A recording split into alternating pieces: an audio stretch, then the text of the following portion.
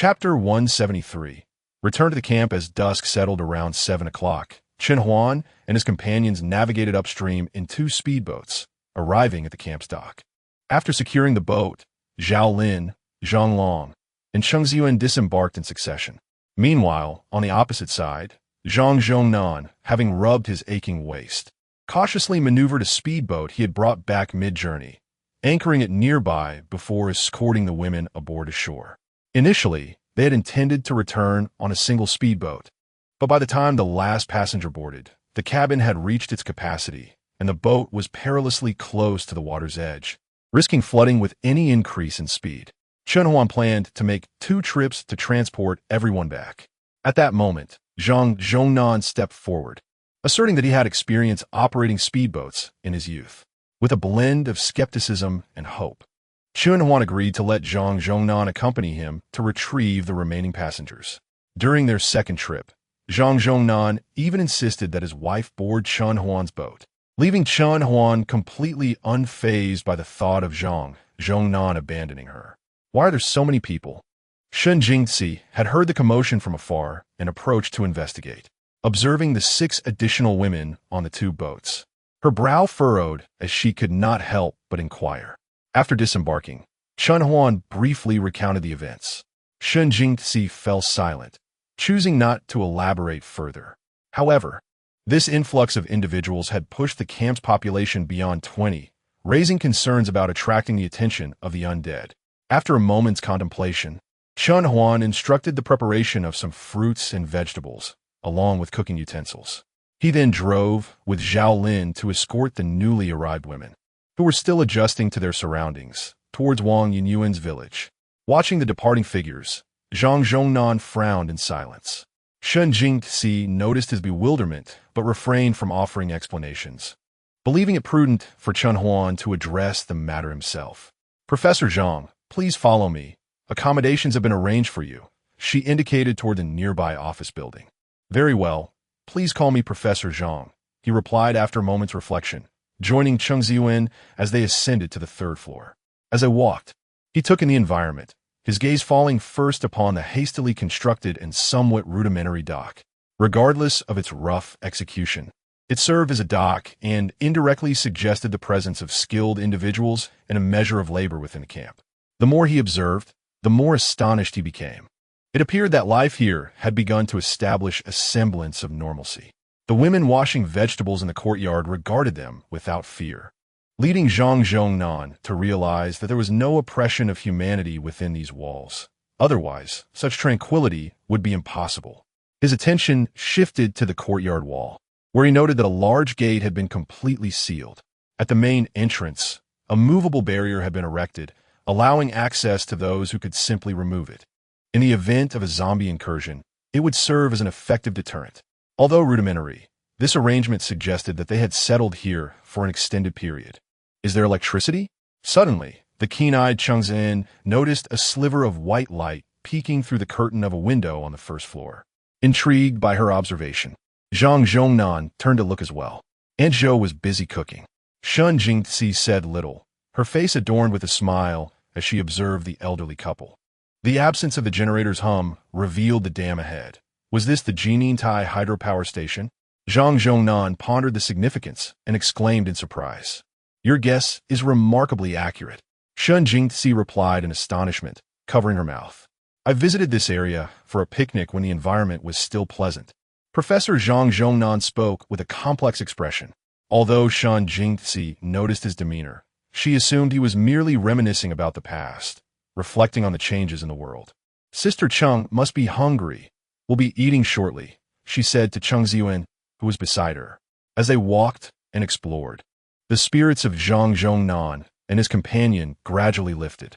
While they appeared to have come voluntarily, in truth, it would be more accurate to say they were bound to return. Otherwise, why not wait a moment longer for the helicopter to land before bringing them back? Yet, this matter remained unspoken, as if it were invisible, allowing them to maintain a facade of cordiality.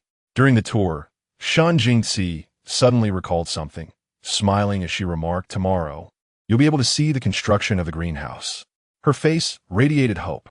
"Once the greenhouse is completed, We can grow whatever we desire. A greenhouse? Zhang Zhongnan instinctively glanced at his wife.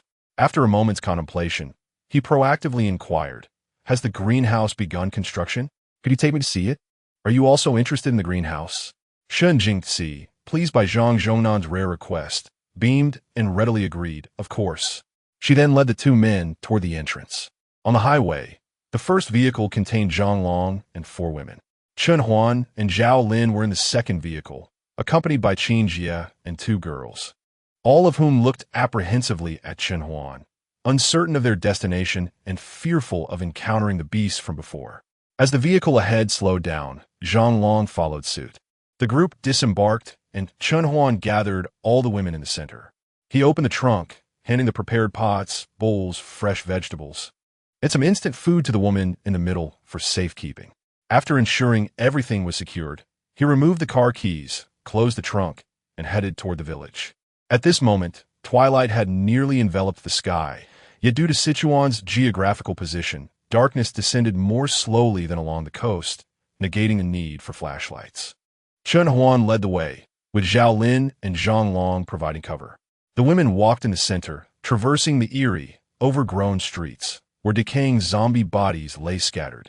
The surrounding houses resembled those from ghost stories, as if someone might emerge at any moment. Suddenly, a woman's head with large eyes peeked down from the wall, her oily hair distinctly visible against the deepening night. The sound of screams reverberated through the village. In a distant place, the ominous sound of banging on doors and the chilling wails of zombies echoed through the air. At that moment, fear became palpable. I apologize for startling you, Wang Yunyan remarked as she gracefully leaped down from the wall. She greeted Chen Huan and approached the screaming woman, soothing her in hushed tones. The woman recognized that the person before her was not a specter, and she finally paused to catch her breath. With a creak, the door swung open, revealing Zhou Miaoqing wielding an unusual weapon, a hatchet affixed to a stick. This extension enhanced the axe's range, demonstrating the principle that with cold weapons, every inch matters. A fact deftly employed by the two women. "Boss, you came to see us?"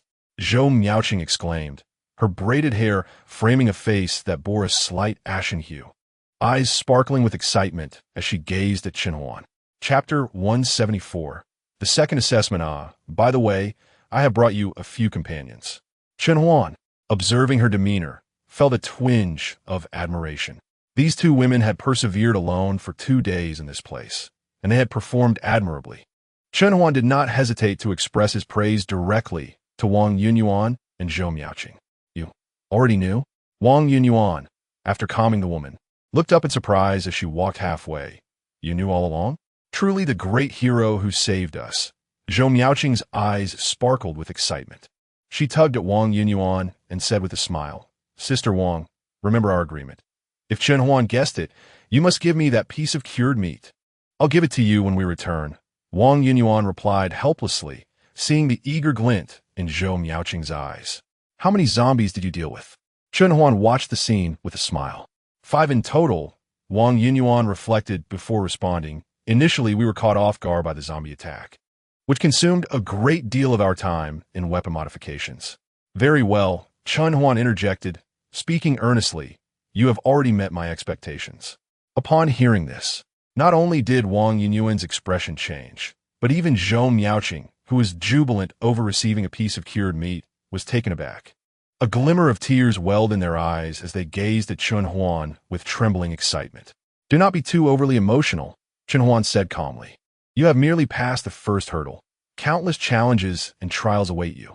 These individuals," he gestured to the women following behind him, "represent your second assessment."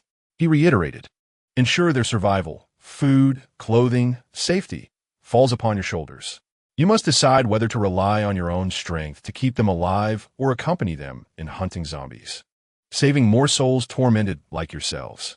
The choice is yours to make voluntarily. Until I grant my approval, I will remain uninvolved." Chen Huan's words tempered their exuberance slightly, yet they remained enveloped in joy, now tinged with a sense of responsibility. "Rest assured, we will persevere," both women affirmed in unison. "Good." Chen Huan introduced the 4 women and 2 children, saying, "From now on, You will live with them.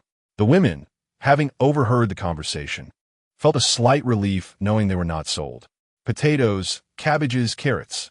Zhou Miaoqing rummaged through a bag carried by one person, her smile growing wider. So many vegetables. She looked at Chen Huan joyfully and proposed, to celebrate our increased numbers, shall we all have a meal together? No. Chen Huan was about to decline, but upon seeing the expectant gazes of the two women, he paused and changed his mind. All right, let us all eat together. Yay! I'll go prepare the meal. Zhou Miaoqing beamed and dashed inside. Wait, are you afraid the boss won't come again? Wang Yunyuan's expression shifted as she caught Zhou Miaoqing. Let me handle the cooking instead. Zhou Miaoqing was about to retort, but upon recalling her own dubious culinary creations, she hesitantly acquiesced. Chen Huan observed the two women with a contemplative gaze. Had he narrowly escaped a calamity? It was a rare moment of liveliness here, even though the village was still teeming with zombies. Nonetheless, this could not dampen their spirits. Wang Yunyuan's attempt to prepare meals for over 10 people was somewhat sluggish. But fortunately, Sister Qin brought 2 others to assist, and they managed to complete the meal around 8 o'clock. After dining, Chen Huan and the others bid farewell to the group and returned to the camp. When they arrived, the gathering had recommenced. This time, with the addition of Zhang Zhongnan and Cheng Ziyuan, the number of attendees reached an astonishing 15, nearing the threshold of 20. Although Professor Zhang was engrossed in his research, he was well-versed in social niceties and could hold his own in conversation. Chen Huan noticed that Professor Zhang had already acquainted himself with most of the camp's inhabitants, and the exchanges appeared remarkably harmonious.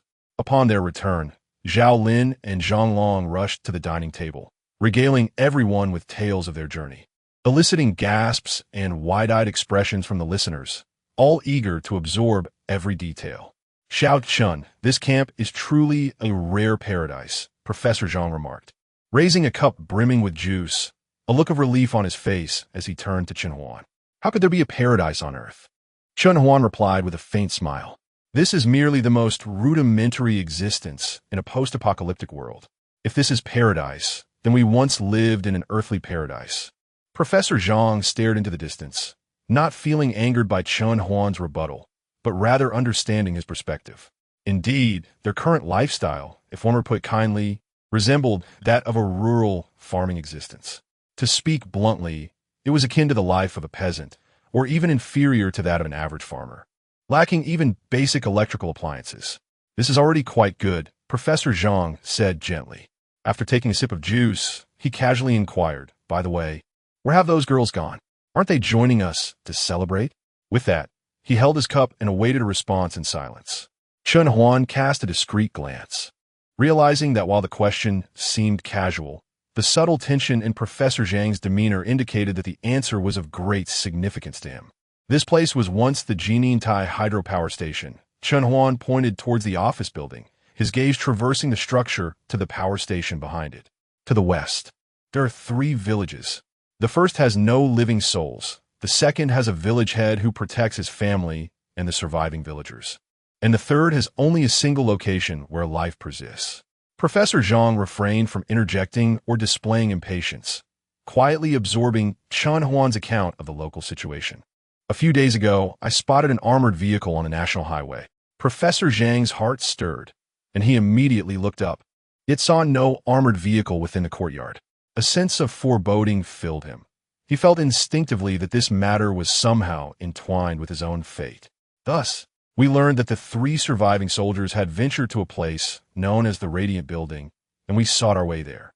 Listening to his narrative unfold, Professor Zhang Zhongnan's eyes glistened with tears as he gazed at Li Yong and Chen Yun, who were merrily feasting with the crowd not far away.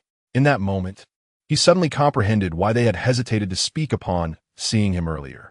They had come to rescue him, yet they had tragically lost 7 comrades and, ultimately, due to an unforeseen misfortune, had inadvertently exposed their location. At this instant, their hearts must have been awash with conflicting emotions, relief at their own salvation, sorrow for revealing their whereabouts, and a poignant remembrance of their fallen companions. This intricate tapestry of feelings left them at a loss on how to face Zhang Zhongnan. Chapter 175. A great windfall thus, it was better to simply feign ignorance. Professor Zhang Zhongnan instantly comprehended everything. "Thank you," he murmured, his voice trembling with emotion. Chen Huan glanced at him, his tone softening significantly. "You need not thank me. My decision to bring you back was driven by my own interests." He gestured towards Chen Yun and Li Yong, adding, "They had no such motives. Thank you for sharing this with me." Professor Zhang sincerely expressed his gratitude. He was not inclined to offer thanks at this moment. Celebrations ought to be reserved for the appropriate time, and disrupting the atmosphere was best left for another day. Moreover, he was still grappling with the profound debt of gratitude he owed. Can some women truly survive in the village? Professor Zhang pondered Chen Huan's final explanation, his curiosity piqued. However, bringing them here would also ensure their survival, would it not? If your concern is about them occupying living space, I could assist with that. What? Chen Huan responded, somewhat perplexed, returning with a question of his own. My research has always focused on biological viruses, and my wife. At this, Professor Zhang regained a sense of pride in his status as an academician. Her research pertains to agricultural science. Greenhouses also fall within her area of expertise. Really? Chen Huan exclaimed, astonished as he looked towards Cheng Ziyuan, who stood a short distance away. I never expected that Professor Zhang's wife would be such a crucial agricultural expert in these apocalyptic times. A person of her caliber could adeptly manage the complexities of plant growth amid calamity, especially during this critical second viral mutation. At that juncture, even plants would likely undergo certain alterations. No, I should have realized this sooner. How could someone of Professor Zhang's stature be coupled with an ordinary individual? Even if she is not an agricultural expert, she must certainly be a luminary in some other field. I have truly stumbled upon a treasure. With this thought, he felt an urgent desire to rescue Professor Zhang's daughter, speculating that she too might possess unique qualities. Do not be overly excited. We are in the midst of an apocalypse. What use is our research now? We cannot fight nor resist. A young person may prove to be more valuable. Professor Zhang's countenance revealed a sense of desolation. No, you are mistaken, Chen Huan declared, looking intently at Professor Zhang. The latter raised his gaze in surprise, clearly perplexed. Do you know why I sent those women into the perilous village? Chen Huan stated earnestly. The situation seemed to be more under Chen Huan's control than anticipated. Wasn't it to hone their abilities? Professor Zhang's expression grew curious as he strained to think. Suddenly, he had an epiphany and exclaimed, Is it related to the zombies? Chen Huan was momentarily taken aback. He had said nothing about it, and no one had informed Professor Zhang of this matter during their journey. Yet, Professor Zhang was nearing the truth through his own deductions and some conjectures. Close enough, Chen Huan said, no longer withholding the information, as he explained that having more than 20 individuals would attract a horde of zombies. Upon hearing this revelation, Professor Zhang Zhongnan's eyes shone with a peculiar brilliance, his fingers rhythmically tapping against his thigh as a storm of thoughts brewed in his mind. After a considerable pause, he raised his gaze to Chen Huan, his eyes brimming with a distinctive confidence, and inquired, May I be so bold as to ask how you came to know that zombies are attracted to groups exceeding 20 individuals? Chen Huan hesitated, reluctantly responding, I'm afraid I cannot disclose that. It would be utterly implausible for him to admit that his knowledge stemmed from a journey through time, gleaned from the future. After all, he was seated before a genuine biologist, one adept in the art of dissection and research, even if his physical prowess surpassed that of the professor. Revealing such information was out of the question. Upon hearing Chen Huan's answer, Professor Zhang appeared somewhat disheartened, yet not despondent, as if he had already suspected something prior to posing his question. Have you explored any intricate details? He continued, deliberately slowing his speech. You indicated that when a number of individuals in a group surpasses 20, zombies will launch an assault in numbers exponentially greater. Thus, I pose a query. If a group exceeds 20 individuals, but the nearest zombies are situated 1,000 kilometers away, would they still traverse great distances to obliterate this gathering? Chen Huan was momentarily taken aback. This query completely caught him off guard.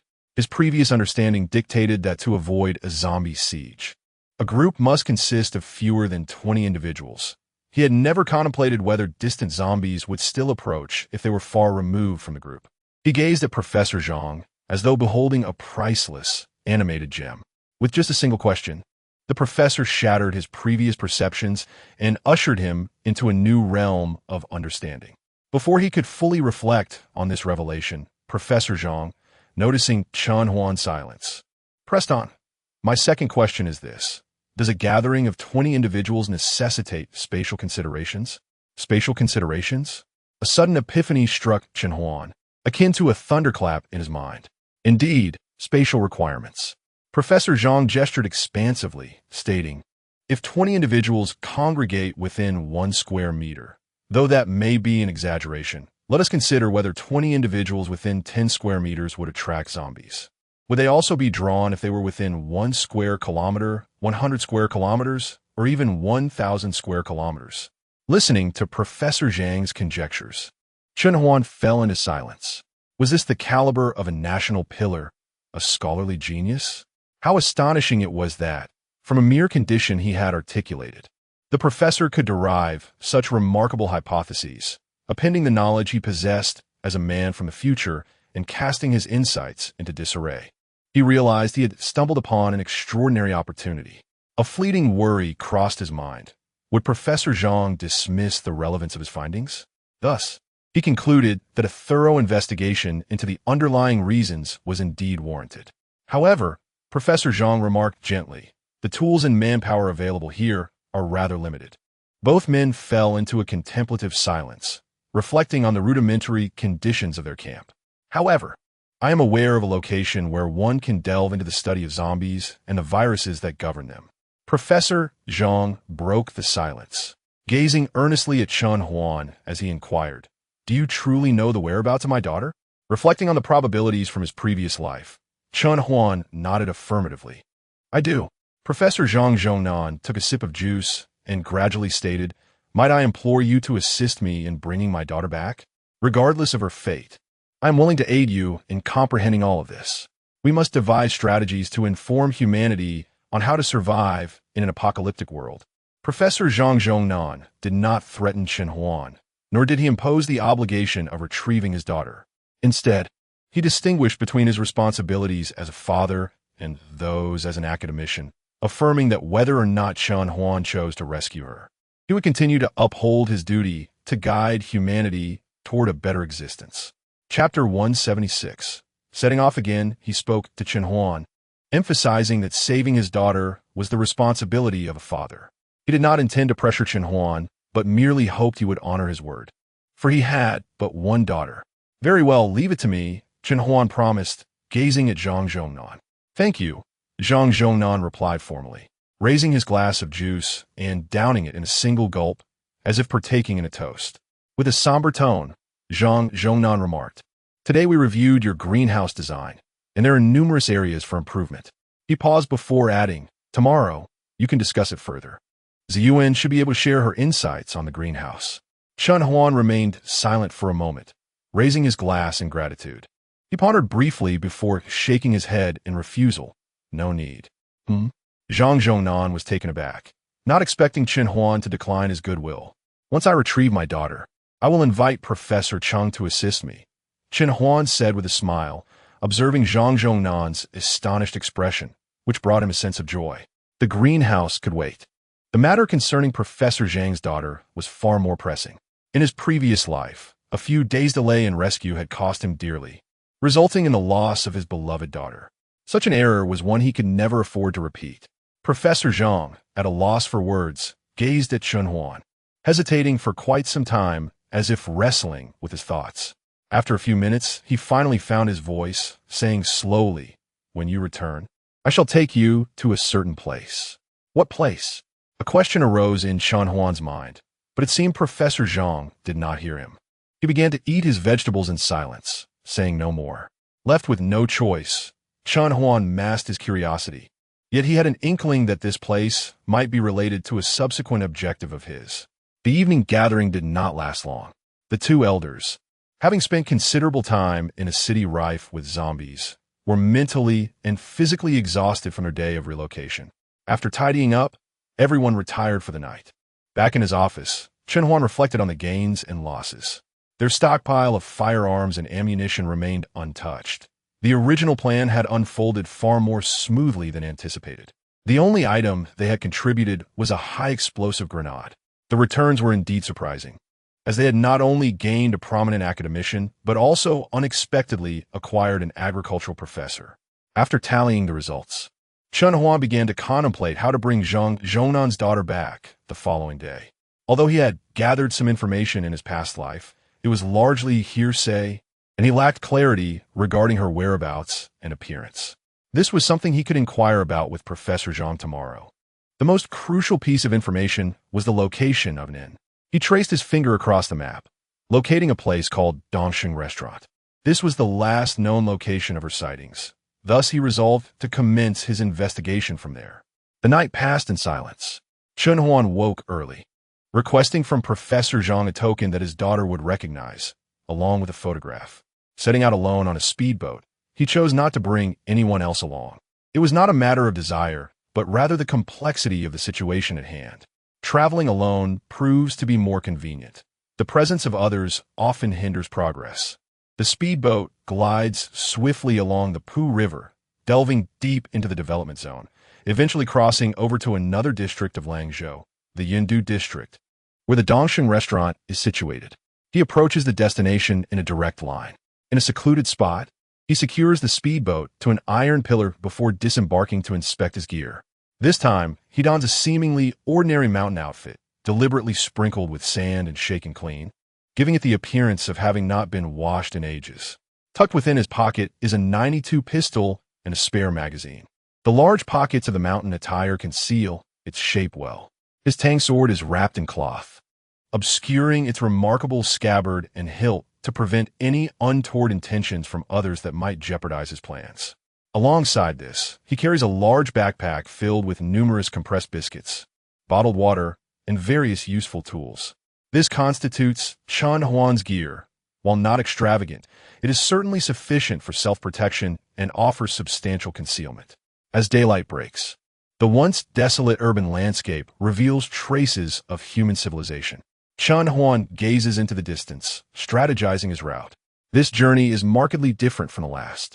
The Dongsheng restaurant lies at the southernmost edge of the Yindu district, a considerable 3 kilometers away from the Pu River in a straight line.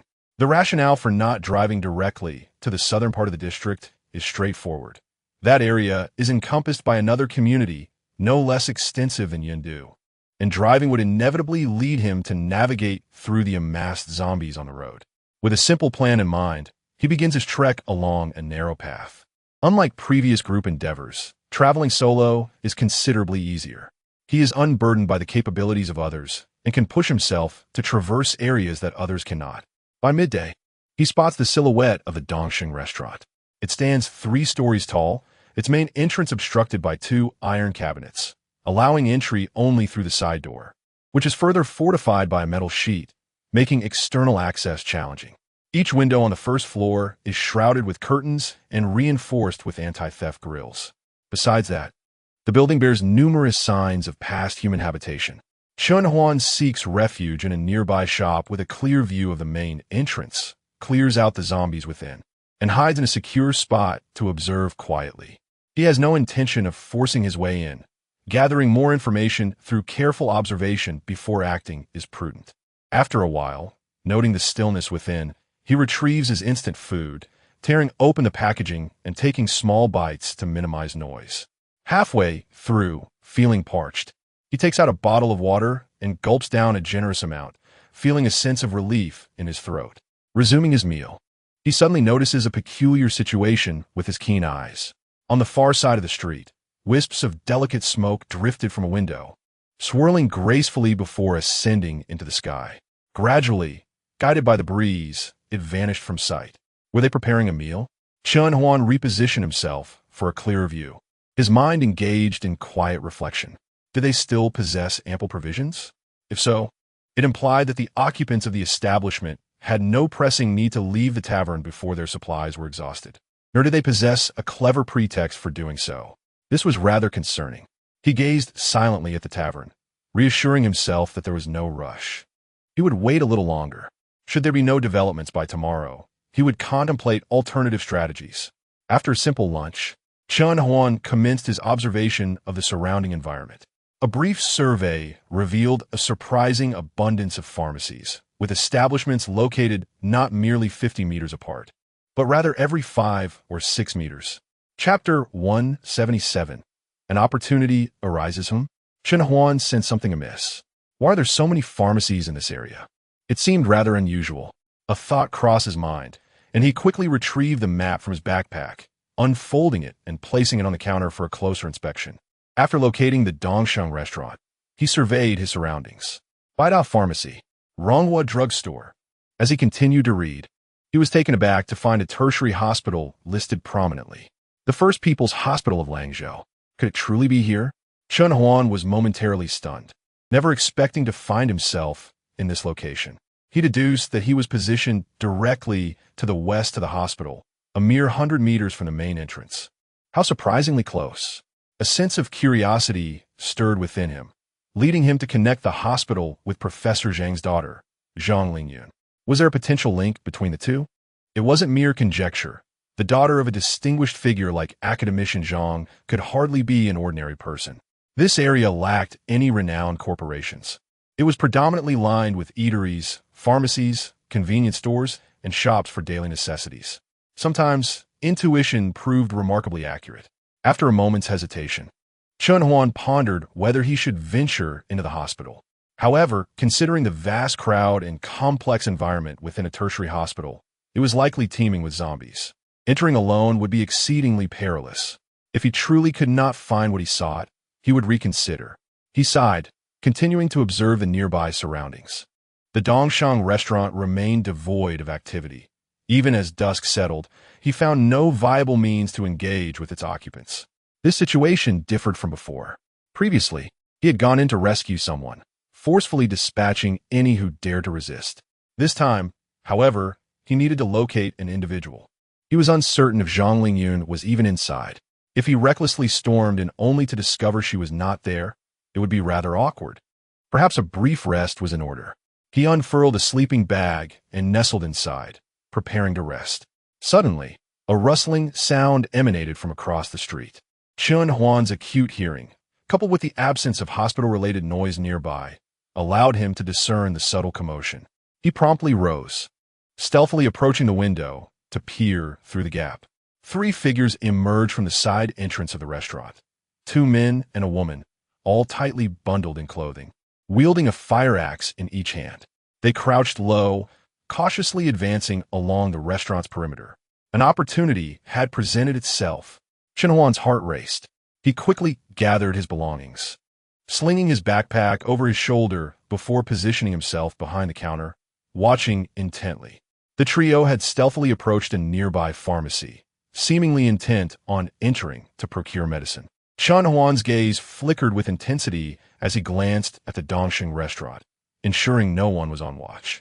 He quietly opened the door and stealthily made his way toward the pharmacy. Outside the pharmacy, the 3 individuals anxiously observed the zombies within, murmuring amongst themselves. "Zheng Jia, are you certain this pharmacy has medicine?" One young man could not help but inquire. "There must be some," came the assured response. The girl asserted with certainty. "Yes, there's zombies inside, but how should we handle them?" Another man frowned, troubled by the sight of the wandering undead. The trio could see the scene within. The pharmacy was modest in size, occupied by a lone cashier and 2 customers, both of whom had now transformed into zombies. One of the counters toppled, seemingly a result of a scuffle. Why bother with so many details? There are 3 of us. Let's charge in without fear. The first man relaxed his brow, demonstrating a chopping motion with his axe. Noticing the hesitation of his companions, he decisively stated, "We can't just turn back to find help. Let us proceed as planned." The second man slowly nodded in agreement. "I'll go in first to attract the zombies' attention. Wang Wu, you'll follow and take your shot when the opportunity arises." The first man instructed, "Zheng Jia, you'll bring up the rear. If you see a zombie that is distracted, step forward to intercept. Don't be afraid. These zombies lack intelligence. All right, once you're ready, I'll make my move." After ensuring his companions were prepared, the man forcefully pushed the door open, brandishing his axe as he approached a corner of the counter, positioning himself away from the entrance. 3 zombies suddenly lunged at him, exposing his back. "Watch out," Wang Wu whispered as he entered swiftly behind him. He drew his axe and struck down on one zombie's neck, causing the creature to convulse violently, its grotesque face becoming visible. The zombie turned to confront Wang Wu, its sharp claws reaching out toward him. "This is bad." Wang Wu's heart raced. He yanked on his axe, but it seemed stuck between the bones. His expression changed dramatically as he beheld the approaching claws, ready to flee when a voice called out urgently behind him. Suddenly, an axe came crashing down, severing the hands of the zombie before him. The detached limbs tumbled to the ground, leaving the zombie to wail helplessly, stripped of its ability to attack. What a chance! Wang Wu regained his composure. He took a deep breath, forcefully yanking the axe free, debris scattering as he did so. Seizing the moment while the second zombie remained unaware, he swung down again with ferocity. The zombie fell lifelessly to the ground. A smile spread across his face. "Are you all right?" Zheng Jia's voice inquired. "Iem fine." "There's still 2 left."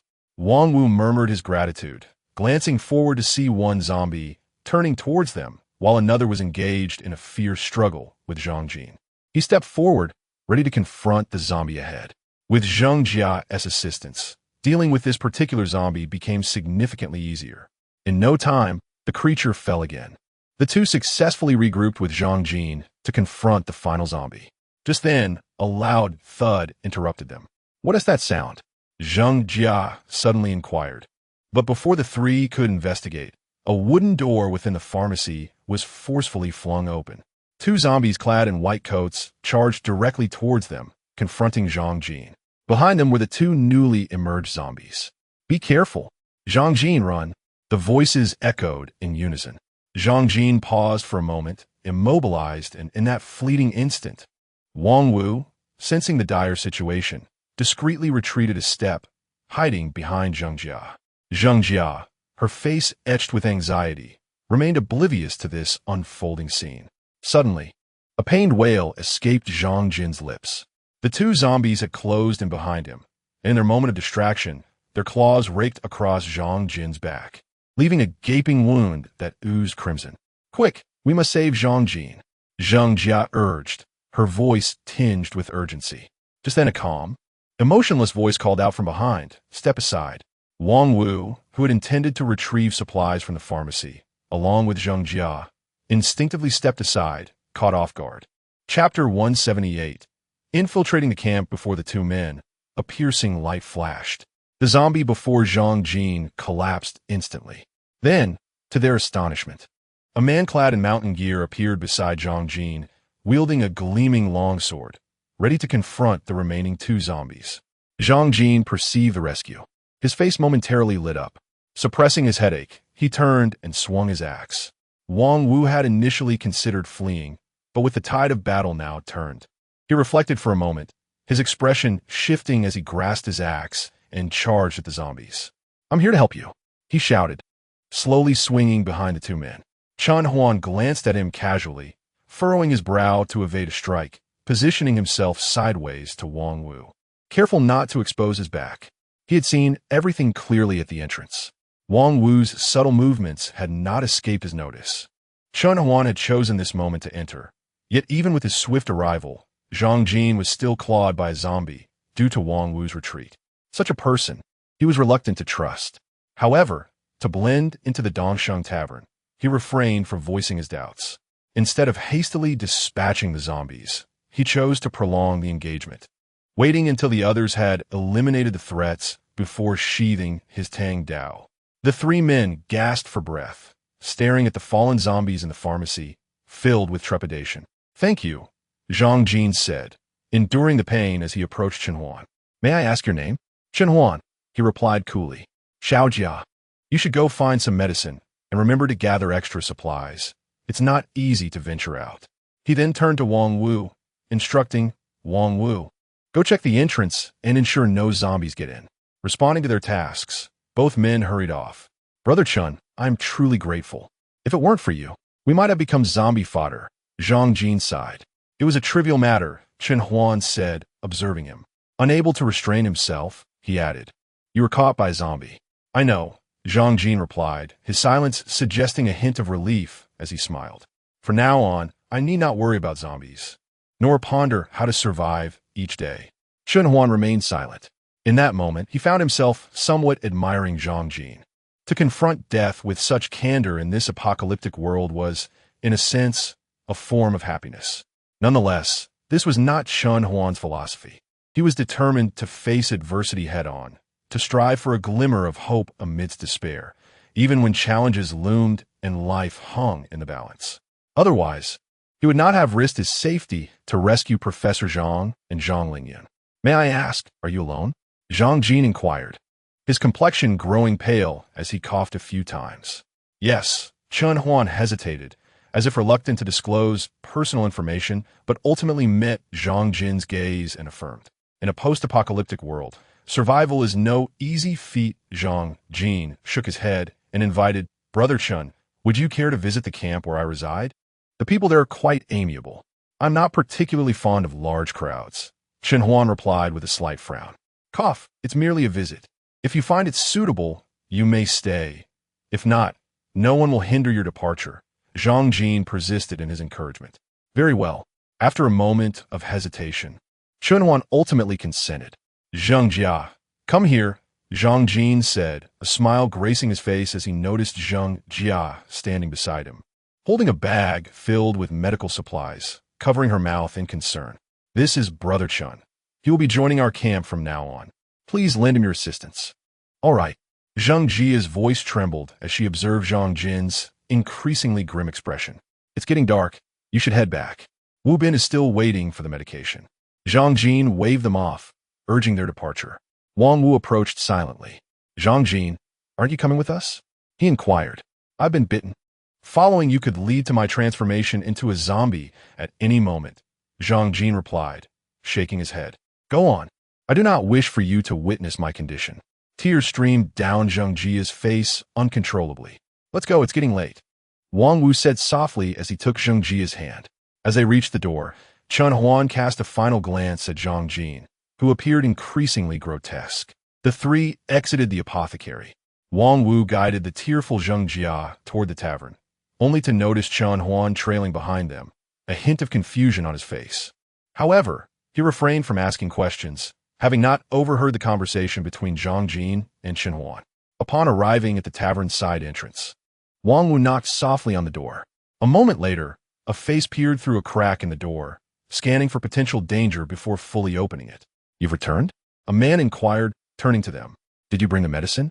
Wu Bin just had a fever, and now he's feeling unwell again. We have it, Zhang Jia said, mustering her strength as she raised the bag of medicine. Excellent. Let's hurry to see him.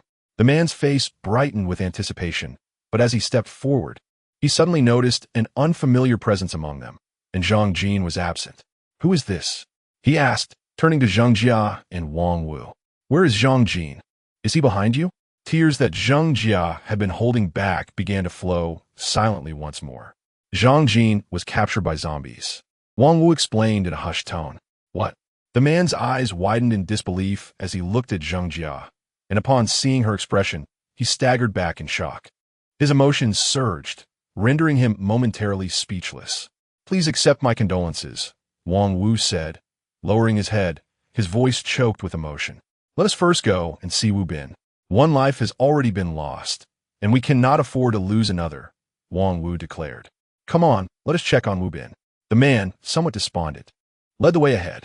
As Wang Wu set off, he paused momentarily and said to Chen Huan, find a place to rest on the first floor.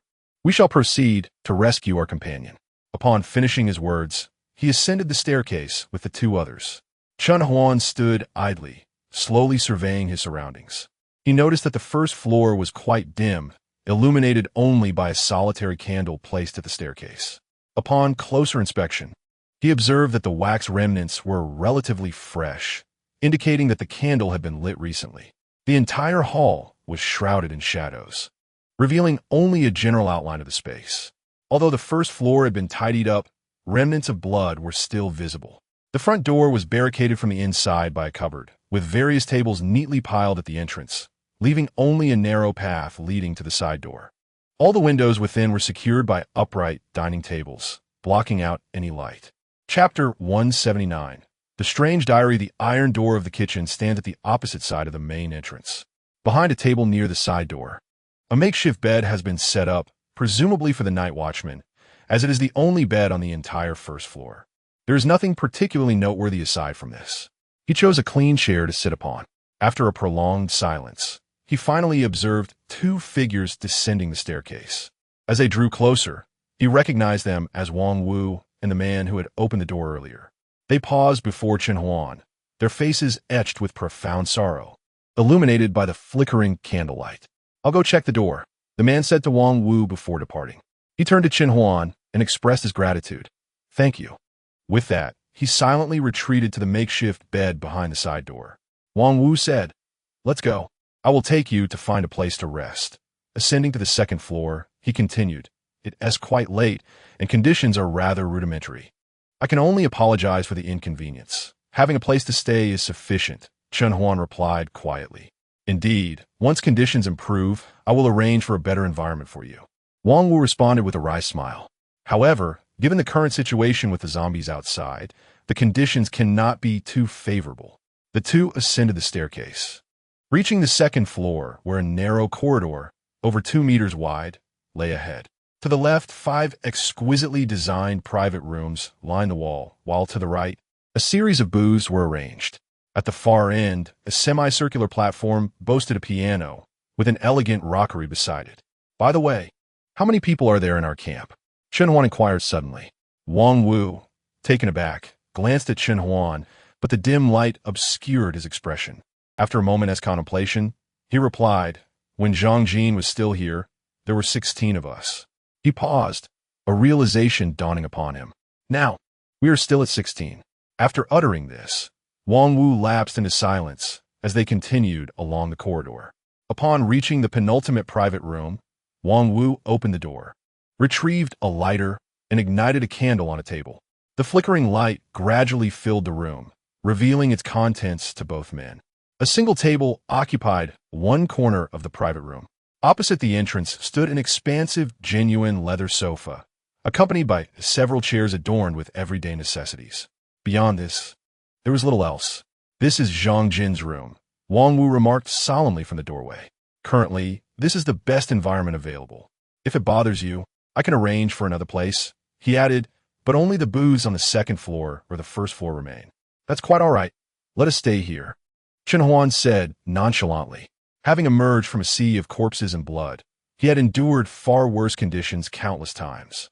In fact, this private room was comparatively a better environment in his experiences. "Very well. Should you require anything, do not hesitate to seek me out," Wang Wu explained.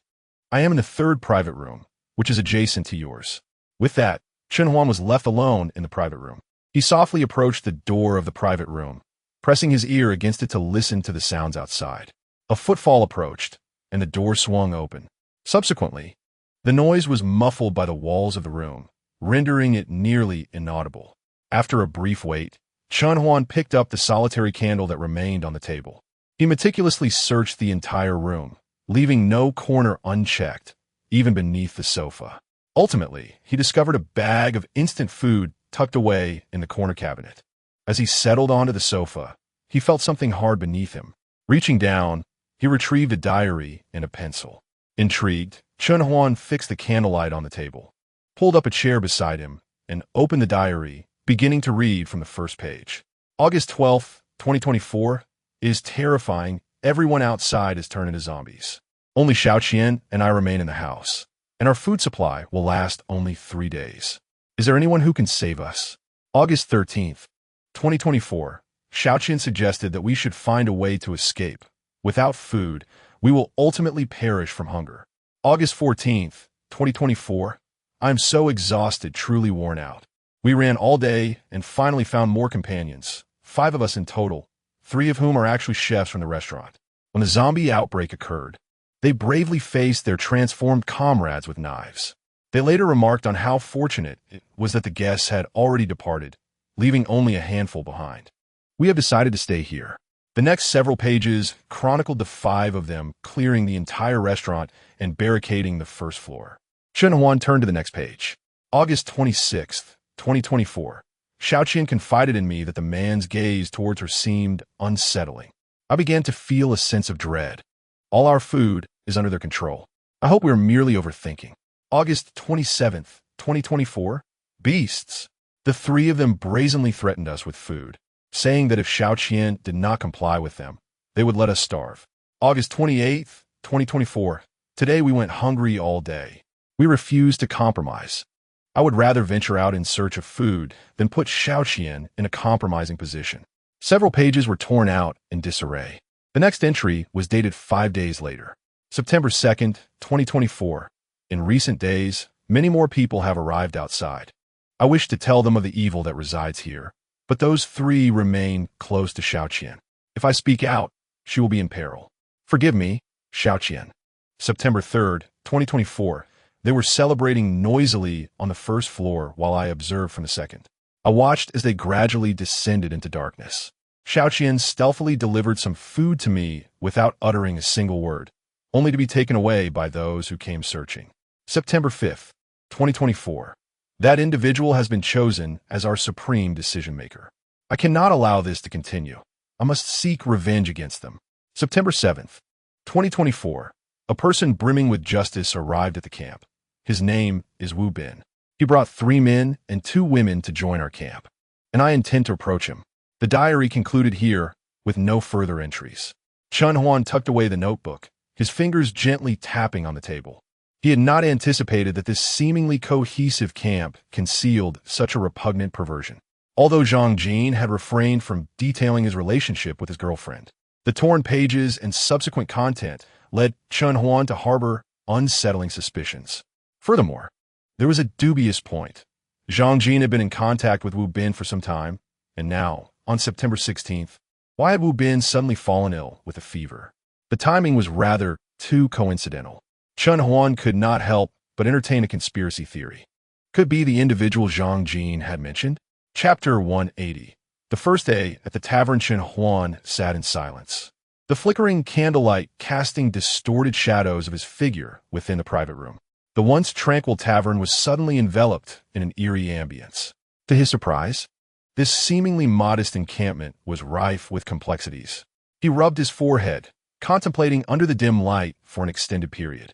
As the candle burned down a fraction, darkness descended upon the room, and Chen Huan nestled into his sleeping bag, surrendering to rest. Thus, the day drew to a close. With the dawn breaking bright and clear, a series of knocks echoed at his door. After assessing his condition, he took a few steps and opened the door to reveal Zhang Jia's delicate face. The dimness of the previous day had faded, and her cheeks appeared somewhat charming now. "How are you?" Zhang Jia inquired, her smile somewhat strained yet resilient, indicating that the death of Zhang Jin had not entirely disrupted her normalcy. "Is your accommodation satisfactory?" She glanced around briefly, noticing the neatly folded sleeping bag on the sofa, and a flicker of an unnamed emotion crossed her eyes. After a moment's pause, she continued, "Although Zhang Gu was the last, I still thank you." "My condolences." Chen Huan responded quietly. "By the way, today I will take you to familiarize yourself with the encampment. We are destined to coexist here for quite some time, so we must strive to outlive those wretched zombies." She gestured with a clenched fist, a spark of enthusiasm lighting up her face. "All right, let us depart." Without waiting for Chen Huan to speak, she stepped ahead towards the exit. Chen Huan's expression shifted as he followed, intending to glean insights about the encampment and locate Professor Zhang's daughter, Zhang Lingyun. With Zhang Jia's introduction, his approach would not appear too obtrusive. The pair traversed the corridor on the second floor, where many had already risen. A mother and child were seated by a rockery. Upon noticing the two approaching, they offered Zhang Jia a friendly smile.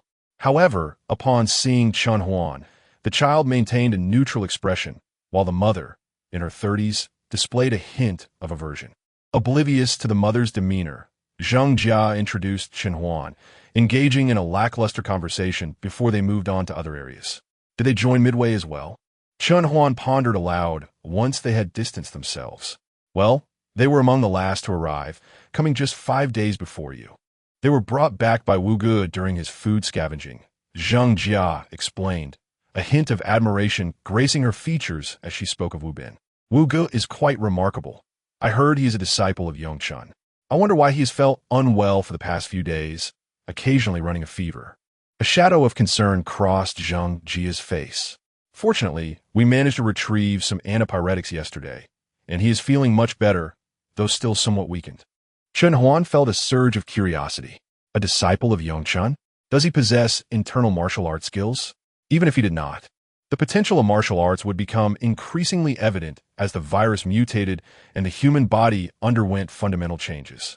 In his past life, he had heard tales of a formidable evolver in Yunlin City, who, with extraordinary martial prowess, had once shattered an entire building with a single punch. Though this legend may seem somewhat absurd, filled with varying degrees of truth and falsehood, it nevertheless serves to indirectly affirm the utility of martial arts. He suddenly felt an urge to meet this Wu Bin. However, the priority remained to locate Zhang Lingyun first. The two descended to the first floor, where Su Yun was stationed at the entrance. She gestured towards a man resting at the door and whispered, "Su Yun is with us. We all joined this camp together. He typically stands guard at night and catches up on sleep during the day." Chen Huan listened silently, suddenly realizing a troubling pattern. The most arduous and perilous tasks seemed to fall upon those surrounding Wu Bin. Before he could ponder further, another individual descended from the upper floor. Turning to look, he recognized Wang Wu. Upon seeing the two together, Wang Wu's expression flickered with surprise for a moment before he composed himself, concealing his gaze with a smile. "What are you discussing?" he inquired. "Zhang Jia is helping me understand the camp," Chen Huan replied nonchalantly. "Ah, I was just about to say I would guide you. But Xiao Jia seems to have taken the lead," Wang Wu remarked, patting his head in mock frustration. Seemingly recalling something, he added, "By the way, has Xiao Jia informed you about your upcoming responsibilities?" "Not yet," Zhang Jia answered. "Well, for now, you should team up with Su Ge for the night watch. You can look out for each other, and it won't be too exhausting," Wang Wu suggested casually. Zhang Jia hesitated, but Chen Huan interjected, "That sounds good." "Oh, splendid. I'll speak with Su Yun shortly. You two will be paired up," Wang Wu responded, taken aback by Chen Huan's decisiveness. With Wang Wu's arrival, Zhang Jia decided to return. He and Chen Huan discussed various camp matters. However, the insights he shared painted a rather different picture, suggesting that their group had encroached upon the survival resources of others upon their arrival. They ought to contribute more within their means. Thus, Su Yun guarded at night. Zhang Jia handled cleaning duties, and Wu Bin led expeditions for food. These were their rightful responsibilities. Therefore, it was hoped that Chen Huan would refrain from voicing too many grievances while on watch. Chen Huan frowned, sensing something amiss with Wang Wu's demeanor. He offered perfunctory responses and, after exchanging pleasantries with Su Yun, retreated upstairs. He engaged Su Yun in brief conversation, who assured him that there was no cause for concern regarding the night watch. His presence guaranteed safety. He was accustomed to nocturnal vigilance and would continue to take the night shifts, allowing Chen Huan to handle the days. With that, he resumed resting on the bed, suggesting that Chen Huan familiarize himself with the environment today before starting his watch tomorrow. Chen Huan paused momentarily before ascending the stairs, mentally analyzing all known information. From Zhang Jia's words and actions, he discerned that their group was not in a favorable position. Yet Wang Wu exhibited an entirely different attitude, prompting him to entertain a sense of suspicion. However, before he could delve deeper into his thoughts, a cold voice pierced the silence. "Are you here to take our food as well?" Chen Huan looked up in astonishment. Suddenly, he realized he had arrived on the second floor, standing beside the piano and the artificial mountain, while ahead, a mother and child gazed at him with an expression of deep resentment. "This is none of your business," Chen Huan frowned and uttered before departing from the scene. There were still many tasks awaiting him. He had already acquainted himself with 7 individuals in the camp, excluding Zhang Jin, leaving 9 others yet to be met. At that moment, the occupants of the second floor were gradually emerging. 2 tattooed men stepped out, momentarily taken aback upon seeing Chen Huan. A quick glance revealed that none of the individuals he sought were present, and the second floor was nearly filled, 5 adults and 1 child. Therefore, in order to uncover clues about Zhang Lingyun, it was imperative to ascend to the 3rd floor. With a gaze directed toward the staircase leading upward, he quietly began his ascent, as no one had informed him that access to the third floor was prohibited. Thus, he intended to seize every opportunity available. Chapter 181. Shaoling. Upon reaching the third floor, one is greeted by a far more intricate arrangement. The decorations are exquisitely detailed, and the eclectic assortment of furniture exudes a unique charm, albeit shrouded in a layer of dust due to prolonged neglect. The center of the third floor features a corridor, flanked on either side by 5 private rooms. A cozy area with sofas and wooden tables is situated outside these chambers, serving as a space for guests to engage in casual conversations upon exiting their compartments. It is evident that this area is relatively well kept, suggesting that patrons frequently linger here, though the identity of these visitors remains unknown to Zizangnai. Chun Huan slowed his pace as he traversed the corridor. Faint sounds of activity emanated from the private rooms, clattering of furniture, murmurs of conversation, and the rustling of various items being handled. As he approached the penultimate room, a resonant male voice emerged from the right. He halted, straining to listen intently. However, upon hearing the first utterance, his body tensed in surprise. He had caught wind of a pivotal name, Shaoling. It was likely that this Shaoling was a female, and the nickname bore a striking resemblance to Zhang Lingyun. A sense of unease washed over him. Had the news in his past life ever mentioned Zhang Lingyun having a boyfriend? Could it be that he had overlooked something? Moreover, Zhang Zhongnan had never disclosed any pertinent information to him. Was it possible that this was all a fabrication? Gradually, he edged closer to the door of the right side room. The sounds within were soft and tantalizing, evoking a flush of embarrassment. He had never heard Zhang Lingyun's voice and could not ascertain whether it belonged to the same person. No, he must find a way to glimpse inside. Resolute, he decided to feign a mistaken direction as an excuse to take a look. "Who are you?" Suddenly, the door to a room on his left swung open, and a robust man with thick brows and large eyes emerged, standing approximately 6 feet tall. "I encountered Zheng Jia yesterday. They invited me to join the camp," the man stated. Chun Huan froze, turning to face him with a facade of youthful innocence and confusion. He refrained from mentioning his acquaintance with Zhang Jin, as doing so might attract unwanted attention from this individual and jeopardize his plans. Nonetheless, could this man residing in the last 2 rooms be the person Zhang Jin had referred to? "What are you doing here?" the man inquired after a moment's contemplation, showing no intention of letting Chun Huan go. Chun Huan remained silent, his right hand resting on the hilt of his dagger. He swiftly concocted a rationale to navigate the situation, prepared to retaliate should the man persist. He was confident that he could ensure the man would fall silently to the ground. Yet, he recognized that this would be the least favorable course of action. Contemplating briefly, Chun Huan resolved to attempt an explanation just as he was about to speak. "Darling, where are you going? I still want you here." A soft, sultry female voice floated from within the room behind the man. Upon hearing it, a wistful expression crossed his face as he cast a fleeting glance at Chun Huan. "Next time, don't wander around aimlessly." With that, he turned and re-entered the compartment, where a chorus of gentle coos ensued. Meanwhile, the other occupants of the private rooms began to emerge one after another. Chun Huan glanced around, realizing that there were no more opportunities for exploration, and descended the staircase. A few individuals cast peculiar looks in his direction, yet none intervened. Upon reaching the 2nd floor, he inadvertently collided with someone. "My apologies. I was in a bit of a rush," he said, as Zheng Jia's voice resonated, laced with a hint of regret. "Not a problem," Chun Huan replied nonchalantly. His mind was preoccupied with reflections on the scene he had just witnessed, which explained his oversight of Zheng Jia's sudden appearance. However, he noticed the utensils in her hands. "What are you carrying?" he inquired with curiosity. "I'm preparing breakfast for everyone," Zheng Jia responded, a touch of guilt in her tone. "We eat twice a day here, and ever since Wu Ge fell ill, we haven't replenished our food supplies for quite some time. So, we need to be frugal. By the way," Chun Huan quickly shifted his thoughts away from why others weren't seeking food and asked about the situation on the 3rd floor. "Are there no women left here? Why are you the only one cooking?" He posed the question indirectly, seeking a rationale. "Well, there was another person," Zheng Jia sighed, casting a glance towards the piano. The mother and child were still present, but she was caught sneaking food and was promptly sent away, leaving just me. As for the other two women on the third floor, Sister Qian is quite nice to me, but the leader doesn't allow her to do such labor. She waved her hand dismissively. The other one, Xiaoling, looks down on these tasks. After saying this, she cautiously scanned her surroundings. Please don't mention this to anyone. I don't want to be the subject of gossip.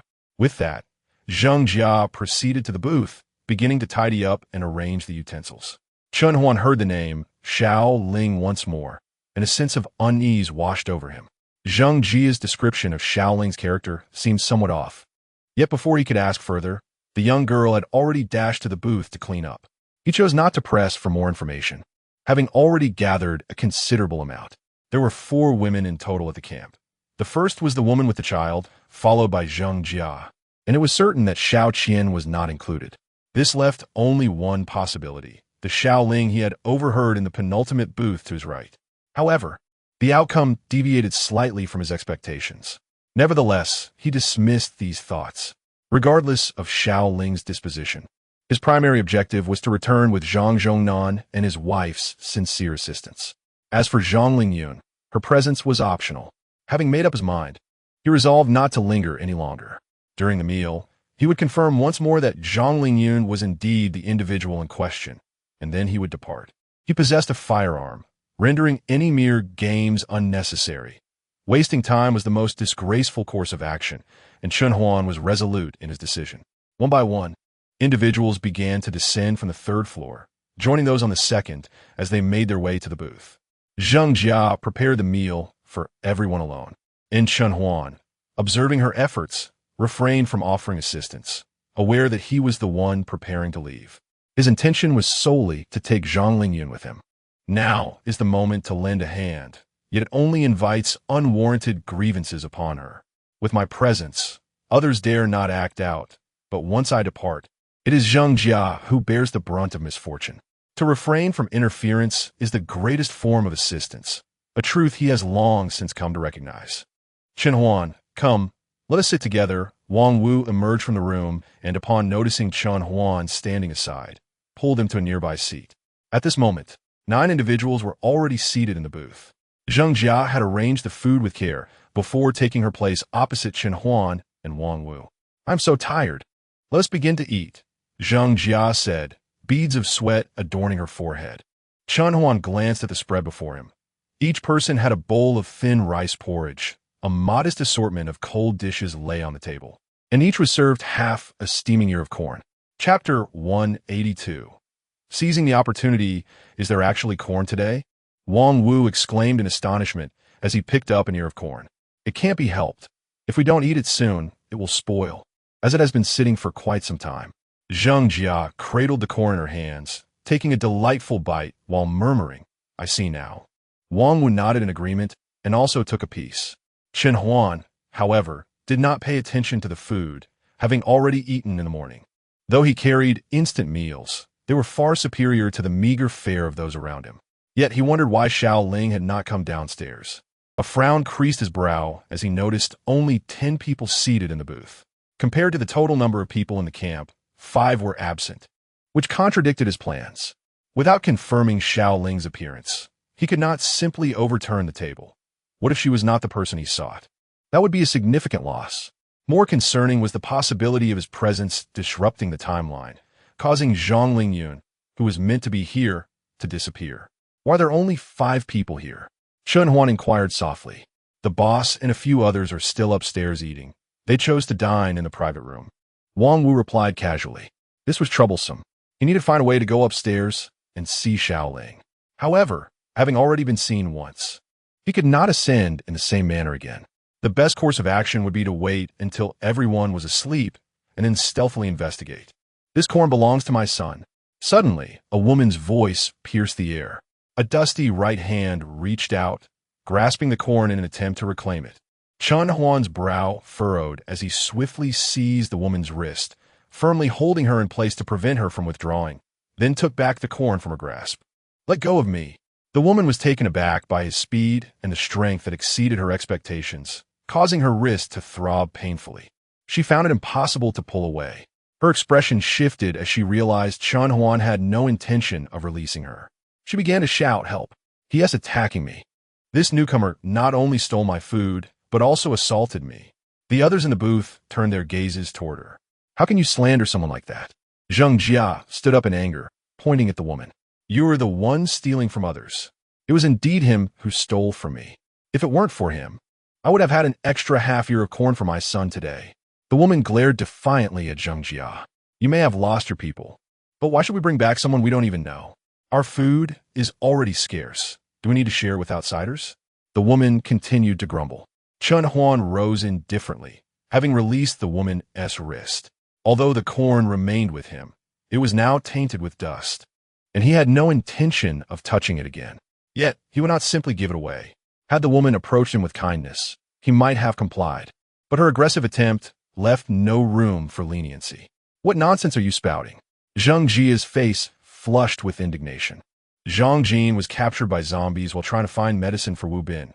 You've done nothing, yet you dare to blame others?" A figure rose from a table 2 booths away. Chen Huan gazed upon the scene, recalling that he had encountered this individual on the 3rd floor. "Zheng Jia, your words are misplaced," he remarked. Stepping forward, he addressed Chen Huan. "Zhang Jin has indeed performed commendably, I concede, but what has this person done?" The man pointed at the expressionless Chen Huan. "On his very first day, he pilfered another's provisions. Is he to linger longer and seize even mine?"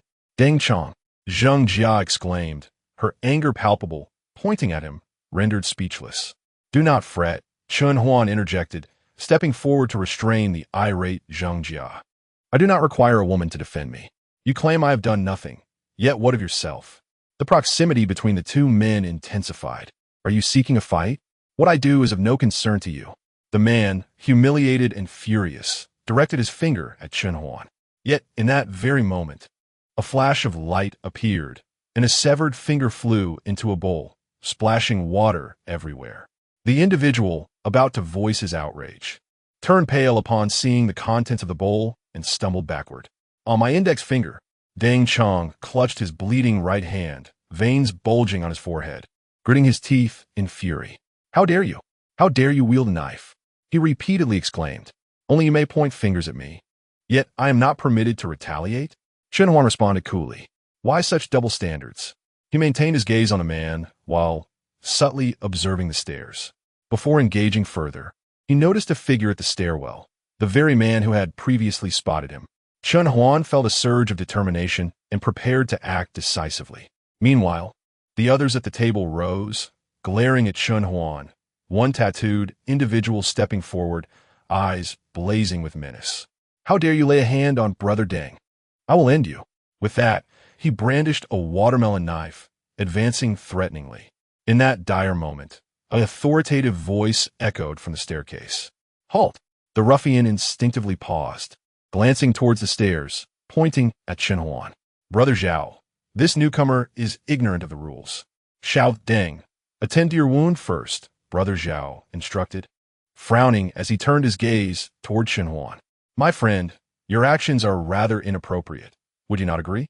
"He has offended me," Chen Huan asserted calmly, adhering to his persona. Xiao Deng admitted, "He does have a point. As a newcomer, he has not yet contributed, and others indeed harbor grievances." Brother Zhao frowned deeper at Chen Huan's audacity to counter him. "If I can procure food, does it not imply that I am of greater utility than he?" Chen Huan nonchalantly remarked, gesturing toward Deng Chong, who was tearing strips from his clothing to staunch the bleeding.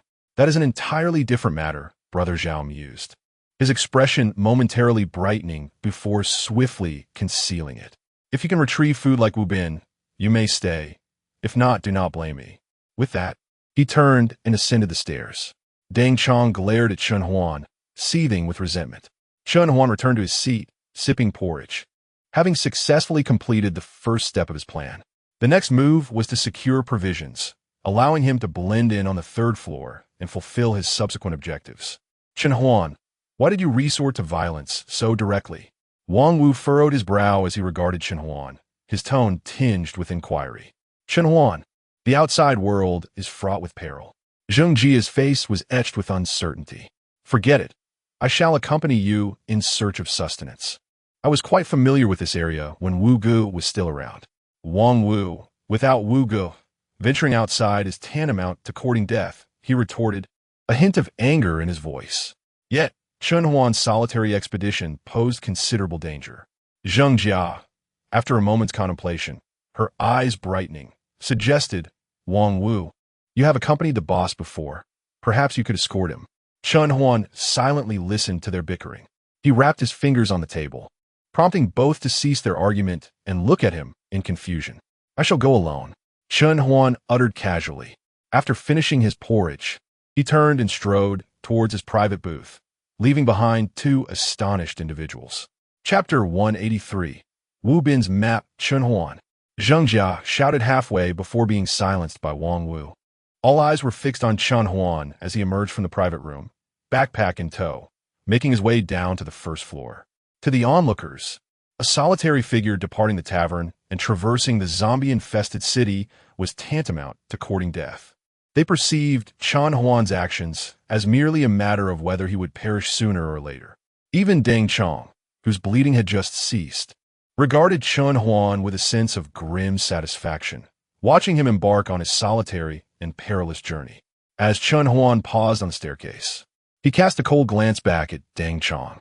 A shiver ran through Deng Chong, his finger instinctively throbbing with pain, and he recoiled, fearing that Chen Huan might advance and strike. However, before he could react, Chen Huan had already descended the stairs. Anger flared on his face as he scanned the room, ensuring no one was observing him before he fell silent, his expression darkening. On the first floor, Chen Huan, wielding a tang sword and bearing his backpack, arrived. What are you doing? Su Fan inquired, lowering his bowl and regarding him with curiosity. I'm going out to find something to eat, Chen Huan replied, his tone softening as he spoke to Su Fan. What? Are you out of your mind? You're going out alone? Su Fan exclaimed in astonishment, lowering his voice. Tell me, is it Deng Chong and his crew causing trouble? Chen Huan met his gaze seriously, realizing that Su Fan wasn't entirely misguided. It's nothing to worry about. That's outrageous. I'll go have a word with you. Going out alone is tantamount to signing your own death warrant, Su Fan declared, slamming his bowl down and heading for the stairs. Chen Huan paused, then grasped Su Fan's arm. I cut off Deng Chong's finger. You? Su Fan stared at Chen Huan in disbelief. After scrutinizing him several times, he expressed admiration. Impressive, brother. Deng Chong has been a thorn in our side, always causing us trouble. If it weren't for Wu Gu saying it was unnecessary, I would have acted long ago. But now that you've taken action, there's no turning back. Frowning, Su Fan pondered for a moment before rummaging beneath the bed and retrieving an item, which he handed to Chen Huan. Take this map. I already have a map. Chen Huan replied, taken aback and declining the offer. Open it and take a look, Su Fan urged, a flicker of sadness glinting in his eyes. Curious, Chen Huan accepted the map and unfolded it, revealing a detailed map of Langzhou City, with several locations marked in red. A closer inspection revealed that these were precisely where they were situated. What is this? He pondered. This map was drawn by Wu Gu, Su Fan explained with a smile. Our journey here has relied on his scouting, which has allowed us to avoid most of the zombies. The red lines and dots indicate relatively safe areas. He pointed to the map, continuing, however, you must remain vigilant. These zombies are mobile. What was safe when we passed may not be so now. Be careful, brother. Su Fan patted Chen Huan on the shoulder. If it weren't for Wu Ji's uncertain condition, I would join you. Thank you. Chen Huan carefully folded the heavy map, filled with gratitude. He had not anticipated that this camp contained individuals like Su Fan, whose loyalty was commendable. His curiosity about Wu Bin, as spoken of by the others, grew, and he resolved to seek him out after locating Zhang Lingyun. Su Fan had already opened the side door, and Chen Huan stepped outside. The streets echoed with the sporadic sounds of a few zombies. Casting a silent glance, he turned away from the hospital, moving in the opposite direction where the undead were sparse. Aside from the necessary encounters, he had hardly drawn his blade. After a brief interval, he spotted a modest convenience store. Outside the store, two zombies wandered aimlessly, while another lay sprawled across the counter inside. Due to the angle, He could not see further within. This was the place. Chun Huan slowly unsheathed his tang knife, stealthily advancing alongside one of the zombies. At this juncture, he would only face one at a time. The blade gleamed as he confronted the second zombie that lunged at him. With resolute precision, he rotated the knife's edge and decisively severed the neck of the approaching creature. Once both zombies collapsed, the one inside the store surged forward. But before its grotesque visage fully emerged, Chun Huan plunged his stained tang knife straight into its face, ending its torment. He stepped into the disarrayed interior, cluttered with various items. A brief glance confirmed the absence of further zombies. He retrieved a mop and dragged the bodies aside, securing the convenience store's entrance. Setting down his backpack, he unfurled the map Su Fan had provided and scrutinized the crimson lines etched upon it. To his astonishment, this map had traversed nearly half of another district. It was adorned with numerous red lines and dots, the densest concentration near Dongxing Restaurant. Notably, a solitary red line curved sharply, pointing directly towards a certain area within the hospital. Chun Huan gasped and leaned in for a closer look. The direction indicated the words family area. Chun Huan furrowed his brow. Was it indeed the family area? If it were not part of the hospital, the value of this route would diminish significantly. His eyes sparked with a realization. Did he not seek a doctor? Now, armed with this map, it implied he could directly investigate the situation within, potentially discovering the talent he required. The thought stirred excitement within him. With daylight still remaining, he decided to return in the evening with supplies. Thus, he could venture ahead now. If he found someone, it would be fortuitous, and if not, he could scout the path for future preparations. Resolute, he closed the convenience store's door, examined the map, and selected an appropriate route. Gradually, he melded into the city, navigating through its myriad alleys, imprinting the marked red lines on the map into his memory. Following his current position, he chose the most suitable path. In a dilapidated alley, a gentle breeze stirred, sending a dirt-stained milk carton tumbling along. It rolled forward, gradually making its way into the alley, passing by a filthy little doll, which was missing one eye. The hollow socket commented on the only active milk carton nearby. Suddenly, a boot oozing with pus came down upon the milk carton, producing a jarring sound that caused several nearby zombies to glance over before they resumed their aimless wandering. Here, the zombies had once again congregated. Chun Huan furrowed his brow, crouching atop a wall, letting out a sigh. He pulled out the map once more, examining the locations marked in red. Having traversed 3 routes, he found that each path was already swarming with zombies. This place, however, was the 3rd route, where he encountered the fewest zombies thus far. Should he take action to eliminate these zombies? Chun Huan stroked his chin, lost in contemplation. Chapter 184. Redrawing the route with nothing else to occupy his time, Chun Huan resolved to take action ahead of schedule.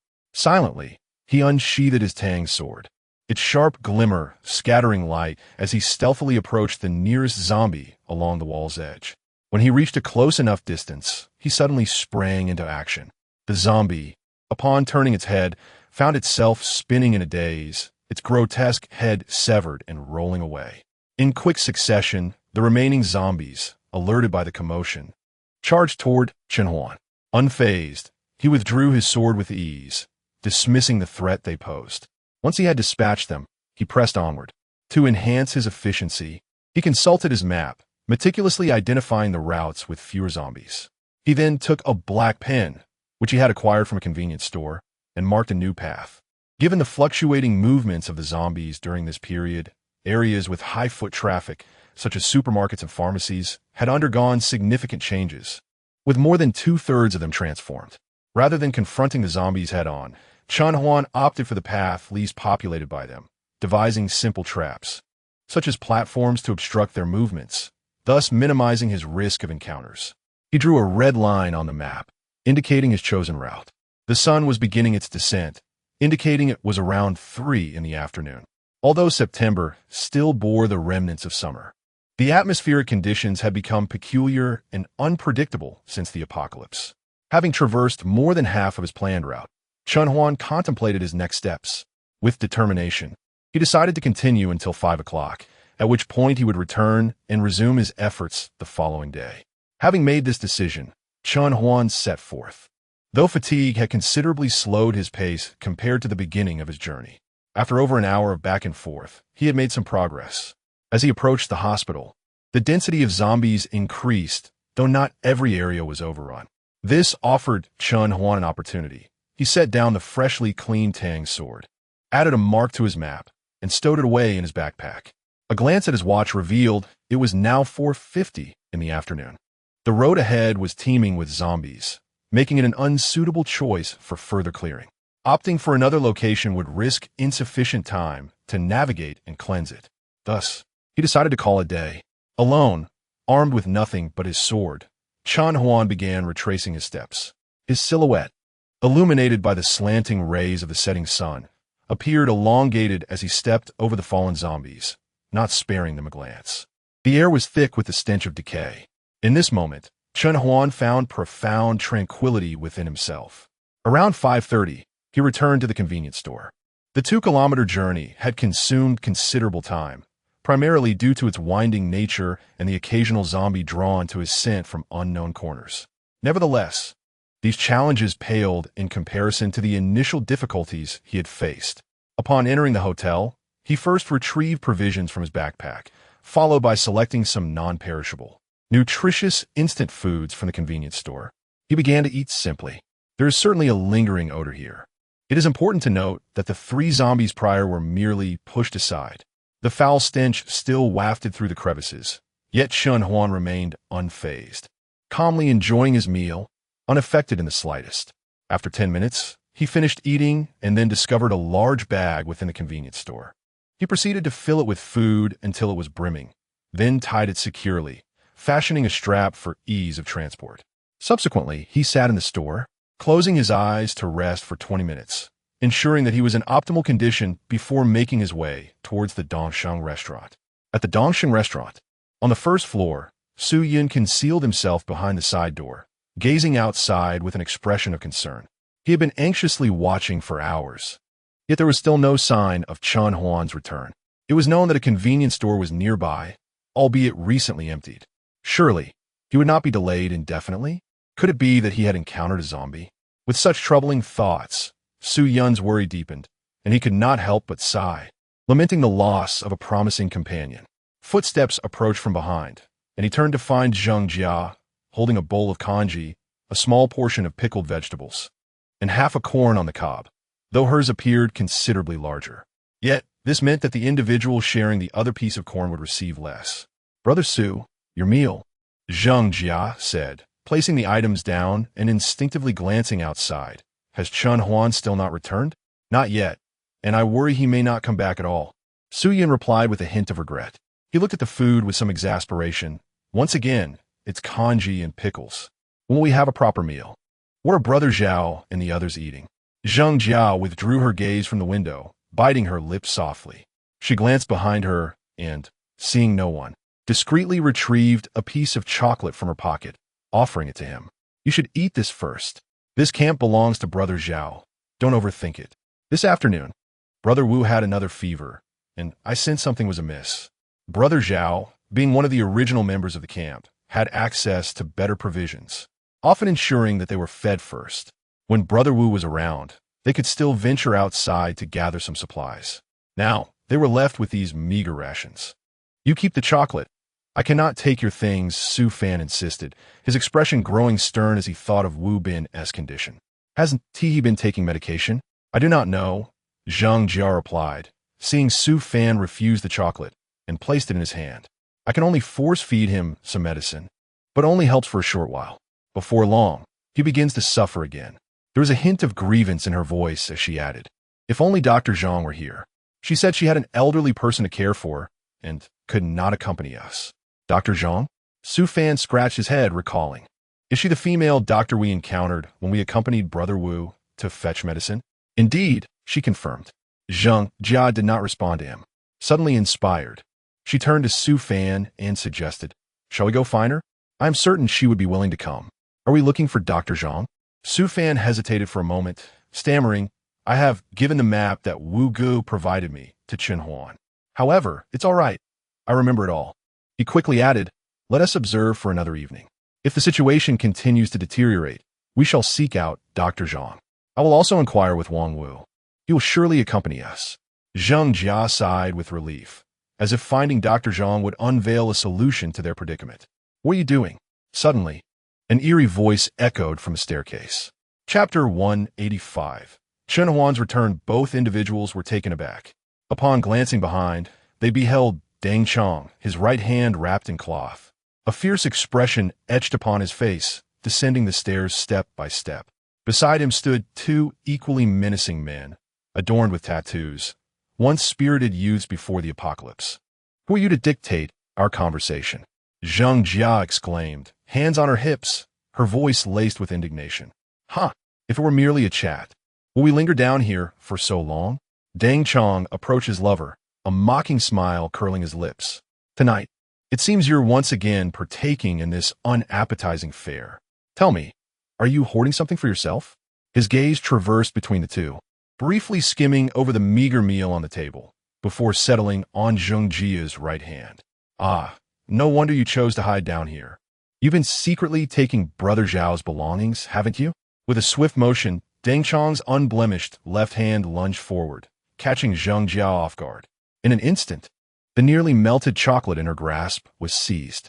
Deng Chong held the chocolate triumphantly, his demeanor exuding arrogance as he regarded Zheng Jia and Su Fan, as if they were the most heinous of criminals. This is something I retrieved from outside. It is not stolen. Zheng Jia flustered, desperately trying to reclaim her possession. Now that it's in my hands, do you truly believe you can take it back? Deng Chong sneered, raising his arms high to evade Zheng Jia's attempts to snatch it back. He unwrapped the chocolate, seizing the opportunity to devour it in one bite. Erupting into a boisterous laugh. Deng Chong, you are utterly insufferable. Su Fan, incensed, grasped a stick, ready to confront him. Oh! Deng Chong shot him a cold glance, instinctively retreating a step and placing his two lackeys in front of him. He continued to taunt. What is this? Do you wish to emulate Chen Huan, venturing out alone to meet your demise? For all we know, he could very well be in the belly of a zombie by now. A cruel smile danced on Deng Chong's lips. The two were seething with anger, yet felt entirely powerless. They could neither overpower him nor insult him, as he was impervious to shame. At that moment, a chilling voice sliced through the air. Apologies for your disappointment.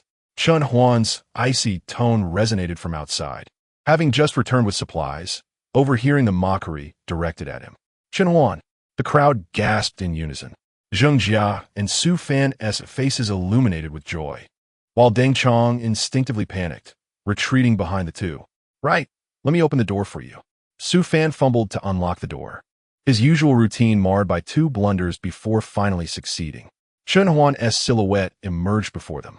One hand gripped a tang knife, while the other brandished a long blade wrapped in cloth, his face as frigid as frost, backlit by the crimson glow of the setting sun. Resembling a demon returned from the depths of hell. You truly have returned. Very well, I shall spare you this time.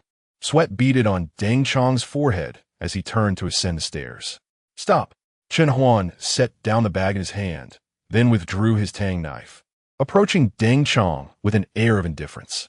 However, his demeanor only intensified Deng Chong's reluctance to remain. Zheng Jia, which hand did you use to steal from me? The right hand, Zheng Jia replied, astonished almost instinctively. Before she could ponder further, Chen Huan swiftly maneuvered past the two, who dared not confront him directly, retreating to the side as he rapidly pursued the fleeing Deng Chong. A flash of the blade glimmered, and blood erupted from Deng Chong's left hand. 3 fingers severed in a swift stroke. You actually dare to strike. Deng Chong crouched on the ground in excruciating pain, beads of sweat cascading from his forehead. His expression contorted as he attempted to stanch the bleeding from his already maimed right hand. The agony rendered him speechless. The loss of 3 fingers was a profound torment. 2 of Deng Chong's subordinates, left behind, could only watch in horror at the gruesome scene, swallowing hard and cautiously retreating a few steps, fearful that Chen Huan might notice. Chen Huan, this is... Su Fan's face gleamed with satisfaction, though concern creased his brow as he glanced at Deng Chong, who clutched his left hand. Before he could devise a plan, a voice echoed from above. What's going on? The voice drew nearer as Brother Zhao descended the stairs. Upon seeing the bloodied ground, he was taken aback. Then his gaze landed on Chen Huan, his expression shifting with surprise. Chen Huan, you're back? Deng Chong, you must take charge. Deng Chong gritted his teeth, enduring the pain. What is happening? Zhao's brow furrowed. Deng Chong's two subordinates rushed forward, accusing Chen Huan. As soon as he entered, he charged at Brother Chong without a word and attacked.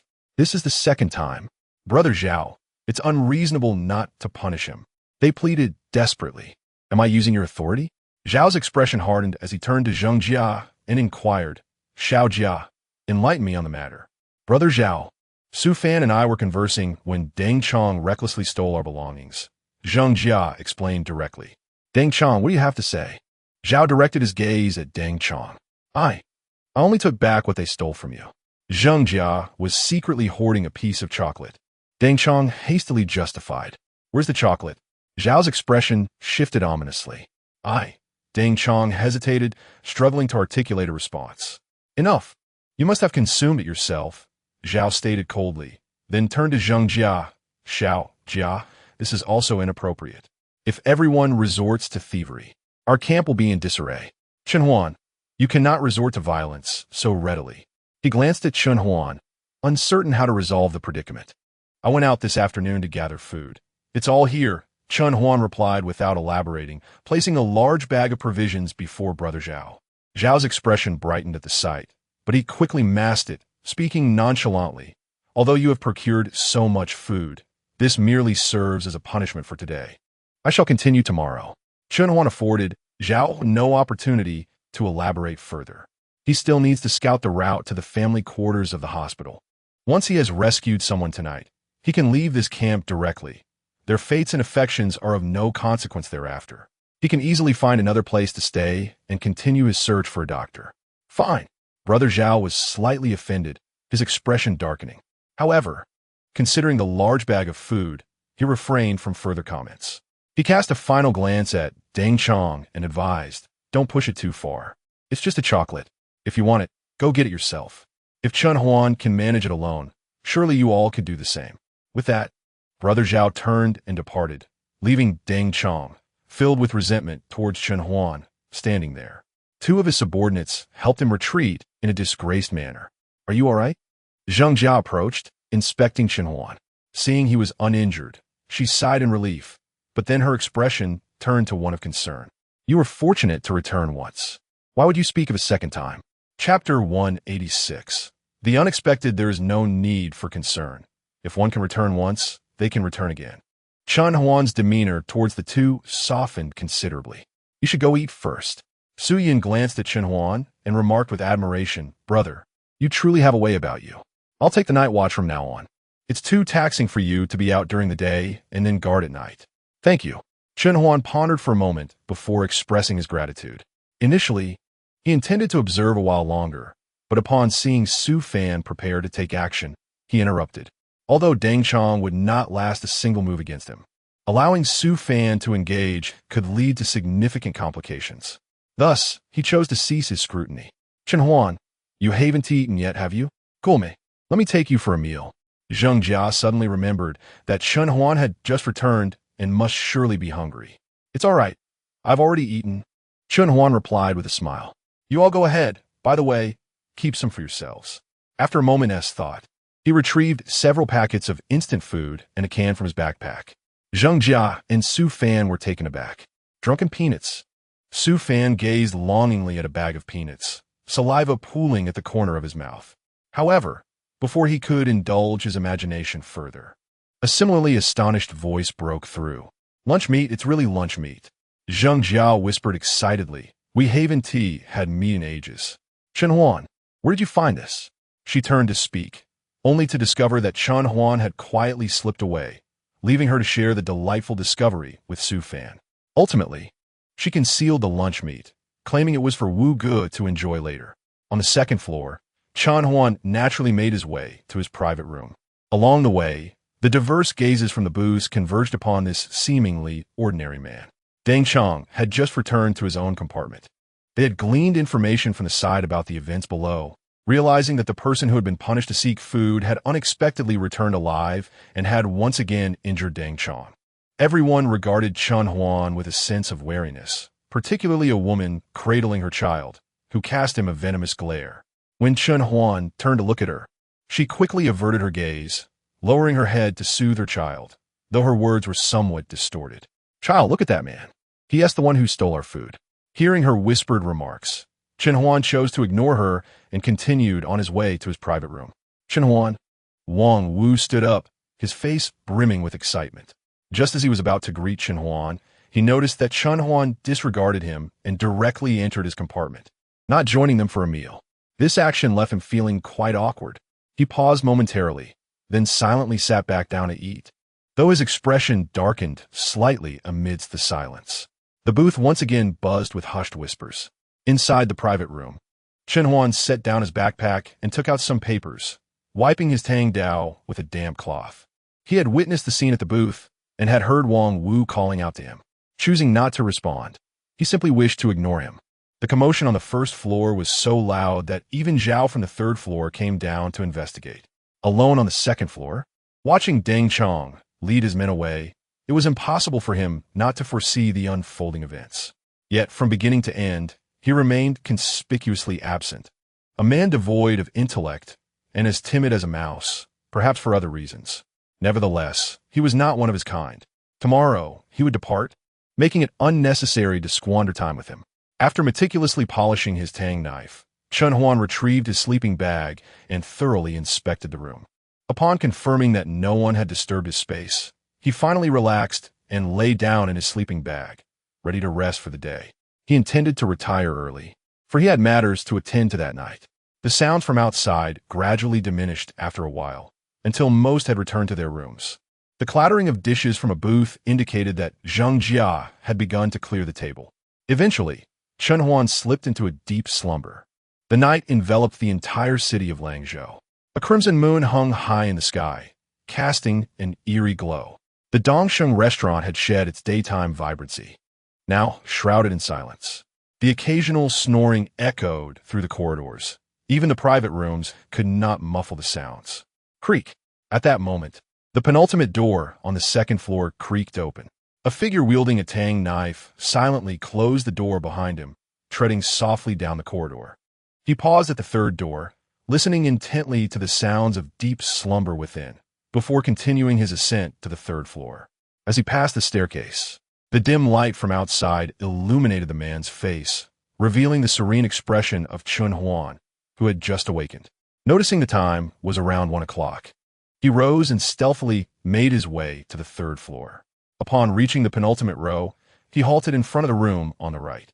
A solitary figure stood quietly, maintaining focus through deep breaths, attuned to the ambient noises around him.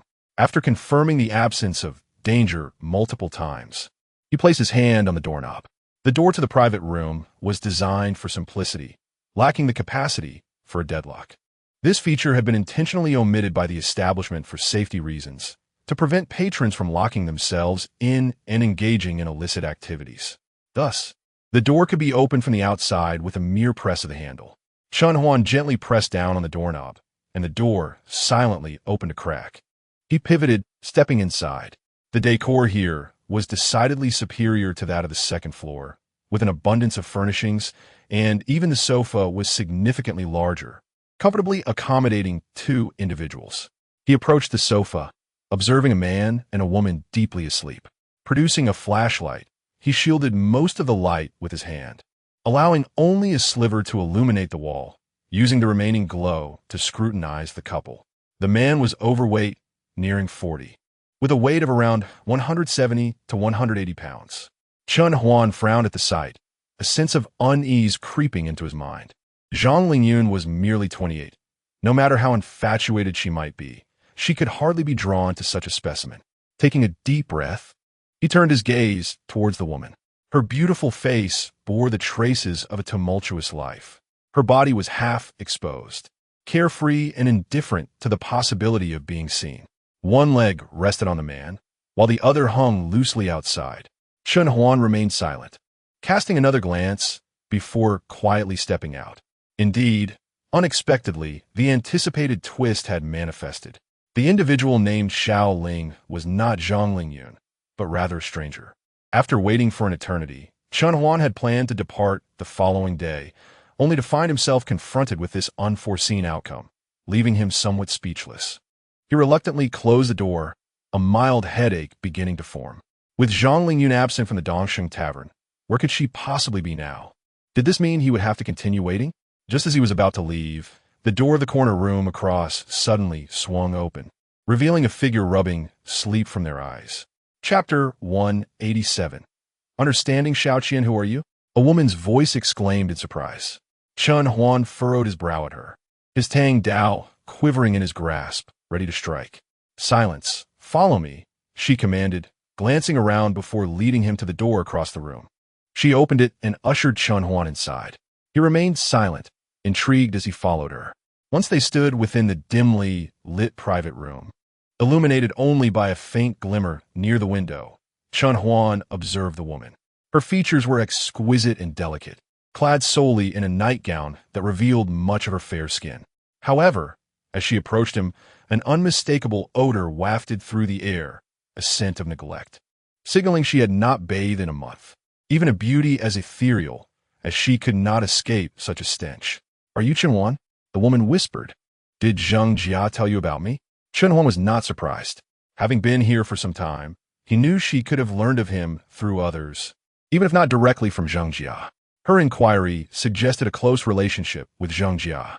You know, after speaking, she pressed her ear to the door and murmured, How did you get to the third floor? If Zhao Gao finds out, it would be disastrous. You were the one who came up yesterday, weren't you? Chen Huan frowned, perplexed by her intentions. This woman was likely Zhang Jin's girlfriend, Xiaoqian, which prompted him to patiently listen to her words. Has Zhang Jin mentioned anything about me? Xiaoqian asked, her expression tense. What matter? Chen Huan countered. It's good if he hasn't. Please, don't come up here again, Xiaoqian sighed, patting her chest. Stay here for a while, before heading back. After speaking, she cast a glance outside, opened the door, and moved towards the restroom. Chen Huan pondered her actions, bewildered by her questions regarding Zhang Jin. Did she suspect there were matters he was unaware of? Perhaps he would inquire with Zhang Jia tomorrow. He listened to the gradually intensifying footsteps outside, surveying the room filled with various items, food and drink, even his own belongings stored here. The quantity seemed sufficient to sustain the entire building for several months, yet they appeared unwilling to share. Chen Huan held no judgment. Such was the nature of the apocalypse. All right, let us continue to rest, a voice from the adjacent room called out, seemingly Xiaoqian's deliberate reminder for him to leave shortly. After a moment, Chen Huan opened the door and exited, returning to the private room on the second floor. He settled onto the sofa and began to contemplate. Zhang Jin and Xiaoqian were lovers, yet here they were, subjected to forcible appropriation. The woman had been taken, yet Zhang Jin remained alive, a curious circumstance. What rationale could there be for sparing someone harboring animosity? Today marked his first encounter with Xiaoqian, and her demeanor towards Zhang Jin seemed suspect, as if she feared he might uncover some hidden truth. Suddenly, he contemplated Wu Bin's predicament. Could it be the handiwork of Zhao Gao? Reflecting on Zhang Jin's diary, which mentioned his intention to make contact with Wu Bin, did their actions get discovered, resulting in Wu Bin facing such treachery? Yet, Wu Bin was currently incapacitated. Why had they not taken action? Were they concerned about the potential rebellion of those accompanying Wu Bin? This could be a plausible explanation. Then, was Xiaoqian's behavior driven by fear that her interaction with Zhang Jin might provoke Zhao Gao's wrath as well? He rubbed his temples, gathering his thoughts, and reclined in his sleeping bag, resolving to inquire with Zhang Jia the following day to deduce the true circumstances. For now, he decided to catch up on some much-needed rest. The next day, the group gathered in the dining area. He chose to remain behind, having breakfast alone in the private booth. Zhang Jia made a point to check on him, and upon learning that he would not be joining the others for breakfast, she kindly placed a bowl of congee in his booth, along with a few biscuits, saying they were distributed by Zhao Gao. Once everyone finished their meal and departed the booth, he opened the door to find Zhang Jia tidying the dining table. He approached her to lend a hand. Zheng Jia paused momentarily, then said, "Let me handle this. It's a bit dirty." "How long have you known Xiao Qian?" Chen Huan inquired softly, not elaborating further. Zheng Jia replied, slightly puzzled. After a moment's thought, she responded, "We arrived here on the 7th, and I met Xiao Qian the very next day." "Why do you suddenly ask about this?" There was a hint of curiosity in her tone. Chen Huan provided a brief explanation before continuing. "Does Zhang Jin usually interact with Xiao Qian?" Zhang Jin? Zheng Jia appeared taken aback, recalling a past moment with a tinge of hurt. She spoke slowly. "He arrived here before I did, but for some reason, Zhang Jin never speaks to Xiao Qian. Everyone says they don't get along. However," she glanced around and leaned closer to Chen Huan, whispering, "Once I happened to see them in the third-floor restroom. Their expressions were rather grim, so I didn't pry and left. In my opinion, they must have some conflict, otherwise they wouldn't behave like that." After a brief pause, she added, "When I saw Xiao Qian after Zhang Jin's death, her demeanor was quite complex. It's hard to tell if she felt relieved or distressed." "Chen Huan, Zheng Jia, what are you two discussing?" Wang Wu entered, noticing them engaged in a hushed conversation. I just wanted to ask Chen Huan to bring me some sanitary pads when he goes out," Zheng Jia said, her head lowered in embarrassment. Chen Huan cast her a knowing glance before turning and walking back to his room. Wang Wu hesitated but didn't press further. Once back in his room, Chen Huan took a deep breath, realizing that Xiao Qian's state of mind seemed somewhat off. Moreover, was it truly the case that no one here knew Xiao Qian was Zhang Jin's girlfriend? Why was that? He shook his head, dismissing the thought. "It's not my concern. There's no need to meddle. I merely need to wait for Zhang Lingyun." A series of knocks echoed at the door. Chen Huan quietly approached the door, hearing the sound of a woman's labored breathing outside.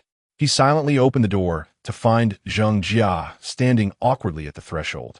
As she gazed at the silent Chen Huan, she helplessly remarked, "I initially intended to concoct an excuse, but unexpectedly, my visitor has truly arrived. Moreover, Xiaoling's schedule coincides with mine, so I fear I may genuinely require your assistance." Chen Huan was a loss for words. Had this truly come to pass? Nevertheless, it seemed a trivial matter. He could simply take care of it. When he recalled the name Xiaoling mentioned by Zheng Jia, he could not help but inquire, "Who is Xiaoling?" "Oh, right, I haven't introduced you yet," Zheng Jia lamented, tapping her head in frustration. "Xiaoling's full name is Lu Xiaoling, with Ling meaning bell. Please do not forget." Zheng Jia offered her apologies once more before turning to leave, leaving Chen Huan standing there, his expression devoid of emotion. What on earth was happening? Chapter 188. Continuing the exploration, was it merely a misunderstanding caused by a homonymous name? This revelation left Chen Huan somewhat speechless. Nevertheless, he had conducted the necessary explorations, and there was no point in regretting his actions. He possessed the maturity to accept that. Shaking his head, he decided not to dwell on the matter further. It appeared that Zhang Lingyun had not yet arrived here, and he would need to linger for a while longer. With a shift in plans, he resolved to persist in his endeavors, seizing the opportunity to scout the area once more. Chen Huan gathered his belongings, equipped himself with the necessary gear, and exchanged greetings with Zheng Jia in the corridor before heading towards the first floor, awaiting Su Fan to open the door. He retraced the route he had taken the previous day, arriving once again at the familiar location. The convenience store remained unchanged, still enveloped in an eerie silence. He entered the store to ensure that it stocked the sanitary products he required, then secured the door behind him, taking measures to obscure his presence. He retraced the route he had uncovered yesterday. Along the way, there were few disturbances, occasionally encountering a few wandering zombies. With ease, he dispatched them, maintaining the safety of this path. In less than 20 minutes, he reached the spot where he had halted the day before. This area had not significantly altered. The dozen or so zombies in the alley had merely shifted their positions slightly. The number remained constant, indicating that this was not a highly trafficked locale. If he could eliminate these zombies, he could ensure a prolonged period of safety, and on his next visit, there would be no need for further cleansing. After a moment of contemplation, he resolved to continue forging this route. However, preparations were in order. Although he was formidable, his body had not undergone mutation. His physical strength and reflexes were akin to those of an ordinary human, lacking any extraordinary attributes. His only advantage lay in his extensive experience. To put it plainly, he could eliminate all the zombies, but he would inevitably sustain minor injuries. When confronting zombies, any wound, regardless of its severity, bore similar consequences. If timely amputation was not performed to halt the virus's spread, transformation into a zombie was inevitable. Thus, the most prudent course of action was to utilize tools to construct a trap, altering the scenario of facing a dozen zombies at once. Having made his decision, Chen Huan began to search for implements. In a nearby shop, he discovered some ropes and secured one end to a discarded car tire while attaching the other to a lamppost across the street, effectively blocking the 5-meter-wide alleyway. He then dragged 2 large garbage bins to obstruct the rope 3 meters ahead, leaving only a narrow passageway.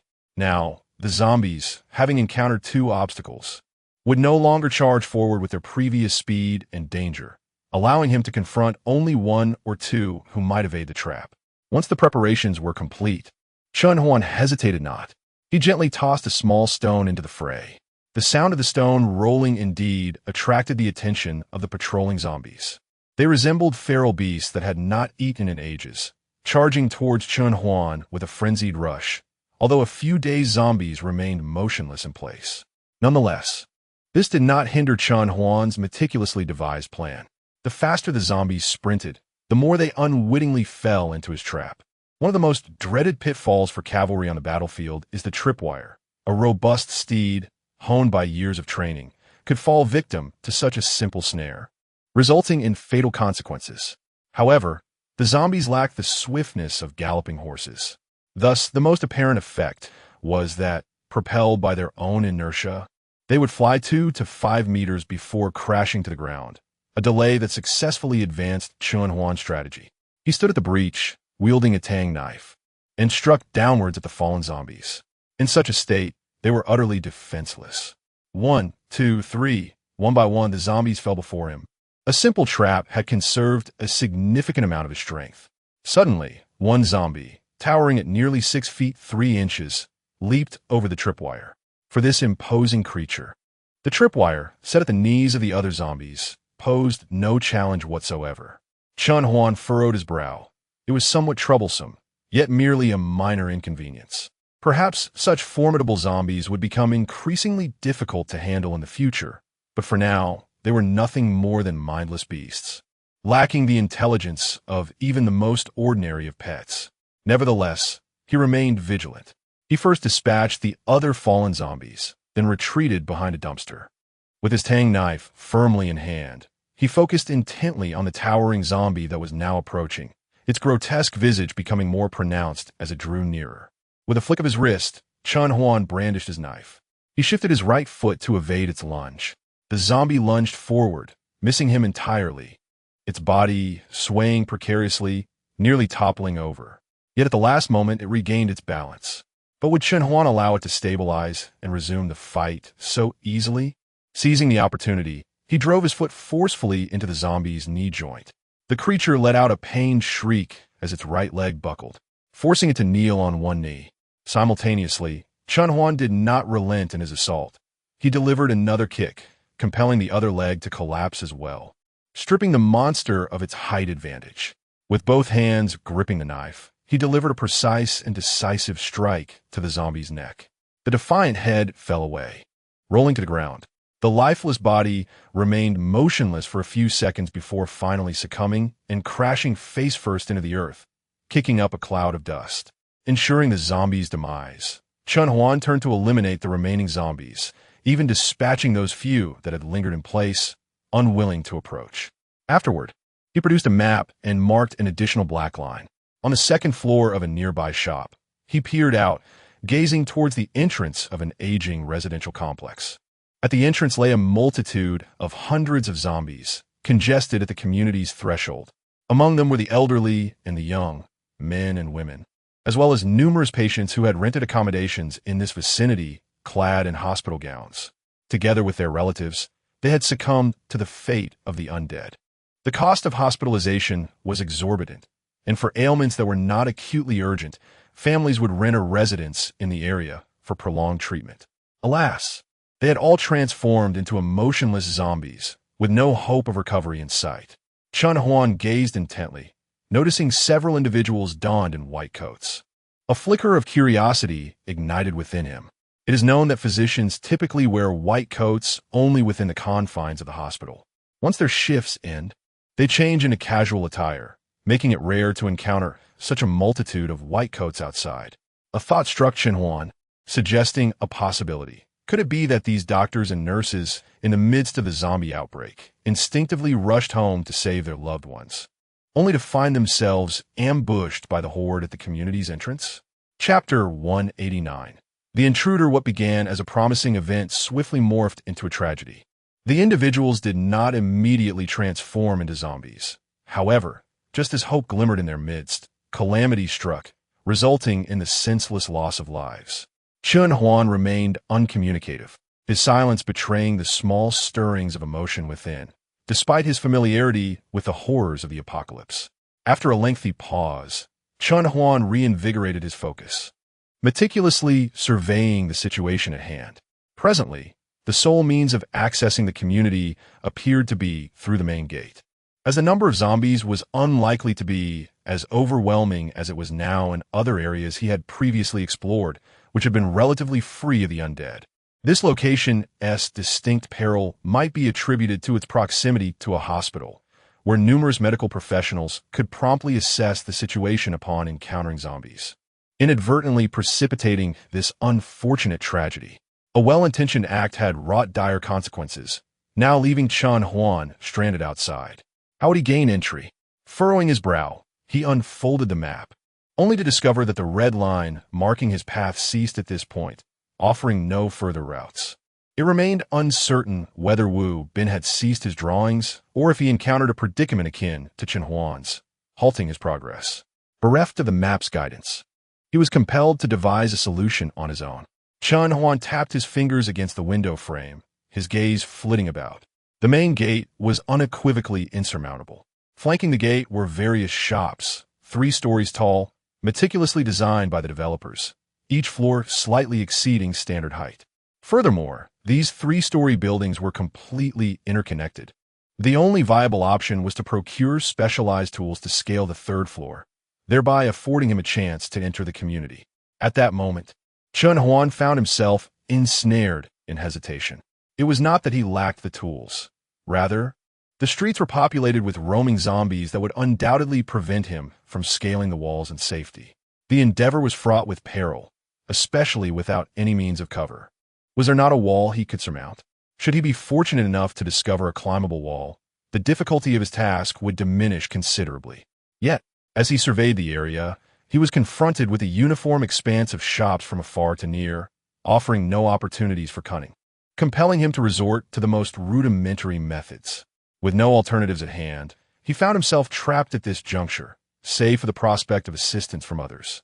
As this thought crossed his mind, the faces of Wang Wu, Zheng Jia, and Su Fan flickered into his consciousness. Wang Wu was unreliable, and while Zheng Jia, a formidable young woman, possessed strength, her courage remained questionable. Su Yun's visage appeared in his mind, yet it was Su Fan who emerged as the most suitable ally for his current predicament. Thus, he resolved to return to gather the necessary tools before extending an invitation to Su Fan. In terms of persuasion, Chun Huan contemplated sharing details about his camp, inviting Su Fan to join him, which would also serve as a prelude to persuading Wu Bin. Moreover, Su Fan's character and abilities positioned him among the finest of their cohort. Having reached a decision, Chun Huan lingered not in nostalgia. He retraced his steps without delay. As he passed by the convenience store, he collected half of yesterday's food supplies along with some personal items for women. He proceeded directly towards the tavern. Upon his return, as he knocked and entered, he was met by a stranger guarding the entrance, one of Deng Chong's subordinates who had not accompanied him downstairs that day. This man, having witnessed Chun Huan's decisiveness, posed no obstacle and promptly opened the door. "Where is Su Fan?" Chun Huan inquired, casting a glance at him, a sense of foreboding stirring within him. I don't know. Brother Zhao sent me here as a temporary replacement," the man replied, his head bowed, a hint of obsequiousness evident on his face. Chun Huan remained silent, frowning as he ascended to the second floor. Few individuals crossed his path, and as he passed by a private room, he overheard a group of ruffians engaged in a game of poker, squandering the rare tranquility amid the apocalypse. Suddenly, an unsettling realization struck him. As he neared his room, he noticed that the strand of hair he had left as a mark had vanished. Had someone been here? The thought raced through his mind. No, something was amiss. He abruptly slowed his pace, pressing his ear against the door. Within, he discerned the sound of movement, a gentle breath, and the soft cadence of footsteps. So, the intruder had not departed? Chun Huan's expression darkened, his tang knife poised for action. He gently grasped the doorknob and, with a swift motion, stepped into the room, securing the door behind him. His blade gleamed menacingly, poised at a woman's neck, rendering her motionless with shock. Chun Huan furrowed his brow as he beheld the woman, Xiao Qian, whose hands were awkwardly suspended. He found himself at a loss for how to proceed. She was Zhang Jin's ex-girlfriend and now belonged to the tavern's boss, Brother Zhao. To strike her down would surely jeopardize his plans. Yet, to spare her, given her audacity to invade his sanctuary, seemed equally unjustifiable, unless he could ensure her silence upon returning. At that moment, he recalled the myriad of inconsistencies surrounding Xiao Qian and Zhang Jin's diary, a notion forming in his mind. I'm here to clean, Xiao Qian stammered, her composure faltering as she sensed Chun Huan's shifting demeanor. Brother Zhao has tasked you with cleaning? Chun Huan remarked with a sardonic smile. Before Xiao Qian could regain her composure, he continued, You're here for Zhang Jin's diary, aren't you? Xiao Qian swayed slightly, her complexion pale, biting her lip as she falteringly replied, Why, you know about Zhang Jin and me? You know everything? Chun Huan remained silent. Upon witnessing his taciturnity, Xiao Qian's emotions unraveled, tears streaming silently down her cheeks as she gazed at him with a mixture of sorrow and desperation. I've been with Zhang Jin for 3 years, and we were on the brink of marriage, only for this bizarre calamity to unfold. The world is overrun with zombies. We remained holed up in our home until we ran out of supplies, enduring countless hardships to reach this place, only to discover that this world is devoid of paradise.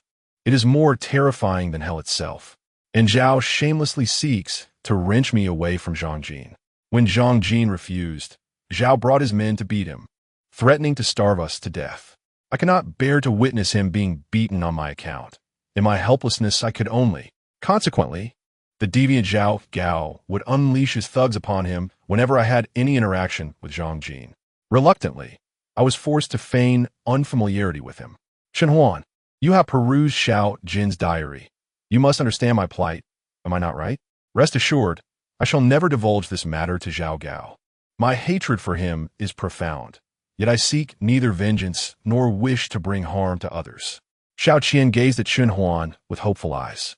Chun Huan furrowed his brow, deep in contemplation. He was reluctant to meddle, for this woman too was pitiable. It was against his principles to prey upon someone so vulnerable. The strong ought to wield their blades against those even stronger. Just as he was about to speak, the voice of Zhao Gao echoed from outside the private room. Xiao Qian, where have you gone? Chapter 190. Voices from distant to near. Soon, they arrived on the second floor. Xiao Qian appeared anxious and instinctively whispered, If Zhao Gao discovers us, we are doomed. Noticing Chun Huan's indifference, she suddenly seized his right hand, which was resting on the tang knife, and opened her collar, guiding his hand into her neckline. 2 crimson marks were exposed to the air, radiant and striking. Chun Huan, I'm giving myself to you. Please don't speak of this, she implored, her eyes pleading. I have no interest in you. Chun Huan withdrew his hand, frowning as he asserted, Do not engage in foolish antics. You will regret it. After saying this, he placed several feminine items needed by Zhang Jia onto the table from his bag and then exited with the bag in hand. Chun Huan, Zhao Gao's figure emerged in the corridor on the second floor. Upon seeing the half-filled bag of provisions in Chun Huan's hands, his face brightened. Why are you back so early today? He inquired, instinctively moving to take the bag from him. The zombies seemed unusual today, so I returned early, Chun Huan explained succinctly. Unusual zombies? Zhao Gao furrowed his brow in confusion, but quickly dismissed it, his face regaining its cheerful demeanor. Not bad, not bad. Although there aren't as many items as yesterday, it's certainly better than those who merely consume without contributing. After a moment's thought, he added, when Zheng Jia returns, I'll make sure you get extra helpings for lunch. Chen Huan was taken aback. He was indifferent to the prospect of extra food, but felt a strange curiosity upon hearing that Zheng Jia was absent. Just as he was about to speak, Zhao Gao briskly ascended the stairs with the bag, seemingly intent on putting it away. Chen Huan glanced around and noticed that Xiao Qian had quietly slipped away, taking advantage of the distraction. He returned quite early today. Wang Wu appeared before him. Chen Huan inquired. Zheng Jia and Su Fan are both absent. Is Wang Wu still at the tavern? After a brief pause for fewer onlookers, he asked, why are Zheng Jia and Su Fan not here? I noticed the gatekeeper had changed when I entered. Sighing, Wang Wu responded with a furrowed brow. Wu Ji's condition suddenly worsened. He started running a fever again this morning. Upon realizing the severity, Zheng Jia and Su Fan decided to go to the hospital in hopes of finding Dr. Zhang. Now, it's just me left here to watch over Wu Ge. I just came down, but I'll need to head back up to check on him. Chen Huan felt a stir within him. Dr. Zhang? Instantly, he recalled the possibility of Zhang Lingyun appearing at Dongsheng Tavern and unconsciously connected the two. Surely, such coincidences do not exist. What is the name of the doctor? He urgently inquired, instinctively gripping Wang Wu's shoulder. Wang Wu looked at Chen Huan with confusion and replied, she is a Dr. Zhang Lingyun whom we met during the apocalypse. What? Zhang Lingyun? It dawned on Chen Huan that this was how Zhang Lingyun had arrived at Dongsheng Tavern. However, Su Fan had given him Wu Bin's map. Would they remember the safe route? Moreover, the previously secure route was, in fact, not entirely safe.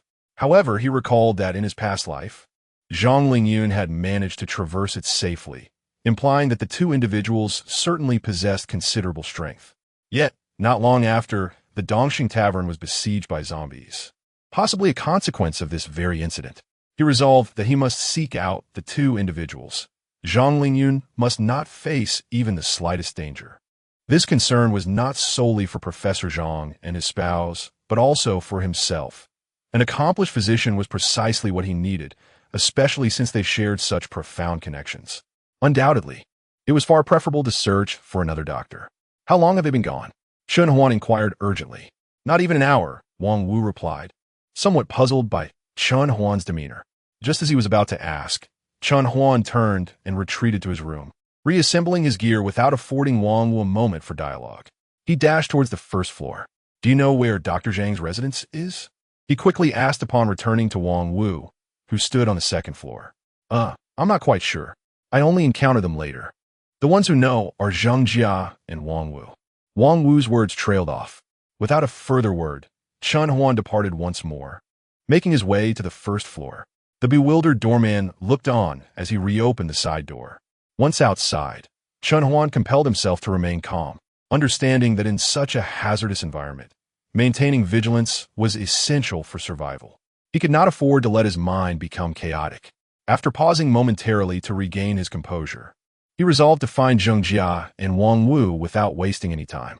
Should the two have perished, he would likely lose his last opportunity. Therefore, he could not afford any missteps. Aimless searching was unpredictable. He must rely on the assumption that they remembered the way back and would continue along the route to the hospital's residential area as before. Thus, he began his journey from this point. With his finger tracing over the map, he marked and adjusted the lines until he located the original red line, which reassured him and allowed him to devise a detailed plan. After securing the map, he swiftly proceeded along the route etched in his memory. Moving rapidly, he encountered no zombies along this initial segment, having previously cleared the path. Likewise, he did not come across the bodies of the two individuals. This at least indicated that they were safe and sound. He continued his silent advance until he reached a crossroads on the sidewalk, where two zombies lingered near a pair of yellow share bicycles. A gentle breeze lifted a scrap of paper, causing it to flutter past the zombies and roll away into the distance. Suddenly, the wind intensified, propelling the paper skyward in an erratic dance until it abruptly landed against a face, only to be casually removed, revealing Su Fan's visage. What should we do, Brother Su? There's zombies blocking our way. It seems we cannot circumvent them. Another voice chimed in beside Su Fan. The speaker was none other than Zheng Jia. At that moment, the two were thoroughly bundled up, each carrying a backpack and wielding sharp blades, their hands clad in gloves, meticulously protected. Don't rush. Let me take another look. Su Fan Zipli. Su Fan calmly gazed at the two zombies ahead, remaining silent. He waited patiently for a considerable time. Yet the two zombies lingering at the intersection showed no signs of departing. Instead, they continued to patrol around the shared bicycles. He could not afford to wait any longer. Without hesitation, Su Fan made a decisive choice. Xiao Jia, wait for me to distract the two zombies. You take the rear and strike them hard. All right. Zheng Jia responded without hesitation. The two prepared themselves. Su Fan, gripping the watermelon knife firmly, advanced without a moment's delay. As he moved, the two zombies seemed to have found their target, instantly turning towards him and lunging ferociously. Su Fan was not reckless. He fought while retreating, ensuring his own safety, drawing upon his experience in confronting zombies. To him, those two zombies were akin to foolish puppets flailing like kites, forever unable to catch up to him. Chapter 191. Astonished Su Fan in a corner unnoticed by the two zombies. A shadow silently crept along the edge of the street, maneuvering behind the two undead creatures. Zheng Jia gripped her dagger tightly, her heart racing with anxiety, her expression grave as she stealthily approached the zombies, whose attention was wholly captivated by Su Fan. Now, Su Fan whispered softly. A glimmer of determination flashed in Zheng Jia's eyes. Suppressing her fear, she swung her blade fiercely. The watermelon knife struck deep into the zombie's neck, but due to her waning strength, the blade only penetrated halfway, becoming lodged. Panic surged on her face. Before she could dwell on her predicament, Su Fan had already moved to the front, delivering a strike from the opposite side of the zombie's neck. Together, their two blades worked in unison, swiftly dispatching the creature. Zheng Jia's knife was freed, and she prepared to defend against the last remaining zombie. Seeing the first zombie fall, Su Fan exhaled in relief.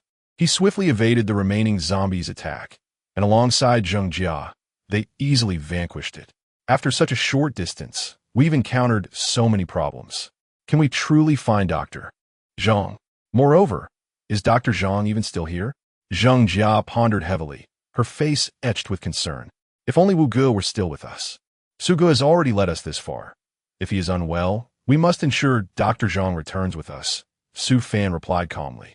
The recent encounter had not drained him physically, yet it marked the first time he had engaged in combat against zombies without Wu Bin by his side. This experience made him acutely aware that, despite the dangers they faced, Wu Bin had always shielded them, underscoring his capabilities. His thoughts drifted to Chen Huan, who had ventured out alone.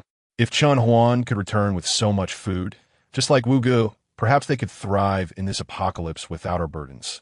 As he contemplated this, Zheng Jia stuttered, Chen Huan? Su Fan, puzzled, turned to see Zheng Jia gazing behind him. Instinctively, he followed her gaze and beheld Chen Huan walking nonchalantly down the main road, seemingly indifferent to the peril surrounding him, approaching them with an air of detachment.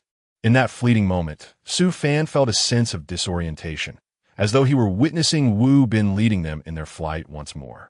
No, this seemed even more extraordinary than Wu Ge. What are you doing?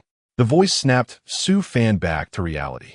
He looked at Chen Huan before him, his face flushing with embarrassment. How foolish to have let his mind wander so. While Chen Huan was impressive, in his heart, Wu Ge would always be the most formidable.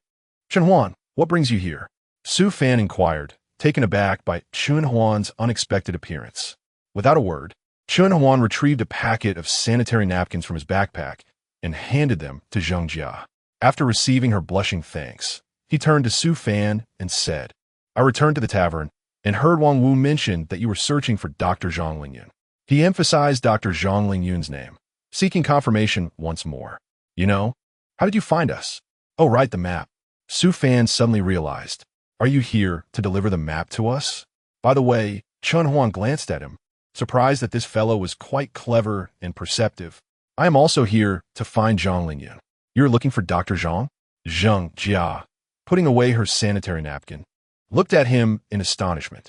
Su Fan regarded him with caution, Although he believed Chen Huan meant no harm, he still felt somewhat resistant. I had been entrusted by her parents to bring her away. Chen Huan displayed a photo of Zhang Lingyun along with a note written by Professor Zhang Zhongnan. However, he did not present the token. Ah, I see. The two came to a sudden understanding. So you were looking for Dr. Zhang from the very beginning? Zheng Jia asked curiously. Indeed, Chen Huan nodded. No wonder you were so resourceful, bringing back so much food all by yourself. Zheng Jia revealed an expression of realization, indicating she had long been curious about Chen Huan's actions, but since he had not committed any wrongdoing, she had refrained from probing further. Here's the map. Su Fan took the map from him. He let out a sigh of relief as he opened it to examine. Suddenly, he noticed the convoluted black lines drawn on it and curiously turned to Chen Huan, asking, "What are these black lines?" "I drew them," Chen Huan replied succinctly. "Let us go. We should find Dr. Zhang sooner rather than later." Since the three shared the same objective, there was no conflict in their intentions. The sooner they departed, the sooner they could locate Dr. Zhang. Su Fan held the map, following the original route and circumventing the intersection. However, at that moment, a scene before him filled him with despair. The once safe path was now teeming with dozens of zombies, making it impossible to pass. There was no longer a single small road ahead. This is hopeless, Su Fan thought in a panic. What should we do? Zheng Jia's expression stiffened. She instinctively looked to Chen Huan for guidance.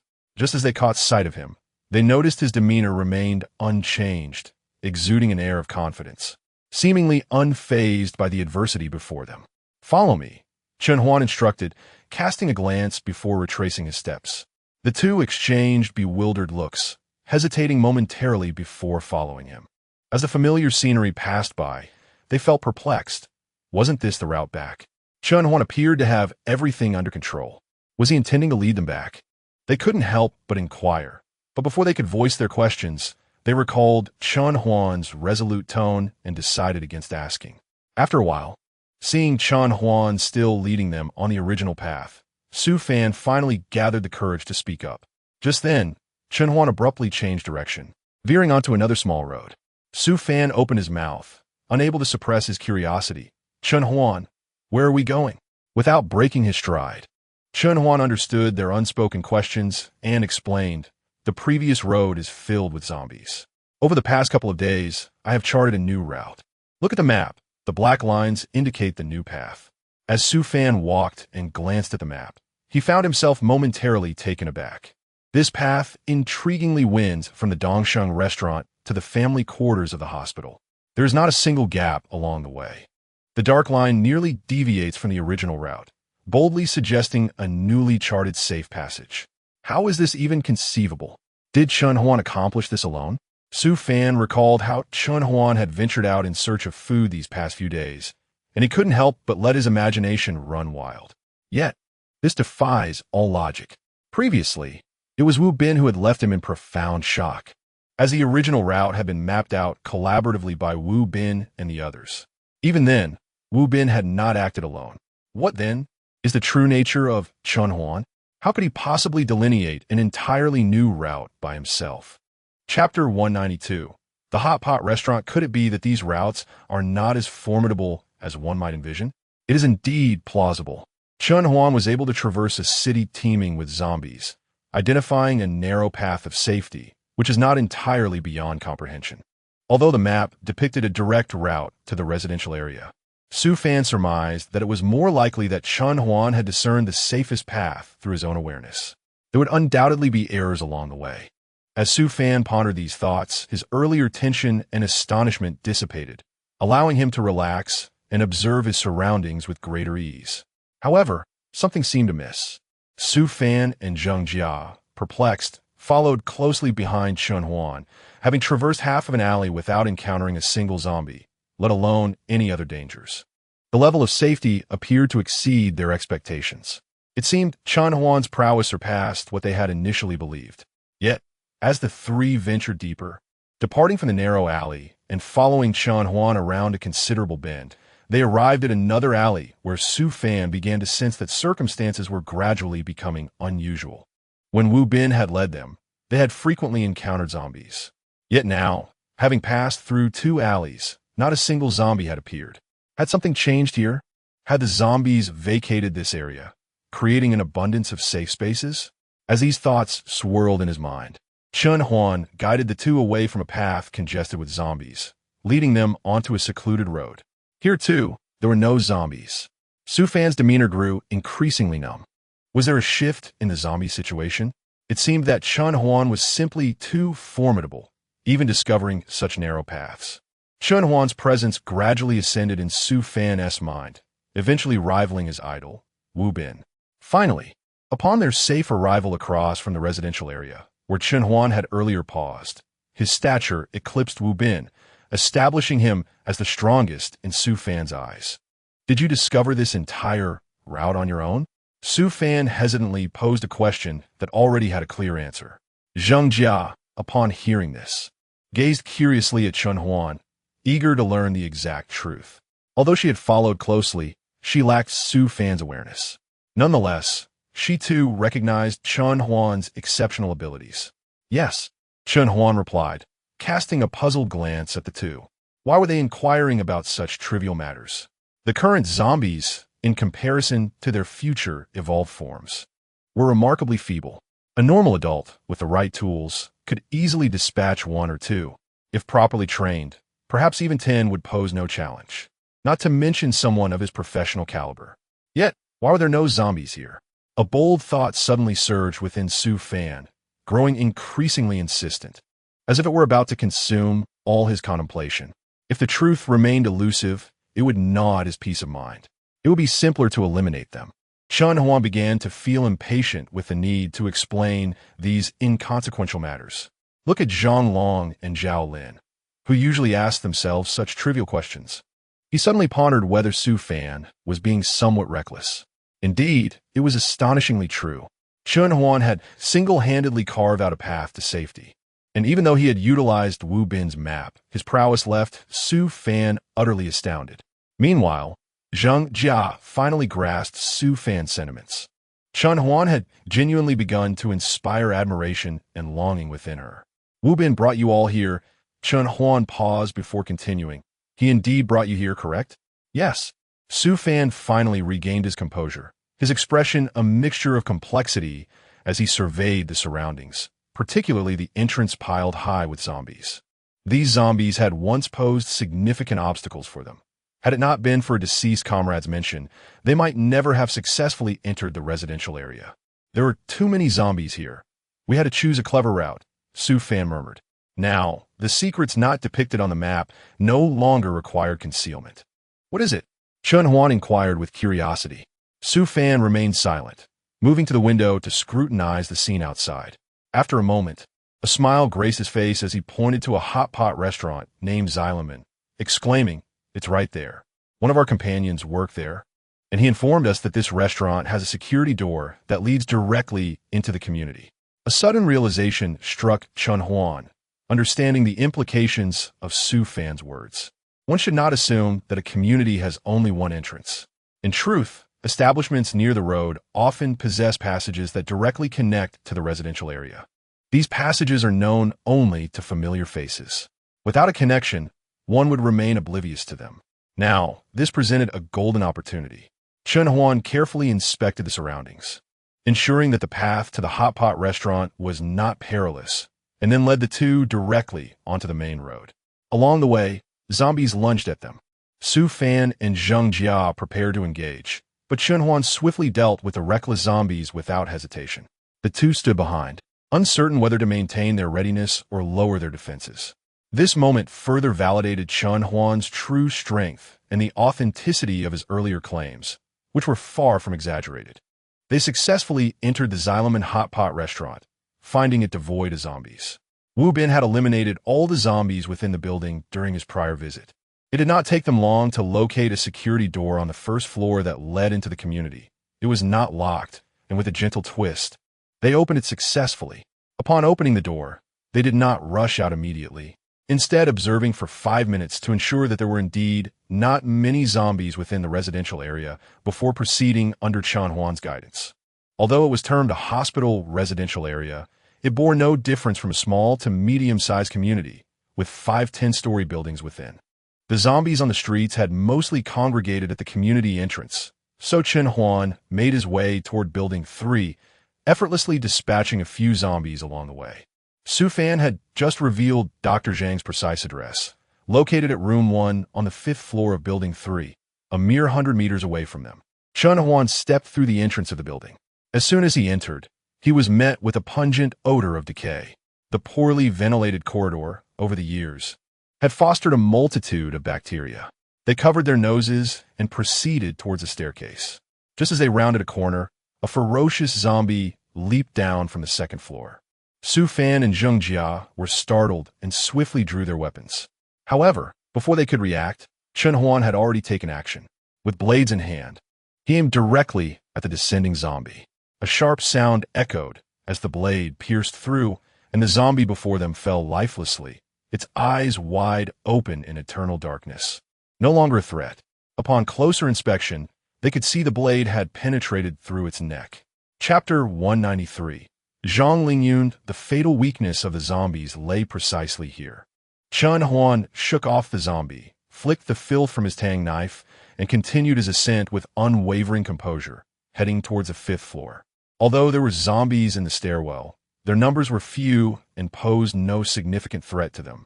The trio swiftly arrived at Room 1 on the 5th floor, only to find a security door barring their way, behind which Zhang Lingyun presumably resided.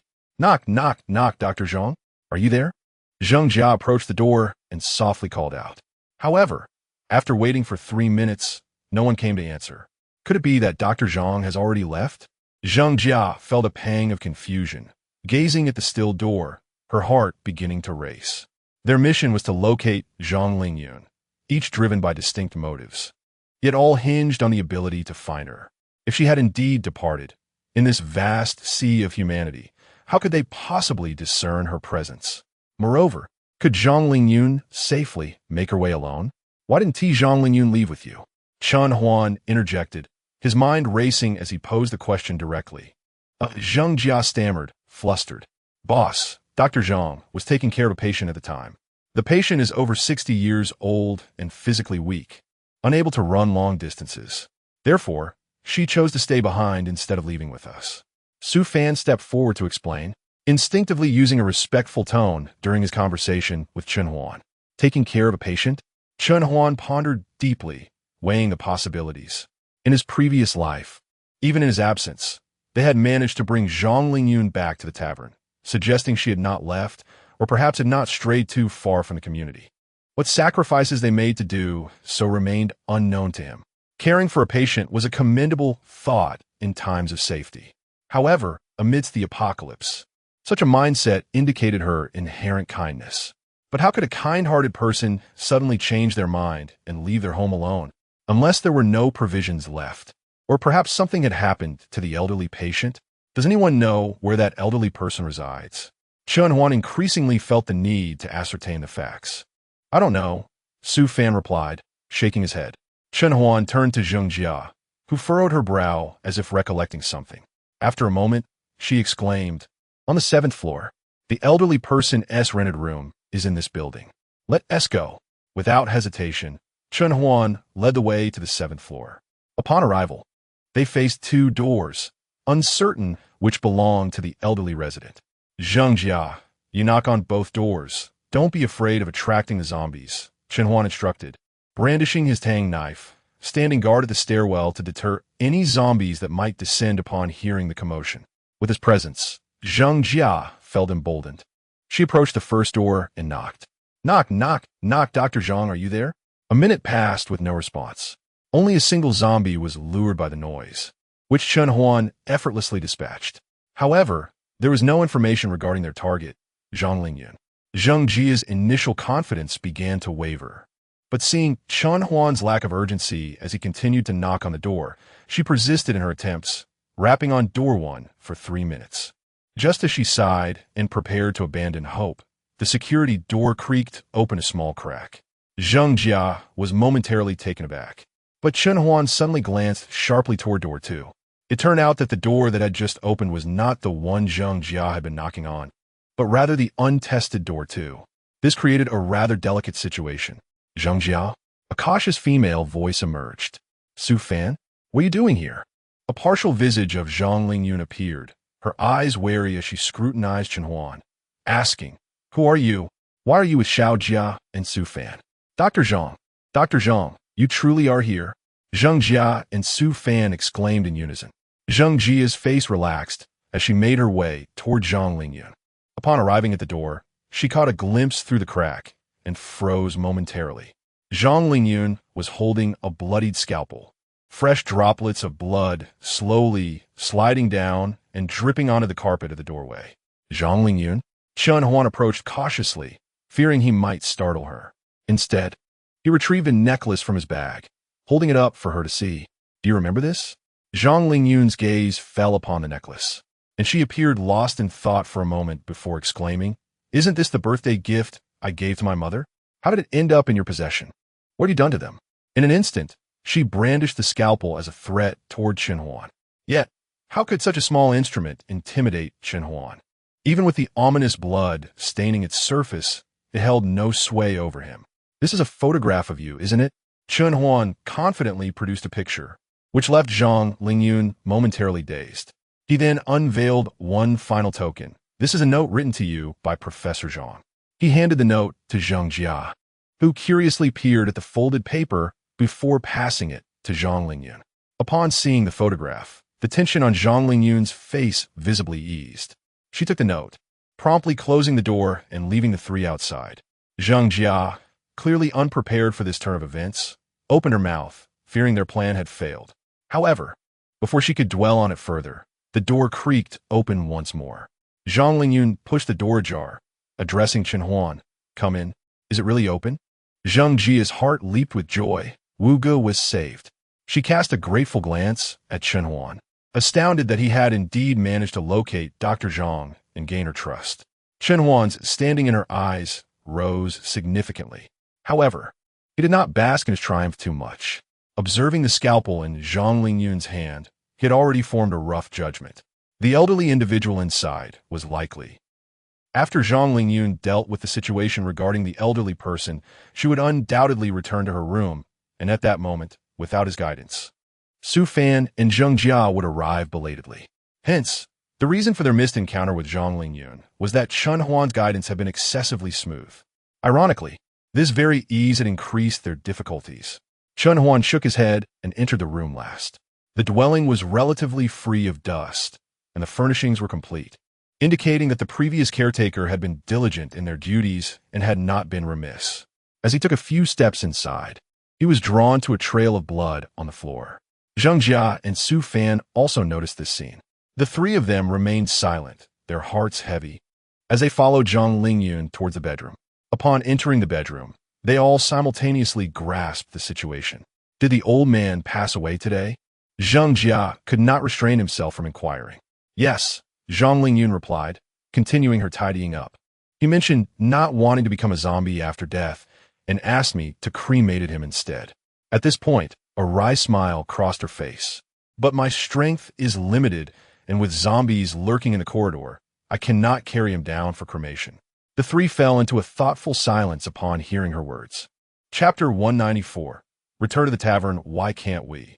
Zhang Jia's inquiry trailed off as she realized she had misspoken. With the building ablaze and devoid of a fire suppression system, the likelihood of a chimney effect or flashover was alarmingly high, threatening not just one household, but potentially the entire structure with destruction. Silence enveloped the four of them as they observed Zhang Lingyun, undaunted, wrapping the elderly man in a bed sheet, meticulously arranging his clothing and securing it with a rope. Are you preparing to lower him from the upper floor and then douse him in flammable liquid to ignite? Chen Huan interjected suddenly. How did you know? Zhang Lingyun paused, turning to Chen Huan, her beautiful eyes reflecting a flicker of surprise. Chen Huan offered no further explanation. It was the first time he had laid eyes on Zhang Lingyun. Immediately, he recognized that she had inherited the striking good looks of Professor Zhang and his wife. Tall and statuesque, standing just over 1.70 meters. Her facial features were exquisitely defined, forming an astonishingly beautiful visage, with her elongated neck complementing her curvaceous figure and delicate white hands. Every aspect was remarkably harmonious, almost as if crafted by divine hands. Chen Huan shifted his gaze. Dr. Zhang, could you assist Wu Ge? Zheng Jia stepped forward, seizing Zhang Lingyun's arm with urgency. Wu Bin. Zhang Lingyun pondered for a moment before inquiring, what has happened to him? I thought he was in good health. I'm not sure, Zheng Jia replied, frustration evident in her voice. I can't understand why, but a few days ago, Wu Ge suddenly began vomiting, then developed a fever and has been bedridden, lacking strength. Gastrointestinal issues? Zhang Lingyun furrowed her brow in contemplation. Have you given him any medication? It's been several days. He has taken antipyretics and antiemetics, around 5 days now, but his condition fluctuates. Zheng Jia's expression grew increasingly troubled. 5 days, Zhang Lingyun's tone turned grave. Once I'm finished here, we will go see him. Dr. Zhang, allow me, Su Fan spoke, glancing at the elderly man wrapped in the sheet, understanding what needed to be done. Without awaiting a response, he grasped the sheet and headed downstairs.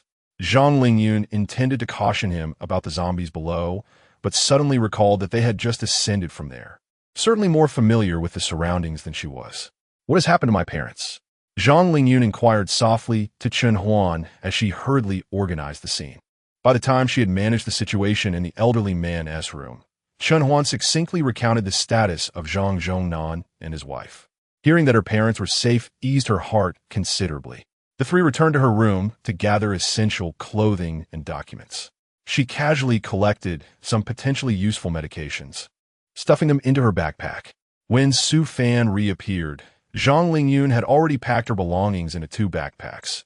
She possessed no suitcase, for in this perilous environment, a convenient suitcase had become a death sentence. Let us go. Zhang Lingyun cast a lingering glance back, reluctantly closing the security door and gathering her keys. If not absolutely necessary, she feared she would not return. This farewell could indeed be forever. Upon reaching the ground floor, the 3 individuals observed the elderly man placed upon the concrete floor by Su Fan, surrounded by a heap of broken branches and drenched in gasoline. Let's begin, Zhang Lingyun murmured softly. Chen Huan gestured for Su Fan to approach, who then ignited a branch with a lighter and tossed it onto the bundled bedsheet. In an instant, a small flame blossomed into a roaring fire, consuming all available space, the branches crackling as they burned. The bedsheet began to blacken and was soon engulfed in flames. With the gasoline fueling the inferno, even the disruption caused by the zombies would not prevent the fire from fulfilling its duty. Let us depart, Chen Huan remarked, eyeing the restless zombies in the distance, leading the group back along their original path.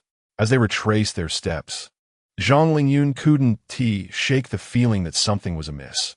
Their journey had been unusually smooth, with hardly any zombies in sight.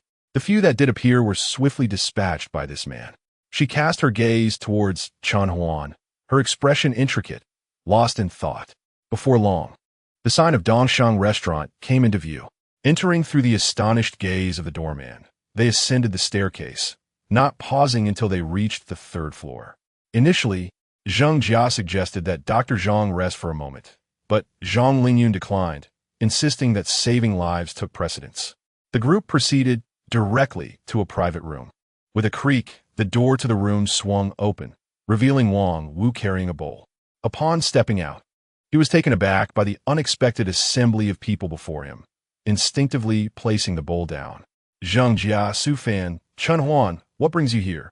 His gaze then fell upon the striking figure of Zhang Lingyun, his pupils dilating in surprise. His right hand tightened reflexively, concealing the bowl from view. Dr. Zhang, how did you arrive? Thanks to Chen Huan and Xiao Jia, Su Fan. Without them, I might not have made it, Zhang Lingyun replied, noting Wang Wu's unusual demeanor. She scrutinized him closely, sensing a tension in his posture, his muscles taut as if he were on high alert. Are you here to see Wu Ge? He asked in a dry voice, his expression shifting to one of joy upon realizing that Dr. Zhang was present. With you here, he is surely bound to recover. I almost forgot my manners in my excitement. Allow me to tidy up the room. With that, he hurriedly bid farewell and descended to the 2nd floor. Let us enter and take a look, Chen Huan remarked, casting a knowing glance at Wang Wu's retreating figure. He turned to find Zhang Lingyun deep in thought. Her brow furrowed, as if she had also discerned something. Inhaling the familiar scent in the air, an inkling of realization stirred within her. The four entered the private room, which bore no distinction from other areas on the third floor. Chun Huan spotted a figure reclined on the sofa, draped in a heavy coat. As he approached, he discerned Wu Bin's pallid complexion, with traces of moisture at the corners of his mouth and what appeared to be some dark substance, likely traditional medicine. Wu Zhengjia stepped forward, approaching slowly while gently calling out, "Cough, cough, it's nothing." Wu Bin coughed a few times, weakly raising his eyes to meet Zheng Jia's gaze, offering a faint smile before shifting his attention to the others. Upon seeing Zhang Lingyun, he exclaimed, "Dr. Zhang?" His surprise was palpable as he gathered his strength, attempting to sit up. However, with the slightest movement, his body succumbed to weakness, compelling him to recline once more. Su Fan hurriedly approached, assisting Wu Bin and whispering softly in his ear. Wu Bin then turned to Chen Huan, astonishment reflected in his eyes as he weakly expressed, "Thank you, my brother. Without you, they might not have been able to rescue Dr. Zhang safely." "It was nothing," Chen Huan replied, shaking his head. At this moment, it became evident that the Wu Bin he had often heard of possessed quite a commendable character. Chapter 195. Induction of Vomiting Once I Recover. "I shall certainly share a few drinks with Brother Chun." He made this promise before succumbing to another bout of coughing. "Let us refrain from conversation for now." Zhang Lingyun stepped forward to conduct a preliminary external examination. Upon probing his abdomen, Wu Bin winced in pain. After a moment of contemplation, she turned to Zheng Jia and inquired, "Is there any soap available? If so, please fetch it, along with a bottle of water." "There is soap. I will retrieve it." Zheng Jia nodded and proceeded downstairs. "Su Fan, keep an eye on Zheng Jia," Chun Huan suddenly interjected. Su Fan hesitated momentarily, although the reason eluded him. He placed his trust in Chun Huan's words and swiftly followed after Zheng Jia's departing figure. "Do you know something?" Zhang Lingyun cast a curious glance at Chen Huan. "I'm unaware." "Then what about you?" Zhang Lingyun asked, perplexed. Chen Huan glanced outside the private room, noting the absence of onlookers, and whispered, "This matter may be connected to Zhao Gao." "Zhao Gao?" Zhang Lingyun was bewildered. However, Wu Bin shook his head and replied softly, "It is not him." "Why not?" Chen Huan was taken aback, not anticipating Wu Bin's dissent. A wave of doubt washed over him. Was it not Zhao Gao who feared that Wu Bin and Zhang Jin would discover his entanglement with someone else's girlfriend and thus conspire against him? Hence, he would discreetly act to eliminate the greatest threat, Wu Bin, while manipulating Wang Wu to exploit their quest for medicine to bring about Zhang Jin's demise. Initially, he had perceived Wang Wu as merely timid. Yet as he delved deeper into the investigation, he became increasingly convinced that Wang Wu had intentionally refrained from rescuing Zhang Jin. "Why did you assume Zhao Gao was behind this?" Wu Bin asked with a slight smile, countering Chun Huan's assertion. "Is it because of Xiao Qian?" Chun Huan frowned, mentioning a name. Zhang Lingyun observed their peculiar exchange, her eyes glinting with insight as she absorbed their dialogue and her own discoveries, growing ever more certain of a particular possibility. "Do you know why Xiao Qian left Zhang Jin?" Wu Bin smirked, a semblance of amusement in his expression. "Initially, it was Xiao Qian who chose to depart from Zhang Jin and entered Zhao Gao's embrace. In truth, Zhao Gao cared little for Xiao Qian's past. So why would he seek to target me? Moreover, being privy to these hidden truths, would I not take precautions against him? The medicine you just ingested was roach poison." Zhang Lingyun interjected suddenly. "Roach poison?" Both Wu Bin and Chen Huan were taken aback. A hint of resignation and melancholy crossed Wu Bin's face. "So, it is indeed him." Chen Huan pondered deeply. If Zhao Gao was not the culprit, then why would Wang Wu take action? It was evident that if Wu Bin were to discover the truth, Wang Wu would undoubtedly face dire consequences unless he stood to gain something far greater. The only individual within the entire establishment who could offer him such an advantage was likely Zhao Gao. Yet, having dismissed Zhao Gao as a suspect, there remained no one else to scrutinize. Chun Huan lowered his gaze. "No, wait, it could be her." A sudden realization struck him, presenting the most improbable of outcomes. As astonishment flitted across his features, and his mind began to fervently connect these disparate clues, the origin of this matter seemed to radiate like the sun. directly exposed before him. Who is it? Zhang Lingyun and Wu Bin in unison inquired. Suddenly, a series of knocks resounded, shattering the tense atmosphere. The three exchanged glances.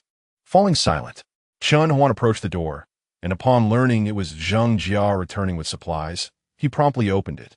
Zheng Jia entered, breathless, clutching a bar of clean soap and a bottle of water. Behind her followed several others: Su Fan, the recently departed Wang Wu, Xiao Qian, and the watchful Zhao Gao, accompanied by a few of Zhao Gao's subordinates who lingered outside, refraining from entering. "Brother Wu, what troubles you?" Zhao Gao stepped forward, his expression filled with concern as he regarded Wu Bin.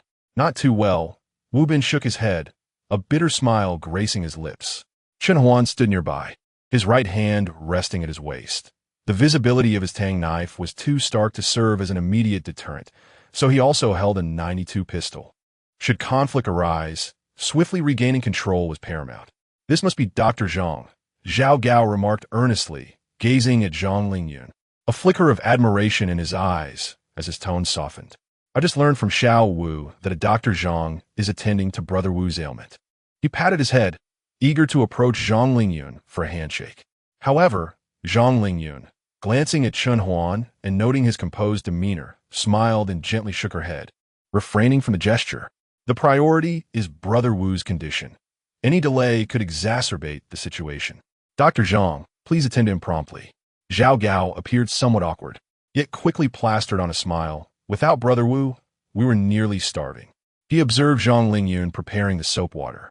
Chen Huan discreetly assessed the group, piecing together information in his mind. Zhao Gao, though avaricious and lecherous, was not a person of grand aspirations. For him, Wu Bin's mere existence, without challenging his status, was ideal. So is it truly her? Chen Huan's gaze flitted to Xiao Qian, noticing her distracted demeanor.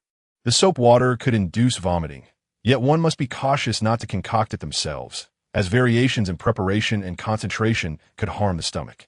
Zhang Lingyun explained to the curious Zheng Jia, "A careless mistake could lead to adverse effects. Not only may it fail to assist in inducing vomiting, but it could also worsen your stomach discomfort. In the absence of a hospital, such precautions are even more critical. If you're confident, inducing vomiting manually is preferable. Of course, during the process, drinking a little water can be quite beneficial." "All right, it's prepared," Zhang Lingyun addressed Su Fan. "You should administer this half bowl of soap water to him, and then place the basin before him." Following her instructions, Su Fan methodically assisted Wu Bin in inducing vomiting. At that moment, Chen Huan noticed a figure silently retreating. His heart stirred, and he glided soundlessly toward the door, positioning himself at the entrance, blocking Wang Wu's escape route. As everyone's attention was focused on Wu Bin, the others failed to notice this detail. Wang Wu glanced at Chen Huan, who stood at the doorway, beads of sweat forming on his forehead. Gagging sounds escaped Wu Bin's lips as he began to vomit. A mixture of soapy water and gastric acid spewed forth into the basin. Along with it, some dark powder, resembling traditional Chinese medicine, was expelled. The others, witnessing the contents of the vomit, remained unresponsive. Only Xiao Qian and Wang Wu exhibited a change in expression, attempting to conceal themselves amidst the crowd. Seemingly frightened and evading something, Wu Bin continued to vomit profusely, expelling the soapy water he had previously consumed along with the medicinal broth. At that moment, a voice of surprise resonated from the entrance. "Where are you going?" Chen Huan feigned curiosity, addressing Wang Wu, who was approaching the door. Chapter 196. The Slaying of Two. Upon hearing the commotion, everyone except Su Fan, who was attending to Wu Bin, turned in astonishment towards the source of the sound. At the door of the private room stood Chen Huan, his expression devoid of warmth, silently regarding Wang Wu, who was attempting to flee. Sweat beaded on Wang Wu's forehead, a subtle hint of anxiety shadowing his face. Yet, no matter how hard he tried, he could not budge Chen Huan. The latter's form was as immovable as a colossal block of iron, firmly planted at the entrance. "I urgently need to use the restroom," Wang Wu murmured, his voice betraying his unease. However, Chen Huan remained steadfast, showing no sign of yielding. Clearly, he doubted Wang Wu's claim. Who would exhibit such a guilty demeanor over mere stomach discomfort? The others, not oblivious to the situation, also sensed Wang Wu's disquiet. Chen Huan, if Wang Wu is indeed in pain, allow him to go to the restroom, Xiao Qian suggested, standing beside Zhao Gao, her expression clouded as she perceived Wang Wu's distress. Come now, it's just a stomach ache, Zhao Gao interjected, a warm smile gracing his face as he looked at Chen Huan, speaking as if his words were a casual request rather than a demand for respect. Very well, for Zhao Ji's sake, Chen Huan replied, a smile breaking upon his lips as he shifted aside slightly.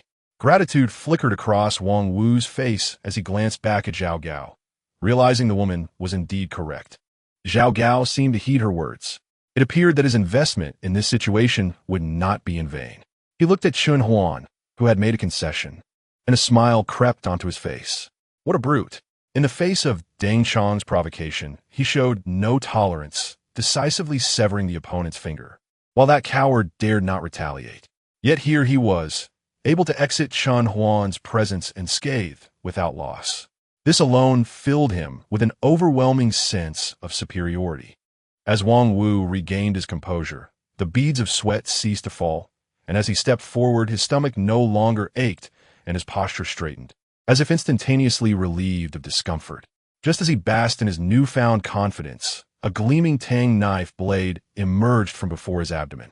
A sudden, searing pain coursed through him, radiating from his belly to his entire being.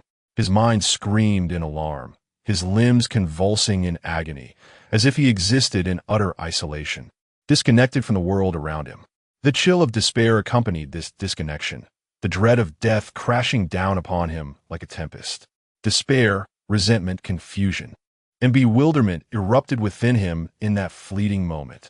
Stiffly, he turned to look at the gently smiling Chen Huan. Just a moment ago, Chen Huan had acquiesced to Zhao Gao, sparing him, and now, without warning, he had betrayed that promise, striking while Wang Wu had his back turned. Why? I was already leaving. A final flicker of hatred danced in Wang Wu's eyes as his strength ebbed away. He sank down, his knees touching the ground first. But without support, his face and upper body collided with the floor. In an instant, the atmosphere in the room became palpably tense. Su Fan's complexion was pale. He took a sip of water, swished it around, then fixed his gaze steadily on Chen Huan. Zhang Lingyun furrowed her brow slightly, her delicate face showing signs of resistance. However, upon recalling the inhumane actions of the other party, she exhaled deeply, her brow relaxing. Zheng Jia and Su Fan wore dazed expressions.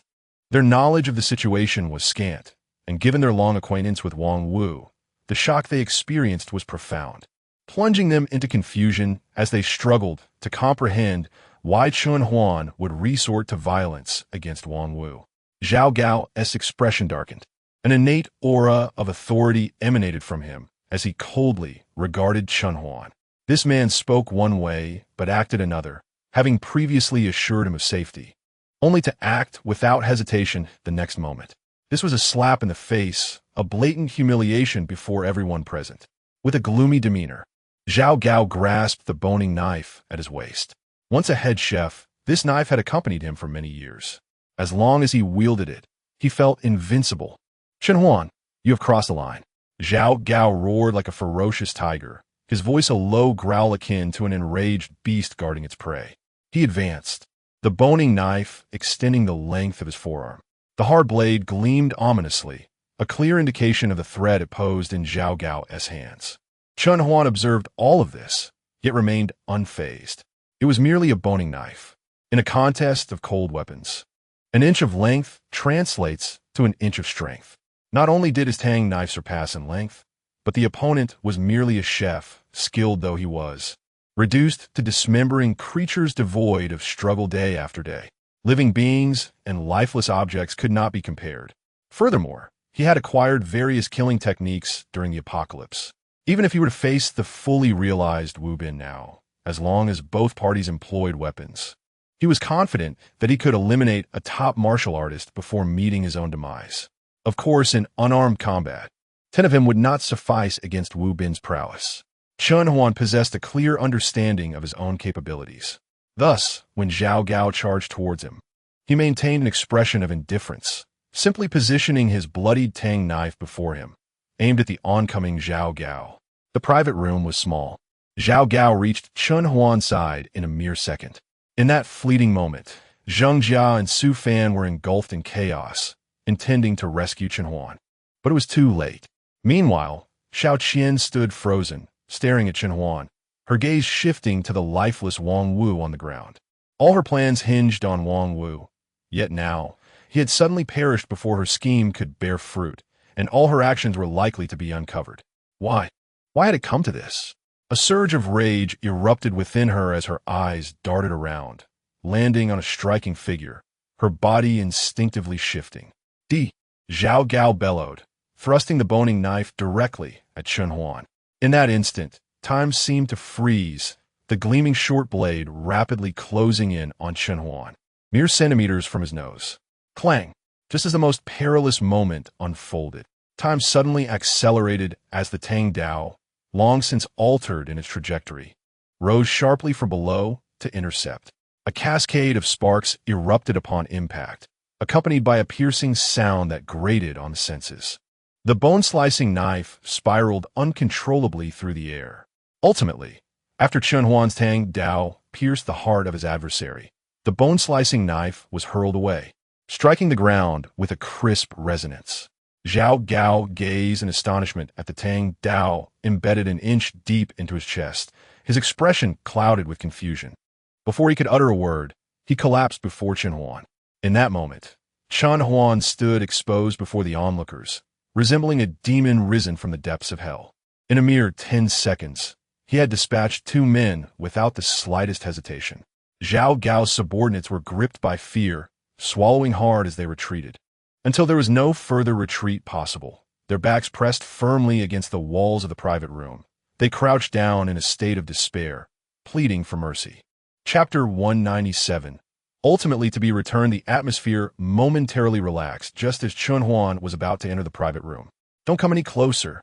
If you do, I will kill this Zhang Lingyun, and none of you will be able to save Wu Bin, came the trembling voice of Xiao Qian, resonating in the ears of the onlookers. Chen Huan looked up in shock. Xiao Qian held a dagger, quivering as she pressed it against Zhang Lingyun's fair neck, hiding behind her, revealing only half of her head. Xiao Qian, what are you doing? Zheng Jia finally regained her senses, her confusion evident as she gazed at the usually kind Xiao Qian. She could not comprehend why Xiao Qian would take such drastic measures against the doctor they had brought back. Don't worry, Xiao Qian, you're safe, Zheng Jia softly urged, attempting to rescue Zhang Lingyun, who had become a hostage. However, despite her panic, Xiao Qian was unwilling to lower the dagger. She cast a glance of apology towards Chen Huan and hoarsely said, "Prepare me a backpack of food. Stay 5 meters away from me. If you come closer, don't blame me for using this knife." She began to retreat, dragging Zhang Lingyun with her. Chen Huan remained silent, standing motionless at the doorway. He glanced at Zhang Lingyun, who, after a brief moment of surprise, displayed no signs of anxiety, maintaining her composure as she looked straight ahead. Xiao Qian, with her back to Zhang Lingyun, was oblivious to this scene. Chen Huan studied Zhang Lingyun intently, slowly stepping back as he spoke.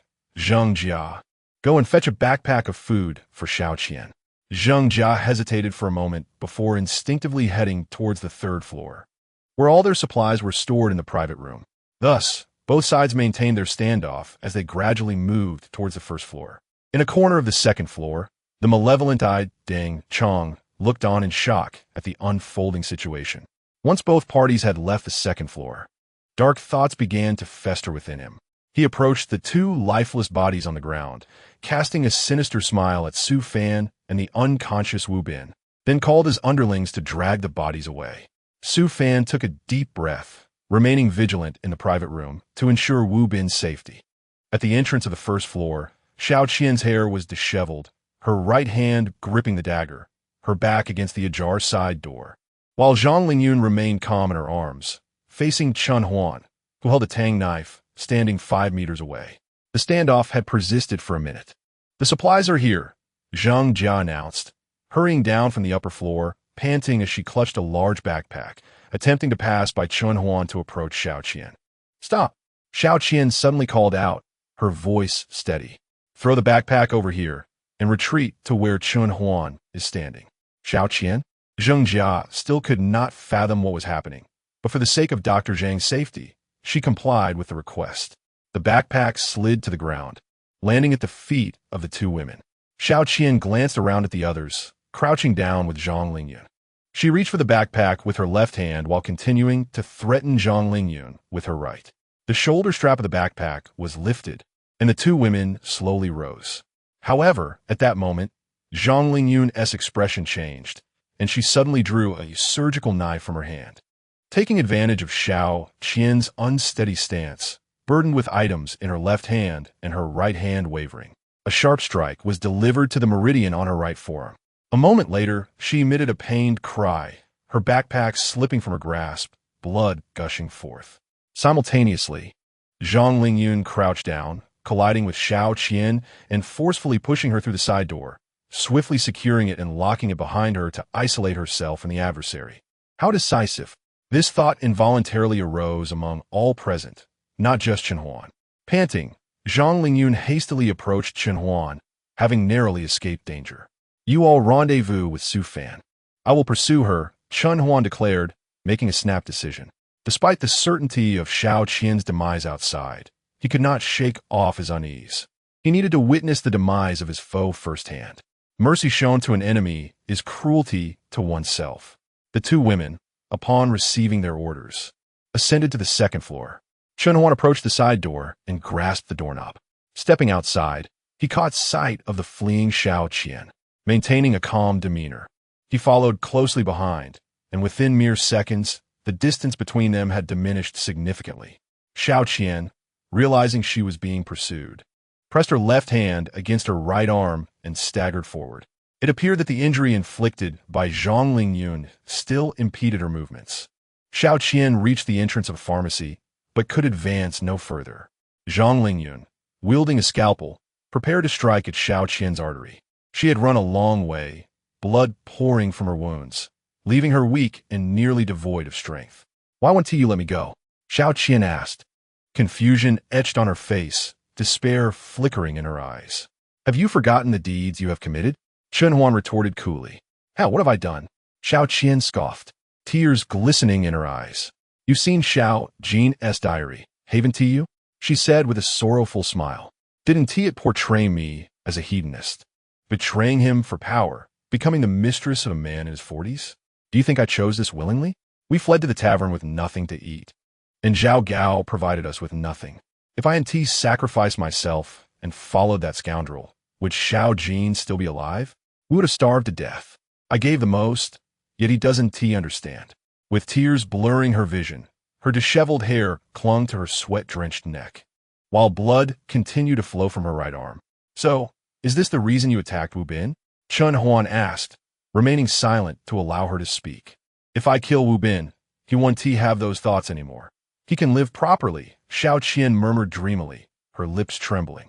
Observing her excessive blood loss and the onset of delusions, Chen Huan quickened his speech, delivering a devastating blow. And what of Zhang Jin? Wang Wu abandoned him. Didn't you signal him to do so? Xiao Jin, a hint of remorse flickered in Xiao Qian's eyes. I am truly sorry. I do this for your sake. Existing in this world is far too painful. You take the lead, and I shall follow shortly. Xiao Qian's body grew weak, and she could no longer maintain her balance. She gently collapsed onto the ground, reclining slightly while gazing up at the sky, as though she were catching a glimpse of Zhang Jin, though his visage lacked the vibrancy it once held, appearing rather withered. Xiao Qian raised her left hand, yearning to caress him.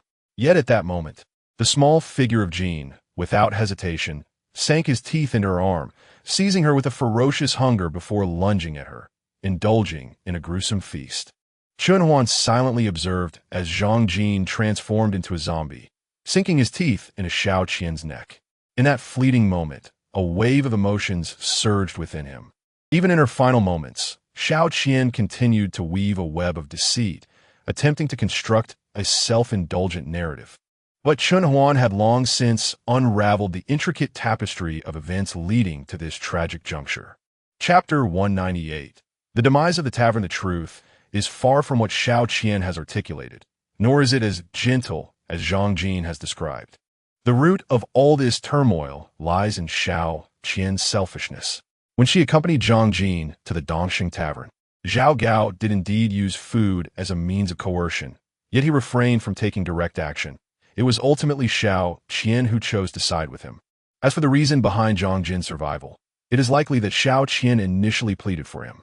Regarding the newcomers at the tavern who remain oblivious to their relationship, it is evident that Zhang Jin's diary holds no mention of it, and Xiao Qian deliberately misled him during their encounters, claiming a reluctance to disclose her identity out of fear that Zhang Jin would face retaliation. While this is certainly a factor, the more significant reason is that Xiao Qian wished to sever all ties with Zhang Jin, not wanting anyone to discover her betrayal of her boyfriend by seeking solace in another's embrace. Behind all her actions lies a deep-seated selfishness.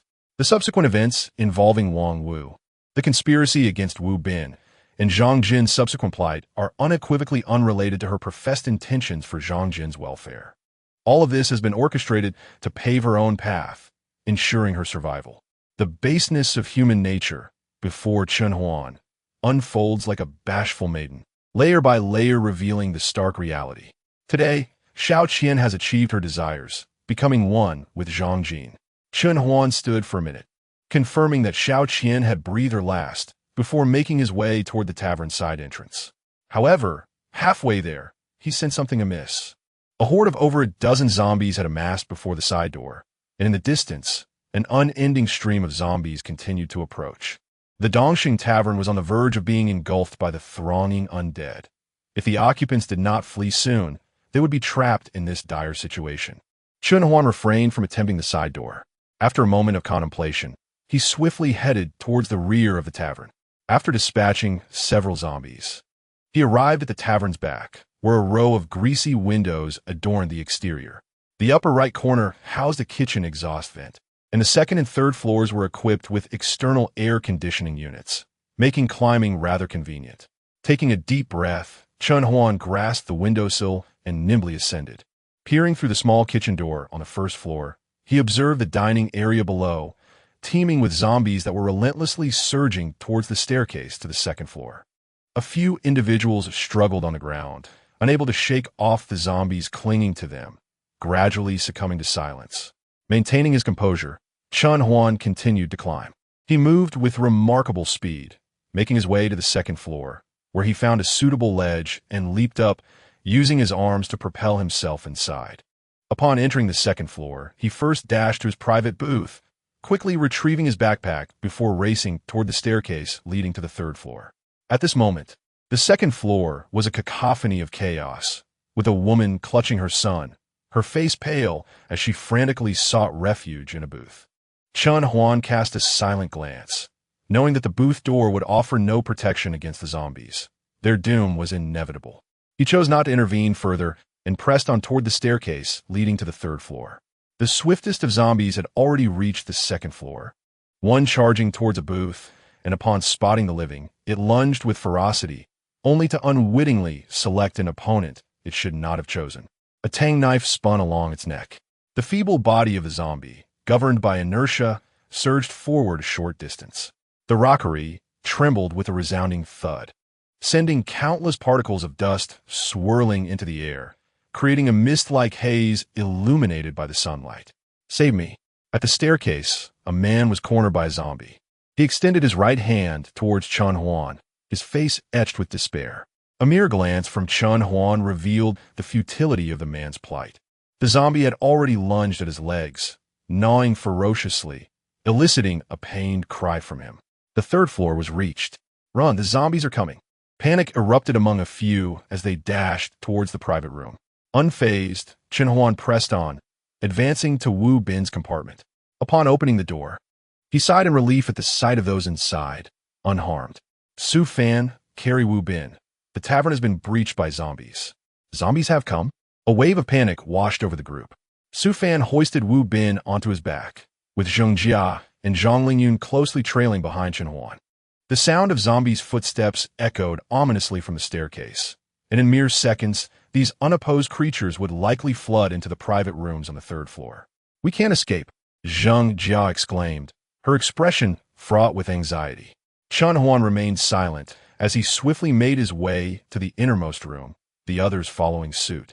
This was where Zhao Gao had previously resided, cluttered with remnants of their belongings and uneaten food wrappers. So much food. Zheng Jia gazed enviously at the sight before her. Suddenly, a window burst open. Chun Huan retrieved a rope from his backpack, securing one end to the fire hydrant before tossing the other end out the window, coiling it upon the ground. No zombies lurked below. The surrounding horde had been lured into the tavern. Su Fan, descend with Wu Bin. Chun Huan took another rope and bound the two together, ensuring that Wu Bin would not fall due to his weakened grip during the descent. Once the two were secured, Su Fan, bearing Wu Bin, grasped the rope and carefully lowered himself, his feet pressing against the wall. The burden of another person weighed heavily upon him, and to prevent a sudden slip, veins bulged on his forearms as sweat streamed down his face. A sudden scream pierced the air from the adjacent compartment, the sound of zombies crashing and growing louder. The group stood frozen in the room, icy dread gripping them as they stared at the door. It would scarcely withstand the onslaught of zombies, which would surely burst through within minutes, turning those hidden within into mere fodder for the undead. There would be no chance to transform into a zombie. They would simply vanish from existence. Keep up, stop dawdling. Chun Huan, wielding the tang knife, cast a dissatisfied glance at the two dazed women. Chun Lingyun snapped her head up, realizing that Chun Huan stood resolutely at the threshold. Though not physically imposing, at that moment, he appeared the most valiant in her eyes. You go first. She grasped the trembling Zheng Jia and moved towards the window. Zheng Jia, her body rigid, gripped the rope tightly. There was no time left for her to fear heights as she swiftly slid downward with the assistance of another. The increased velocity caused her hands to graze against the rope, drawing blood. Roars echoed. The terrifying sounds of zombies breached the other rooms on the third floor. The individuals hiding within emitted cries of utter despair. The cacophony of chewing, screams, and the collapse of furniture melded into a chaotic symphony that reached the ears of the two. Chun Huan glanced back and saw Zhang Lingyun already climbing through the window. With his tang knife unsheathed, he took a deep breath and prepared to confront the relentless tide of zombies attempting to invade. At last, the front door crashed to the ground. Chun Huan stepped across the threshold, his blade flashing as he felled the zombies one after another. The first fallen zombies lay sprawled at the entrance, obstructing the entry for those behind them. Yet the sheer number of zombies continued to surge forward. An unyielding wave of horror. Chapter 199. Escape from the tavern at last. More zombies besieged the private rooms. Farewell. Chun Huan did not confront them head-on. He fought while retreating, reaching the window where he glanced down and saw Zhang Lingyun had already reached the second floor. He stood his ground against the zombies, not yielding an inch. In that moment, he felt as though he had returned to the fierce battles of his past life. Although he had evolved physically, gaining strength and heightened reflexes, the dangers he faced were even greater. Yet now, in the body of an ordinary man, he confronted more than a dozen types of zombies attacking him simultaneously. His gaze was sharp, the blade of his knife flashing back and forth, severing the relentless arms reaching for him. Limbs flew in disarray. The zombies, their prey directly before them, were unable to advance. They roared in unison, their guttural sounds resonating like a cacophony in his ears. If an ordinary person were to encounter such a scene, they would likely be paralyzed by fear, frozen in place. However, Chun Huan remained unperturbed, composed, and calm. His tang knife danced in his hands, akin to a master surgeon wielding a scalpel, methodically dismembering these afflicted zombies. In mere moments, the circle of zombies surrounding him was reduced to those missing limbs or lying prone with broken necks, thus creating a hard-won safe zone. Hurry down, came an urgent shout from below. Chun Huan moved swiftly, delivering a final slash to the approaching zombies. 3 fell to the ground. He leaped down, landing deftly on the edge of the second-floor window, and then continued his descent. With a thud, his feet struck the ground, bending slightly as he adeptly absorbed most of the impact, rolling to dissipate the remaining force completely. You! Zhang Lingyun's eyes widened in astonishment. She had just opened her mouth to urge Chun Huan to descend when, in the blink of an eye, he appeared before her. having descended from the third floor as if he were a creature of legend. It was utterly astonishing. "Let's leave this place," Chen Huan said, casting a glance at her. Noticing her still in a daze, he prompted her. "Oh." Zhang Lingyun snapped back to reality, watching as Chen Huan distanced himself. Her heart raced uncontrollably. Such a man. Where on earth did he come from? She couldn't help but wonder how her parents had come to know Chen Huan and how they had managed to enlist his help. Amidst the chaos, their thoughts did not hinder their escape. Chen Huan forged ahead, guiding the group into a shop they had passed earlier. Upon entering, they quickly secured the door. After running several hundred meters in a heightened state of tension, they finally realized their exhaustion as they collapsed within the shop. Su Fan sat on the ground, while Wu Bin, who had been carried on his back, appeared increasingly pale from the jarring ride. Zheng Jia and Zhang Lingyun sat together, both drenched in sweat, and it was evident that their prolonged lack of bathing left them with an indescribable odor. Chen Huan stood guard at the door, vigilant against the outside zombies. Once he confirmed that none had taken notice of their refuge, he felt a wave of relief wash over him.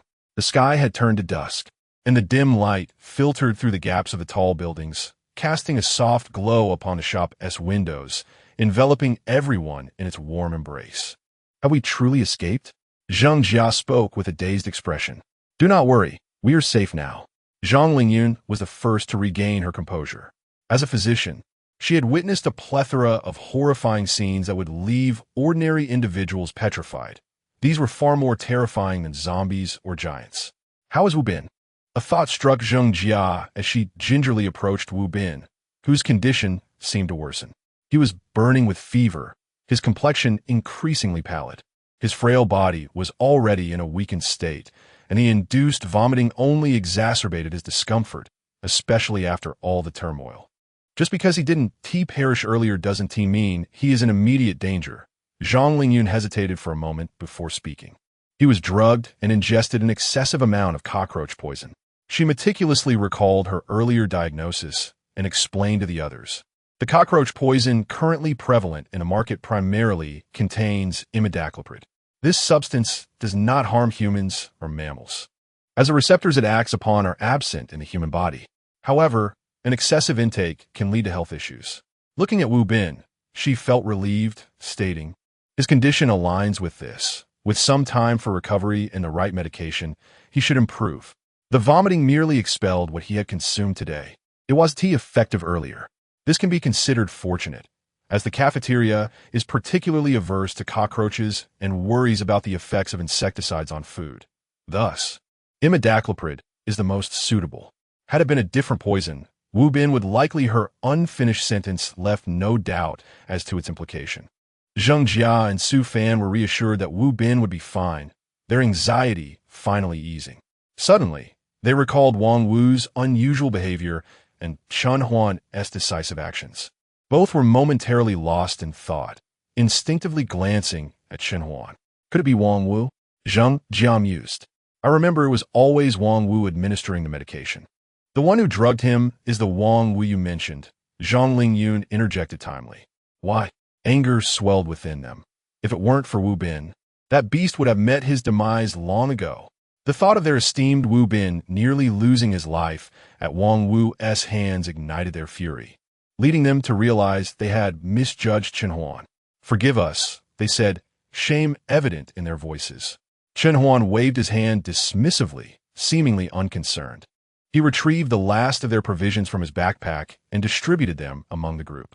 They found themselves in a clothing store, surrounded by scattered garments, devoid of food, while outside, the zombies were drawn towards a restaurant. It was not prudent to venture out. During their meal, Chen Huan took the opportunity to recount the events involving Xiao Qian, Zhang Jin, and others. The gravity of the truth weighed heavily on everyone. Wu Bin, upon regaining consciousness, listened in silence, recognizing the parallels to his own situation and confirming the truth to Chen Huan, stating it bore little difference. After the tale was told, a somber mood enveloped the group. Chen Huan made no attempt to uplift their spirits. Such occurrences were commonplace in this apocalyptic reality, and they would only become more frequent. This time, with his assistance, they had managed to escape the clutches of despair.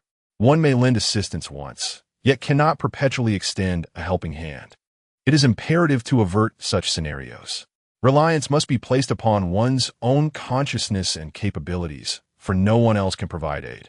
Should a few succumb to despair because of this incident, their worth in relation to Chen Huan diminishes significantly. However, if they can emerge from this ordeal, it would constitute genuine growth, albeit one fraught with hardship. The night had fully descended. Chen Huan selected several garments, layered them together, and unfurled his sleeping bag, immersing himself alone within it to rest. Observing Chen Huan slumbering with apparent ease, Zhang Lingyun opened her mouth, yet found herself unable to request a share of the sleeping bag.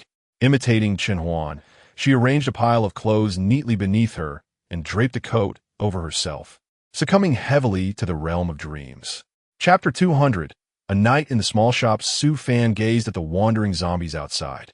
On his previously resolute face, a myriad of confusion and bewilderment emerged. This evening, upon uncovering the truth, he realized for the first time that not all his companions shared the same convictions. For various reasons, they might diverge in their paths, much like himself and Wang Wu. One steadfastly adhered to his principles, willing to endure oppression while vigilantly guarding the entrance day and night. The other, in the protracted despair of the apocalypse, lost sight of hope, gradually eroding his innate kindness, and, for a mere advantage, turned against his benefactor. Fortunately, the outcome was somewhat perfect. The benevolent escaped misfortune, surviving what seemed to be an inevitable demise. Those who embraced malevolence received their just deserts. Yet, in Chen Huan's past life, such circumstances often resulted in mutual destruction, illustrating that the world does not unfold according to human desires. Ultimately, it was Chen Huan, the breaker of the cycle returned from the future, who would alter everything. As Zheng Jia and others gradually succumbed to slumber, only Su Fan remained vigilant through the night. The hours deepened, and the city of Langzhou lay enveloped in a crimson moonlight. Countless zombies and the fortunate few who survived fought for the faintest glimmer of life within this apocalyptic realm. In a small shop, Chen Huan opened his eyes. In the dim surroundings, he could faintly discern several figures resting on the ground. As he rose, he noticed Zhang Lingyun sleeping beside him, shrouded in a coat, her flawless face tightly furrowed, perhaps troubled by dreams unknown. He quietly stood and made his way to the outer edge. Su Fan had already noticed his awakening, and they exchanged glances. "Go rest. I shall keep watch," Chen Huan murmured. Approaching Su Fan, he observed the bloodshot eyes that bore testament to a sleepless night, stirring within him a sense of gratitude for this vigilant and patient guardian stationed not far from their camp. However, with the impending departure of Zhang Lingyun and Wu Bin, their camp had already swelled to 20 souls. Adding one more might invite a horde of zombies. And although the scale of such an event would likely be minor, they were not yet prepared for it. Seeing Chen Huan assume watch, Su Fan smiled faintly, brushed off the dust from his clothes, and settled into a corner, pulling a heap of garments over himself to rest. Chen Huan sat by the window, contemplating the direction of the Dongxing restaurant. It had been entirely consumed by the night and the zombies, devoid of any vitality. His mission had succeeded. He had returned with Professor Zhang's daughter, resolved the camp's shortage of medical personnel, and discovered a rare martial arts master. As for Su Fan, with proper cultivation, he might stand shoulder to shoulder with Zhang Long and Zhao Lin, while Zheng Jia also held potential. Yet, they could not be accommodated within the camp for now. Chen Huan pondered his relationship with old Zhang, leading him to a resolute decision. They were in this together. If he were to assign Zheng Jia solely to Wang Yunyan, it might easily arouse Su Fan's suspicions. Moreover, he did not intend to overly interfere with the development of Wang Yunyan and the others. Ensuring that Wang Yunyan remained obedient to him was sufficient. With his mind settled, he began to contemplate the affairs of the camp. Contemplation reveals a chaotic predicament. The camp is presently lacking in numerous essentials. In the forthcoming days, preparations must be made for various supplies and the capability to forge weapons, ensuring a degree of resistance before the impending zombie mutations. As he pondered in silence, the sky gradually brightened. The gentle light seemed to shatter the darkness with a glimmer of hope. Rays of white light streamed into the room, dividing the shadows within the shop into two distinct realms, while visible dust danced joyfully in the illuminated beams. Zhang Lingyun stirred, covering her head as she awoke, a hint of confusion gracing her features, and tears still glistening in her eyes, a testament to the unsettling dreams of the previous night. She glanced around the unfamiliar shop, recognizing a few companions seated or standing nearby, gradually recalling the events of the previous day. Indeed, it had been utterly mad. Zheng Jia softly echoed her sentiments, having now moved past the blow of Wang Wu's betrayal. Let us eat something. We have a long journey ahead. Chun Huan surveyed the group, casually speaking as he sat alone on a chair, pouring out half a bottle of mineral water while cleaning his blood-stained tang knife. Once the blade regained its gleaming sharpness, he sheathed it after a few practiced gestures. Approaching Wu Bin, he noted a marked improvement in his condition. Compared to the pallor of the previous day, there was now a hint of color in his cheeks. He was no longer feverish and could communicate clearly, though his body remained weak. It wouldn't be long before he fully recovered. Had he always been this aloof?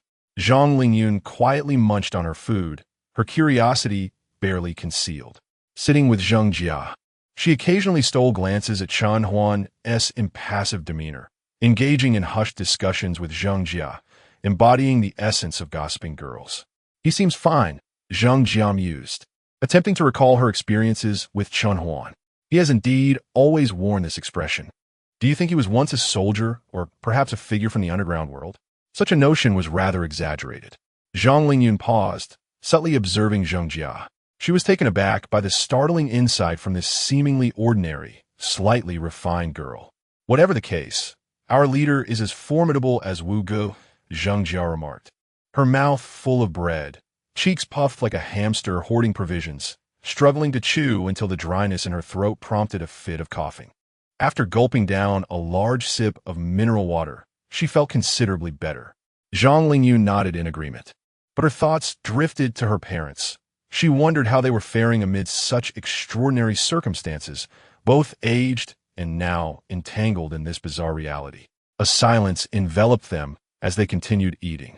Chen Huan, sensing a lingering gaze, felt that Zhang Lingyun and Zheng Jia were secretly observing him, seemingly engaged in discussion.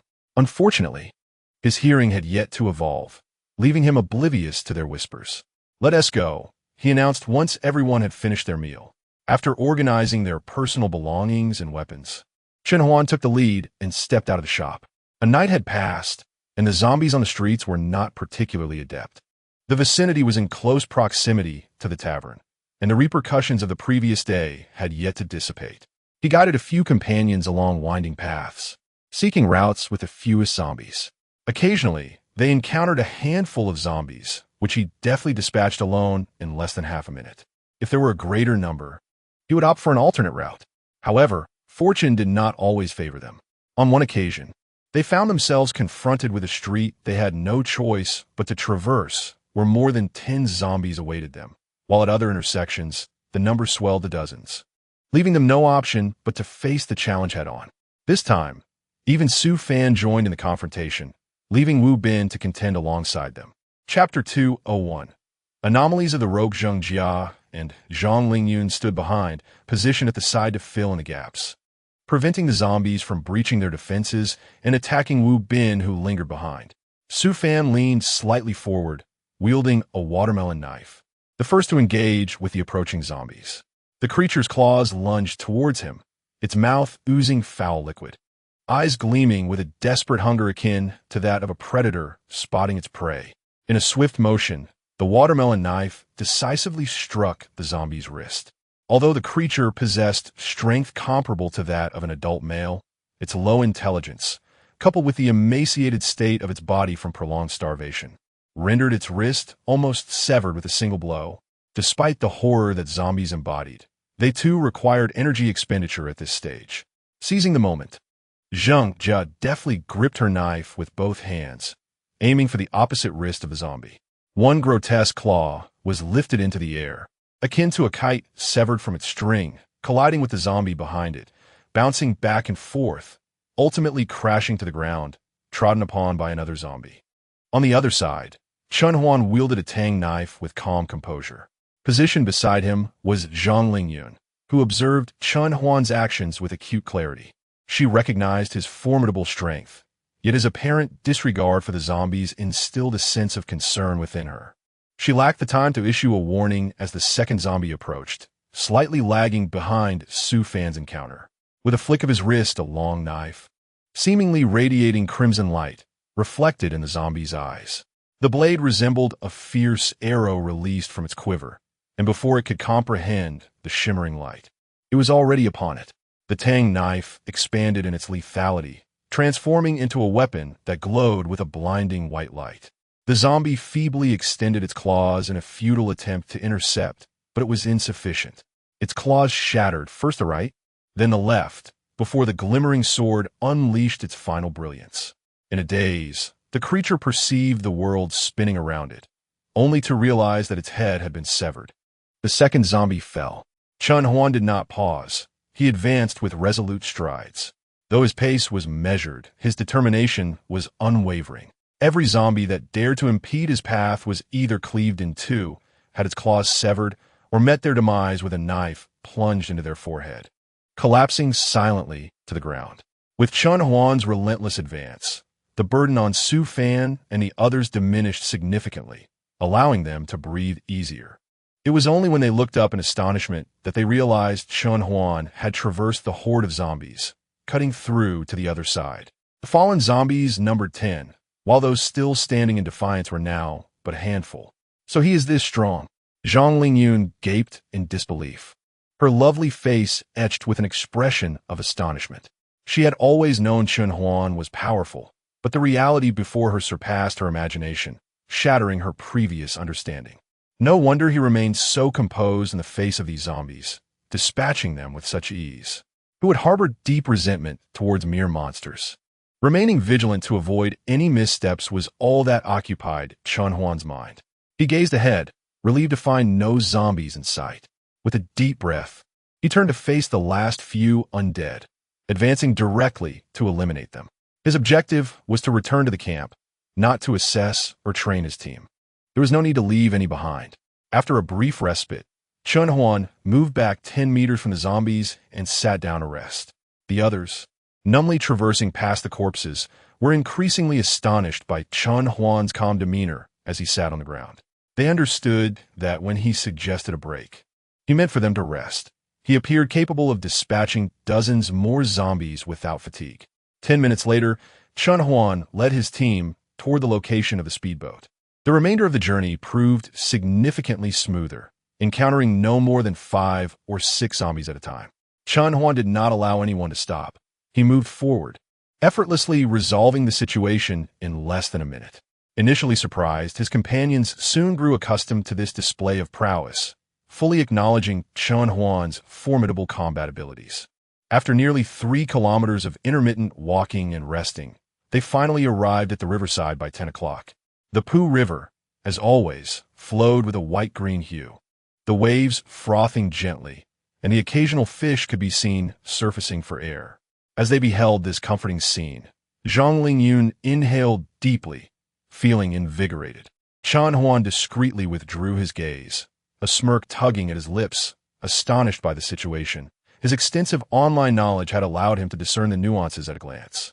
Ignoring the others standing by the riverbank, he approached a concealed spot, locating the rope tethering the speedboat. He reached out, preparing to untie the rope and liberate the vessel. At that moment, he sensed something amiss. The way the rope was secured appeared altered. While he was accustomed to tying a fixed knot, this one resembled a slip knot. Had someone tampered with it? A thought crossed his mind. He maintained his composure, feeling the knot without discovering anything further. Then, catching a glimpse from the corner of his eye, he noticed a muddy footprint imprinted on the concrete ground. Had someone already departed? He relaxed slightly and calmly unfastened the rope.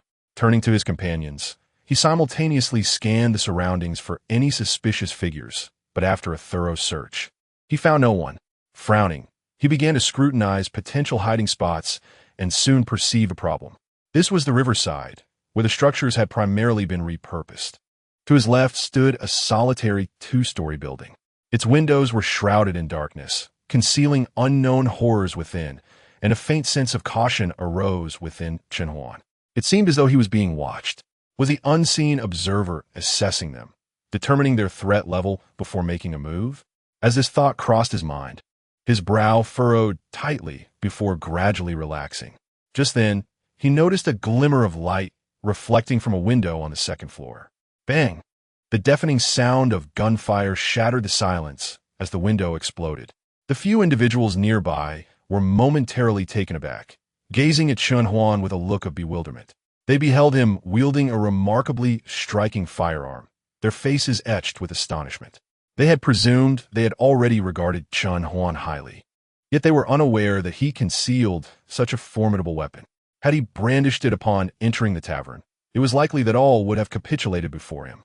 What transpired? The first to regain composure was Zhang Lingyun, who stepped forward, her face a mixture of concern and inquiry. She held steadfast belief that Chen Huan would not turn against her, thus emboldening her more than the others. Following her, Su Fan and the rest approached, their expressions rife with questions. Place the items on the speedboat. We are being watched, Chen Huan said, his gaze fixated on the shattered window.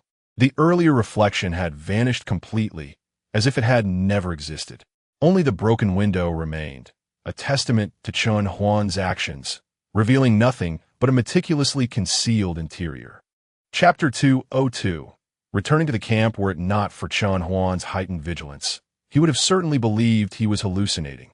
Thus, he urged a few individuals to hasten their pace, allowing Xing Li and Wu Bin to board the boat first. He himself concealed himself in a shadowy corner, coldly gazing at the pitch-black windows until the others had all embarked on the speedboat and the two-story building fell silent. After waiting for a moment longer, Chen Huan fixed his gaze on the small building and then sidled towards the boat. Once aboard, he retained his pistol in his right hand while using his left to start the speedboat, navigating upstream against the Pu River. On the vast expanse of the Pu River, the speedboat glided like a white leaf, cutting through the wind and waves, gradually drifting away in the flowing waters. The two-story building finally vanished from Chen Huan's sight. He exhaled a sigh of relief, disengaged the safety, and stowed his pistol away. Observing his demeanor, the others recognized that the crisis had passed. Their serious expressions softened as they relaxed on the speedboat, savoring the rare spectacle before them. What has happened? Su Fan furrowed his brows and approached Chen Huan, who was calmly piloting the boat, and quietly inquired. He then cast a glance back at the others. At that moment, Zheng Jia was seated beside Wu Bin, tending to his frail condition, while Zhang Lingyun sat in the center of the boat, curiously surveying the surroundings. Su Fan, being the most attuned to danger, spoke again. Someone was watching us from the second-floor red building. Understanding Su Fan's probing, Chen Huan offered a piece of information. Why didn't they come down? As Su Fan pondered this, he recalled Chen Huan's decisive act of firing the gun. If the individuals had indeed spotted their speedboat, why did they not intervene? There were myriad uncertainties surrounding this matter. Who knows? Chen Huan replied, maintaining his composure. Perhaps they wished to keep the boat for themselves, or they feared that allowing the speedboat to leave would provoke our alertness and compel us to flee. It is also possible they intended to retain the vessel for fishing, to lure more survivors. He provided a plethora of examples. Su Fan fell silent, contemplating the plausibility of these scenarios. At that moment, he became acutely aware that this was the true apocalypse. They must have seen our direction. What if they follow us? Su Fan began to speculate the worst about their intentions. Possible, Chen Huan nodded. He had navigated the Pu River multiple times recently, undoubtedly attracting the attention of many survivors. The individuals in the second-floor red building were neither the first nor the last to observe them. Furthermore, one cannot maintain vigilance indefinitely. If he could mislead them once, could he do so countless times? And what of your concerns about them? Su Fan gestured, a hint of worry crossing his face. Water will cover the earth, and soldiers will meet their foes. Chen Huan replied, a slight smile gracing his lips. Who is the prey remains to be seen. With that, he focused intently on steering the boat. As Su Fan regarded Chen Huan's calm and composed profile, a sense of tranquility washed over him. Everyone aspired to be the pinnacle of their domain, yet they remained unaware that the higher one stands the more one must consider. Pressure and power are two entities that coexist. Perhaps the individual before me possesses the capacity to forge a sanctuary amidst the chaos of the apocalypse, to construct a bastion of hope in this desolate world. At last, Chen Huan beheld the dam ahead. Su Fan and the others instinctively raised their heads, and a dam, spanning the surface of the water, came into view. The Pujiang is not a particularly vast river, yet it is certainly substantial, even at its narrowest point. It measures 20 meters in width, where the Jinintai hydropower station is situated. A diminutive dock gradually became discernible, and a figure atop it gazed toward the approaching speedboat. Chen Huan halted the vessel. On the shore, Zhao Lin, upon seeing Chen Huan return safely, broke into a sincere smile. Unconcerned about the river water soaking his trousers, he rushed a few steps towards the boat to receive the rope from Chen Huan. He secured the other end to a metal pillar at the dock. Then, Chen Huan leaped onto the wooden dock, followed closely by Zhang Lingyun and Zheng Jia. The two women, relieved to have reached their destination, disregarded the water splashing onto their feet as they hurriedly stepped on a solid ground. As for Su Fan, burdened with carrying Wu Bin, he painstakingly navigated through the knee-deep water along the riverbank. "Boss, you have finally returned," Zhao Lin exclaimed, a look of delight illuminating his face as he sighed in relief. "What is the matter?" Chen Huan inquired, noticing Zhao Lin's tone. "Annie's been worried sick about you these past few days, unable to eat or sleep properly. Even Xiao Tian has started diligently completing his homework instead of playing around," Zhao Lin replied with a wry smile. Seeing that everyone had disembarked onto the dock, Chen Huan led them inward. "Moreover, that fellow Zhang Long has been incessantly nagging me, insisting that he must accompany you next time, staying here in constant anxiety. It's unbearable for a grown man. I couldn't bear to listen any longer, so I came to the dock to wait for you. In truth, we rotate shifts daily to ensure we can see you at the earliest opportunity," Zhao Lin elaborated, shaking his head. "This fellow," Chen Huan mused, "has anything unusual occurred at the camp recently?" "Not much at the camp," Zhao Lin scratched his head, then continued. "However, it seems there might be some issues over at Lao Zhang and Wang Yinyan's side. They claim it's nothing serious, so I didn't press further. By the way," Zhao Lin suddenly remembered, "Wang Yinyan mentioned she would come by tomorrow to discuss the situation with us." "Wang Yinyan?" Chen Huan queried, unable to suppress his astonishment. "Isn't she living with Zhou Miaoqing and the others in the courtyard? How do they manage to come out? Unless they have cleared the zombies from the village. But even so, it is still a considerable distance of over 10 kilometers to the camp. Walking would not only be time-consuming, but also perilous. Do they come by car?" "Brother Chen, you are astute, catching on so quickly," Zhao Lin replied, a glimmer of surprise in his eyes.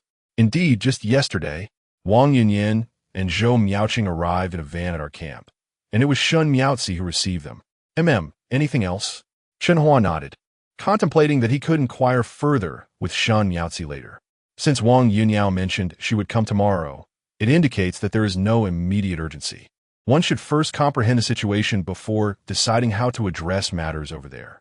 The day before yesterday, Lao Zhang brought a group to move items and encountered a suspicious sound. Zhao Lin began gesturing.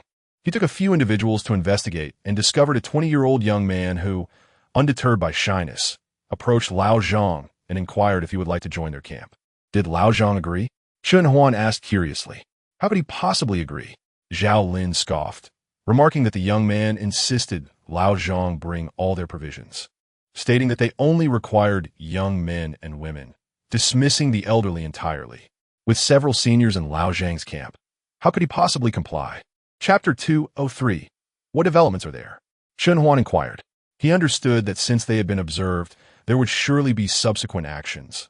Otherwise, what purpose did it serve to spy on Lao Zhang and the others? Clearly, it was not for mere amusement. In the following days, Lao Zhang vaguely noticed someone watching them. Zhao Lin furrowed his brow, evidently perplexed by the intentions of their unseen observers. However, when Lao Zhang sent people to investigate, they found that the other party had already fled, unlike the initial encounter when they had engaged with Lao Zhang. Chen Huan pondered deeply. It appeared necessary for him to ascertain the situation. Nonetheless, there was no urgency. The demeanor of the other side did not suggest an immediate confrontation. Having just returned, he had ample time. After toiling for many days, he decided to first assess the camp, take a well-deserved day of rest, and then address the matter at hand. Before he realized it, they had arrived at the front gate. "Big brother, you're back." In front of the camp's wall, two sections of earth, each 10 meters wide and 100 meters long, had been disturbed. Led by Zhang Long and under the guidance of Professor Chung, several individuals were turning over the hardened soil, which flew about, falling outside the designated area and forming small mounds. At that moment, Zhang Long was nearby, shoveling the earth. Upon seeing Chen Huan, he tossed aside his shovel and ran over. After sizing up his leader, he ignored the others and could not help but smile, saying, "Big brother, you have finally returned. Without you here, I could hardly eat or sleep." Chen Huan found himself at a loss for words. Zhang Long's flattery was so overt it bordered on awkwardness. "Hey, I was just worried about you, big brother," Zhang Long stammered, rubbing his hands together in embarrassment. "Mom." Before he could say more, a graceful figure rushed towards Professor Chung from behind Chen Huan. Who is that? He wondered, momentarily bewildered. Zhang Lingyun had already dashed over to Professor Chung, who had been directing others in excavating earth on the other side and had not noticed Chen Huan and the others had returned. "Professor Chung, am I doing this right?" Wu Jinghua wiped the sweat from his brow. The weather was still sweltering in September, and after a morning of laboring under the sun, he was drenched in sweat, seeking guidance on the pits he had dug. "That will do." Professor Chung leaned forward to inspect the holes. Then she produced a measuring tape to gauge the positions of the other pits. Squatting down, she squinted one eye, using the tape to compare with the distant pits, noticing minimal discrepancies, and nodded in satisfaction. At that moment, a voice faintly reached her ears. Curious, she looked up and saw a woman approaching from the other side of the camp wall. Professor Chung, momentarily dazzled, thought she was dreaming. She rubbed her eyes and looked again, realizing that what she saw was not an illusion, prompting her to rise unsteadily. "Mom." Zhang Lingyun's voice finally reached her. She traversed the muddy pits and embraced Professor Chung, who had just managed to stand up. "Mom, I'm here." As the corner of Zhang Lingyun's eyes shimmered, her fair complexion was adorned with a blush reminiscent of a sunset ablaze, resting upon a face that had begun to bear the marks of time. "It's good that you have come. It's good that you have come," murmured Chengzhen, still somewhat entranced. She cradled her daughter, glancing back and forth, anxious to ascertain whether the child had endured any hardship. "Come, let us go see your father." That old man, though he maintains a stern facade in front of his students, carries an air of authority.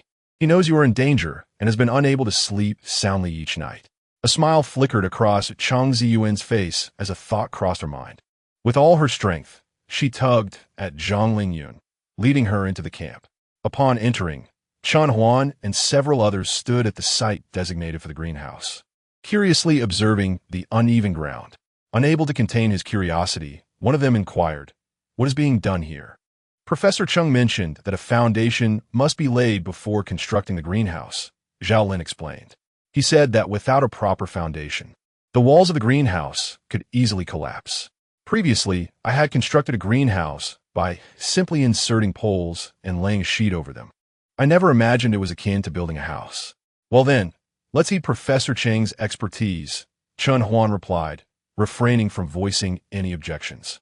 He trusted that professional matters were best left to those with expertise. After guiding his team back to the camp, the news of his return had already spread. Xiao Tian dashed ahead, her face beaming with excitement, followed leisurely by Zhou Yuqing, who wore a smile of her own. At that moment, Shun Jingzi stood with her arms crossed, leaning against the courtyard, observing him. He exchanged a few casual words with Xiao Tian and Zhou Yuqing before they retreated indoors, leaving Shun Jingzi standing alone in the yard. Zhao Lin mentioned that Wang Yunin came to see you. Chen Huan approached Shun Jingzi, sensing an unusual aura about her. "Quite the spectacle," Shun Jingzi replied coolly. "You went out and returned with 2 women. Those are Professor Zhang's daughters," Chen Huan said, feeling a sudden weight on his shoulders. The calm demeanor he had maintained in the face of zombies faltered at that moment. He finally understood why he felt an inexplicable tension even before approaching her. Was Shun Jingzi feeling jealous? "Don't overthink it. I am not jealous of you." Shun Jingzi shot him a glance, as if she could read his thoughts. I am aware. Chen Huan found himself at a loss for words. What's the situation with Wang Yunin? He redirected the conversation, wishing to avoid any further discussions of romantic entanglements. However, Shun Jingzi merely rolled her eyes at him, then turned on her heel, choosing silence as she walked away, not responding to him. Perplexed, Chen Huan stood bewildered, uncertain of what had transpired. Wang Yunin had reported that they had cleared the village, but encountered a man who expressed a desire to get to know them better. Sensing something amiss, she decided to inform him. Shun Jingzi paused a short distance away, turning to speak to Chen Huan before departing silently. Watching her leave, he scratched his head in confusion. Boss, do you think Sister Ci has feelings for you? Zhang Long's lewd voice broke the silence as he leaned closer to Chen Huan, whispering his query. Has the foundation for the greenhouse been laid? Chen Huan cast a sidelong glance at Zhang Long, who responded with an awkward chuckle. He then turned away from the entrance to continue his work on the foundation. Stopping in his tracks, he pondered over Shun Jingzi's recent remarks. Wang Yunya and her companions had successfully eradicated the zombies and were still immersed in their own thoughts. However, who was the newly emerged man? An image of the old village chief flashed through his mind, recalling that the location beside Wang Yunya's village was indeed where the old chief resided. If any outsiders were to come, it would undoubtedly be the old chief who encountered them first. Thus, it was highly probable that this man was someone he had encountered before. He resolved to inquire further when Wang Yunya arrived the following day. Having made his decision, he set this matter aside for the time being. At that moment, the radiant Zhang Zhongnan emerged from the building, accompanied by Professor Cheng and Zhang Lingyun. Upon spotting Chen Huan, he promptly made his way towards him. Chapter 204. The underground base the trio appeared exceedingly jovial. Zhang Zhongnan and his companion were immensely relieved by the safe return of their daughter. Having harbored deep concerns for Zhang Lingyun's safety since the very first day of the apocalypse, Zhang Lingyun had spent her formative years in distant lands, attending prestigious schools in major cities. Her arrival in Langzhou was solely due to her parents' presence, who had arranged for her to engage in exchanges here. Had anything untoward occurred, the two elders would have been engulfed in guilt for the rest of their days. This was the very reason for their gratitude towards Chen Huan, who had just engaged in a moment of reminiscence with them before they expressed their thanks. A trace of excitement lingered on Zhang Zhongnan's face, with remnants of joyful tears at the corners of his eyes. His previously placid demeanor had transformed, radiating an aura of confidence akin to that of a seasoned industry titan. Even clad in the simplest of attire, his presence was unmistakable, true confidence that could not be masked. Approaching Chen Huan, Zhang Zhongnan's earlier anxiety faded, replaced by a calm and amicable smile. Though I have already expressed my gratitude, it is insufficiently formal. I owe you a debt of life, he stated, gazing intently at Chen Huan, his tone gentle yet resolute. Chen Huan remained silent, tacitly acknowledging this favor. Both were astute individuals, sincere in their dealings but far from naive. One had incurred a debt of gratitude, while the other had gained the friendship of two influential figures. There was no need for pretense. Relationships and camaraderie were solidified through the endless cycle of giving and receiving. I mentioned this to you before, Zhang Zhongnan began, glancing towards his wife and daughter engaged in warm conversation.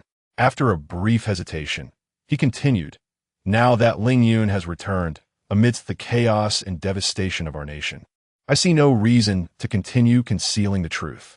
Chen Huan listened quietly, aware of Zhang Zhongnan's intention to confide in him. After all, these matters were not his to bear before the end times. Now, however, they emerged from the depths of internal conflict. Have you ever been curious about the Jinintai hydropower station? Zhang Zhongnan surveyed the courtyard, his gaze filled with contemplation.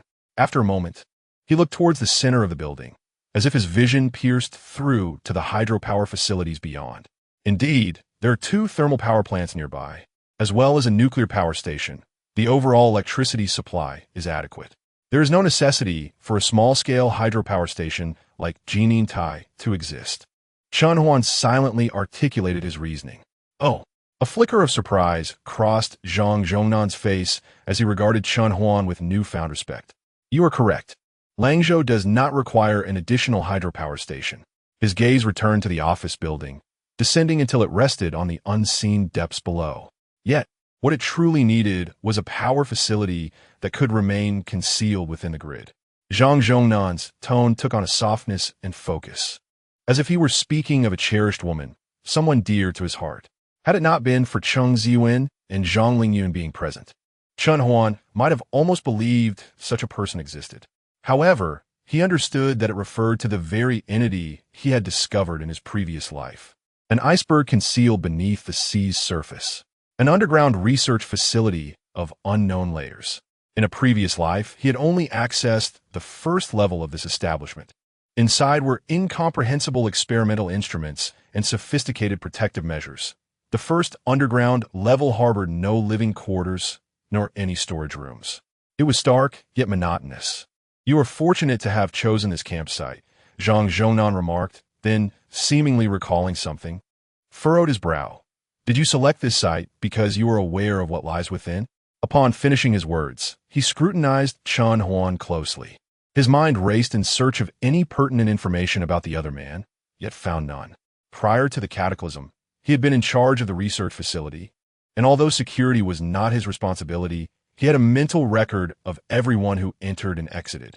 It was inconceivable that Chen Huan possessed knowledge of this place. Some matters remained unspoken. Chen Huan fell silent. Perhaps this was his secret. Then, let us see if the research facility can be reactivated. Zhang Zhongnan chose not to press further. Everyone harbored secrets. Chen Huan had his, and so did he. Probing too deeply would only land one in perilous waters. Sometimes, silence is the wisest approach. Very well, Chen Huan nodded in agreement. Let us proceed. The two discreetly vanished into the courtyard, while Zhang Lingyun appeared to notice but refrained from intervening. The three-story office building featured a grand entrance. A broad staircase stood directly opposite the entrance, ascending to the upper levels. Chen Huan pushed open the door, glanced at the staircase without paying it heed, and resolutely turned right until he halted before an ordinary door. This door, though similar to others, bore slight differences. For instance, its doorknob gleamed conspicuously, suggesting frequent use. "This is it," Chen Huan declared with unwavering confidence. Behind him, Zhang Zhongnan furrowed his brow, gazing at Chen Huan's retreating figure, increasingly bewildered by the man's inscrutable depth. Before entering, he had employed a subtle strategy. Deliberately slowing his pace, he allowed Chen Huan to lead the way to the door. Thus, what should have been a guided entrance transformed into Chen Huan taking the lead. Zhang Zhongnan began to question his own reality. "Open the door." He hesitated not long, his tone steady, as if he were prepared for what lay ahead. Chen Huan grasped the door, but it was locked and would not budge. He turned to glance at Zhang Zhongnan, who, with a gentle smile, handed him a set of keys. Chen Huan selected the most suitable key, aligning it with a seemingly ordinary keyhole. With each slight insertion, a delightful clicking sound resonated, akin to the harmonious notes of a piano. Creak! The door swung open successfully. Light burst forth, piercing the darkness that had lingered for days. Rays of illumination shattered the shadows cast by the door and walls, revealing the hazy interior of the room, which had been designed without windows from its inception. The ground is lined with several rows of tracks, above which sit more than a dozen substantial movable cabinets, each containing countless smaller compartments. Within each small cabinet lies an assortment of documents. Chen Huan meanders through the space, observing that most of the contents consist of newspapers, books pertaining to hydropower station facilities, and, most importantly, the archives of the Jinintai hydropower station. Remarkably, this is but a fraction of the total. The Jinintai hydropower station, in itself, harbors little that necessitates documentation. This place serves merely as a fade to obscure the truth. The greatest secret it conceals is a passage leading to the true mysteries of Jinintai. Chapter 205. How could this be? Zhang Zhongnan ceased his probing as he silently approached the far right corner of the archive room. He began to push aside the rows of cabinets that stood against the wall, stirring up a cloud of dust that filled the air, causing him to cough several times. Finally, he moved aside the last cabinet, revealing a pristine white wall before them. Chun Huan stared at the unmarked surface, silently searching for a clue to open a door. Before he could ponder further, Zhang Zhongnan had already reached the charging socket in the corner. He crouched down, struggling to extend his hand towards the socket, retrieving from his keychain a small rectangular object resembling a USB drive, which he inserted into the socket with precision. He then gazed expectantly at the center of the wall. Chun Huan followed his gaze. 1 second, 2 seconds. The wall remained still, and Zhang Zhongnan awkwardly touched his nose. It must have been rendered inoperable by that apocalyptic disaster. The electronic lock could be bypassed using the most straightforward method to open the door, Zhang Zhongnan murmured, seemingly explaining to Chun Huan that the research facility had been designed with various contingencies in mind. Even in the absence of electricity, one could still manually push open the door. Chun Huan waited quietly, not feeling disheartened. Compared to the previous life, the discovery of the research facility had come much sooner in this lifetime. In his past life, finding the facility was nearly a miraculous event, triggered by a colossal zombie that had breached the camp, striking the wall and revealing an underground passage beyond the iron barrier. With a click, Zhang Zhongnan dismantled the socket, exposing the familiar wiring within. He pulled apart the wires, locating a keyhole, inserted a key, and turned it. Suddenly, a narrow gap appeared in the wall. "Young man, I need your strength. Please help me push this wall," he said, looking at Chun Huan with a pleading expression. Chun Huan stepped forward, placing his hands against the wall. Taking a deep breath, his biceps activated, swelling with power as every muscle in his body trembled. A faint sound of movement echoed. To Chun Huan's astonishment, the entire wall began to shift backward. The accumulated dust cascaded down in a flurry, and the white powder from the wall danced in the air like performers. Twirling and leaping, the wall gradually receded, 10 centimeters, 20 centimeters, until it could retreat no further, revealing the space that had once belonged to two walls. Zhang Zhongnan stood upright and moved towards one of the flaps, pushing it forward. Instantly, a passage leading underground came into view, illuminated not by darkness, but by dim red lights spaced at intervals along its length. Chun Huan followed closely behind as they descended approximately 10 meters. They finally arrived at a spacious area where a true research facility door loomed before them. The door, crafted from a special alloy, was seamlessly embedded within walls of the same material, devoid of any visible seams, while the walls extended outward, concealed by the surrounding structures. The extent to which the wall stretches remains indiscernible. This research facility, designed for certain potential preparations, is primarily equipped with biological experimental apparatuses, serving specific functions. Zhang Zhongnan murmured to himself as he approached a control panel on the grand door. He gazed anxiously at the console. If all went as expected, even if the place were laden with TNT explosives, it would not breach the entrance of the research institute. As he spoke, he placed his fingerprint and iris at the designated spots. Indeed, there was no response. All precision electronic devices exposed without protection were essentially inoperative. Zhang Zhongnan had no choice but to resort to the most rudimentary method to gain entry. Without the aid of electricity, he struggled for 10 minutes before finally unlocking the thick door, approximately 1 meter in width, wiping the sweat from his forehead as he ushered Chun Huan inside. At the time of the apocalypse, the institute was undergoing upgrades and renovations, thus it was uninhabited. Zhang Zhongnan proceeded along the corridor, illuminated by a red glow and imbued with a sense of advanced technology, toward the control room on the first floor, which was in a low-energy state. Specific switches needed to be activated for full functionality. Chun Huan surveyed the surroundings slowly, noting the various laboratories lining both sides of the corridor, filled with mechanical equipment. Upon arrival, Zhang Zhongnan opened the door to the central control room. In the room, measuring over 10 square meters, one wall housed more than a dozen monitors, all currently black and inactive. Below the monitors lay an operational platform adorned with various intricate controllers, of which Chun Huan could only recognize a few. With a click, Zhang Zhongnan activated a switch. Suddenly, a misty current surged forth, resembling flowing water, from the central control room to each chamber and along the corridors illuminated by emergency lights. The previously red-lit corridor transformed instantaneously into a bright daylight scene. After a brief pause, silence ensued, and the lights dimmed again, awaiting the next activation. However, within the central control room, an astonishing sight unfolded. Chun Huan stared blankly at the multitude of dark screens before him. At the very moment the power was restored, all screens spontaneously activated. As the startup logo faded, they began to connect to the central monitoring system. One by one, dark images emerged on the screens, alongside some flickering with white light that gradually shifted to red. The pitch-black areas were not indicative of malfunctioning displays, but rather the interiors of laboratories that had yet to be powered on. Were all the precision electronic instruments truly inoperative? Chun Huan gazed in bewilderment at this seemingly miraculous scene. Such occurrences were commonplace in the past, yet amidst the apocalypse, they were extraordinary. Computers and televisions, the pinnacle of human technological achievement, would invariably sustain damage upon the onset of the apocalypse. Even those that remained off would be rendered unusable due to various issues. Yet, why could the screens in this control room be activated? None appeared damaged. All were functional. Indeed, a look of realization spread across Zhang Zhongnan's face. He continuously adjusted various devices, ensuring that all instruments on the first floor were operational. The initial apprehension on his face had been replaced by a sense of ease.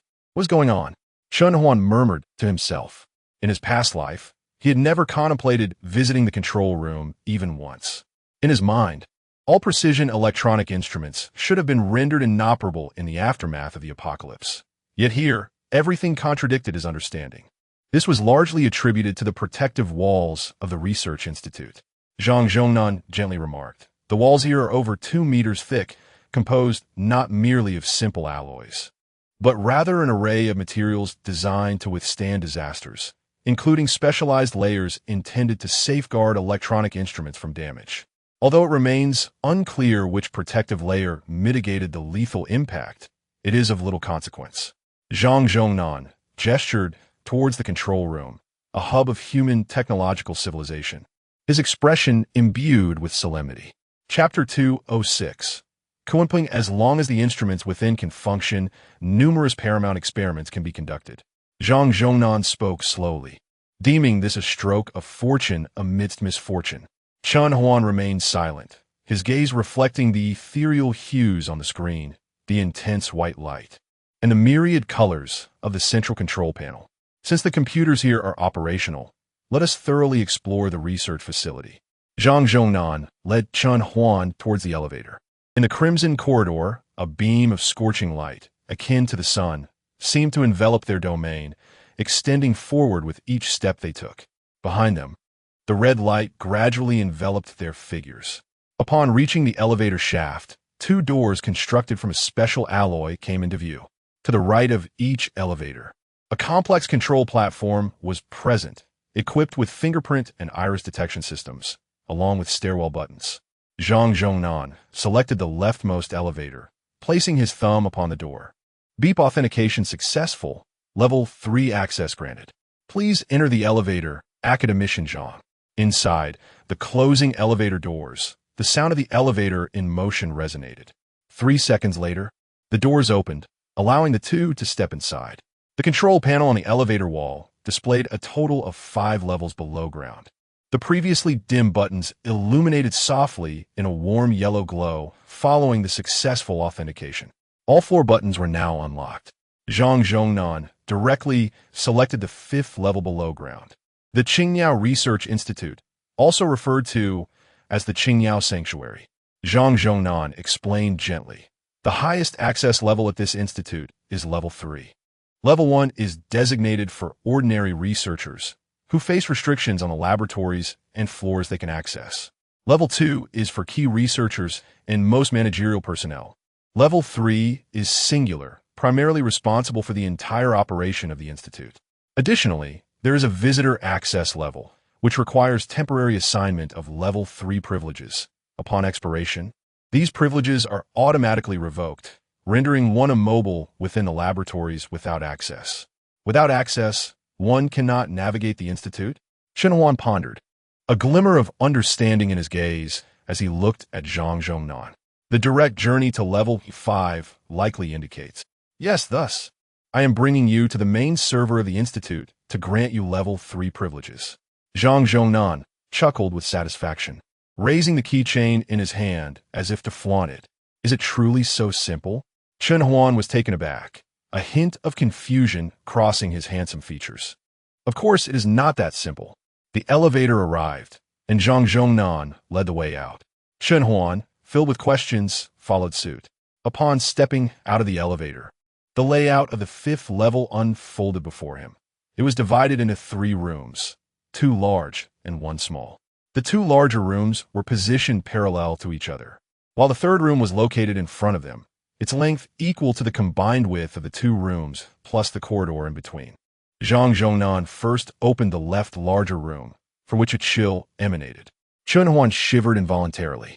Following Zhang Zhongnan inside for a brief inspection, he beheld a truly spectacular sight, with various machines arranged in either square or cylindrical forms. All the machines remained silent. Inside, a red glow flickered, exuding an aura of futuristic technology.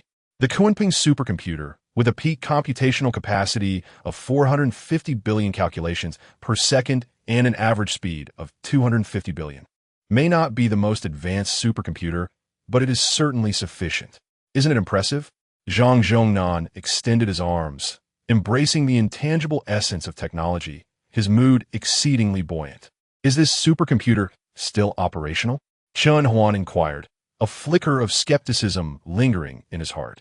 Such cutting-edge technology, clearly, if one component fails, the entire system would collapse. Given the preciousness of this equipment, the prospect of it surviving an apocalypse seemed nearly impossible. I can only assure you that when the apocalypse erupts, this supercomputer will be in a cooling state, inactive, Zhang Zhongnan replied, standing tall and speaking slowly. Let us proceed to the main control room. With a resounding thud, the door closed, sealing the fantastical mainframes within. Zhang Zhongnan continued his brisk pace, almost tripping due to his haste, yet he remained unfazed, moving silently forward. Chen Huan glanced into the adjacent room, noticing that Zhang Zhongnan had not introduced it, and he hesitated to ask further. They traversed the corridor, arriving at the final chamber. Beep, access granted. Welcome, Academician Zhang, to the main control room. A gentle female voice resonated. The door to the last room swung open, and Zhang Zhongnan eagerly entered. Chen Huan paused at the threshold, carefully observing the interior. This room was significantly larger than the control room on the basement level, with a semi-transparent tempered glass wall facing the entrance. Inside the glass enclosure were various machines. A massive screen adorned the wall, currently inactive. Below, there were several control platforms capable of managing the entire research institute. However, due to the limited functions that needed oversight, the machines were not as numerous as he had anticipated. Confirming the interior was secure, Chen Huan stepped inside, opening the glass door. Zhang Zhongnan already stood beneath the largest monitor, engaged in operation. Cooling mechanism self-check complete, functioning optimally. Power supply system normal. Initiating normal startup. Zhang Zhongnan's gaze was fixed intently on the screen before him.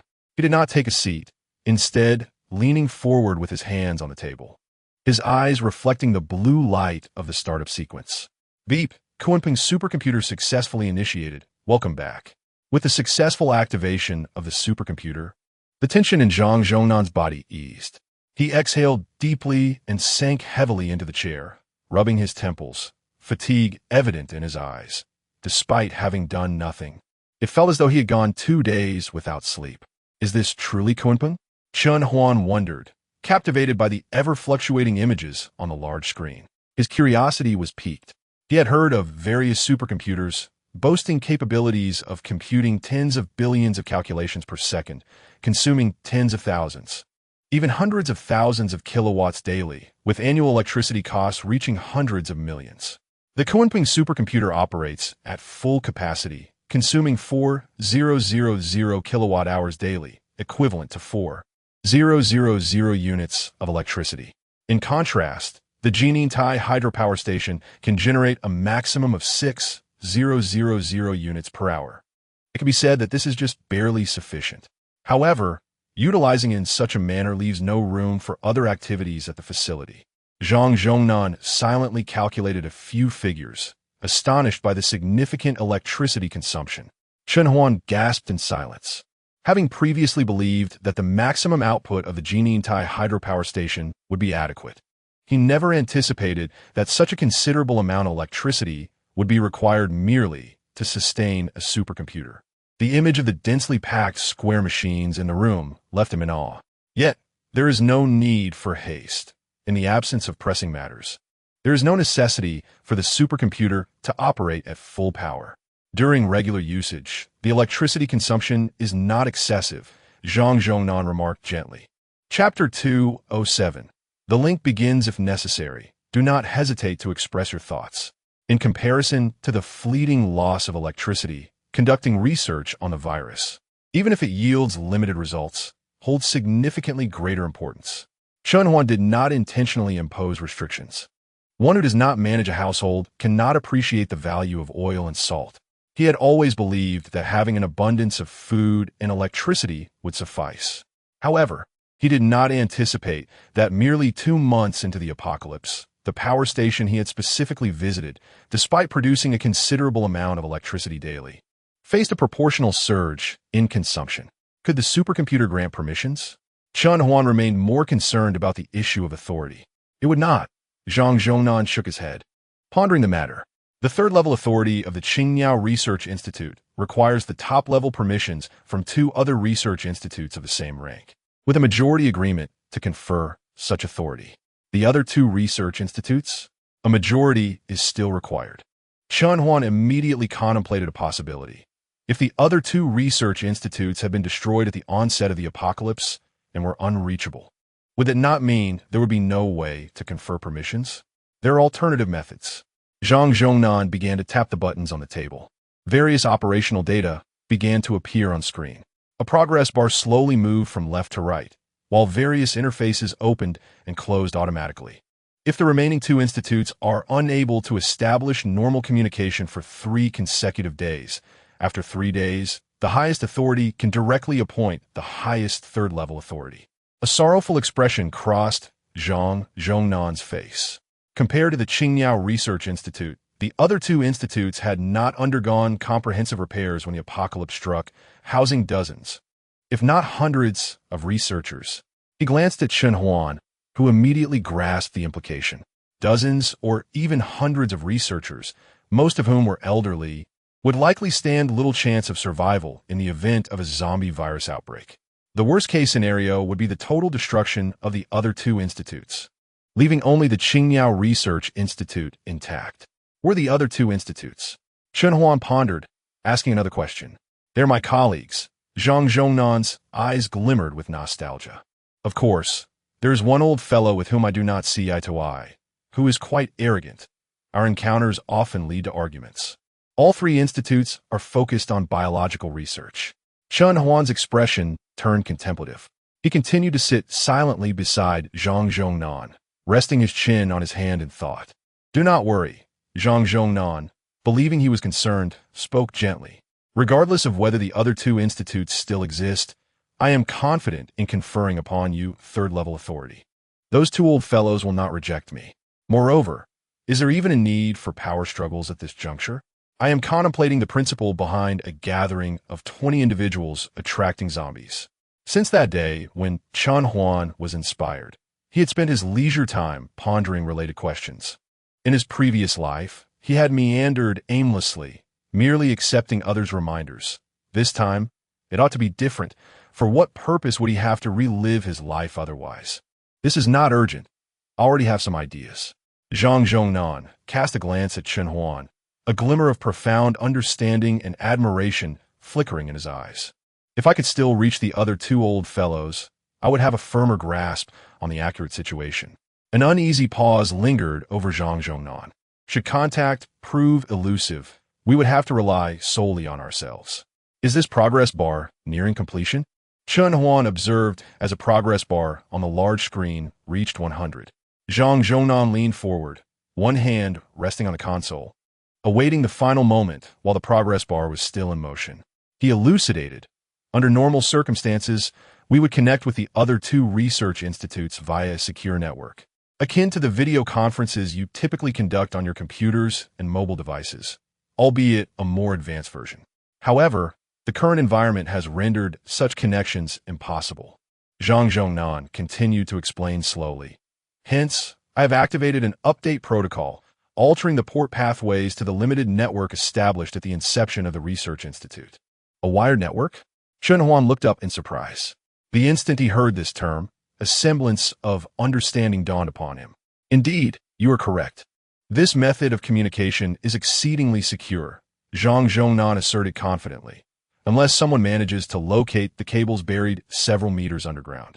Chen Huan recalled some footage he had once seen of individuals breaking into military networks, a peculiar expression crossing his face. Surprisingly, there were indeed those who unearthed such deep-seated networks. Very well, I am ready to connect to the first research institute. Zhang Zhongnan pressed a button and turned to Chen Huan, cautiously inquiring, "Do you wish to remain incognito? If you prefer, you may conceal yourself in a blind spot of the camera. This will not affect the permissions granted." Chen Huan furrowed his brow but then relaxed naturally. There was no escaping it. They would certainly want to know to whom you have granted the highest authority. Chen Huan declared with confidence, rather than being summoned by others. "I would prefer to step forward openly. I have nothing to hide." While one may have nothing to hide, necessary precautions are still prudent. Zhang Zhongnan located several buttons, typed in a series of codes, and then gestured to a nearby seat, saying, "Just sit here and remain still. I will initiate a blur effect for you. Once the video successfully commences, they will not discern your true identity. I am not overly concerned. If they cannot see me, they are unlikely to agree to grant permissions." Zhang Zhongnan chuckled, seemingly well acquainted with the heads of the other two research institutes. "Of course, there is no need to worry about exposing the institute." He continued, "Each of the three institutes operates independently, autonomously functioning without inquiry into one another's confidential matters, which naturally includes the addresses of the institutes." "Thank you." Chen Huan regarded Professor Zhang with a newfound trust, speaking earnestly. "It is a trivial matter." Zhang Zhongnan waved his hand dismissively. "Prepare yourself. I am about to establish the connection." With that, he abruptly pressed a switch in his hand. A software on the enormous screen initiated, beginning its frantic computations. With a video window above and real-time operational data below, dozens, even hundreds of data points continuously cycled, a dazzling spectacle to behold. In a fleeting moment, the code that had just emerged was overshadowed by the code in execution, vanishing from the screen. Simultaneously, a line of text appeared in the lower left corner of the display, initiating a connection to the Autumn Rain Research Institute. Data is being linked. Security assessment in progress. Connection established. The screen begins to link. Zhang Zhongnan's expression shifted as he fixated intently on the screen ahead. The connection between the two research institutes had reached its most critical juncture. As long as the counterpart accepted the link by clicking agree, the connection would be officially formed. This also implied that the other party had not entirely succumbed to zombification. It served as a form of verification. At that moment, a new line of text appeared once more in the lower left corner of the screen. Chapter 208. The transformation of zombie silence ensued as there was no response from the other party. A second silence fell, followed by a third. Beep. Engaging record 1. Establishing a force connection. Connection successful. Retrieving residual information from the Chioshue Research Institute. Commencing analysis. Please wait. A cascade of tiny text swept across the screen, conveying a simple yet ominous message. Simultaneously, a silhouette of a Kunpeng materialized in the center of the display. As the analysis progressed, the ethereal figure gradually solidified. Its form was approximately the size of a palm. Under the urgent gazes of the two individuals, it transformed into a vibrant apparition. The analysis completed, playback commenced. The final line of text appeared in the lower left corner, swiftly dissipating, plunging the screen into darkness before revealing an image. Zhang Zhongnan instinctively furrowed his brow. This anomaly seemed to signify something foreboding. A cough interrupted the stillness. The image revealed a middle-aged man clad in a white lab coat, scrambling to an operational interface. Once pristine, the coat was now stained with filth and blood. He manipulated the interface with rapid motions while frequently glancing over his shoulder, as if wary of an unseen presence. His face was etched with pallor and dread, suggesting he had encountered something unclean. As his hands began to tremble, his pace at the control console faltered. Realizing his distress, he withdrew a specialized syringe from his pocket, steadied it against his arm, and injected the contents. As the liquid coursed through him, the tremors ceased, his complexion regained its calm, and his dexterity at the console returned to normal, the display illuminating once more. A tranquilizer, Zhang Zhongnan mused softly. Chen Huan blinked, validating his thoughts. In the footage, the man continued his frantic activity. Upon pressing the final button with great force, an extremely faint sound resonated through the scene. Hearing the noise, the man slumped, collapsing into a nearby chair. He ceased his anxious glances behind him and instead engaged another camera directly facing him. This camera captured the moment. Holding a microphone, he addressed the lens with a grave expression. Simultaneously, the perspective for Zhang Zhongnan and Chen Huan shifted to that which faced the man. His face magnified several times on the screen. Clearing his throat, he began to speak. This is the Qiuyu Research Institute. Regardless of which research facility or base receives this message, please listen attentively to what I am about to convey. I shall commence the recording now. The man composed himself solemnly, the smudge of blood on his face only enhancing the authenticity of his impending message. To those who hear this, cease all research and experimentation on the virus. I repeat, to those who hear this, cease all research and experimentation on the virus. A third repetition followed. Zhang Zhongnan and Chen Huan were left in stunned silence. They were unprepared for the peculiar information that escaped the man's lips. A mere utterance allowed both of them to discern significant details. Firstly, the Autumn Rain Research Institute had not perished in the cataclysm. It had endured until the present moment, surviving until the man commenced his video recording. As for its current state of existence, only by entering the Autumn Rain Research Institute could one ascertain accurate data. The second anomaly was that they were actively engaged in the analysis of the zombie virus, even conducting experimental research. The video revealed that their experiments had yielded unexpected results. Thus, this was the reason the man had issued 3 warnings from the outset. Chen Huan's inquisitive gaze shifted toward Zhang Zhongnan, who was intently fixated on the screen. He withdrew his gaze and continued to watch the subsequent footage. Clearing his throat, the man resumed speaking. The Autumn Rain Research Institute commenced its viral research on August 15, 2024. A flicker of pride crossed his face, but quickly faded as he seemed to recall something. We have identified critical gene sequences embedded within the virus. Director Ren plans to initiate an experiment today. The man lowered his gaze to check the time. September 16, 2024. We are thoroughly prepared to inject the modified viral reagent into the infected subject, ready to observe the genetic alterations and their effects on the host. The issue arose 3 minutes after the viral reagent was injected. The man pressed several buttons, splitting the screen in 2. On the left, a view of him facing the screen. On the right, a spacious laboratory came into view. Within the lab, a testing bed cluttered with various instruments held a struggling zombie, the very infected subject the man had referred to. Its grotesque visage bore a bloodied mouth, its head incessantly lifting yet restrained by binding straps that rendered it immobile. At that moment, a steady voice resonated through the footage. Inject the A1 viral reagent. Understood. A cylindrical apparatus, as thick as an arm, opened at one end. A black reagent vial was automatically ejected, releasing a gust of cold air as a man clad entirely in protective gear retrieved it. A specialized syringe drew the reagent with precision. After securing the vial, the man's gloved hand grasped the zombie's neck, locating a vein. With his right hand, he aimed the syringe and injected its contents completely. The instant the reagent entered the zombie's body, the creature that had been thrashing moments before suddenly fell still. Its murky gaze fixated on the wall above. Its body ceased to move. A mere vial of reagent had seemingly restored a semblance of rationality to the undead. No, it was not a restoration of sanity. A voice emerged both from within the screen and outside, muttering to itself. Zhang Zhongnan cast a surprised glance at Chen Huan, his expression complex, before turning back to the screen. Previously, 3 voices had resonated, one belonging to the earlier speaker, while the other 2 belonged to Chen Huan and Zhang Zhongnan outside the screen. Chen Huan noticed Zhang Zhongnan's astonishment, but chose not to elaborate. Due to this phenomenon, he had witnessed it during the apocalypse, and not merely once. The most significant occurrence transpired 6 months after the viral outbreak, when all zombies simultaneously exhibited the same condition, granting the survivors a considerable window of safety.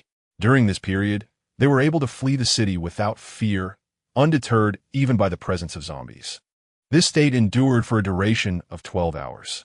After these 12 hours, the zombies underwent a profound transformation, heralding the true arrival of the apocalypse. Simultaneously, at the instant of the zombies' restoration, all surviving humans experienced a similar metamorphosis. The confluence of these events lasted for a total of 24 hours. Following this span, humanity was bestowed with a ticket to the Arkansas Chapter 209, the Institute of Ruin. This ticket signifies evolution. Moreover, this evolution is not confined to that singular moment in time. In countless instances throughout the future, Chen Huan has encountered similar scenarios. However, in contrast to this grand evolution, the events that transpire in the future are merely individual evolutions. The duration of these evolutionary processes varies, ranging from a maximum of 3 days to a minimum of merely 10 minutes. The length of time directly influences the resulting capabilities. The longer the evolution, the more potent the abilities, while the shorter the duration, the relatively weaker the outcome. This serves as a general guideline. As depicted in the scene, the zombie within the laboratory is now showcased. The footage begins to fast-forward silently, revealing the operators bustling about, recording various experimental data. Simultaneously, they continuously monitor the internal changes within the zombie's body, with the visuals punctuated by abstract dialogues that have become incomprehensible. Suddenly, the footage resumes its normal speed. The personnel within the Autumn Rain Research Institute are engaged in casual conversation. Given the monotonous nature of their research, they relish the opportunity to chat about a myriad of topics, ranging from the mundane to the profound, and even the head of the institute does not intervene. However, both Zhang Zhongnan and Chen Huan have sensed an anomaly. Zhang Zhongnan taps the screen, causing a portion of the image to enlarge. The tightly bound zombie makes its appearance on the other half of the screen. Unbeknownst to anyone, it abruptly opens its crimson eyes, yet no one notices this peculiar occurrence. Simultaneously, its hands begin to flatten, or one's hands now secrete a copious amount of a dark liquid. This viscous substance connects its fingers together. Subsequently, its arms, from fingertips to forearms, gradually transform into a flattened form, ultimately morphing into 2 razor-sharp blades under the influence of the black liquid. What? Crack! Chen Huan stood up in astonishment, his eyes wide with disbelief as he gazed at the zombie on the screen. Why is this familiar creature appearing here? Why at this exact moment? Is this not the cleaver that emerges only after the next mutation of the zombie virus? Chen Huan's mind is in turmoil. He once believed he possessed a clear understanding of the future of the world, yet the unfolding scene begins to deconstruct his worldview. You must be just as astonished. The previously silent screen on the left now rasps, directing its gaze toward the camera, as if observing Chen Huan and Zhang Zhongnan. The special gene fragments we have discovered indeed exert a specific effect on the infected, the man's voice trembling suddenly. However, just as we thought we had touched upon a glimmer of hope, an upheaval occurred. The style of the footage on the right shifts dramatically. The zombie on the experimental table, with arms resembling blades, flails with an agility akin to that of a sword. The restraints binding it are severed at the roots. Several broken ropes, akin to serpents hunting their prey, strike out with flickering tongues, one of which collides with a researcher. He turns in surprise, assuming a colleague is merely playing a prank. Run!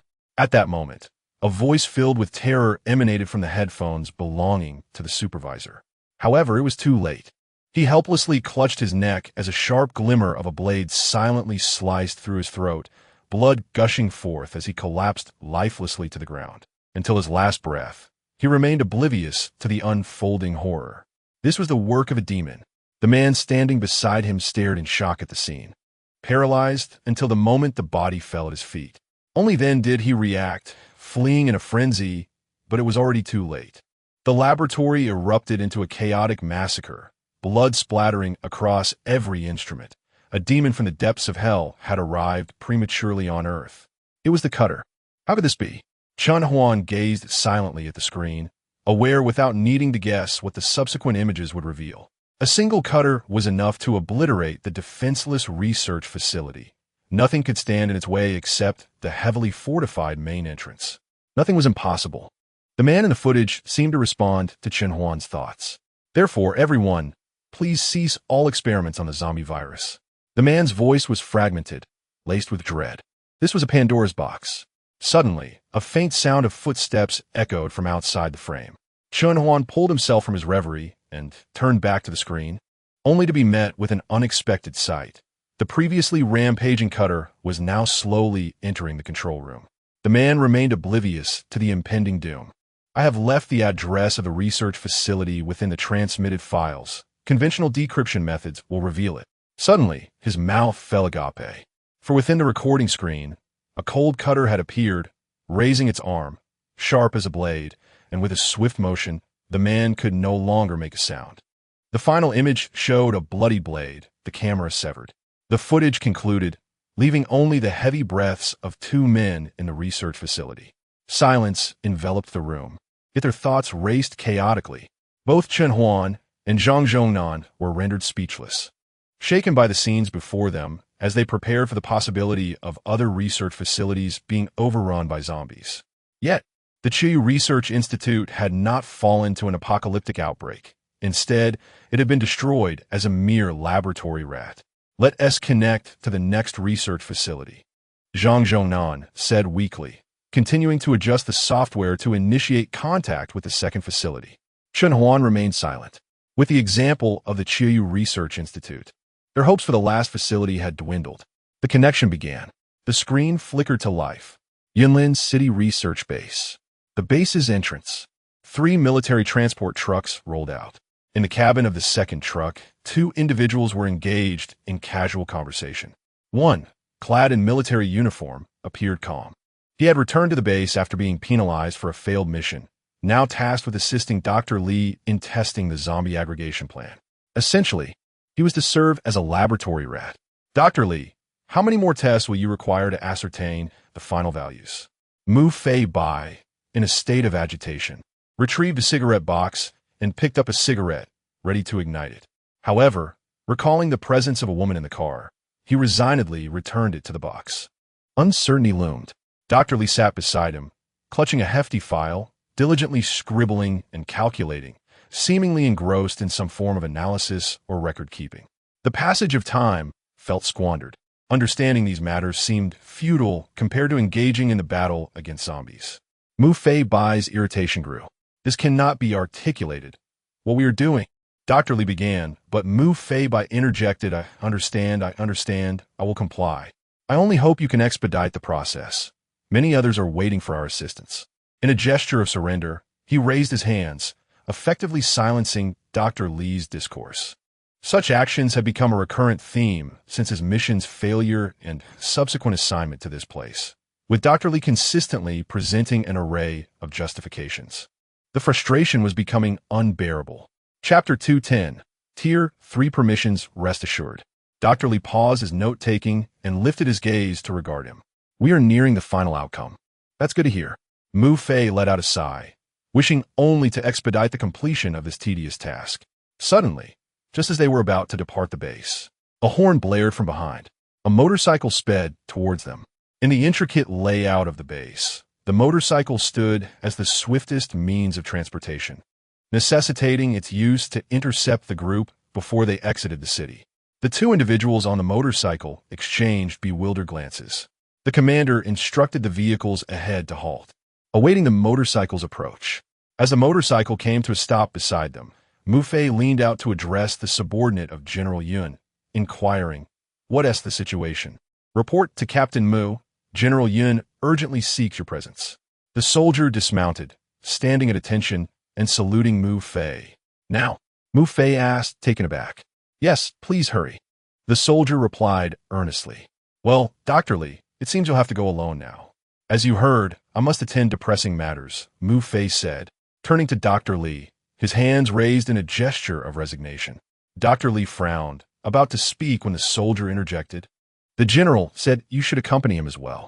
Mu Fei was momentarily stunned, pointing towards Dr. Li in disbelief. She's to go too? The soldier nodded affirmatively. Mu Fei's expression darkened, reluctantly commanding the vehicle to turn back towards the base. Qingyao Research Institute.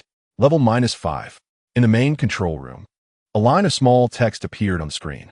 Connection to Tianwen Research Institute successful, constructing the image.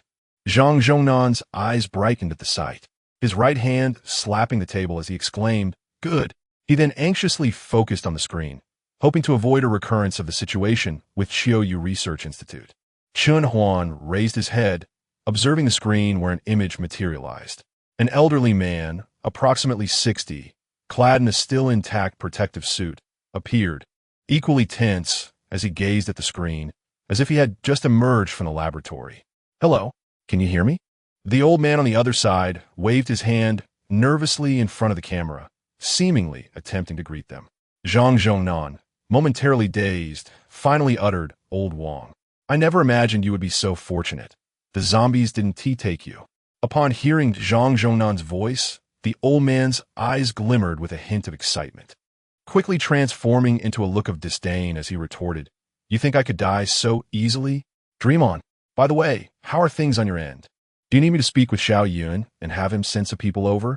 Don't end up like old Ron, who now doesn't even know his fate." The old man on the opposite side scoffed, mocking him. "Old Ren?" Zhang Zhongnan was momentarily taken aback, instinctively asking, "You know about that too?" Lao Wang's demeanor became composed, shedding the earlier absurdity. He silently nodded and said, "Indeed, I established contact with him on the 3rd day after the apocalypse, and it has remained unbroken since.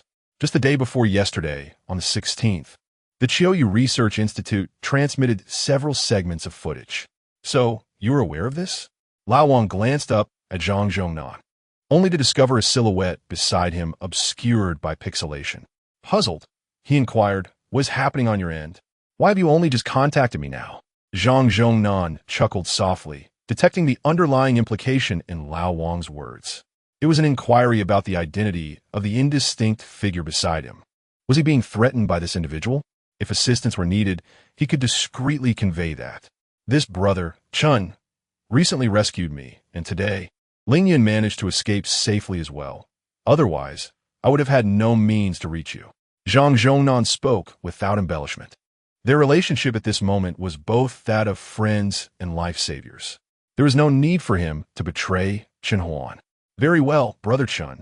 I extend my gratitude on behalf of Lao Zhang." Lao Wang fixed his gaze on Chen Huan, expressing sincere thanks, seemingly scrutinizing the other's expression, yet regrettably, the pixelation completely obscured Chen Huan's facial features. "Since you are safe, what are your next plans?" Zhang Zhongnan paused briefly before continuing. "I have a project and hope you might collaborate with me." "Oh." Lao Wang grinned widely. "So you do have a need for my assistance?" Noticing Zhang Zhongnan's expression darkening as if he were about to terminate the video link, he hastily added, No. In this apocalyptic era, you still behave this way? Fine, speak up. If I can assist, I shall do my utmost. I too have been inspired by someone." Zhang Zhongnan glanced at Chen Huan and inquired, "Are you familiar with the phenomenon of zombie gatherings?" The elderly man on the screen looked at Lao Wang in astonishment. After a moment of hesitation, he asked, "Could it be that you have conducted research on this?"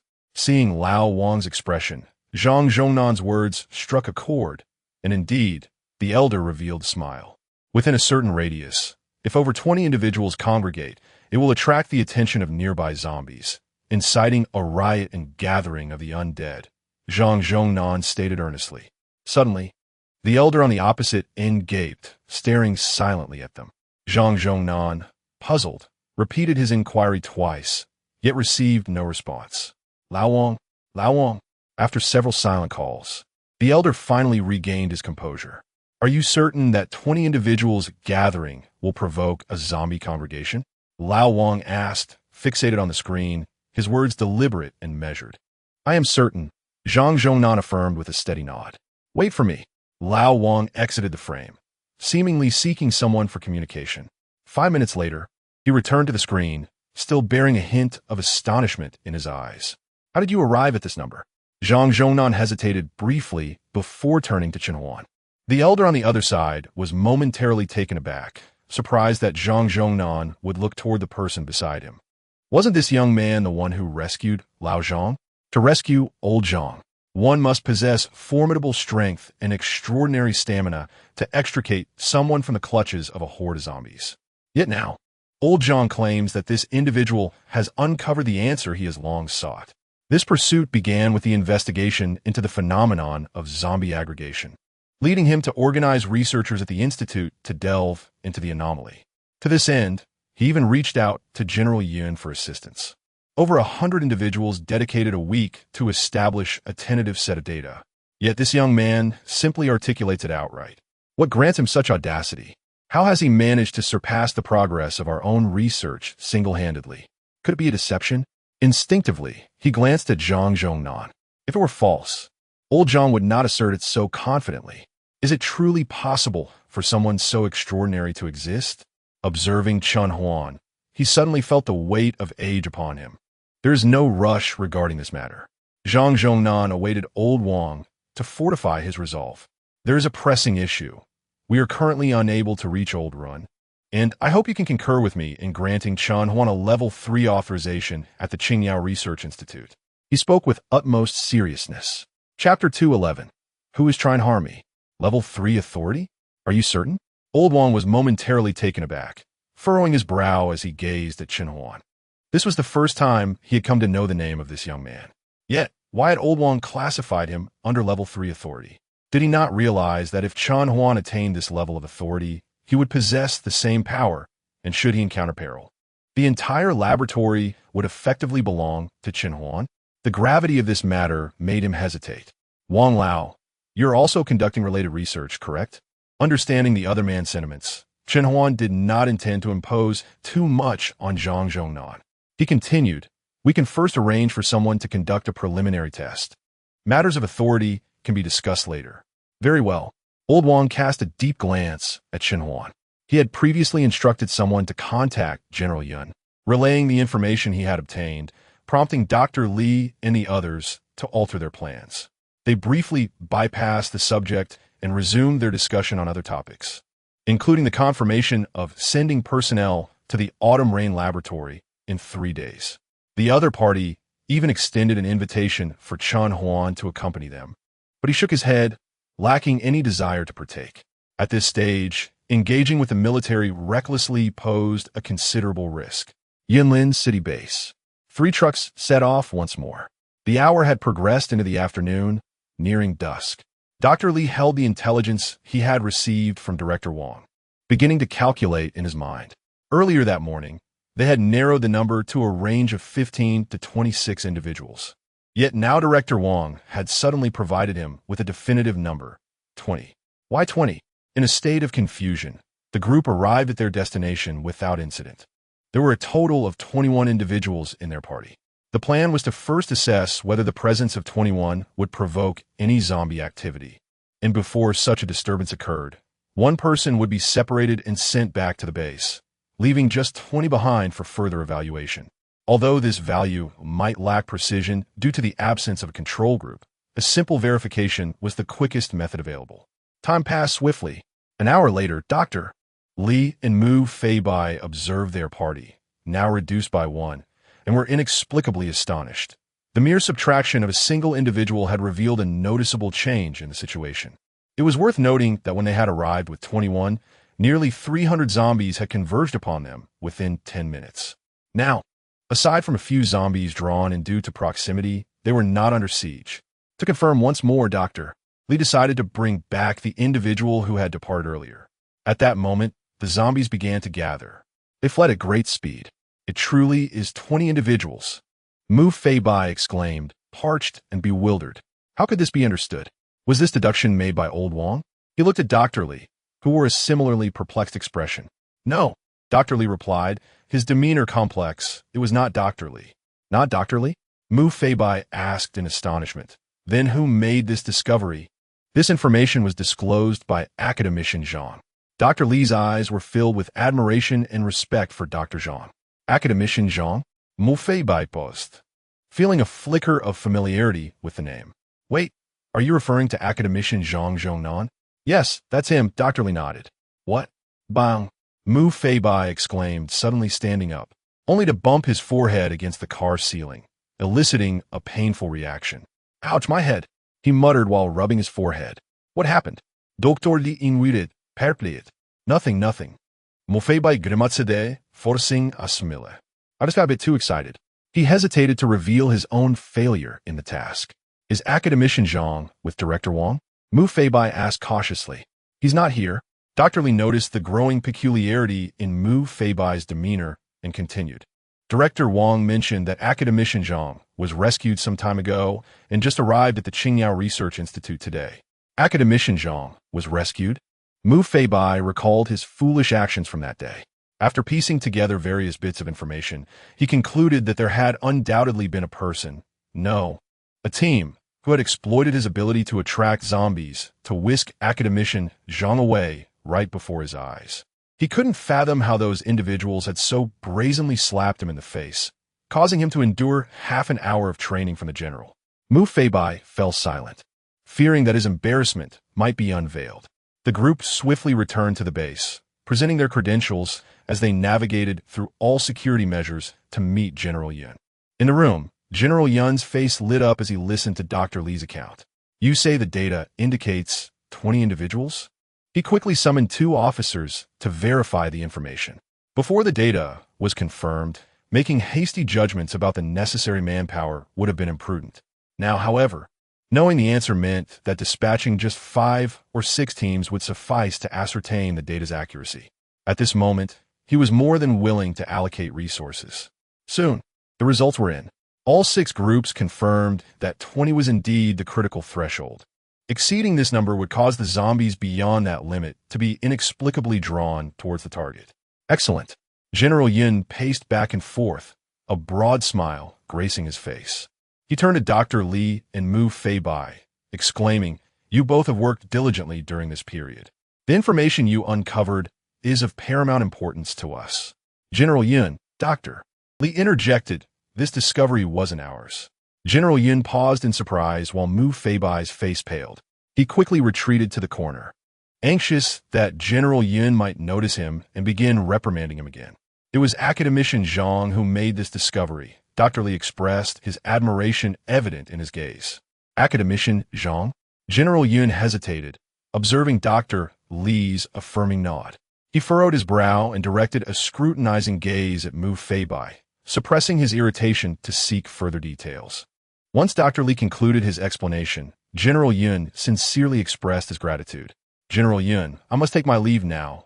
The sky is darkening. Dr. Li apologized. Time slips away when we engage in conversation, General Yun remarked with a smile, escorting Dr. Li to the door. At that moment, he perceived a furtive presence behind him, calmly stating, Mu Fei Bai, come in. The tone was unremarkable, seemingly unchanged. However, those familiar with General Yun understood that he was genuinely irked. Mu Fei Bai hesitated, his foot hovering in the air as he stiffly turned to face the ajar door, his expression rife with despair, his mind rife with curses. Who could be responsible for sabotaging his plans? Someone is plotting against me. At the Qingyao Research Institute, achoo, Chenhuan sneezed. He curiously rubbed his nose, pondering whether someone was speaking ill of him. He and Academician Zhang had been waiting there for nearly an hour, listening to the esoteric discussions between the 2 elderly gentlemen. He nearly succumbed to slumber. Chapter 212. Farewell to Wang Yunyuan. The 2 elderly individuals exchanged nostalgic conversations for quite some time until a researcher in high heels approached. Director Wang ceased his casual dialogue with Zhang Zhongnan, accepting a document from the young researcher's hand. He meticulously examined the few pages, his face betraying little emotion. After perusing the document, he closed his eyes in contemplation. Only when Zhang Zhongnan inquired with curiosity did he speak up. It has been tentatively confirmed that the 7 experimental groups encountered no errors. The 20 individuals represent a critical threshold for the gathering of zombies. A flicker of understanding passed through Zhang Zhongnan's eyes, but he chose to remain silent. The results obtained by Director Wang perfectly corroborated Chen Huan's assertions. He was now fairly certain that Chen Huan possessed knowledge of certain confidential conditions regarding the zombies. Otherwise, the current circumstances would be inexplicable. Mutual benefit led him to choose to trust the other party. Now that we have confirmed the results, let's proceed to address the matter of permissions, Zhang Zhongnan suggested gently. Director Wang cast a thoughtful glance at Chen Huan and silently consented. Very well, I agree. With that, he began to operate the interface. Although the screen did not display his actions, it was likely that he was executing the same commands as Zhang Zhongnan. A complex image appeared on the large screen before Chen Huan. Zhang Zhongnan continued to manipulate the system, accessing various pieces of information and beginning data entry. Nearly 5 minutes later, he produced a fingerprint scanner, directing Chen Huan to input 3 selected fingerprints, followed by confirming his entries on the screen. They were now at the final step. After the iris verification was completed, Zhang Zhongnan submitted the review. Director Wang confirmed with lightning speed. With data showing more than half in agreement, Chen Huan was granted the same level 3 permissions as Zhang Zhongnan. All set, Zhang Zhongnan declared, handing a magnetic card and a set of keys to Chen Huan. You must keep these secure. Use the keys to unlock the door when the magnetic card is inactive. He advised earnestly before bidding farewell to Director Wang. The two ascended in the elevator, returning from the first floor to the surface. By this time, darkness had fully enveloped the sky. Upon exiting the building, they spotted Zhang Lingyun, who appeared anxious as she searched for her father. I will take care of subsequent matters. Chen Huan smiled, granting them some space, and then proceeded towards the room where Wu Bin was accommodated. Upon entering, he found Wu Bin propped against a makeshift bed, while Zheng Jia and Su Fan attended to him. Boss, the two stood up in unison, their faces expressing gratitude as they greeted him. How is Wu Bin doing? Chen Huan inquired softly, noticing Wu Bin's complexion had improved considerably. At that moment, Wu Bin opened his eyes to greet him. No need to worry, cough cough. I'm feeling much better, Wu Bin replied weakly. He attempted to prop himself up using the edge of the bed, but his strength was insufficient to support his weight. Observing this, Zheng Jia hurriedly stepped forward to assist him. That is good. Dr. Zhang is also here. Over the next few days, I will prepare some medications. You need not worry. As Chen Huan broached the subject, he glanced at Zheng Jia and Su Fan and said, in a moment, you two will have to temporarily depart from here. Temporarily depart? The two looked up in surprise, seemingly puzzled. Yet, they held unwavering trust in Chen Huan, convinced that he would not lead them astray. Let us go. We shall discuss matters along the way. Chen Huan guided the two of them, along with Zhao Lin, into the car as they set off. The night had deepened by now. The branches lining the road loomed darkly, resembling the gnarled limbs of a devil, grotesquely swaying and creaking, while the boundless plains appeared to conceal malevolent spirits. Zhao Lin drove ahead, shaking his shoulders as he remarked, Boss, something feels amiss. Chen Huan, gazing into the night, felt his instincts surging. It is not solely women who possess intuition. Men too have it, equally potent. It was this very intuition that had aided him during countless battles with zombies, and now, its rare stirrings heightened his alertness. Drive on. We must find Wang Yinyan. Chen Huan replied calmly. The most pressing danger at present was the potential overpopulation at the camp, which could incite an influx of zombies. Thus, sending away the excess personnel would likely minimize the threat. As for the dangers lurking in the shadows, their origins could not be easily traced. On the desolate national highway, devoid of life, a faintly discernible path stretched towards the horizon. Surrounding them was a hollow, barren wilderness, where numerous perils lay hidden, waiting silently under the crimson moonlight. Fixated on this solitary SUV departing from a camp. At last, the off-road vehicle came to a halt. The group disembarked one by one, their first sight being the village shrouded in darkness below the highway. At this moment, the village was eerily tranquil, devoid of any lights or the wails of zombies. Clutching his tang knife, Chen Huan's vigilance peaked. Strangely, he felt that the danger did not reside in the village below. He stood still, his gaze meticulous and unwavering, absorbing every detail of the surroundings. No changes were evident. The peril seemed absent here. Let's go find Wang Yinyan, he exhaled deeply. allowing Zhao Lin to lead the way while he followed behind.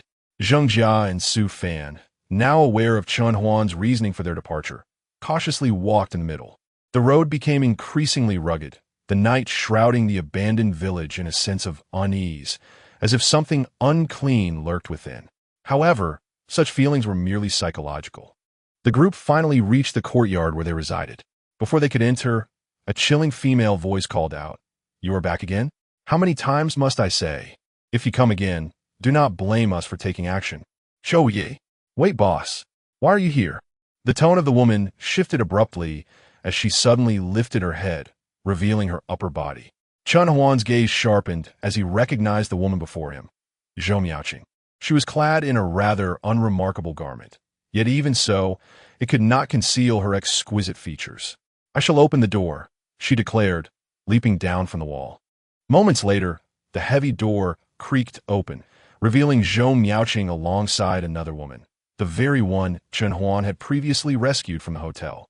At this moment, her spirit appeared markedly more vibrant than before. Although she had not fully recuperated, her condition had improved tremendously. Chen Huan smiled, yet a sense of vigilance lingered within him. The sensation of danger had diminished considerably, yet a haze still shrouded his heart. "Boss, come in and rest for a while," called Wang Yunyan, who hurriedly approached upon hearing the commotion. Chen Huan did not decline her invitation, leading the group inside. Wang Yunyan lit a candle, and the flickering flame illuminated the room, revealing it to be the shared quarters of Wang Yunyan and Zhou Miaoqing, where only the two of them resided. Chapter 213. So, is Chen Huan found a place to sit down? Zhao Lin was discussing matters regarding Zheng Jia with Zhou Miaoqing. Chen Huan led Wang Yuyan to a tranquil space and softly inquired, "I heard Jing Xiai mention that you sought him out again?" "Boss, a few days ago, while we were exterminating zombies, we were spotted by several unfamiliar men. Upon seeing that we were all women, they insisted we agree to be with them," Wang Yuyan replied. Her teeth gritted, her face flushed with indignation. She continued to vent, "If they hadn't witnessed us defeating the zombies, they would have likely forced us to comply and taken us away. These men deserve to be eliminated." A shadow of darkness crossed her face. Her eyes filled with hatred as she stared ahead silently. Indeed, Chen Huan pondered for a moment. He retrieved a 92-style pistol from his waist. The firearm was equipped with a complete magazine, filled with ammunition. It was the very gun he had carried earlier and had not relinquished upon returning to the camp. "What's this, boss?" Wang Yin asked, her surprise evident as she looked at Chen Huan. The 92-style pistol, utilizing 5.8mm bullets, possesses great power with an effective range of 50 meters and formidable penetration capability. Chen Huan recited the specifications, turning to her.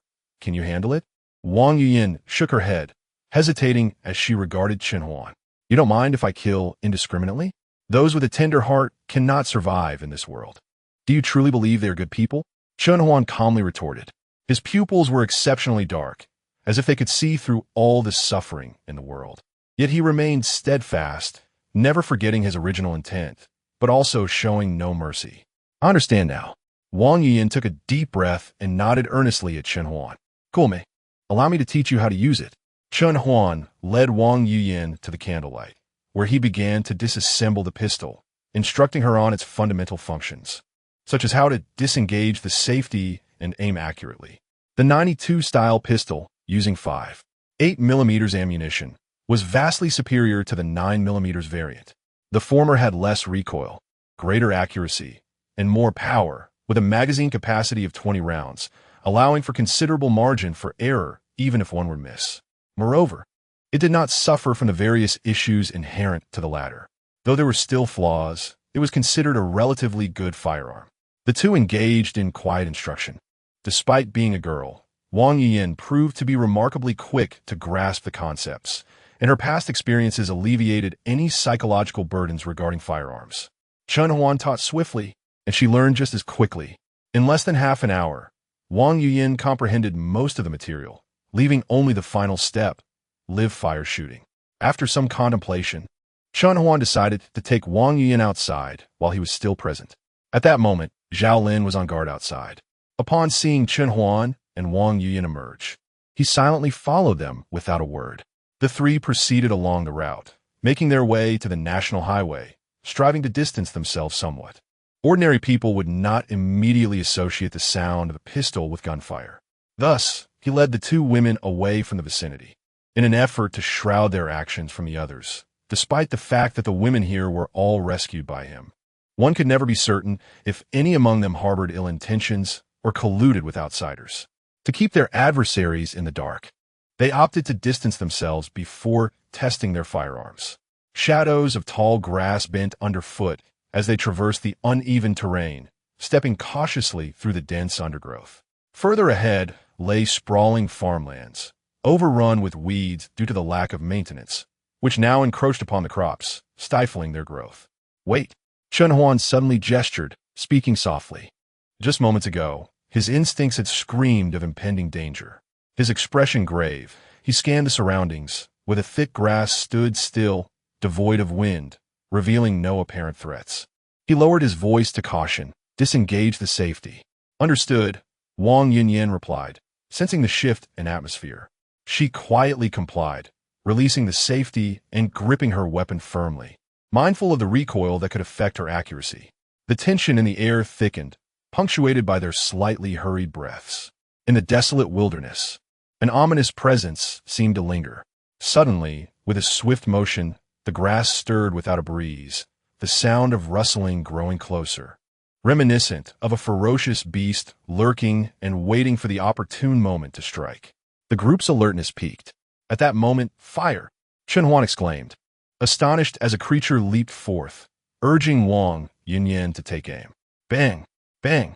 The shots rang out in quick succession. As Wang Yunyan prepared to fire again, Chen Huan's left hand restrained her wrist, signaling her to halt. Novice shooters often face the risk of exhausting their ammunition in a single flurry. Had he not intervened, she would have already depleted her rounds.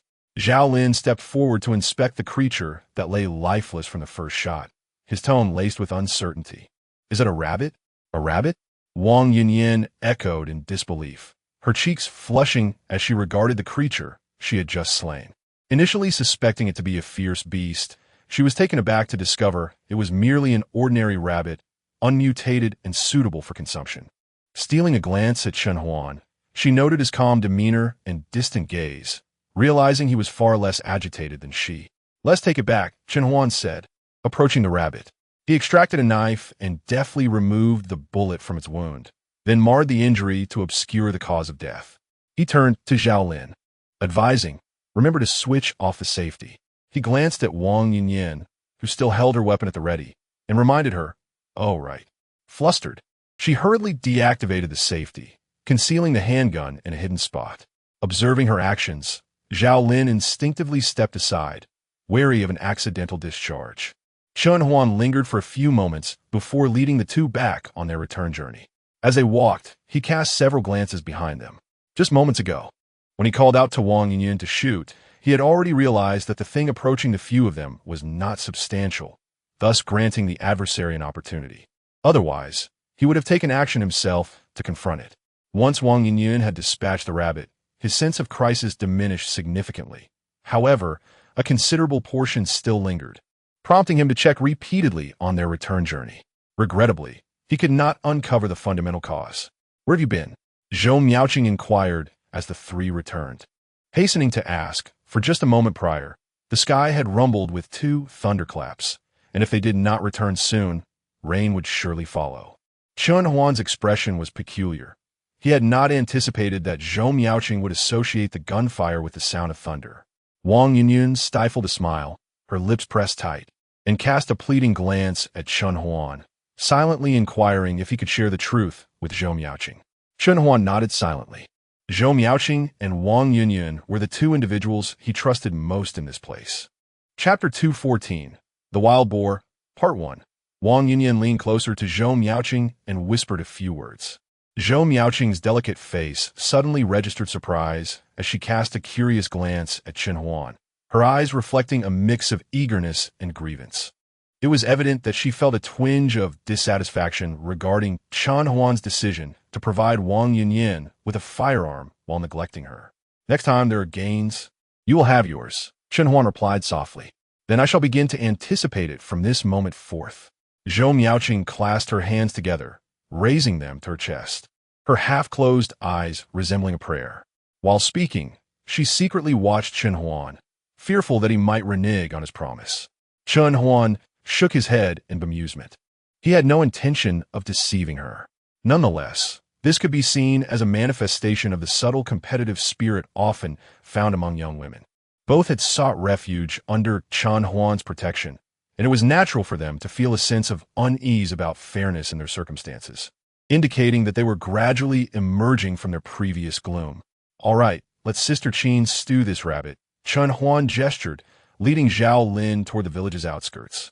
Despite their persistent encouragement, Chen Huan playfully declined, prompting Zhou Miaoqing to worry that her actions had upset him, leading her to apologize profusely. Chen Huan found himself in the position of having to reassure her multiple times, explaining that pressing matters awaited them at the camp. Eventually, they bid their reluctant farewells as they watched the off-road vehicle recede into the distance. Inside the vehicle, after traveling a short distance, Zhao Lin glanced at Chen Huan and chuckled, "Boss, are you worried that we might stay behind and consume all the rabbit? Are you quite idle?" Chen Huan shot him a sidelong glance. These two women were indeed unfortunate, having encountered those brutish individuals. Otherwise, their lives might have been significantly better. Zhao Lin shook his head and continued driving. Chen Huan remained silent, his thoughts preoccupied with a magnetic card and key tucked away in his pocket. Today had proven to be exceptionally fruitful, far exceeding his expectations. He had initially believed that acquiring a small research facility would suffice for their survival in this post-apocalyptic world. Instead, Zhang Zhongnan had presented him with a grand opportunity. Not only had he secured a vast research institute, but he had also gained complete access to all the instruments and control rights within, along with the astonishing supercomputer. Though somewhat outdated, it was more than adequate for their research endeavors. In the fields of biological genetics and molecular studies, supercomputers are indispensable tools. Ordinary computers would be wholly inadequate. One cannot possibly conduct an experiment requiring several years or even decades using standard technology. Before the apocalypse, even a research institute without a supercomputer could manage by collaborating with supercomputer centers to rent computational power. This arrangement was not only cost-effective, but also spared them the burden of maintenance issues. However, now, an independent research institute that did not require external support was a truly invaluable treasure. A smile crept across Chen Huan's face, but simultaneously, he was confronted with a perplexing question. What could have caused the zombies within the Autumn Rain Research Institute to undergo such an improbable mutation? In his past life, he had never encountered anything of the sort. Of course, this was partly due to his previous lack of stature, which had prevented him from accessing such knowledge. He resolved to devise a plan to visit the Autumn Rain Research Institute and investigate further. Chen Huan made a resolute decision in his heart. During a discussion with Director Wang, he had heard mention of an investigative expedition to the Autumn Rain Research Institute, scheduled for 3 days hence, on the 21st of this month. By that time, he would have adequately managed affairs at the camp and could participate without concern. He planned to approach Academician Zhang to express his desire to join. As he lightly rested his fingers on the armrest, he fell into contemplation. Suddenly, an unsettling sense of crisis surged within him, a feeling that had previously faded. A flicker of anxiety gripped his heart, and he furrowed his brow, swiftly scanning his surroundings. He noticed that an off-road vehicle had arrived near the camp. Ahead, a patch of bright light flickered, far exceeding what was ordinary. At the entrance, he could discern several figures scurrying about, akin to ants. A spark of realization ignited in Chen Huan's gaze. He immediately raised himself halfway and directed his attention towards the camp entrance. Accelerating, he drove closer, his focus unwavering as he issued calm commands. At that moment, Zhao Lin disregarded any concerns about making noise, revving the engine to its maximum, switching the headlights to high beam, and pressing down on the accelerator. In the blink of an eye, they covered the remaining distance. Before the off-road vehicle had even come to a complete stop, Chen Huan flung open the door and, brandishing a Tang Dao, dashed towards the cluster of figures. As the vehicle screeched to a halt, the gathered individuals at the camp entrance turned their attention towards this direction. Upon seeing Chun Huan return, a collective sigh of relief escaped their chests. Chun Huan scanned the group, noting the increasing strangeness etched upon their faces. There were 5 individuals at the entrance. Zhang Long wielding a military knife, Shun Jingzi brandishing a Mitsubishi dagger, along with Wu Zhenghua, Chun Yun, and Li Mu. Chun Yun appeared to be mostly unharmed. The 5 were currently encircled around a deep pit, armed to the teeth, yet bearing no wounds. Indeed, not even a trace of blood. Chun Huan felt a slight relief, and, after taking a deeper look at them to ensure their safety, he finally relaxed. "What are you doing here?" He began to inquire, but was abruptly interrupted by an odd sound. Hiss! Hiss! What is that? Chun Huan froze, a vague memory of having heard such a sound before.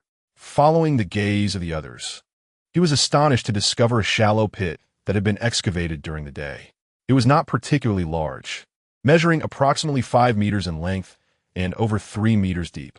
This had been dug according to standard foundation protocols, with the sloped walls nearly vertical. Without external assistance, it was impossible to climb out. While a person could utilize agility to ascend, the large black creature below could only lament within the confines of the pit. Is it a wild boar? Chun Huan finally discerned the creature below. He silently observed the agitated wild boar as it frantically attempted to escape, his voice momentarily lost. A wild boar of such size must weigh around 300 pounds, he mused. Zhang Long, drooling, gazed at the distressed creature below, fantasizing at most 260 or 70 pounds. Chun Yun gazed intently for a moment before affirmatively stating, 300 pounds is quite improbable. During our New Year celebrations, each team received a wild boar, and I personally carried a few. I'm certain of it. He nodded with conviction. Indeed, it is said that domestic black pigs are far more delectable than the farmed white ones. Zhang Long approached Chun Huan once more, suggesting, "Boss, how about we indulge in a whole pig feast tonight?" Chun Huan remained silent, his gaze fixed on the wild boar, lost in contemplation. "What is the matter?" Zhang Long eagerly conversed with Zhao Lin. At that moment, Shun Jingzi noticed Chun Huan's unease. She stepped closer and casually inquired in his ear, "Is something amiss?" Chun Huan continued to observe the wild boar, recalling the sudden sense of urgency he had felt earlier that day, as well as the panicked rabbit that had recklessly collided with the 3 of them. A vague notion began to take shape in his mind, as though it were persistently urging him. It seemed that a familiar event might soon unfold. Chapter 215, The Wild Boar, Part 2. What seems to be amiss? Shun Jingxi's delicate face stiffened, her brows furrowed as she inquired. She had always placed great trust in Chun Huan's decisions. If he sensed something was wrong, it must indeed be the case, though the specifics remained elusive at present. The source of concern had yet to be identified. Chun Huan fell silent, his gaze fixed on the wild boar in the pit. Addressing the ever-excited Zhang Long, he said, "Please summon Academician Zhang and inquire how we ought to handle this boar. Why not simply slay it with a knife?" Zhang Long questioned, confusion etched across his face. Before Chun Huan could respond, Chun Yun interjected. "A wild boar weighing nearly 300 pounds poses a considerable threat to an ordinary person.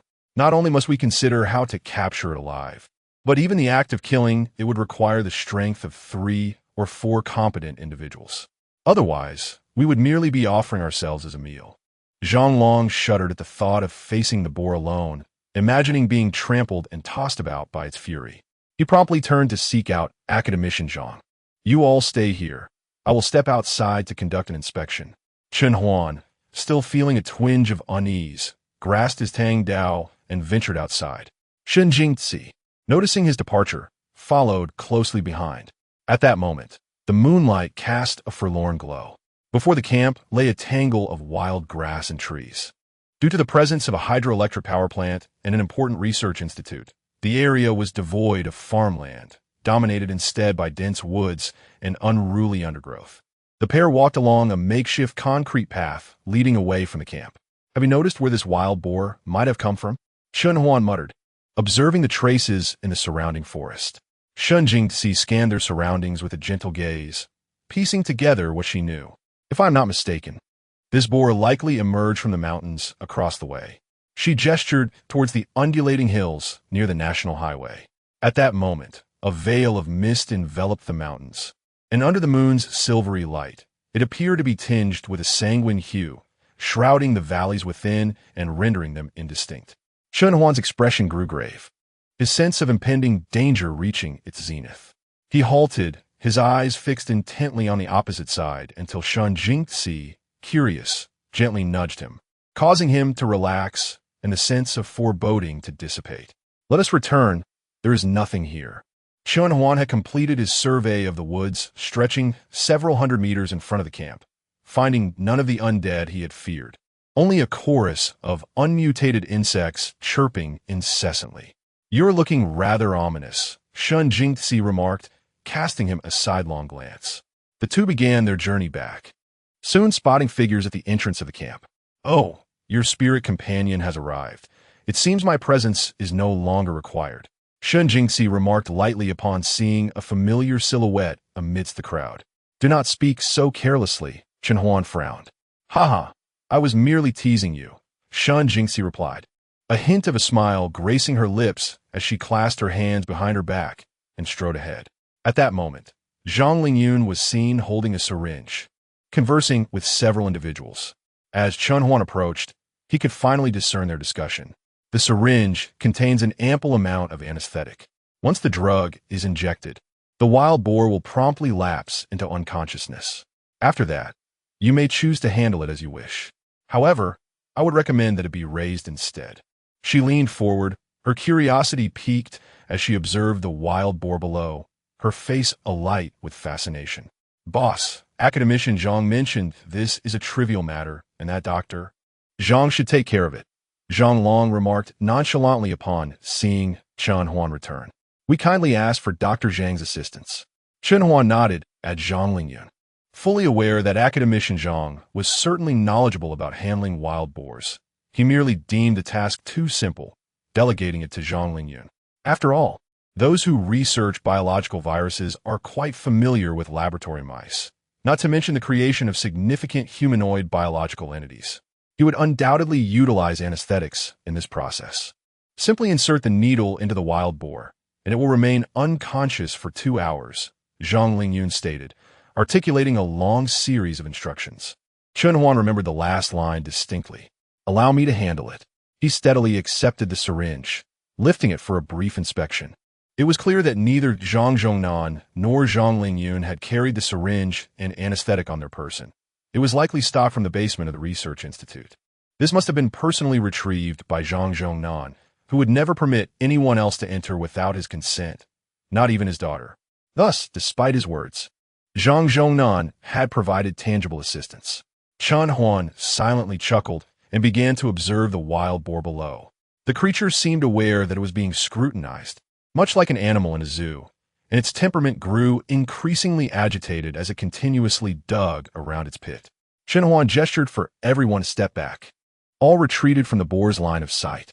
With the syringe in his left hand and a tang knife in his right, he stood silently at the edge of the pit, watching the wild boar, which had quieted momentarily. He began to breathe steadily, remaining still as a stone, his gaze lingering on the boar with only peripheral attention. In less than a minute, a miracle unfolded. The wild boar ceased its previous restlessness, instead shuffling to a corner of the enclosure, where it lay down on its hooves and began to rest. Clearly, the exertion had exhausted it. It lacked the strength to remain upright and only dared to settle once the environment felt secure. Yet, Chen Huan still refrained from action. Out of the corner of his eye, he noticed that the boar had not entirely relinquished its vigilance.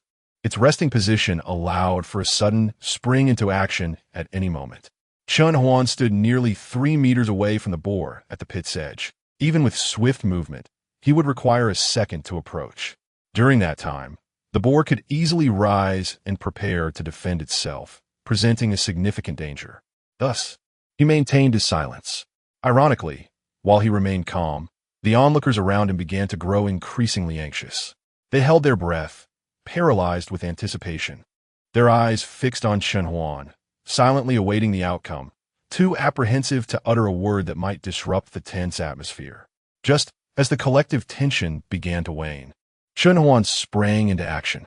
In an instant, he lunged from the depths of the pit toward the position where the wild boar lay.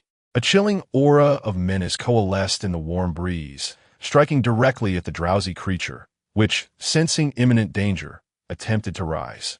Yet it was too late. As the wild boar dared to lift its front legs and tilt its body, a figure descended upon it.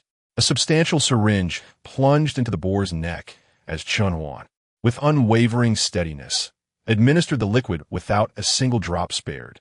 He then withdrew the syringe and retreated to a corner of the wall, observing the state of the boar. With a few unsteady grunts, the wild boar swayed precariously before collapsing to the side. Chapter 216. Capturing the wild boar, a collective gasp of astonishment echoed among the crowd as they witnessed a fleeting shadow dart past, only to see Chun Huan vanish into the pit. They refrained from voicing their concerns, not wanting to disrupt his actions. It was not until 10 seconds had elapsed, during which the wild boar merely grunted and fell silent, that they exchanged glances and cautiously approached the pit. Upon reaching the edge, the scene within unfolded clearly before them. A robust wild boar lay completely on its side, while Chun Huan stood beside it, seemingly at ease. "Boss, you can't possibly be considering raising this creature, can you?" Zhang Long inquired with a peculiar expression, his mind racing with speculation. "But won't it be difficult to raise a wild boar? After all, its nature is quite feral." Chun Yun hesitantly voiced his concerns. Their apprehensions were not unfounded. The wild boar before them was larger than an average adult. Its tough skin and thick flesh, complemented by tusks that protruded from its formidable head, its fur a mottled array of black. This male wild boar was indeed one of the most aggressive of its kind. While domestication was feasible, it would require multiple generations of breeding to reach a suitable level for human consumption. A commanding voice broke through their deliberations, and they turned to see Zhongnan entering from the doorway. After observing the wild boar for a moment, he continued, "Male wild boars are particularly aggressive, while their female counterparts tend to be more docile. The key to domestication lies in selective breeding and dietary adjustments. Though wild boars do consume crops, their diet is predominantly carnivorous. Compared to domesticated boars, wild boars possess higher resistance, lower fat content, and superior nutrition. However, there is a caveat. The absence of fat may affect the flavor." The group's expressions shifted to confusion. In their casual conversations, they had often praised the exquisite taste of wild game. Now, with Zhang's enlightening perspective, their thoughts began to spiral. Yet, given the current circumstances, resorting to the domestication of wild boars was a necessity. Zhang Zhongnan glanced at Chun Huan, curious about his thoughts. Upon hearing the explanation, Chun Huan's mind stirred, and after a moment of contemplation, he decisively stated, "Now is not the time to ponder the taste. We must first address the matter of availability before considering anything else." A smile spread across Zhang Zhongnan's face at Chun Huan's insight. It is wise to cultivate friendships with the astute rather than the foolish. The more courageous and clever Chun Huan proved to be, the greater the assurance of safety and life for those who relied on him. "Go fetch a sturdy steel pipe and some ropes." Chun Huan instructed Zhang Long. Chen Yun and Zhao Lin descended into the pit to assist. The rest of the group watched curiously from above. Before long, Zhang Long arrived, bearing a thick steel pipe and several ropes. He jumped into the pit, joining Zhao Lin and Chun Yun as they worked together to securely bind the wild boar to the steel pipe. To prevent the creature from thrashing about, they wrapped the ropes multiple times around its legs, securing it on its back as they hoisted it from the pit. The wild boar, of considerable size, poses a challenge when it comes to containment. Its presence in any location is less than ideal, and currently, no suitable cages are available for such a creature, necessitating the creation of a temporary enclosure. Once night falls and the boar awakens, its cries are likely to draw attention from outside. Consequently, Chun Huan chose a well-sealed warehouse to confine the restrained boar. The onlookers, filled with excitement, pointed and whispered among themselves about the wild beast. Yet, despite the lively atmosphere, a shadow of unease loomed in Chun Huan's heart. He summoned Wu Zhenghua and another man aside, speaking in hushed tones. "From this night onward, you two are responsible for the night watch." Chun Huan led them to the rooftop of the 3rd floor. The area was vast and dusty, with only a half-meter high cement wall bordering the edge, preventing anyone from inadvertently stepping into the void. A railing of similar height adorned the top of the wall. A few steps on the rooftop offered a clear view of the surrounding camp, albeit the distant scenery was shrouded in the night's obscurity, providing a semblance of early warning. Chun Huan gestured towards the direction near the camp's main gate and dam. You two will take turns keeping watch, focusing on a mountain south of the National Highway and the upstream and downstream of the Pooh River. Should anything unusual arise, strike the steel pipes directly. He selected 2 short steel pipes and struck them together once. The sound resonated sharply. As he applied more force, the noise grew increasingly pronounced, although not without imperfections. It served adequately as a basic warning system. All right. Wu Zhengwu glanced at his companion, Yu Wu, and proposed. Night falls around 7, and dawn breaks at 5, giving us 10 hours. The first half of the night is easier. You could take the watch until midnight, and I will take over for the latter half. We can rotate this arrangement monthly. What do you think? Absolutely, Yu Wu readily agreed, recognizing that the first month would favor him. The latter half of the night is when fatigue sets in most profoundly, making it arduous to stay alert, especially on a desolate rooftop. You should rest first, Zhenghua. Chun Huan acquiesced to their arrangement, taking a few more moments to survey the rooftop. Keep a vigilant eye on the southern mountains. I have a foreboding feeling. He refrained from delving into the reasoning behind his apprehensions, wishing to avoid unsettling his companions, trusting instead that a precautionary measure would suffice for timely alerts. Having communicated the necessary details, he descended the stairs. At this juncture, the crowd surrounding the warehouse had significantly thinned. The novelty of the wild boar had waned, especially since it remained in a stupor due to the sedatives. Though different from domestic pigs, the distinctions were minimal. After dinner, the camp fell into a profound silence. The following day, Chun Huan, accompanied by Zhao Lin, set off towards the development zone. Along the way, the crops in the fields had nearly reached maturity. Various green vegetables competed chaotically with wild grasses for essential nutrients. Despite the slow growth, a harvest could be expected within 2 weeks at most. The primary crops here were potatoes and corn, with peppers being a local specialty, while the overall quantity of other vegetables remained relatively modest. As the off-road vehicle traversed several dozen kilometers, drawing near to the development zone of Langzhou City, Chun Huan's eyes sharpened. He discerned faint silhouettes amidst the lush fields, as if the figures had heard the approach of the vehicle, for the earlier commotion had now faded into silence. Once the off-road vehicle departed from the area, everything returned to its natural state.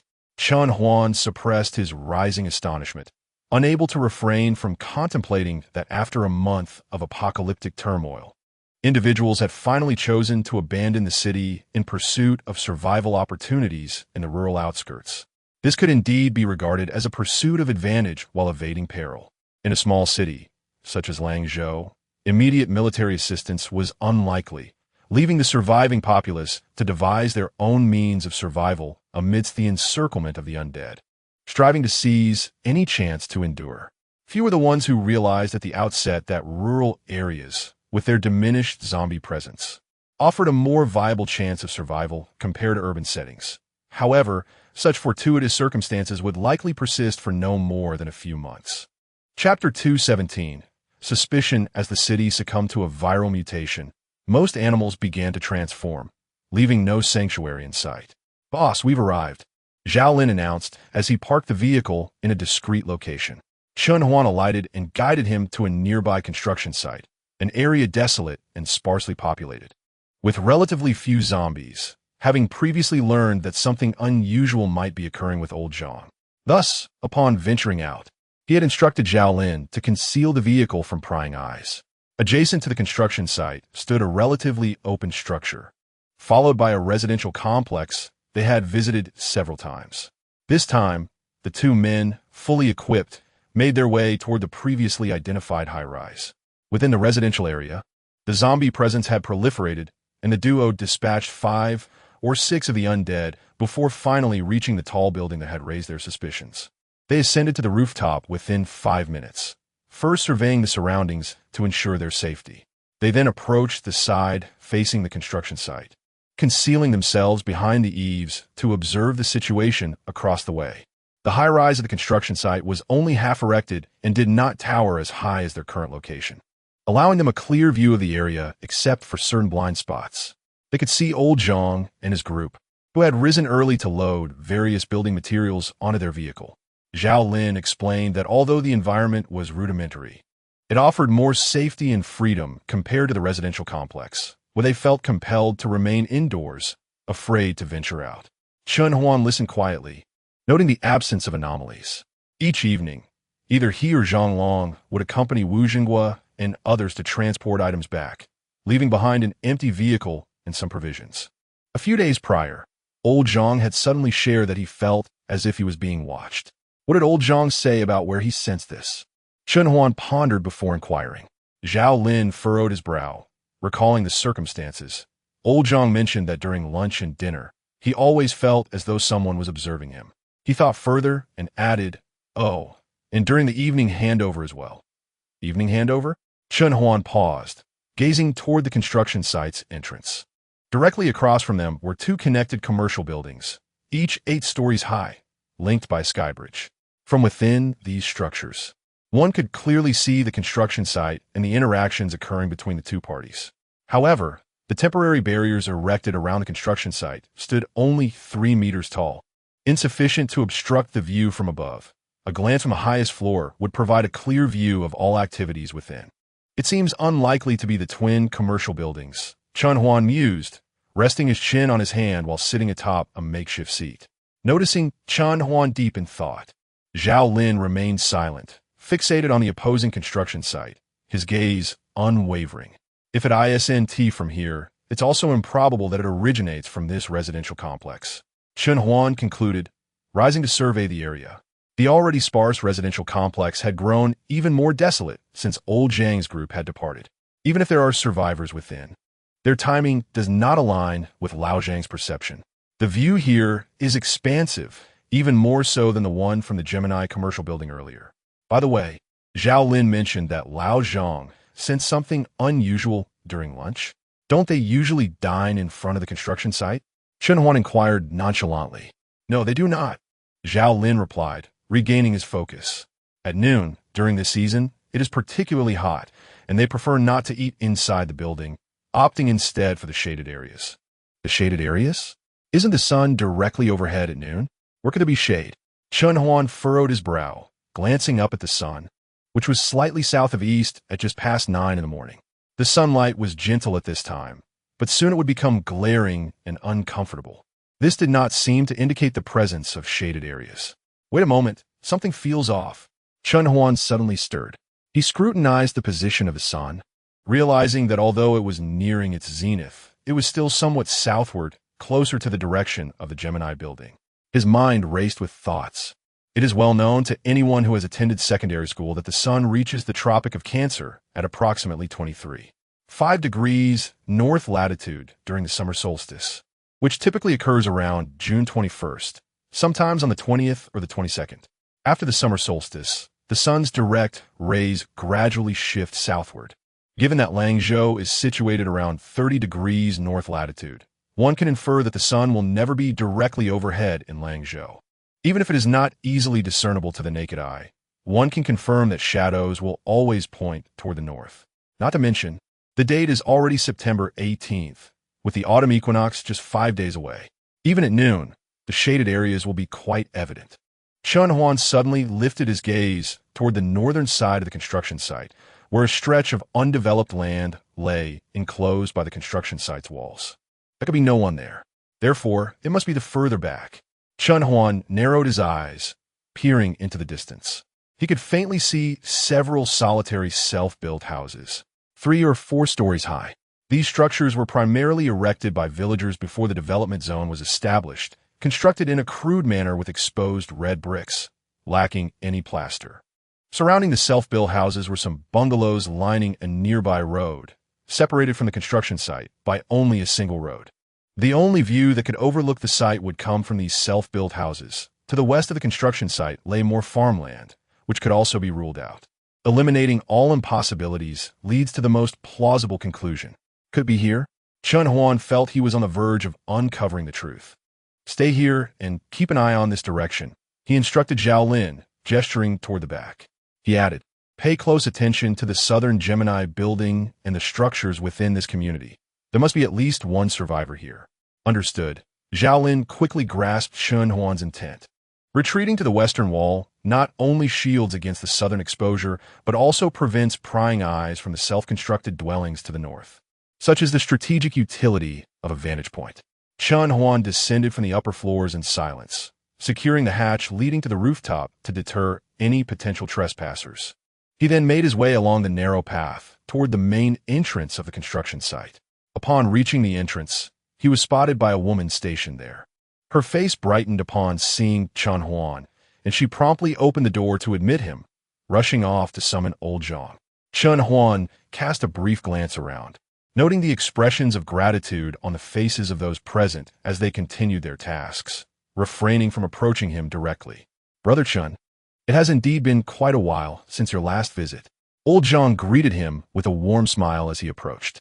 Chapter 218. An unusual discovery recently. "I have been rather occupied," Chen Huan replied succinctly, a hint of a smile gracing his features. As he spoke, his peripheral vision caught sight of something to the north. A sudden realization stirred within him. Directly to the north of the main entrance stood two buildings under construction, separated by approximately 20 meters. Through the gap between these half-finished structures, the distant wilderness loomed, accompanied by a construction site's fence, painted white on the inside and blue on the outside. Perched atop the fence, the roofs of three buildings were fully exposed to Chen Huan's view. From the entrance, he could clearly see the second and third floors across the way, indicating that anyone situated there could equally behold his location. "Have you all moved over?" Observing the silhouettes of people bustling about the construction site, Chen Huan guided Lao Zhang to a position where the buildings obstructed their line of sight, unwilling to expose his presence any further to those across the way. Indeed, Lao Zhang answered with a smile. "The conditions in the community are favorable, but the ground floor is teeming with zombies, and some are even trapped inside their homes. It's all within the same corridor. The mere thought is unsettling. Even if one hides indoors, fear looms large. Who can remain confined forever? It would drive one mad.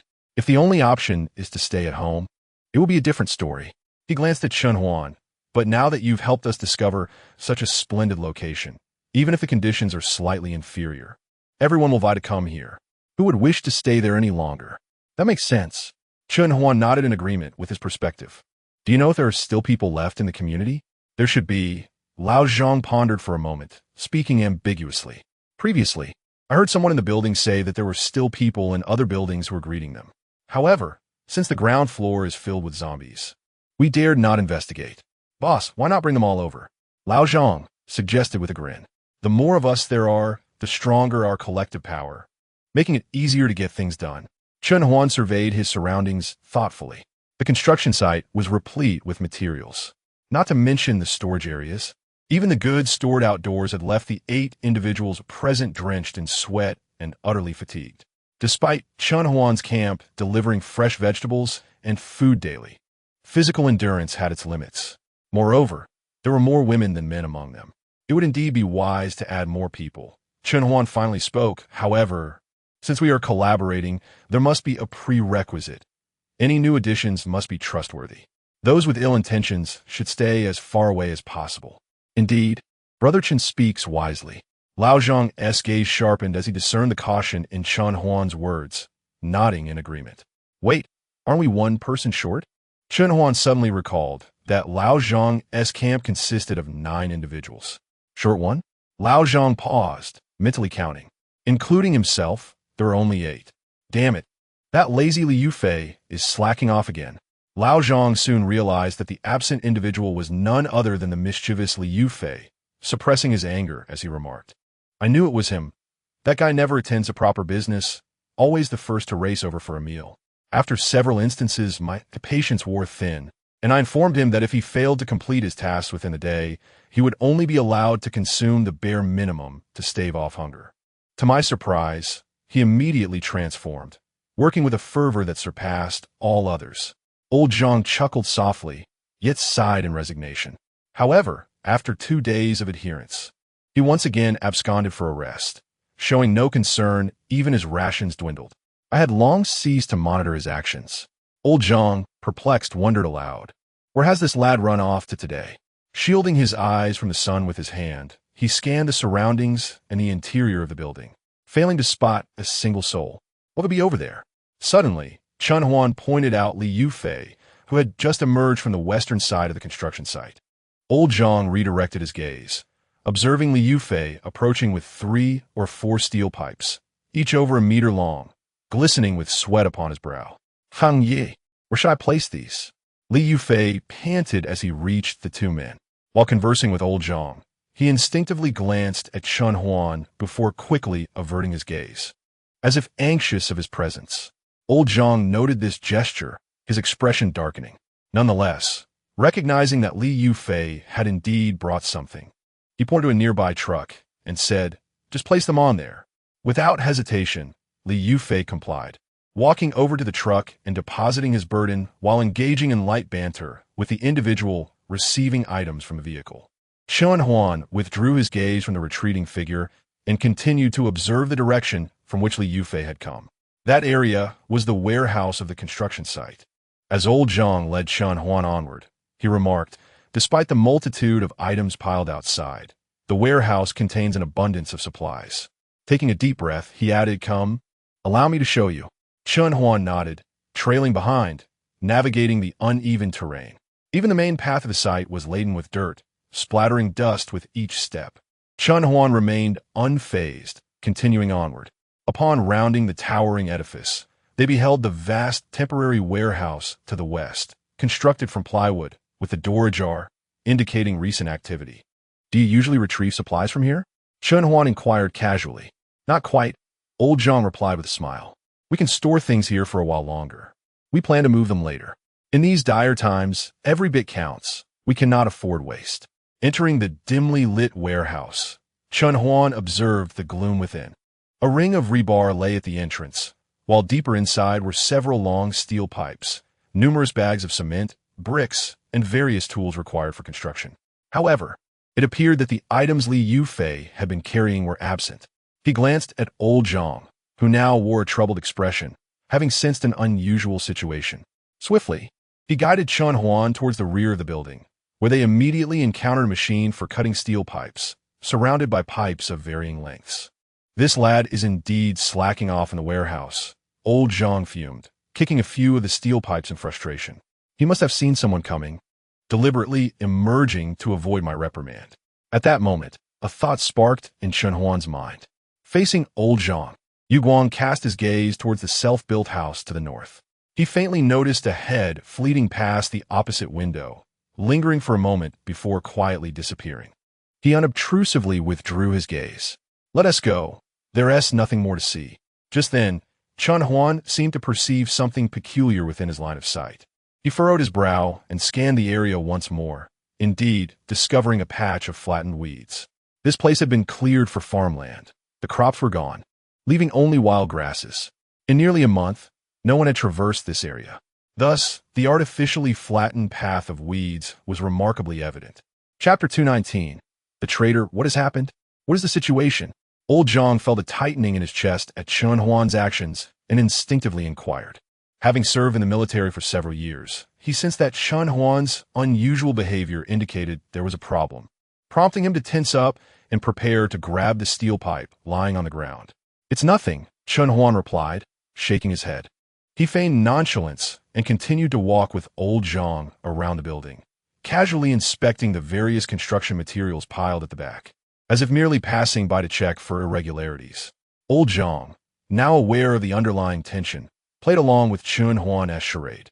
The construction site boasted 3 large buildings in total. At present, they stood before a structure that had yet to lay its foundation, while another building behind it had already reached the 3rd floor, exposing bare bricks and steel reinforcements. After completing their circuit, they returned to the front. Chun Huan observed Li Yufei and others tidying up their belongings.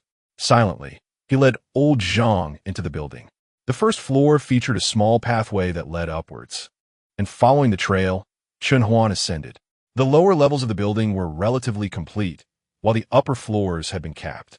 In a corner of the 2nd floor, some makeshift wooden beds were arranged, adorned with clothing and blankets. Without lingering, Chen Huan guided old Zhang to the rear of the self-built house, where they found a window, standing at the side to conceal their presence. In a hushed tone, he asked, "Who has walked along the small path at the back of the construction site?" "Huh?" Old Zhang replied, puzzled. He gazed at the area Chen Huan indicated, furrowing his brow. "No one has passed through here. No one comes this way. Except for Li Yufei when he slacks off." He trailed off suddenly, a look of realization crossing his face. "But that's nothing, right? I would wander around too." Old Zhang muttered to himself, but then a thought struck him, and he exclaimed, "Wait. The strange feeling of being watched I've sensed lately seems to be coming from the north." Chen Huan regarded old Zhang, surprised at how close he was to the truth. He recounted his observations and deductions. Truly a despicable creature. Old Zhang's face darkened, fury boiling within him as he cursed. "That guy spends all day loafing around. I haven tea starve him, but he refuses to work and even colludes with outsiders. Does he really think we're living in a secure and prosperous era?" He was ready to descend and confront Li Yufei when Chen Huan calmly interjected, "Wait. If you go down now, how will Li Yufei ever admit to anything?" "Ah, that's true." Old Zhang slapped his forehead, feeling somewhat exasperated. "It's better to be cunning than to act hastily." Chen Huan led old Zhang to a window on the southern side of the building. Observing Li Yufei busily moving items below, he mused softly, "If we're to capture him, let us ensnare a significant target, one he cannot refute." "I understand now," old Zhang exclaimed, a sudden epiphany dawning upon him as he nodded emphatically. "Let us keep this from him for the time being. I shall observe more closely in the days to come. When the next opportunity arises." Old Zhang expressed his concerns and inquired, "I wonder if those who have been in contact with Li Yufei will act preemptively?" "No," Chen Huan replied with a sense of composure. "Why?" A question mark seemed to hover above old Zhang's head. Standing beside Chen Huan, he felt like a child devoid of understanding. "Can you guess why Li Yufei returned so suddenly?" Chen Huan countered confidently. "He must have seen you." Old Zhang's eyes widened in shock. His teeth clenched as he retorted, "You were here for 5 or 6 minutes before he emerged, and we made hardly any noise. He could not possibly have heard us. So, he was in the middle of a conversation with someone else, and hurried back upon seeing you?" "Yes, you're nearing the truth," Chen Huan chuckled silently. He cast a casual glance at Li Yufei below and added a few more pieces of evidence. If Li Yufei had been resting in the storeroom, why would he be sweating? Furthermore, would carrying a couple of iron pipes less than 2 meters long exhaust him to this extent? Turning back to old Zhang, Chen Huan asserted, "He must have rushed back from behind, fearing discovery in my absence, which accounts for the sweat." "I see now."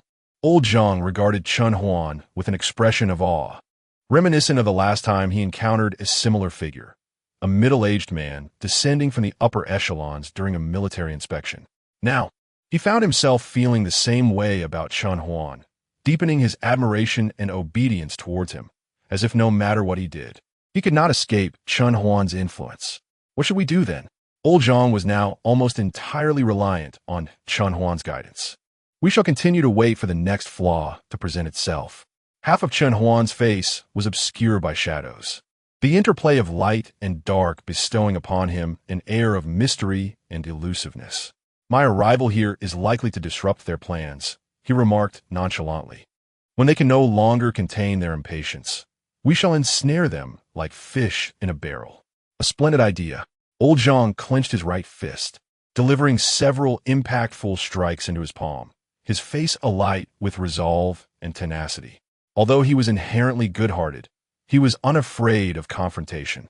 His military background had honed both his body and spirit, instilling in him a willingness to take action, which was precisely why he emerged as the leader of this small group of 9. One need only possess a single quality that surpasses the rest to stand out. With the wisdom that comes with age, old Zhang was poised to ascend even further. "If the situation becomes urgent, do not hesitate. Take the car and come find me," Chen Huan assured him. Yet, as he spoke, memories of encountering 2 lost beasts the previous day flickered in his mind, prompting him to shake his head and temporarily set those thoughts aside. "Rest assured, this fellow will not elude my grasp." Old Zhang silently assessed Li Yufei. Below, Xiao Yin's face was smeared with dust. She picked up a dark handkerchief, wiped her forehead, wrinkled her nose slightly, and resignedly tucked the handkerchief into the soiled clothing she had specially changed into for the laborious task. She continued with the monotonous work, holding a specialized clip to transfer the neatly arranged bricks onto a small cart. At this moment, the cart was nearly full. Xiaoyan was placing the last few red bricks onto it, preparing to push the cart beneath the truck, where two individuals were ready to assist in the transportation of the bricks. "Let me take over." Li Yufei emerged unexpectedly, with a broad grin lighting up his youthful face. He seized the handle of the cart from Xiaoyan and began to push it toward the truck. Where did the sun rise from today?" Xiaoyan remarked with a hint of mockery, a smirk playing at the corners of her mouth. "Xiaoyan, please don't say that," Li Yufei replied, a faint smile gracing his features. "I've been wanting to turn over a new leaf for quite some time now." With that, he cast a sidelong glance at the second floor. Chapter 220. How did you guess? At this moment, the second floor was devoid of any presence. Chen Huan and Old Zhang had long departed from the upper level, making their way to the first floor. Just as Li Yufei withdrew his gaze, he caught a glimpse of the two emerging from the doorway, their smiles increasingly disingenuous. They hurriedly pushed a cart, transferring the bricks from the flatbed to the truck. While he presumed they might scrutinize him, Chen Huan continued chatting amicably with Old Zhang as they passed by. Li Yufei was left in a state of bewilderment. Simultaneously, he noticed another matter that pierced his heart. The girl he had always admired, Xiao Yin, was approaching Chen Huan with a beaming smile. Observing them together, Li Yufei lowered his head, his expression no longer composed, as he scowled, seemingly muttering to himself. Yet, recalling Chen Huan's adeptness in battling zombies, he lost the resolve to approach. Meanwhile, Xiao Yin gazed at Chen Huan with bright eyes, curiously inquiring, "Boss, have you been out hunting zombies again recently?" In her eyes, he appeared to be a star. Old Zhang looked at the charming girl with a smile, narrowing his eyes slightly, casting a few meaningful glances at the pair, as if he wished to play matchmaker. However, Chen Huan harbored no such intentions. "Almost," Chen Huan replied gently. By the way, Xiao Yin suddenly recalled something. She tapped her forehead and asked curiously, "Where have Wang Jie and Zhou Jie gone? Are they with you in your crusade against evil?" She gestured animatedly, even kicking the air a couple of times. After her display, she was left panting, beads of sweat forming on her forehead, devoid of any semblance of heroism, yet entirely adorable. "If you wish to join, I could take you to see it today," Chen Huan proposed, a mischievous idea blossoming in his mind. The tasks they undertook were somewhat akin to vanquishing evil. "Really?" Xiao Yin's face lit up with excitement. She looked at Chen Huan, wrapping her arms around his left arm, her demeanor soft as she implored, "Take me along. I want to go too." "Sure," Chen Huan replied nonchalantly, "but there is a simple test." "No problem. No matter the test, I will pass," Xiao Yin declared with increasing enthusiasm, her movements becoming more animated. "I'm certain I can do it." "All right," Chen Huan said lightly. "Tonight, you will sleep in 2 adjacent rooms with the zombies, and as long as you endure for 1 night, I will unconditionally take you to fight zombies." "How's that sound? Quite easy, right?" He smiled at her. Xiao Yin's body stiffened. Even the hands that clutched Chen Huan's arm instinctively ceased their motion. Her face turned pale as she envisioned spending the night in rooms mere gunshots apart from the zombies, her heart racing in panic. Too terrifying. I absolutely do not want to try that. Is this a test? She thought to herself. This is clearly a way to rid oneself of me. Humph. Xiao Yin shot Chen Huan an indignant glare before turning on her heel, striding towards the truck. She snatched the empty flatbed from Li Yufei's hands, her heart simmering with frustration, and began to transport the bricks. This series of actions left Li Yufei somewhat dumbfounded. Old Zhang observed the scene steadily, making no attempt to plead on Xiao Yin's behalf. As he approached the door, he suddenly spoke, "Are you concerned that she might not withstand the hardships?" "You noticed," Chen Huan replied, turning to Old Zhang with a faint smile. "Too obvious," Old Zhang said, gazing nostalgically ahead, his voice tinged with reminiscence. "Back when I was in the army, during a perilous mission, the squad leader bore a striking resemblance to you. Meeting someone like you is a blessing for Xiao Yin." Old Zhang sighed with sentiment. Chen Huan remained silent. In these apocalyptic times, distinguishing good from evil was unnecessary. I am leaving. Take care of yourself. After a brief pause, Chen Huan added, if you need anything, just reach out to me. Rest assured, I am here, old Zhang replied with bravado, escorting Chen Huan out of the construction site. As he watched Chen Huan head westward, he closed the gate and resumed his labor. Chen Huan departed from the construction camp without immediately seeking out Zhao Lin. As he left, he casually glanced toward Zhao Lin's concealed position, signaling him to come find him soon. Thus, Chen Huan walked silently along the outer wall of the site, heading west, not making a sound. Upon noticing something amiss at the camp, he was not inclined to leave without further investigation. Waiting for a crisis to unfold was never his choice. Chen Huan preferred to take the initiative, preemptively extinguishing any potential dangers, no matter who it was, as long as they harbored intentions against him. Even with 1,000 obstacles between them, he would confront them head-on, employing the most meticulous strategy and decisive action to dismantle every threat. This was his principle of engagement. Today, what he had witnessed and experienced compelled him to stay.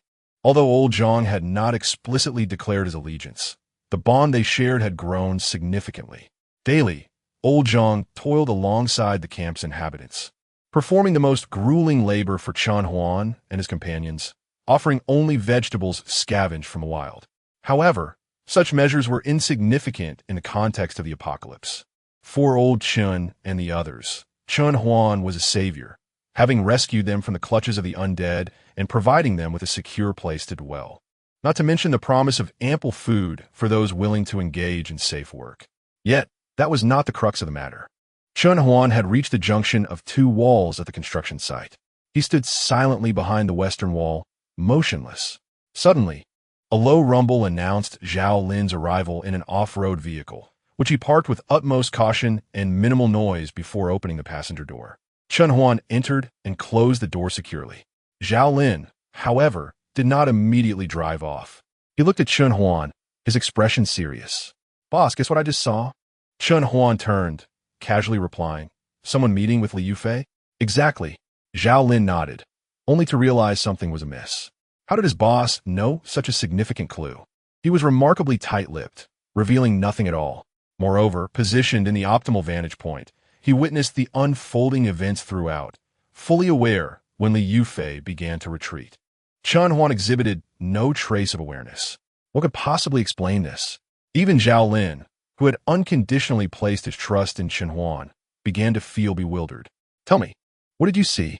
Chen Huan glanced at Zhao Lin, comprehending his thoughts, and replied calmly, "I saw nothing.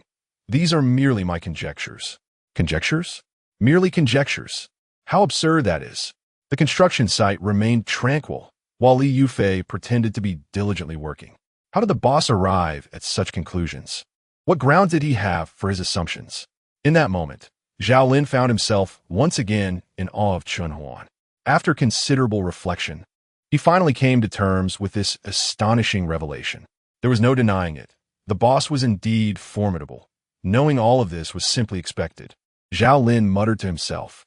He then began to recount the anomalies he had observed. Chapter 221. A long-term strategy. 5 minutes elapsed. Chen Huanshu relaxed his furrowed brow, rubbed his temples, and remarked with a smile, "I see now. Liu Fei truly believe his actions are discreet, yet you have observed everything." Zhao Lin, scratching his head, chuckled foolishly, but remained silent. Chen Huanshu sat in the car, contemplating the scene previously narrated by Liu Fei. Zhao Lin had been monitoring the construction site and the self-built houses to the north from the rooftop, and before long, he detected something unusual. Not long after Chen Huanshu entered the construction site, a shadow emerged from within the self-built house, stealthily approaching a blind spot behind the site's wall. Within a minute, the figure slipped through a gap in the wall, crouched at the edge, and then dashed along a concealed path directly towards the rear of the construction building. Afterward, the individual picked up several short steel pipes from the ground, feigning engagement in work. Upon closer inspection, Zhao Lin recognized this person as Liu Fei. As for the subsequent events, they were already well known. After maneuvering the vehicle to a more advantageous position and executing a U-turn, Chen Huanshu pondered for a moment before decisively stating, Let us first conduct reconnaissance to assess the opponent's strength. All right, I shall drive, replied Zhao Lin, gradually starting the off-road vehicle, its engine emitting a deep rumble as it came to life. To the west of the construction site lay a solitary road traversing north to south. On the right side of the road stretched an endless expanse of fields. This was the westernmost boundary of Langzhou City. Consequently, no stranded vehicles were to be found on this road, nor were there any zombies. The dark off-road vehicle glided like a specter, silently approaching its intended prey under the protection of the wall.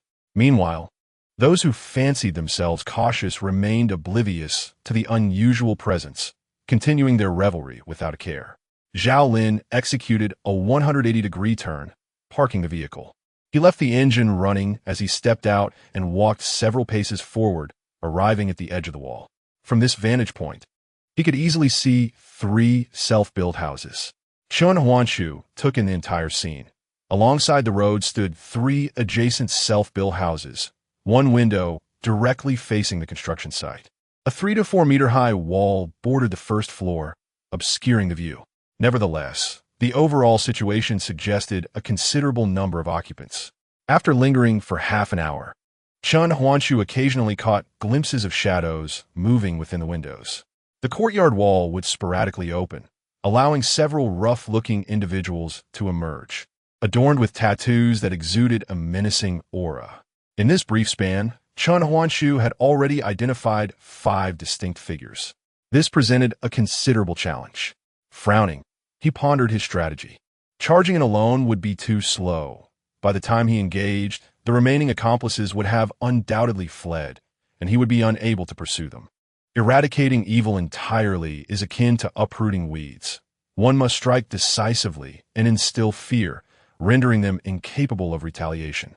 Thus, a long-term strategy is essential. Let us proceed. Chenhua made a gesture. Zhao Lin nodded silently, following closely behind as they both entered the vehicle. He started the off-road vehicle and slowly drove away, stopping only after they had nearly exited the construction site. They were heading back to the previous neighborhood. Chenhuan spoke briefly, contemplating for a moment before saying, "Wait until you return to your original position to monitor. Remember all the details, especially how many people are concealed on the opposite side. That is crucial. Furthermore, if Li Yufei attempts to contact them again today." Chen Huan squinted, his tone sharp. "You must observe the situation and remind old Zhang, but primarily focus on surveillance." "All right, rest assured," Zhao Lin assured him with a broad gesture. He then exited the vehicle. Chen Huan accompanied him to the entrance of the neighborhood before turning back and driving toward the camp. The off-road vehicle did not enter the camp. Just past the midway point of the path, he beheld the bustling scene in front of the camp. Wu Jinghua, Su Chun, and others were working under Professor Cheng's direction to delineate the foundation area for the greenhouse. Meanwhile, Li Mu was operating a bulldozer, meticulously clearing soil from the designated area and piling it up approximately 10 meters in front of the greenhouse foundation, creating a small mound several meters high. Upon seeing Chen Huan return, they paused their work to greet him. Chen Huan glanced briefly at their progress and instructed Professor Cheng to continue directing the work, then turned to walk into the camp. Upon entering, he noticed 2 chairs positioned at the base of the building, where 2 patients lay. One, Li Yong, covered in scars, and the other, Wu Bin, in slightly better condition. At that moment, Zhang Lingyun was administering medicine to the 2 with various bottles and jars. "Dr. Zhang, how are their conditions?" Chen Huan inquired after observing them closely. "Wu's health is stable, no major issues.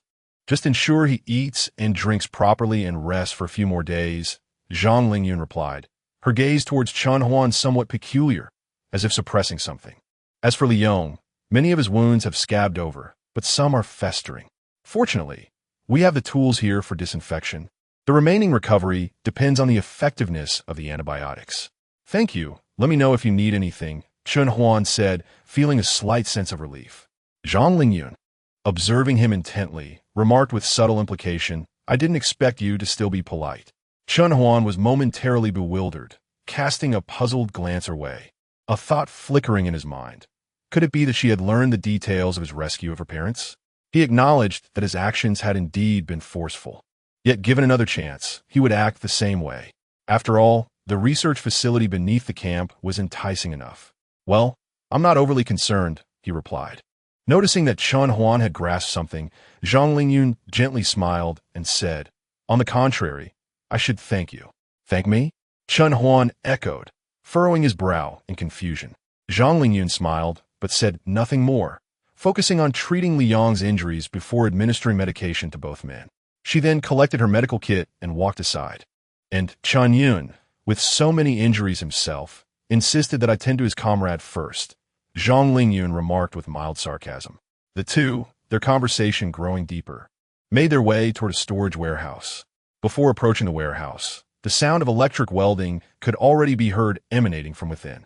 Fortunately, the warehouse was soundproof, and the noise did not reach the camp. Chen Huan was certain that Chen Yun was likely inside. By the way, what did you mean when you expressed your gratitude earlier? After pondering for a while, he finally mustered the courage to inquire. You must have brought my parents here, right? Zhang Lingyun halted her steps, her penetrating gaze fixed upon Chen Huan, only to be met with an expression devoid of any reaction, which left her somewhat disheartened as she replied, speaking of this, I truly owe you my thanks. Amidst Chen Huan's curiosity, she continued, this situation is rather exhilarating. I have long desired to take them away, to avoid the irony of living in the same city, yet not laying eyes on one another for an entire year. Chapter 222. The enormous cage. Chen Huan's face bore a hint of surprise as he recalled the work of the two elders, realizing that it was indeed a possibility. Everything seemed satisfactory at present. Zhang Lingyun smiled, her eyes sparkling with mischief, and remarked, my father is currently in the research institute downstairs. Should anything arise, he will have to summon me. Let us see how he intends to separate us, mother and daughter. After saying this, she glanced back nervously. Upon not spotting Zhang Zhounan, she felt a sense of relief and proceeded towards the factory. So this was the reason? No wonder Zhang Lingyun appeared to harbor little resentment or dissatisfaction upon learning that her parents had been taken. It was truly unexpected that he had inadvertently performed a good deed. Pulling back his thoughts, a low hum resonated as the factory doors swung open. The clamor of welding grew thunderous, filling the air. Inside, two individuals were bent over a towering iron cage. Measuring 2 meters in height and 3 meters in both length and width, diligently working with welding equipment. Perhaps the sound of the door had caught Chen Yun's attention. He continued to weld the last few components with a wry smile, saying, Dr. Zhang, I really have no issues. You can simply attend to those two without wasting time on me. Feel free to ask the boss. I was out on a speedboat with him a few days ago, keeping watch alone on the vessel for 2 days. I assure you, there is absolutely nothing wrong. His refusals to Dr. Zhang were not new. Is that so? Zhang Lingyun smiled as she observed his retreating figure, adding, if Chen Huan consents, I shall refrain from letting you examine him. Really? Chen Yun halted his work, turning around with delight. Suddenly, in that fleeting moment, he caught sight of Chen Huan. His expression shifted to one of awkwardness as he set down his tools, his hands unsure of where to rest. Boss, what brings you here? Is it Dr. Zhang? Go have a look, Chen Huan replied, feeling helpless that he needed to coax him about such trivial matters. Old Zhang has encountered a situation. I returned early, and it has nothing to do with Dr. Zhang. He elaborated further to mitigate any potential grievances the other might have against the doctor, considering that this matter was also for his own well-being, not a deliberate hardship imposed by Zhang Lingyun. However, the cage remained incomplete. Chen Yun hesitated, reluctant to proceed. Rest assured, I shall manage the remaining tasks myself, laughed the man beside him, readily betraying him. Well then, I shall take my leave first. Realizing he could not evade the task, Chen Yun finally sighed in resignation and followed Zhang Lingyun outside to find a place to tend to the wounds he had neglected for several days. Inside the factory, Chen Huan could hear the other's cries of pain, even the nearby sounds of welding failing to muffle them. Was it fear of pain that made him reluctant to let Zhang Lingyun tend to his injuries? Chen Huan's expression turned peculiar. He hadn't anticipated that such a reason lay behind the individual's reluctance. Yet, this very detail served to affirm the other's resilience and reliability. Despite the fear of pain, he did not willingly submit, nor divulge the secrets of himself and his companions. Such a person could be entrusted without hesitation. The factory was left with only one man. He secured the final steel bar with a weld, tugging at it firmly to ensure the connection was sound. "It's done, boss." The man wore a triumphant smile, pointing at the iron cage before him. Chun Huan glanced at the imposing 18 cubic meter structure, unable to suppress a gasp of astonishment. He approached the cage, gripping two adjacent steel bars with both hands, employing the most effective method to exert force. With all his might, he pulled. 1 second passed. 2 seconds. Chun Huan's face flushed. Yet the steel bars remained utterly unyielding. The welded joints showed no signs of distortion. Not even the slightest bending occurred. Regardless of whether he exerted his current strength or doubled, tripled, or even further amplified it. To illustrate simply, the transverse rebar in a high-rise shear wall measures over 6 millimeters in diameter, while the longitudinal bars are generally around 10 millimeters, exceeding 1 centimeter. Such robust steel, capable of supporting the weight of an entire building, would find it remarkably effortless to contend with a wild boar. After several attempts, the cage remained unchanged, leaving Chun Huan utterly fatigued. Finally, he dusted himself off nonchalantly and instructed the man to summon 2 more individuals to assist in stuffing the wild boar into the cage. With that, he exited the warehouse, striding toward the main building. Upon entering the corridor, he overheard Shun Jingzi instructing Xiao Tian, her tone tinged with despair. Clearly exasperated by the disobedient child, she was nonetheless compelled to maintain a composed demeanor while patiently guiding him. At that moment, Zhou Yenya was busy washing clothes with several women in preparation for lunch. Chun Huan surveyed the surroundings but did not spot Zhang Long. He proceeded directly to the rooftop, opening the door to find the young man indeed present, standing atop the building, scanning the surroundings with a telescope. "Boss!" Zhang Long exclaimed in surprise upon hearing the noise. "What brings you back so early today?" He peered around, noticing the absence of Zhao Lin, and added curiously, "I just saw you all drive back." Did Zhao Lin slack off again? "Encountered some issues today," Chun Huan replied calmly. "There may be trouble for old Zhang and the others tonight. I came back to prepare." "Trouble?" A flicker of realization crossed Zhang Long's eyes. "I knew old Zhang's instincts were spot on. He has been a soldier for years. Did he discover something?" Chun Huan briefly recounted the events leading to this moment. "That treacherous scoundrel," Zhang Long fumed, his expression darkening. "When I first met old Zhang, I sensed something off about that fellow. If it weren't for you stopping me, I would have acted sooner. Now, with evidence in hand, let us see how he squabbles." After venting his frustrations, he inquired, "Have you noticed anything?"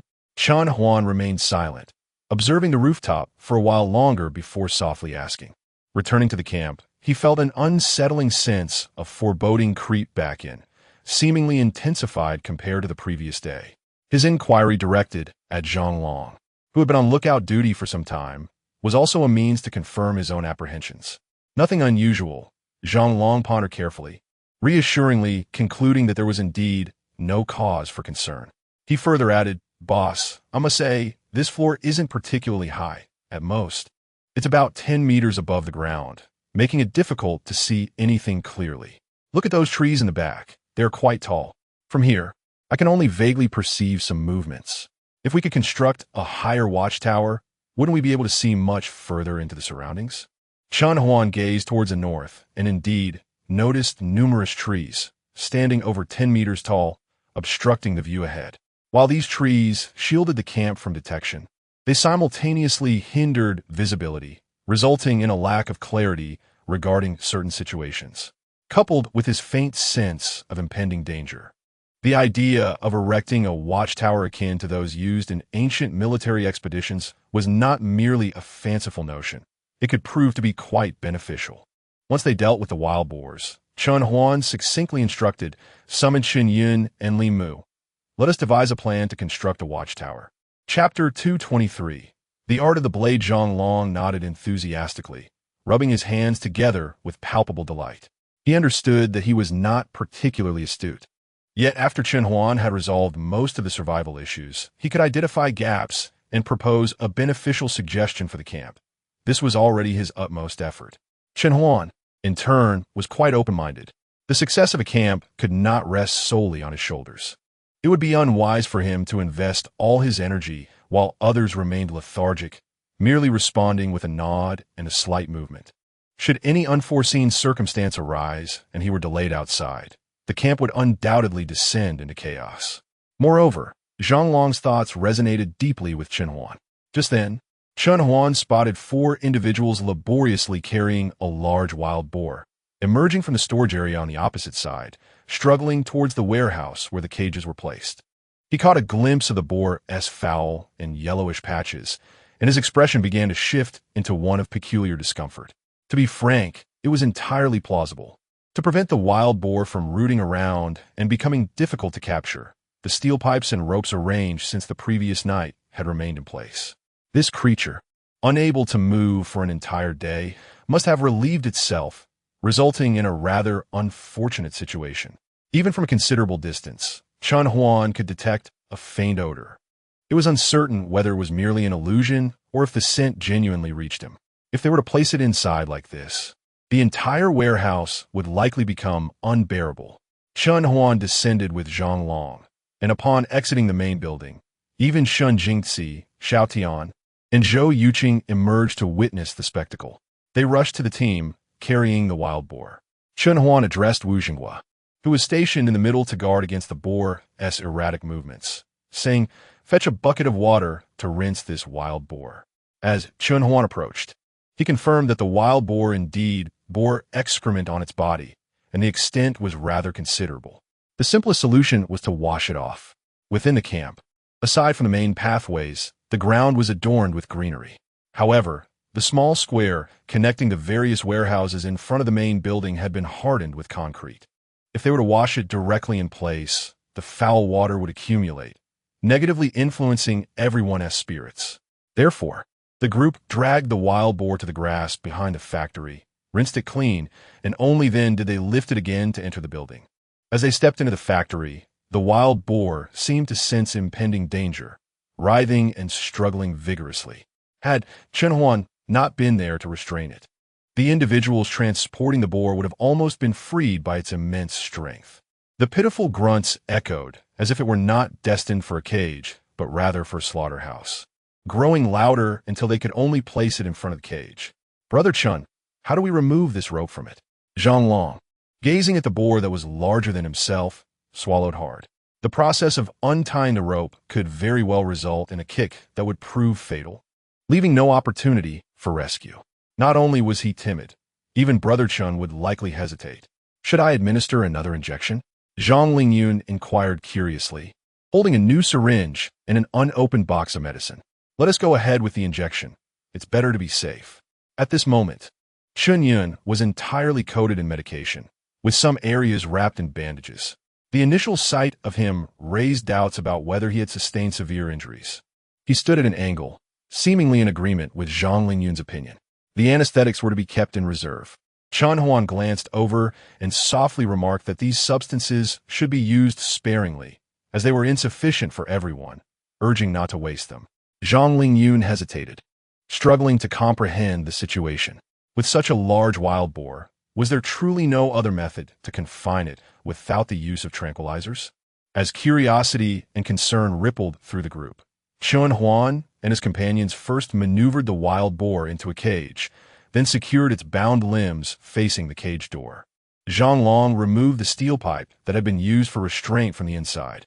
Following Chen Huan's signal, everyone vacated the cage and took refuge 3 meters away. Amidst the peculiar gazes of the onlookers, Chen Huan casually drew his tang knife. A flash of brilliance sliced through the air, followed by a sharp crack that echoed as the frayed ropes burst apart like scattered fireworks, exploding in all directions. The wild boar's hooves slackened, momentarily bewildered as if still tethered, staring vacantly at Chen Huan without making a move. With a resounding thud, Chen Huan slammed the cage door shut, securing a palm-sized lock onto the makeshift latch. Only then did the others realize the gravity of the situation, and Zhang Lingyun gasped in astonishment, her eyes wide with disbelief. She was aware of Chen Huan's prowess, yet witnessing his brief display of knife skills allowed her to grasp just a fragment of his true strength. It became clear why he had no need for her assistance in administering the tranquilizers. Dumbfounded, Zhang Lingyun tucked away the syringe, ceasing her insistence on taking action herself. Her gaze instinctively flicked to Chun Yun, a former Special Forces soldier, who mirrored her astonishment and confusion. This deepened her admiration for Chun Huan. His knife techniques were so remarkable that they astonished even seasoned professionals. "I fear I must learn from your knife skills." A faint yet resonant voice broke the silence in the warehouse. The group turned to find Wu Bin leaning against the wall, his expression a blend of complexity as he regarded Chun Huan. He had recovered significantly and was now able to stand unaided. "I still have much to learn," Chun Huan replied, shaking his head, devoid of arrogance. "I have encountered many whose knife skills surpass mine, and my techniques are solely the result of personal exploration, lacking any formal patterns." Wu Bin shook his head, perplexed. "Your knife skills clearly stem from countless life and death battles, embodying the most direct and effective methods of combat. I lack substantial practical experience with knife techniques and cannot fathom your training. As for those who are stronger than you, I cannot even begin to imagine. Moreover, your understanding of knife techniques seems flawed." After a moment's contemplation, he continued earnestly, "To learn knife skills, one must first master the routines, then gradually forget them, allowing those routines to become instinctive, ingrained in muscle memory, ready to be unleashed at any moment. Only then can one adapt and combine techniques based on varying circumstances, sufficient to handle nearly any situation. The purpose of all this is to prepare for the battlefield and confront the enemy. You have already met this requirement in advance. Returning to practice the fundamentals at this point may initially lead to confusion in your swordsmanship. However, once you navigate through this chaos, significant progress will undoubtedly become evident." Wu Bin expressed his sentiments with a sense of nostalgia, his face reflecting deep contemplation. Chun Huan, upon hearing this conversation, fell into a pensive state. He indeed sensed a stagnation in his swordsmanship, realizing that he had not made substantial advancements. Many of those with superior techniques have harnessed the continuous evolution of their bodies, enhancing their neural response speeds and overall physical qualities, fundamentally surpassing him. As for this lifetime, it seems that his physical evolution may not differ greatly from the last. Thus, Wu Bin's shared experiences stirred a profound resonance within him. Chapter 224. The agreement with Wu Bin navigating against the current. One must either advance or retreat. Such is the reality of the apocalypse. "Brother Wu, if possible, I would appreciate your guidance." Chun Huan spoke with a tone of calm respect, adding, "If time permits, could you perhaps teach everyone some basic self-defense techniques? I am merely curious if there are any restrictions regarding your lineage." Wu Bin chuckled softly. "As for guidance, I believe I still have much to learn in practical swordsmanship from you. We can engage in mutual practice. As for my lineage," Wu Bin pondered for a moment, a decisive expression emerging on his face. "In times of national peril, every individual bears responsibility. A hero acts for the nation and its people. Though I do not consider myself a hero, I possess these fleeting skills that cannot be taken with me beyond this life. In times of peace, such abilities may suffice, but in this bizarre apocalypse, the matters of life and death are no longer solely in our hands. To assist others would serve as a testament to my existence, a fulfillment of purpose." He gazed at the still recovering wild boar in the cage, continuing, "Given the current extraordinary circumstances, if I can help, it is my duty. Moreover, I am the last remaining heir of my lineage. If I were to hoard this knowledge to myself and meet an untimely end, the legacy would perish with me, and I would fail my ancestors." Having come to this realization, he smiled with ease. "As for teaching martial arts, that is certainly not an issue. I am here, receiving care from Dr. Zhang. However, most of you are of an age where your bones and muscles have already set, so I fear that my full efforts may not elevate you to the highest realms of skill." "Thank you, Brother Wu." Chun Huan expressed his gratitude earnestly, acknowledging the ease with which Wu Bin offered his lineage. Regardless of any underlying reasons, this alone warranted calling him Brother Wu and regarding him as a comrade. As for Wu Bin's assertion that older individuals may find it challenging to reach the pinnacle of martial arts, this notion held true even before the apocalypse. Yet, unbeknownst to Wu Bin, The evolution of humanity in the future would lead to a fundamental reshaping of muscles and bones, heralding a true renaissance for martial arts. Suddenly, Chen Huan paused, as if contemplating a certain possibility. He set aside his thoughts and returned to the matter at hand. Can I also learn martial arts? Zhang Long's expression reflected astonishment, affirming Wu Bin's generous offer. His face was alight with excitement. Ha! I want to become as formidable as Bruce Lee. With that, he clumsily mimicked some moves, showcasing his lack of finesse. The others shared in the exhilaration. Who among them had not dreamed of becoming a legendary hero in their youth, scaling rooftops and combating evil? Who would not aspire to embody such ideals? Yet, the arduous nature of learning martial arts, coupled with the lack of proper channels, often led to few pursuing this path. Those who achieved renown were even rarer. Now, however, there was someone willing to teach them. In this apocalypse, ample time had emerged, allowing them to learn together in their leisure. Whispers filled the air as everyone began to inquire about Wu Bin's background, though, regrettably, only Zhang Lingyun was privy to the details.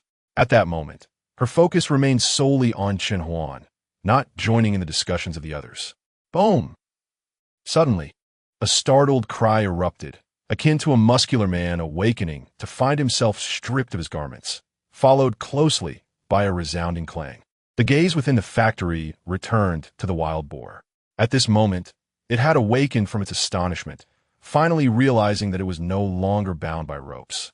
It tilted its head and stumbled to its feet. Before it could steady itself, it charged headfirst into the iron cage, producing a thunderous noise, before collapsing dizzily onto the ground. In disbelief, it rose once more, continuing its futile assaults. Bang! All it garnered was yet another failure. The wild boar's every move drew the attention of the onlookers.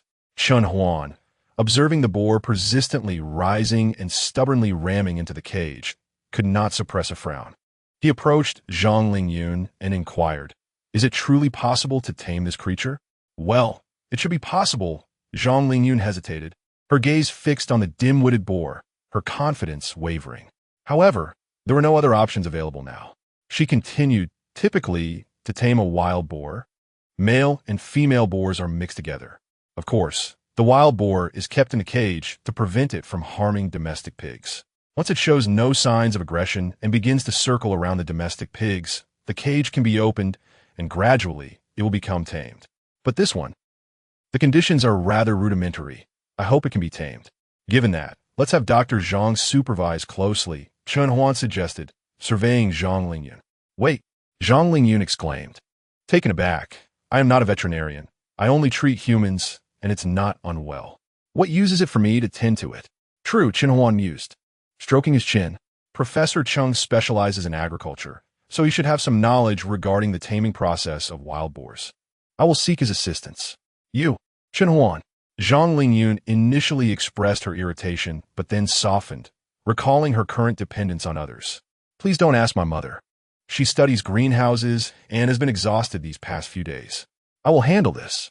Chen Huan smiled gently, maintaining eye contact, acknowledging her without further teasing. "Do not worry too much. If it can be tamed, so be it. If not, we can consider it for meat. Such a large creature will sustain us for quite some time." He remarked casually, "You need not concern yourself with feeding or cleaning. Simply offer suggestions.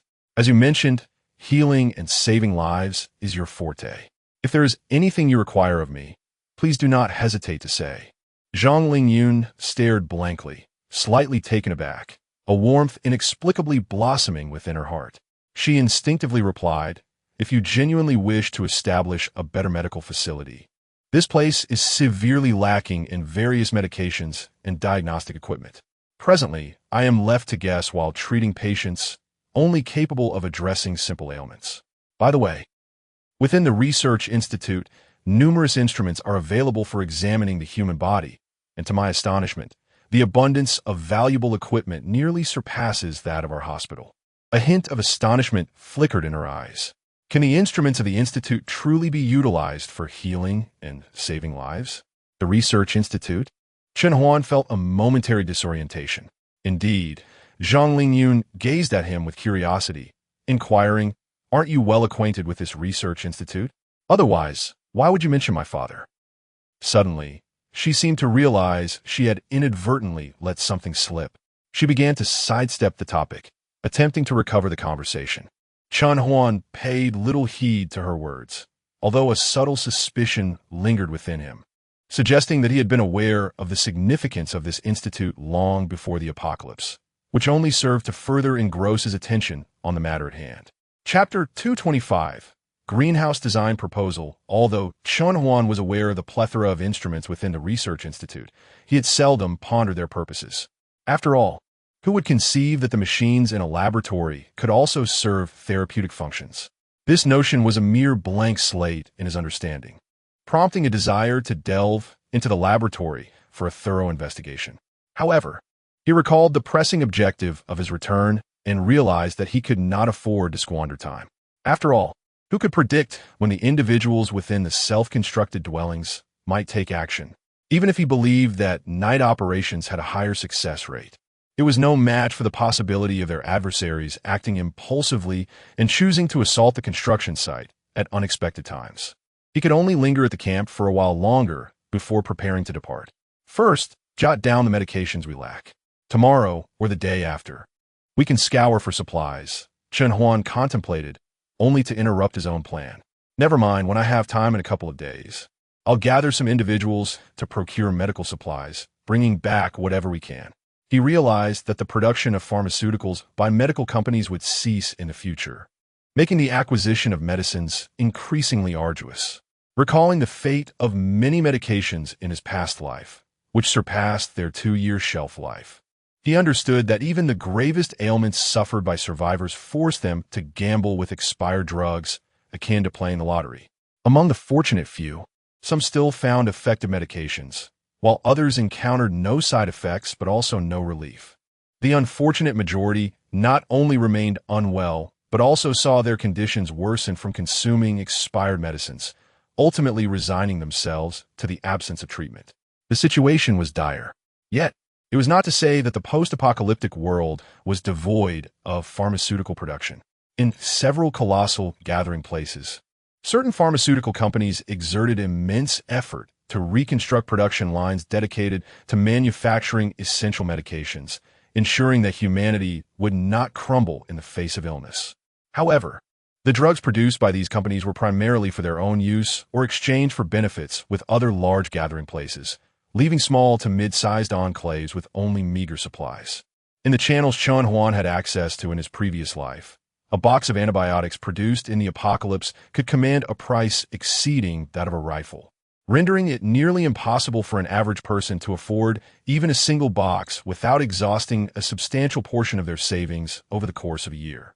Only those who frequently interacted with zombies or ventured out for resource gathering would endure the pain of such purchases, as the risk of falling ill was significantly high. Often, injuries did not stem from direct zombie attacks. Various medications remained invaluable.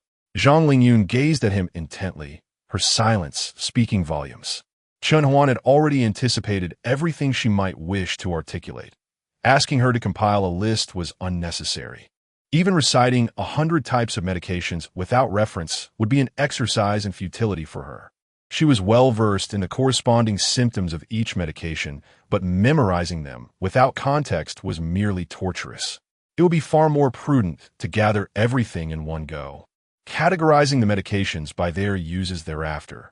Having reached a firm decision, Chen Huan cast one last glance at the wild boar still struggling against its cage, shook his head, summoned Zhang Long, and discreetly instructed him on a few matters before heading directly toward the camp's entrance.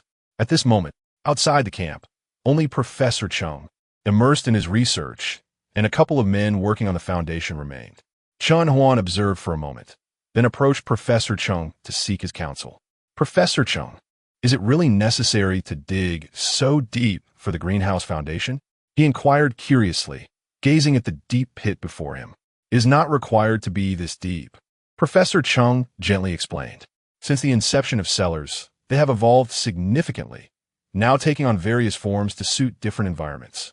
The earlier versions are not worth mentioning, as their efficiency was quite low. For instance, the common structure you see, a wall combined with a frame and a thin membrane, has different iterations in various locations. Chun Huan listened attentively. In a province rich in coal mines, there exists a naive misconception about greenhouses. They believe that the deeper the soil is excavated, the better it retains warmth during winter. While there is a semblance of truth to this, when considering all relevant factors, one realizes that vegetables grown in greenhouses with a depth of 2.5 meters yield poor quality. Noticing Chun Huan's confusion, Professor Chung softened her tone. Where do you think the materials for the greenhouse wall come from? Before he could ponder, she continued, smiling, you may find this surprising. The walls of the greenhouse are not sourced from the outside, but are constructed from the very soil excavated from within. The taller the walls are built, the more soil is removed, which is a fundamental flaw in this greenhouse concept. Additionally, there are greenhouses that are only 1.5 meters deep, which also perform poorly. Not only do they remove nutrient-rich topsoil, leaving behind impoverished subsoil, but such depth also leads to inadequate light exposure. The proper approach is to excavate to a depth of 0.5 meter beneath the clay layer. Professor Chung gestured to the designated area for the greenhouse foundation, then pointed to the ground outside, explaining meticulously, at the same time, a portion of the soil on the sunlit side of the greenhouse should be excavated. This ensures the stability of the walls while allowing ample sunlight for the vegetables inside. At this point, she recalled something else and added, of course, in particularly harsh environments, such as extremely cold regions, it is essential to build below the frost line. Otherwise, the benefits would be minimal. It was enlightening for Chun Huan to learn of these considerations regarding greenhouses. A look of realization crossed his face, accompanied by a hint of admiration. It became evident that Professor Cheng's teachings were not mere theoretical constructs. She delved deeply into practical operations, possessing a thorough understanding of various knowledge. What type of greenhouse is currently under construction? Chun Huan asked softly. You might have already guessed that the 2 greenhouses being erected here do not conform to any of those I previously mentioned. I had a discussion with Li Mu earlier. Professor Chung recalled thoughtfully. The design proposed by Li Mu is a rather traditional greenhouse structure. After discussing it with him and considering the muddy conditions that arise when a nearby river swells during heavy rains, I made a few adjustments. What adjustments? Chun Huan could not contain his curiosity. The greenhouse I intend to construct will not be submerged underground. Rather, it will be built approximately 30 centimeters above the ground to prevent the fierce waters of the Pujiang River from overflowing during heavy rainfall. However, this decision entails additional insulation measures, as both the depth of the supports and their height will require more materials. Professor Chung regarded Chun Huan with a gentle demeanor, seemingly confident that Chun Huan would not be frugal with the necessary resources. Although the source of her confidence remained a mystery after careful contemplation, Chun Huan felt a sense of contentment with this plan. He turned to Professor Chung and earnestly stated, "Let us proceed with the construction of the greenhouse as per your proposal." Chun Huan, with a composed demeanor, added, "Regardless of what may be lacking, I am certain I can procure it." Chapter 226. Covert observation. Observing Chun Huan's confident demeanor, Professor Ching found herself increasingly fond of this individual who, to her, still embodied the essence of youth. With earnestness, she remarked, although this innovative high-temperature greenhouse necessitates relatively stringent materials and presents considerable construction challenges, a month's time is sufficient for me to organize everything. Very well, Chun Huan replied, a smile illuminating his face. He then delved into an extensive discussion with Professor Chung regarding various intricate details, such as the selection of pillar materials, the choice of glass, the machinery required within the greenhouse, the management of water sources, and methods for winter insulation, among other pertinent considerations. This conversation consumed nearly an hour. In the concluding moments, Professor Chung pointed out several locations near Langzhou City where she had participated in the construction of new greenhouse structures. She suggested that if the owner had any presence there, it might be feasible to detach some facilities to alleviate the construction difficulties. During their exchange, Chen Huan noticed Zhang Lingyun approaching multiple times, standing behind Professor Chung and casting him suspicious glances, seemingly believing he was speaking ill of her. It was only when Professor Chung refrained from mentioning her that she turned and departed. Zhang Long had also visited several times, upon seeing Chen Huan still engaged in consultation. He had no choice but to retreat temporarily to keep watch. At last, their discussion concluded. Professor Chung, appearing somewhat fatigued, bid farewell to Chen Huan with a smile before taking her leave for a well-deserved rest, coincidentally as noon approached. Seizing the moment, Chen Huan decided to have a meal at the camp. Once he finished dining, Zhang Long had already made arrangements for the vehicle. Chen Huan prepared a box of fresh dishes, placing it inside, along with 3 Type 95 rifles, a handgun, 2 spare magazines, and various ammunition. He also stored cold weapons in the vehicle as they headed to the construction site. The journey was uneventful, and they arrived at the site without incident. Upon reaching the construction area, Zhang Long slowed the vehicle, maneuvering it to the entrance in near silence. Once the vehicle was securely parked, Chen Huan took a rifle, along with a fully stocked ammunition box and his meal, and ascended to the top floor. Upon reaching the rooftop, he handed the meal to Zhao Lin, then placed the firearms into a bag, setting it in a clean spot. Only after Zhao Lin had finished eating did Chen Huan inquire about the morning's events. Zhao Lin carefully repackaged the food container into a vacuum-sealed bag, expelling the air to ensure no extraneous scent escaped before setting it aside. He pondered for a moment, then stated gravely, "That fellow is indeed suspicious. After you left this morning, he lingered on the site for over 10 minutes before stealthily making his way to the back of the building. Although he disappeared from view a few times, fortunately, I caught a glimpse of him looking towards the self-constructed house. Noticing no activity across the way, he pretended to wait for 5 or 6 minutes before departing." Seated behind a rooftop wall, Chen Huan meticulously reflected on Zhao Lin's observations. He turned to survey the construction site, noting the absence of people, surmising they had already had their meal and returned to rest. Even the guard appeared to be slouched against the gate, indulging in a moment of laziness. Recognizing their lack of vigilance, Chen Huan furrowed his brow, but upon recalling they were merely ordinary individuals, he relaxed his expectations. Had they been sufficiently vigilant, the betrayal of Liu Fei might have been averted, and they would have noticed the slowly advancing vehicles, rather than remaining oblivious while perched atop the rooftop. Observing for a moment before reacting, he withdrew his gaze, ultimately resting on the location of the self-built houses. Suddenly, a frown creased his brow as he discerned an anomaly. This situation persisted until just before their meal, at which point Liu Fei had returned to the construction site, as it was time to dine. The critical moment unfolded then. Zhao Lin, feigning mystery, whispered, "A room on the 3rd floor of the self-built house has suddenly been draped with a black curtain." A black curtain? Chen Huan's heart stirred. He could not help but observe again, and indeed, he discovered that one of the windows on the 3rd floor had been shrouded in a black curtain, tightly concealing the view, contrasting sharply with the light-colored curtains surrounding it. Indeed, the simplest bait had been set. Chen Huan let out a cold chuckle. "You have revealed your hand. Was there any further anomaly?" "None." Zhao Lin shook his head. "None?" Chen Huan furrowed his brow, quickly comprehending the situation.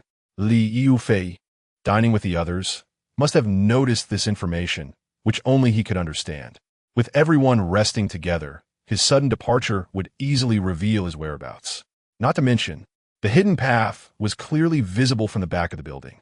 Therefore, they must continue to wait. He would inevitably expose himself.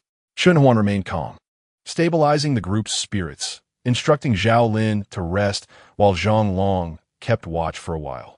Zhao Lin sought a secluded corner, lying down to close his eyes and rest. This was not due to laziness. Rather, given the high likelihood of action tonight, it was essential to maintain peak mental acuity. From this point onward, the group would take turns monitoring and recuperating until the opposition revealed a flaw. At this moment, Chen Huan was still quite alert. He glanced towards the northern part of the construction site, where the twin towers stood, attempting to uncover clues, ascertain whether any survivors remained, and evaluate whether they would impact the impending operation. After all, these 3 locations formed a straight line. To claim they would not intersect would be rather absurd. However, he did not wish to overly concern himself. In his experience, such purely commercial buildings housed various companies and typically lacked storage for food, although many were equipped with restaurants. Yet, even if a restaurant existed within such a commercial complex, it would not stock an abundance of instant food supplies. Vegetables and meats would spoil quickly without power, and relying solely on a small stock of instant food could not sustain many individuals. Moreover, these buildings did not have the same stringent security measures as residential areas, where doors were kept firmly shut at all times. Should a zombie outbreak occur, it would likely result in the rapid demise of all living occupants within the building. Nevertheless, he could not entirely dismiss the possibility of a few exceptionally fortunate individuals surviving. Chen Huan observed for an extended period, yet saw no movement from across the way. However, he remained patient, continuing to watch discreetly until a soft exclamation broke the silence. Old Zhang and the others had begun their tasks. Is the lunch break over? Chen Huan promptly redirected his attention, gazing down at the partially constructed skyscraper. He could faintly discern Old Zhang and others emerging from the building, donning their makeshift sun hats, as they commenced their afternoon labors. After a mere 5 minutes, the entire construction site, including Li Yufei, revealed their presence. Chen fixated his gaze upon Li Yufei. Upon his emergence, feigned activity by moving a few items. Subsequently, he resumed his leisurely stroll towards the rear of the building, seemingly continuing his idleness as usual. However, after his departure, Old Zhang pretended to return for something and entered the skyscraper. Half a minute later, Li Yufei's figure materialized in the overgrown path behind the building. As he glanced back while brushing aside the weeds, making his way towards the self-constructed dwelling. Chapter 227. The high ground. This fellow is indeed a traitor. Zhang Long exclaimed in indignation. Chen Huan remained silent, his gaze fixed on the figure departing from the construction site, traversing a narrow path, and emerging through an open dog hole. He then contemplatively observed his own residence. Li Yufei's behavior this time was rather unusual. He risked discovery by making 2 visits in a single day. This time, it was likely to inquire about the situation of Chen Huan and the others, suggesting that they might soon take action. After a while, Li Yufei returned to the site, nervously concealing an object wrapped in clothing. Old Zhang had already withdrawn from the building to assist the others in moving items. Upon returning to the camp, Li Yufei discreetly hid the object, subsequently alternating between moments of idleness and labor, mirroring his earlier routine. The afternoon passed without incident. Noticing the absence of unexpected events, Chen Huan arranged for several individuals to take turns resting, with one person on surveillance. By evening, everyone maintained ample energy. At that moment on the chaotic roadway, a sedan led the way, followed closely by a large truck, its light movements indicating it was empty. As the vehicles neared the construction site, the sedan suddenly turned and parked discreetly at the side, from which 2 figures emerged. The truck slowed down, waiting for the sedan to restart. Upon reaching the entrance of the site, Old Zhang, who had been waiting, ushered both vehicles inside. After exchanging a few casual remarks, he directed the empty truck to a vacant area. He then handed the keys of the loaded truck to Li Mu, his expression grave as he engaged in a brief conversation with Li Mu, instructing several individuals to unload the vegetables and begin preparing dinner.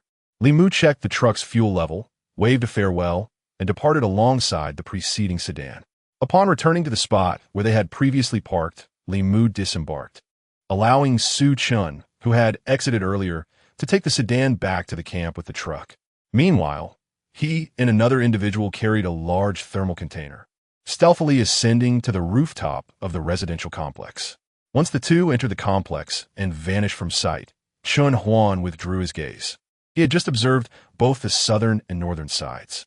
The south remained tranquil, while from within a self-built house to the north, a fixed gaze had been watching them, only retreating from a window after their vehicles departed. After a prolonged wait, with a soft click, Li Mu pushed open a small door, stepping out first with a large thermal container in his arms.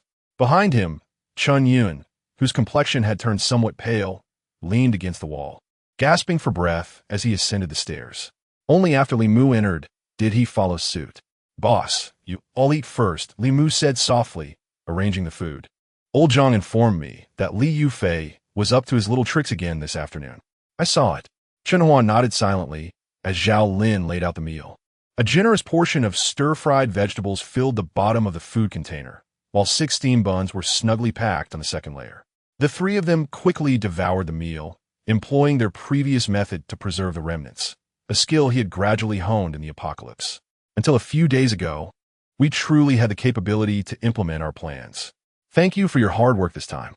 After dinner, Chen Huan expressed his gratitude to the now much calmer Chen Yin. Oh, it's nothing. Chen Yin waved his hand dismissively. I was just a bit fatigued in the past. I could run back and forth 10 times without breaking a sweat. All right, this time you will be responsible for overseeing the entire battlefield here. Chen Huan instructed as he and the others gathered to begin assigning tasks. Pay particular attention to whether anyone from the self-built houses to the north might provide support, and ascertain if there are any ill-intentioned individuals within the twin towers to the south, while also targeting key objectives at the construction site. Rest assured, I will handle it. Chen Yun replied, his expression becoming serious. I excel at engaging moving targets within 200 meters. With me here, no one will get past. Good, Chen Huan acknowledged. He continued discussing the subsequent strategies with the others. As dusk descended, darkness enveloped the entire construction site. Old Zhang, having finished dinner with his team, returned to rest, his brow furrowed with concern. Spotting Xiao Yin, he quietly pulled her aside. Xiao Yin, be cautious tonight. Seeing the grave expression on old Zhang's face, she quickly concealed her confusion. What is it, Uncle Zhang? Stay hidden tonight, old Zhang advised after contemplating for a moment, sharing a brief account of the situation. I'm not sure if old Wu can inform Chen Huan in time. If they arrive late, it could be perilous. Does that cowardly Yu Fei really have the audacity? Xiao Yin scoffed, feeling disgusted by his behavior. Why don't we just tie him up? That way, he won't have the chance to cause trouble while we sleep. She clenched her right hand into a fierce fist, but her demeanor remained adorably fierce, devoid of any true malice. That might not be wise, old Zhang hesitated. As a former soldier, he viewed ordinary people as his responsibility. Despite his disdain for Liu Fei, he would not resort to binding someone without substantial evidence. This was also why he was willing to help ordinary folk survive in this apocalypse. He had a certain inclination towards being a good Samaritan. We lack concrete evidence at this point. Tying him up would be difficult to justify. He continued to express his doubts. Uncle Zhang, don't hesitate. He is already putting us in danger. Xiao Yin urged, indignation etched on her beautiful face. Think about it. If the boss were here, wouldn't he have already dealt with that guy? Indeed, if Chen Huan were present, with his decisiveness and methods, Liu Fei would likely have been restrained by now. This is not a time of peace. In chaotic times, strict measures are necessary. With that thought, old Zhang finally reached a resolution. All right, I will gather a few people to subdue this scoundrel and see how he intends to harm us. He turned and headed towards the second floor. Just as Xiao Yin was about to follow him upstairs, she suddenly frowned, thinking about the possibility of Liu Fei escaping. Thus, she stealthily concealed herself in a hidden spot on the first floor, keeping watch on the second floor. Sure enough, not long after, a cacophony of noises erupted from above.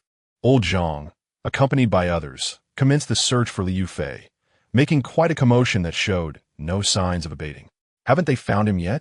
Little Lian murmured from her corner, puzzled by the situation. Peering cautiously towards the second floor, she noticed the absence of any figure descending, her heart increasingly laden with concern. Typically, he would have returned to rest by this hour. What could possibly be amiss today? Could it be that he harbored some nefarious intentions? Just as little Yin's mind wandered with these thoughts, unable to resist the urge to ascend and uncover the truth, a sudden sound interrupted her. A small piece of iron at the entrance was stepped on, and a shadow stealthily made its way towards the second floor. However, upon reaching the staircase, the figure halted, momentarily frozen by the ruckus emanating from above. Chapter 228. Little Lotus circles the pillar after a brief moment. The man, with a pallid complexion, turned and hastily made his way out of the building. The dim light filtered through the hollow windows, casting a glow upon his face, the dark patterns swirling within it. Despite the poor lighting, Little Lotus immediately recognized him. How'd you end up here? With her mouth slightly agape, she felt an unusual tension coursing through her. Indeed, this man was none other than Liu Fei, whom everyone had been searching for in vain. Old Zhang and his companions had scoured the area for a long time. never anticipating that this fellow would behave out of character today, opting not to return early, but rather to wander around before coming back. Now, the efforts of everyone had culminated in failure. As she watched Li Yufei hastily depart, it seemed he was about to make his escape. Little Lotus wanted to shout a warning to old Zhang, but then realized that Li Yufei was closest to her and would undoubtedly be the first to hear her call. By the time old Zhang arrived, the man would have vanished without a trace. Gritting her teeth, she picked up a brick from the side and stealthily followed him. As she passed a pillar, Li Yufei suddenly halted and turned to look back. Panic surged within Little Lotus, and seizing the moment he turned, she swiftly crouched behind the pillar, gripping the brick tightly in her hand, holding her breath, afraid to make a sound. Not far away, Li Yufei's voice sounded somewhat hurried, clear and steady. Hidden behind the wall, Little Lotus dared not peek out, only hearing his breath, remaining motionless, feeling as though she were being watched in the darkness. Thud, rustle, a footstep approached. It drew nearer to Little Lotus, hiding behind the pillar. She could hear the heavy footsteps scraping against the sandy ground, producing a jarring noise that starkly contrasted with the commotion above. Her heart raced, threatening to leap from her chest. Rustle, rustle, 1 step, 2 steps, 3 steps. Li Yufei was drawing closer to the pillar. In just 2 more steps, he would reach the other side, and regardless of her frailness or her desperate attempts to remain silent, concealing herself would be futile. Being discovered seemed to be her only fate. At that moment, a sound pierced the air again. Clang, clang, clang. The footsteps abruptly changed, hastily retreating outward. Little Lotus was taken aback by the unexpected departure. He did not bother to investigate further. She heard the sounds gradually fading away, beads of sweat forming on her forehead as if she had just entered a sauna. Her entire state feeling utterly dismal. This time, to be cautious, she waited until she was certain Li Yufei had moved far away before she steeled herself against her fear and stealthily followed. Exiting the tall building, she caught a glimpse of his figure turning right at the corner of a nearby structure. Little Lotus silently trailed behind, her palms damp with sweat, soaking the brick in her grip. Sweat trickled down her face, sliding into the nape of her neck. She moved slowly, striving to make as little noise as possible, heading toward the spot where Li Yufei had disappeared. Just as she turned the corner, a shadow silently loomed before her. Little Lotus shuddered, instinctively swinging the brick towards the figure before her. Yet, as she struck, her wrist was seized firmly, rendering her immobile. In her despair, "Help!" sobbed. As soon as Xiao Lian cried for help, a large hand covered her mouth. All sounds transformed into muffled whimpers, dissipating into the air like sugar dissolving in water, leaving no trace of turbulence, ultimately succumbing to complete control. Despair, fear, the sensation of suffocation surged over her like an unrelenting tide, crashing wave after wave, pulling her into an inescapable abyss. Xiao Yan? At that moment, a voice filled with surprise broke the silence. Xiao Yan's cold body shivered, and she lifted her forehead to gaze at the man who had silenced her. At that instant, a wave of relief washed over her, as if the mere presence of Chun Huan bestowed upon her boundless safety. It felt as though she had no cause for concern as long as he was there. "I will remove my hand now. Do not speak loudly," Chun Huan whispered. 3, 2, 1. Cough, cough. "Chun Huan, what are you doing here?" Xiao Yan cleared her throat, coughing lightly, her eyes wide with surprise as she recalled the purpose of her visit, urgently reminding him, "Boss, did Uncle Zhang mention anything to you? Li Yufei is a significant problem. He has been secretly contacting outsiders. He must have ulterior motives. Uncle Zhang is still inside looking for someone. I just followed him out." Having said that, she stood on her toes, maneuvering around Chun Huan to glance toward the desolate area. However, the dimming light obscured her view, leaving her uncertain whether Li Yufei had already fled.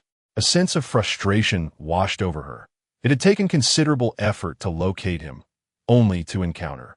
"Do not worry," Chun Huan said with a gentle smile, loosening his grip on Xiao Yan's wrist. He continued to stand by the wall of the tall building, listening to the rustling sounds from within, seemingly devoid of any intent to search for Li Yufei. Xiao Yan observed this with growing perplexity. Xiao Yan felt a bit lost. Yet with her right hand freed, her earlier pose of clutching a brick now appeared rather foolish.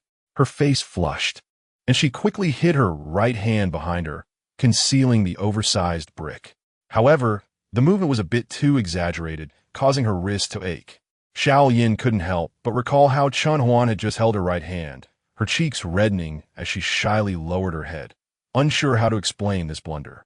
But thinking of the safety of the camp, she forced herself to regain her composure, admonishing herself not to dwell on trivial emotions at a crucial moment. Yet, every time her gaze flickered, she instinctively averted her eyes. "Boss, we've got a lead," another male voice emerged beside Chen Huan. Xiao Yin looked up to find it was Zhao Lin, her heart leaping in surprise.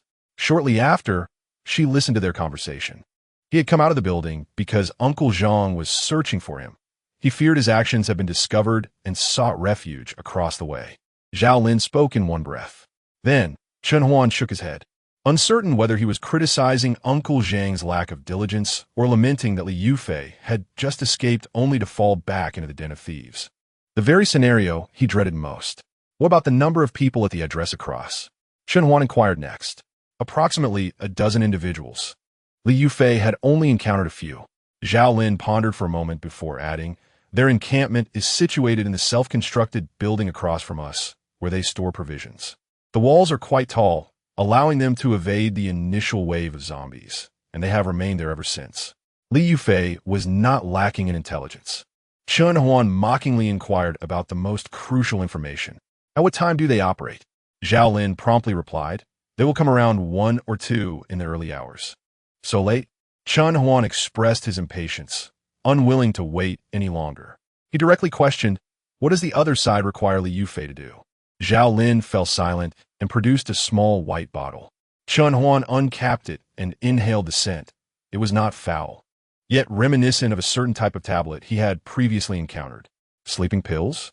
Chen Huan mused, furrowing his brow. Chapter 229. Interrogation. Chen Huan instantly grasped the intentions of the other party. The sedative would induce deep slumber, allowing them to capture everyone when they were most vulnerable. He pondered this further, realizing that they harbored no murderous intent, at least not for the moment. But how could they ascertain the efficacy of the sedative? Chen Huan inquired directly. "Set it ablaze," Zhao Lin replied without hesitation. "Set it ablaze?" Xiao Yin's expression shifted, a flicker of revulsion appearing in her eyes. "Is he planning to burn us alive? What kind of person would do such a thing, especially after Uncle Zhang has been so kind to him?" As her anger swelled, she forgot the previous misunderstanding. "Where will the fire be ignited?" Chen Huan, though infuriated, maintained his composure and pressed for details. "All the supplies in the main building must be set alight. The flames need to be substantial," Zhao Lin explained with a frown. At that moment, there were no easily ignitable materials within the building.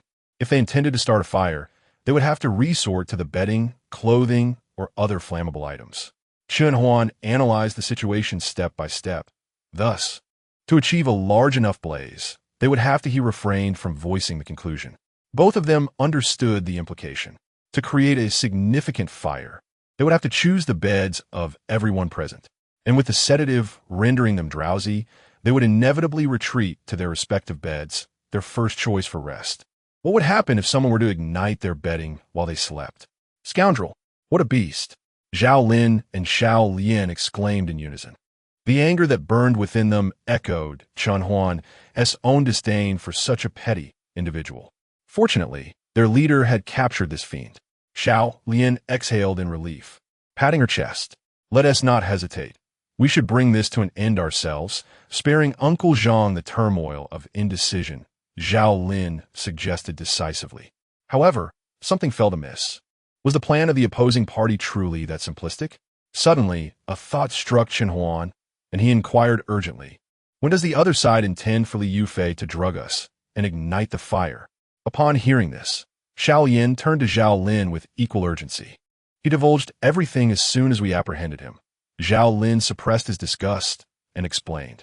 He stated that at 8 o'clock, the sedative would be administered, followed by a 1-hour wait for it to take effect before igniting the fire. The sedative's effects manifest within 30 minutes to an hour. 30 minutes to an hour. Xiao Lian reiterated. Chen Huan glanced at Xiao Lian, but refrained from questioning her knowledge. Calmly, he remarked, "What a cunning plan. Your mealtime is at 7 o'clock. Once that concludes, 8 o'clock is precisely when you would be winding down for the night. If the sedative were to be dissolved in hot water, it would easily incapacitate everyone. Even if one or two individuals did not partake, it would not pose a significant issue. As long as Li Yufei ignites the fire, everyone will be rendered defenseless at the mercy of their captors." Now, with the clock nearing 7:30, did this not imply that in just over an hour, it would be time for the signal as agreed upon by the adversaries? If they discovered the absence of a signal, would that not signify the failure of their plan? Zhao Lin furrowed his brow, quickly recognizing the gravity of the situation. "Indeed, what shall we do?" Xiao Yin stamped her foot, her face filled with anxiety. Chen Huan listened to the two as they analyzed the situation, sensing something was amiss. Why had the adversary administered sleeping pills to Li Yufei and then instructed him to ignite a fire that would consume everyone an hour later? All events, no matter how bizarre, adhere to a certain internal logic. Their intention towards old Zhang and his group, having expended a bottle of sleeping pills, was likely motivated by the spoils of war, be it resources or labor. Yet, their current demeanor, showing no interest in either resources or labor, was perplexing. Through the process of elimination, two plausible conclusions emerged. First, that the adversary desired the construction site as a resource. In a post-apocalyptic world, finding materials for building houses or walls is most feasible at a construction site, making this scenario highly probable. The second possibility could only be interpreted as the adversary being deranged, reveling in violence. Chen Huan did not subscribe to the latter notion. In the early stages of the apocalypse, such lunatics were still quite rare. At a loss for clarity, Chen Huan shook his head. "Xiao Yin, go inform old Zhang of the situation. Let him cooperate in the charade, feigning deep slumber while remaining vigilant for any signs of danger." "Understood." Xiao Lian nodded earnestly. "And you all?" "Passive defense is never as effective as proactive engagement," Chen Huan replied, gazing towards the indistinct silhouette of the distant buildings. "I shall confront these individuals." "Chen Huan, remember to exercise caution," Xiao Yin cautioned seriously. "Go now," he replied, and as the words left his lips, Xiao Yin did not linger or hesitate, but walked directly towards the building. Her concern for Chen Huan and the others, as well as her indifference towards Li Yufei's fate, stemmed from her understanding that time was of the essence. Rather than engage in trivial chatter, direct action was imperative.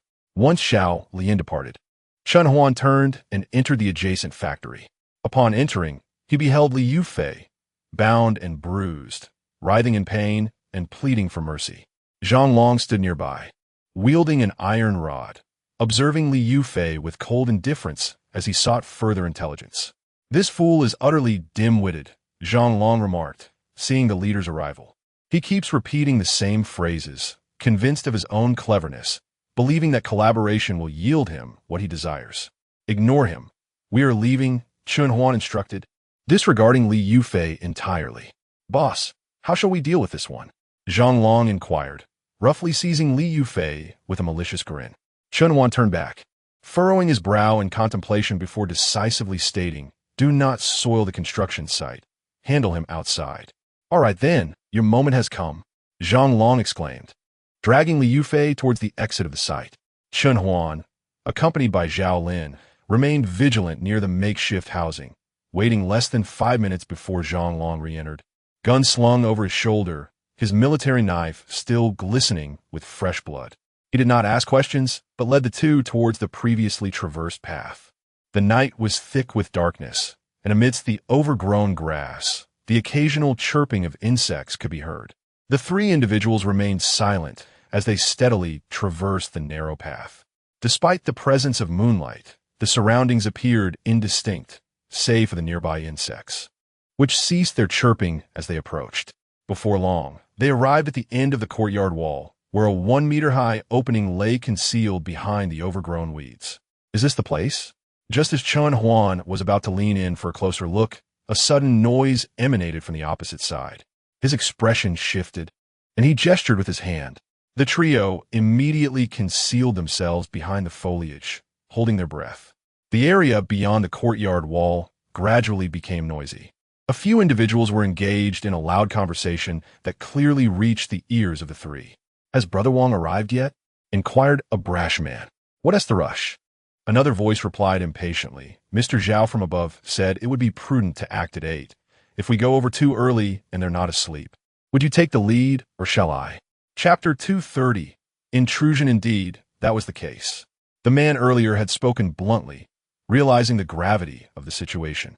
With the current scarcity of medical supplies, sustaining an injury that might lead to a ghastly transformation would be utterly unwise. He shuddered again and resumed his idle chatter with others. On the other side of the wall, Chun Huan wore a grave expression. Upon overhearing the conversation, he recognized his foreboding intuition was indeed correct. Li Yufei's statement indicated that the drug would be administered at 8, with an ignition at 9, and subsequent actions to follow. Yet, judging by their tone, it seemed they intended to act at 8. The troubling question remained. Why had Li Yufei not yet initiated any action? Chun Huan recalled what Xiao Lian had said. The sedative takes effect within half an hour to an hour. If it were to take effect at 8, it meant the drug must have been administered by at least 7:30 or even 7. Wait, wasn't T7 the time they had dinner? A chill ran down his spine. He glanced at his watch. In 10 minutes, it would be 8. If the drug acted swiftly, some individuals would already be succumbing to sleep, especially since they typically retired at this hour, making them unlikely to notice anything amiss. Moreover, if Xiao Lian had informed old Zhang that Li Yufei was already restrained, their guard would be dangerously lowered. His expression turned solemn as he approached Zhang Long, whispering urgently, "Return to old Zhang and inform him that there is a mole within the camp. Anyone who could potentially access the cooking pot is suspicious. Also, instruct them to relocate to a safer position." Zhang Long listened intently, nodding silently before stealthily making his way down a narrow path. Though his pace was slow, it would not draw the enemy's attention. Chun Huan leaned in close to Zhao Lin, murmuring a few words. Zhao Lin's expression was peculiar, caught between laughter and restraint. After a brief pause, the outside fell suddenly silent. Several voices echoed in unison. "Brother Wong." The sound of footsteps resonated. Brother Wong positioned himself against the wall and inquired, "Is everyone here?" "Yes, all present. There are a total of 12 individuals," came the steady response from earlier, except for Mr. Zhao, who hasn't arrived. "Enough." Brother Wong interrupted. "Mr. Zhao is from that side. His strategic insights are sufficient. We will handle the operation ourselves." Lowering his voice, he cautioned, "Don't blame me for not warning you. If we seek external aid, who benefits from it? ISNT, it's still us footing the bill." Upon hearing this, the nearby underlings nodded in agreement. Once everyone was prepared, Brother Wong gestured for 2 individuals to proceed first. They crept out, advancing cautiously along the narrow path, surveying the surroundings like ruffians preparing for a brawl. Then, one person leaned against the courtyard wall. With a mix of exasperation and grumbling, Brother Wong, whose bulk struggled to squeeze through the opening, muttered a few curses, though it was unclear whom he was addressing. One by one, the others followed suit until all were inside, and they began their march towards the construction site. A faint sound echoed. What was that? Wong Ge cast a discontented glance towards the rear and inquired, having accidentally stepped on a branch. The subordinate at the end whispered softly, urging him to be quicker and not to dawdle. Wong Ge scrutinized the subordinate for a few seconds before turning away and continuing forward. At the back of the crowd, the subordinate raised his neck, revealing his face. It was none other than Chun Huan, who had concealed himself among them. At that moment, he held a dagger in his hand, and upon closer inspection, one could discern a hint of red upon it. Thus, he trailed behind the group in silence. They had already traversed a significant distance, leaving only Zhao Lin, who continued to hide in place. He steadily gripped the rifle in his hands, rechecking it, disengaging the safety, preparing to intercept any incoming enemies and prevent those who had infiltrated the construction site from escaping, were it not for the inconvenience of hiding a long gun. Chun Huan had almost resolved to conceal Zhao Lin as well. Zhao Lin's gaze swept across a corpse opposite him before swiftly diverting his attention to observe the activity of a small building across the way. At the base of the high-rise construction site, Wang Gu and his entourage had arrived. Each individual bore a weapon, predominantly long machetes, approximately half a meter in blade length, which were quite manageable for wielding. Two among them carried long iron rods, closely following Wang Gu. Meanwhile, at the back of the crowd, Chun Huan quietly observed the formation before him. Each member bore tattoos, exuding a rough demeanor, unmistakably remnants of pre-apocalyptic ruffians, individuals accustomed to life on the fringes of society. They relied solely on their strength and audacity, which allowed them to adapt more readily to the harsh realities of the post-apocalyptic world and survive. A feat not overly challenging compared to ordinary folk. Wang Gu possessed little combat prowess. His sheer weight of over 200 pounds served as his sole intimidation factor. Chun Huan's gaze drifted past him to others. Soon, he discerned from their voices that the two wielding iron rods were indeed the ones conversing ahead. They stood flanking Wang Gu, one appearing to be the strategist and the other the enforcer. Wang Gu, let us divide into 3 groups and search more swiftly, suggested the strategist, the composed man who had spoken earlier. Wang Ji's plump body shifted, the flesh around his neck jiggling, and he nodded in agreement. Just as another man interjected, I don't see the necessity to split up. This individual scoffed, just a few ordinary folks, and we've already subdued them. Besides, how many horror films feature disasters occurring when groups separate? The others murmured quietly, their voices creating a slight commotion. Chun Huan, observing from the back, found their behavior peculiar. Upon arriving at the target building, they hesitated to strike decisively, instead engaging in a debate over which method was preferable. To him, any approach would suffice. What mattered was urgency. The most efficient course of action should be taken to resolve matters swiftly before indulging in leisurely conversation. Their current state struck him as somewhat foolish. Enough chatter. Wang Gu decisively called a halt to the ongoing dispute. He stated directly, according to Li Feng's method, we shall divide into 4 small groups. Li Feng and Zhang Tao will each lead 3 individuals, while the remaining 4 will accompany me. Let's expedite our search here. Zhang Tao furrowed his brows, clearly dissatisfied. However, since the leader had spoken, he refrained from further protest. Brother Wang, what shall we do if we encounter Li Yufei and Sun Xiao? Li Feng did not revel in triumph. Instead, he contemplated for a moment and inquired about the possible scenarios ahead. Spare their lives. There is no need to bind them. Brother Wang replied coldly, do not touch the elderly or the children. Bind everyone else. These are the goods Mr. Zhao desires, and they must be alive. Should anyone falter, they shall bear the consequences themselves. Understood? Several voices affirmed. Li Feng and Zhang Tao each selected 3 individuals to accompany them, choosing separate directions. Chun Huan kept his head down, trailing behind Li Feng as they stealthily approached several nearby factories in search of any potential oversights. Chapter 231. Instant Kill. Li Feng arrived at the entrance of the factory with his companions. Let's enter and take a look, he commanded, designating the 2 individuals at the forefront to proceed inside. Meanwhile, he stood quietly outside the factory, hands clasped behind his back, gazing intently at the ominous structure, not uttering a word. The night enveloped them, leaving only the 2 of them in place. Chun Huan casually stood nearby, his left hand gripping the hilt of a tang knife, while his right rested at his waist. Concealed at his waist was a handgun. With a mere flick of his wrist, he could eliminate the man before him in an instant. At a distance of 10 meters, the gun was swift. Within 10 meters, it was both rapid and precise. Xiao Zhang, do you believe Mr. Zhao's plan will truly succeed? A sudden note of doubt resonated from Li Feng. At that moment, he faced the factory, his back to Chun Huan, a hint of uncertainty etched on his face as he listened to the sounds of movement emanating from within the building. His curiosity piqued. Chun Huan remained silent.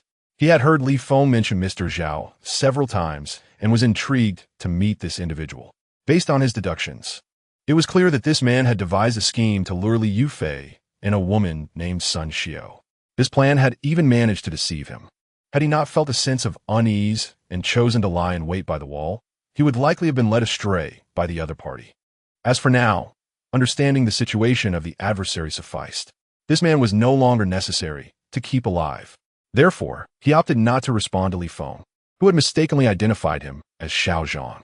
With a deft motion, his right hand slipped to the left, drawing forth the menacing blade, which glimmered crimson in the moonlight.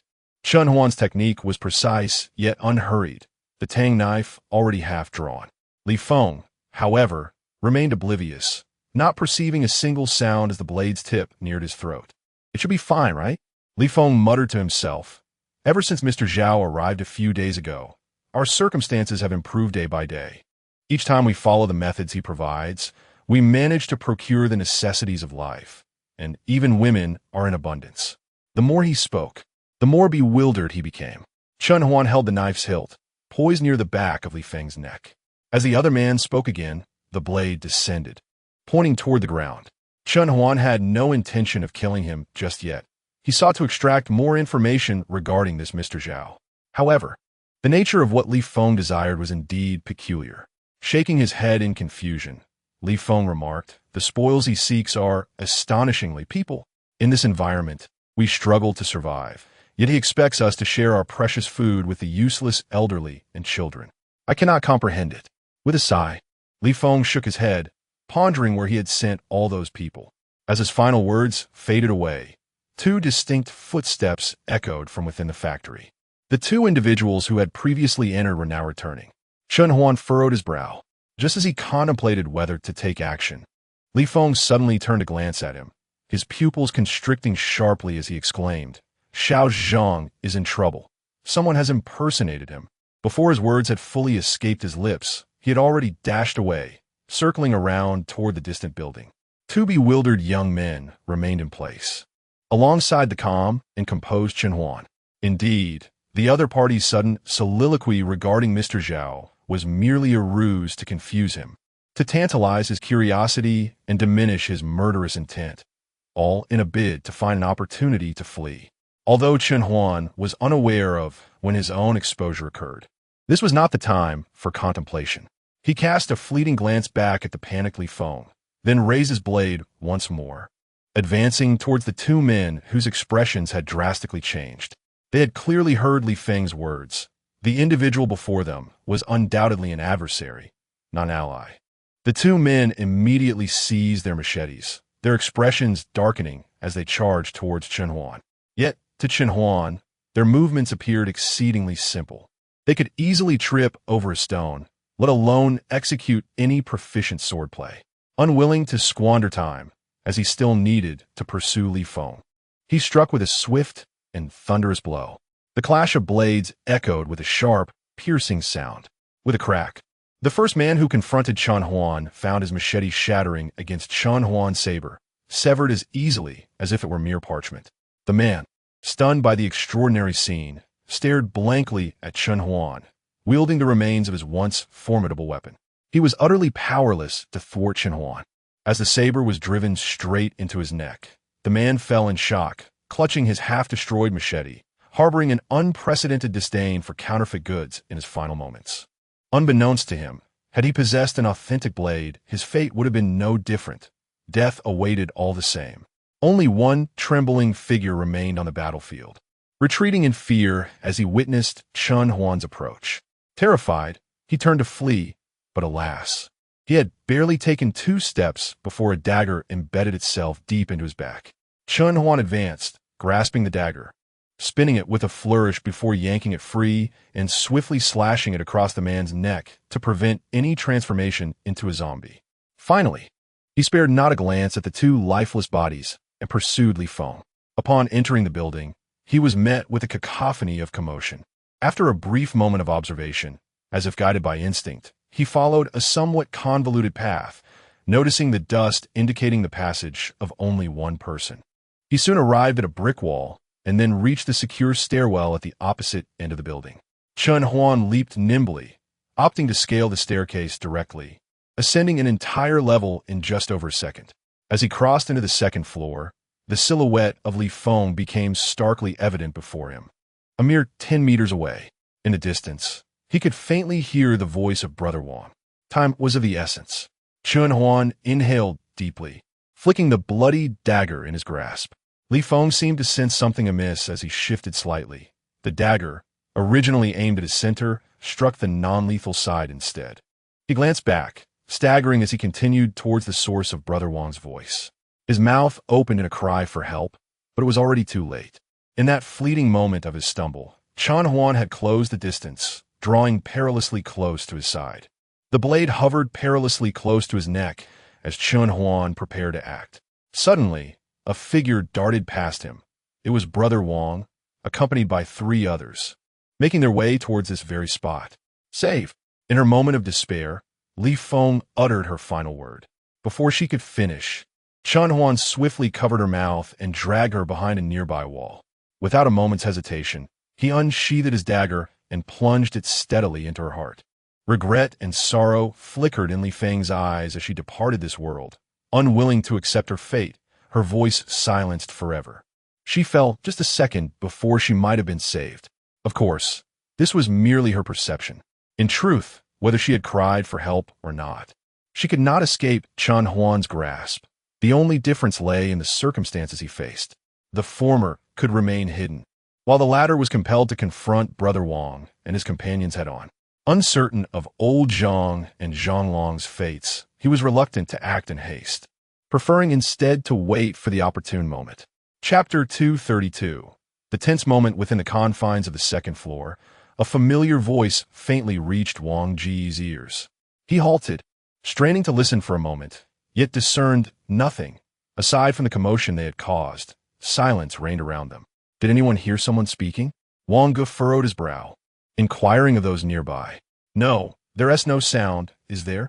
Perhaps it was just noise from Li Feng and Zhang Tao's team? A man nudged his companion's shoulder, reiterating, Li Feng is checking the perimeter, while Zhang Tao has gone to another building. It's just us and those few who have been knocked out. How could it possibly be them? Then are we to believe it's a ghost? Another retorted, clearly unconvinced. It could be a rat, came the curt response. Enough. Wang Gu interjected, his brow knitted in displeasure as he pointed towards the source of the earlier sound. Go check it out. His tone brooked no dissent. The subordinate, momentarily taken aback, hesitated but eventually shuffled out, his heart pounding as he approached the vicinity where Chen Huan was concealed.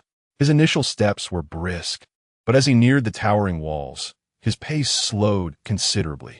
Tentatively, he peered around the first wall, his gaze penetrating the darkness, and upon discovering it empty, he exhaled a sigh of relief. Wang Gu, observing from behind, felt a surge of irritation but restrained himself, recognizing the need for discretion. He found a brick to sit upon, slowly regaining his energy after the exertion of their earlier endeavors, leaning towards the belief that the sound was merely a rat. With trepidation, the subordinate advanced step by step, now merely 10 meters from the wall where Chen Huan hid. Thud, thud. Each echo of his footsteps resonated like the tolling of a death knell. Approaching the final wall that stood between him and discovery, he sensed an unsettling odor. Instinctively swallowing hard, his palms slick with sweat around the machete-esque grip. Suddenly, as his foot crossed into the realm of Chen Huan's concealment, a resounding crash erupted from the adjacent area. Bang! Bang bang! Startled, the man instinctively retracted his foot and sprinted back towards Wang Gu, who, along with the others, looked on in bewilderment, unsure of what had transpired. In the spot he had just vacated, a machete that had been raised overhead was stealthily withdrawn. Meanwhile, Wang Gu, upon hearing that familiar sound, was so startled that he fell to the ground. Bricks collapsed, debris scattered, and a cloud of dust billowed forth, with a small portion of rubble propelled several meters before coming to rest. Gun! Wang Gu exclaimed, first astonished, then affirmatively declaring, it's definitely a gun. Is there a gun over there? The others rushed to assist the fallen Wang Gu, straining to lift him up. One among them, upon hearing Wang Ji's proclamation, turned pale and hastily remarked, it seems like the gunfire is coming from Tao Gu's direction. Has Zhang Tao encountered someone? Wang Gu murmured to himself. The sound of gunfire ignited a flicker of retreat in his mind. However, when he felt a hard object at his waist, a surge of bravado surged within him, as if the mere sound of gunfire could not instill fear. The instinct of survival relentlessly urged him onward. Wang Ji's expression vacillated between shadows and light. After a brief pause, he finally spoke. "Let us wait 5 minutes. We will search this building one last time before heading to assist Zhang Tao. You contact Li Feng and instruct him to cease his inquiries. The adversaries are in the adjacent building." A man hurriedly descended the stairs, racing toward the warehouse. The remaining 3 stayed behind with Wang Ge, biding their time. They had promised to conduct one final search. Yet, observing their demeanor, it appeared that such intentions were mere platitudes meant to soothe their own anxieties. Behind the wall, a dull trickle of blood meandered along the edge, flowing toward the opposite side. Wang Ge and his companions had yet to notice this grim sight. Chen Huan sheathed his Tang Dao, contemplating the direction the man had departed. When that individual had approached for inspection, he had remained hidden behind the wall, prepared to reveal himself and strike swiftly, intending to eliminate the foe before confronting Wang Ge. Yet, the series of gunshots had spared him, or rather, had granted the searching man on the opposing side a reprieve. Chen Huan approached the window, grasped the wall with one hand, and leapt to the first floor. As he neared the ground, he bent his knees and lightly touched down, taking a few steps forward to minimize the sound of his descent. He then made his way directly toward the factory. At the entrance of the factory stood a man, visibly anxious, draped in a coat. Clutching a machete, he cautiously advanced, testing the ground with small steps. The uneven terrain was littered with muddy mounds, making his passage treacherous. Yet he dared not look down, keeping his gaze vigilant to the sides. Suddenly, an object obstructed his path. Unaware of the ground beneath him, he stumbled, cursing as he looked down, only to discover that he had tripped over a corpse. The silhouette of the clothing unmistakably belonged to one of his comrades. "Is he dead?" The man was momentarily stunned, a chill creeping up his spine. "Wang!" He disregarded the risk of alerting others, shouting out, but before he could utter another syllable, a sharp dagger pierced the back of his neck, protruding slightly. He gasped a few times before his body slumped backward. Large hands caught him deftly, swiftly stripping him of his coat and lowering him gently, allowing the blood to flow freely. Chen Huan stowed his own outerwear in a corner of the warehouse, then donned the man's clothes. He picked up the machete, weighed it briefly, but ultimately chose to wield his own Tang Dao. He lingered for a minute, then retraced the man's route, passing through the staircase to the second floor. Observing Wang Ge not far away, Chen Huan silently maneuvered through the dimly lit area. "Wang Ge, I went out, but did not locate Li Feng." Chen Huan disguised his accent. Although it could not be perfectly replicated, there was still a 50% resemblance. "Is Li Feng gone?" Brother Wang furrowed his brow, laboriously turning his body to glance at the shadowy figure behind him. The figure was shrouded in darkness, bowing respectfully, prompting Brother Wang to frown involuntarily. After a moment, he ventured to speculate. That rascal Li Feng must have heard the commotion and left early. "Let's go. We should follow suit." Brother Wang approached Chen Huan. Upon reaching his side, he patted Chen Huan's shoulder, commending, "Well done." Then, he strode directly towards the staircase. Leading the way, Chen Huan remained behind, his expression inscrutable. At that moment, his left hand gripped the sheath of a knife by his side, while his other hand was poised and ready to draw a gun. Once the others departed, he finally relaxed his right hand and stretched his bent knee. Chapter 233. The siege. The reason for his kneeling was the height of the deceased, which was approximately 10 centimeters shorter than his own, standing at a mere 173 centimeters. Had he not crouched down, he would have undoubtedly exposed himself, leading to Brother Wang's tragic demise. Indeed, it was Brother Wang who met his untimely end. The proximity was so close that there was no need for a firearm. A tang knife, a dagger, or even bare hands would suffice, leaving no opportunity for resistance from the adversary.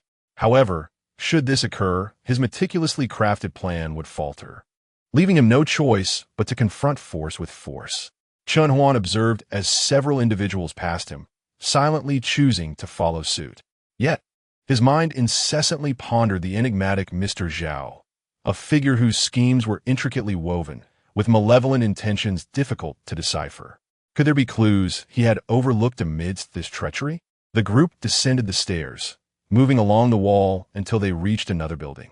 Inside, muffled sounds of commotion could be heard, as if someone were vociferously shouting. This structure boasted over 10 stories, and the cacophony suggested that the source lay around the 8th or 9th floor, where various half-constructed steel reinforcements and bricks littered the topmost level.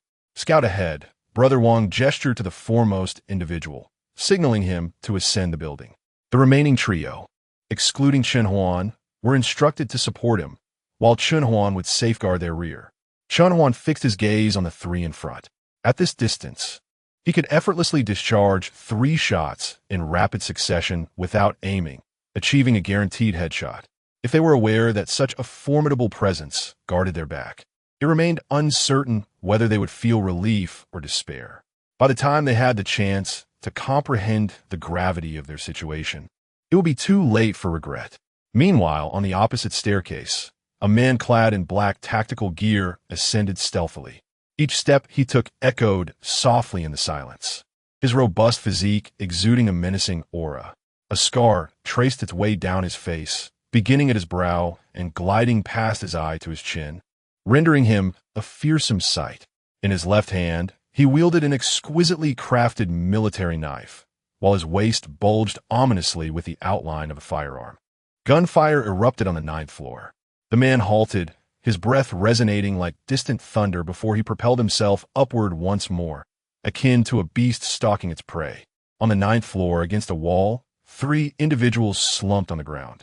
Zhang Long clutched a Type 95 rifle, his hands trembling from the recoil, an all-too-familiar sensation for those untrained in the art of marksmanship.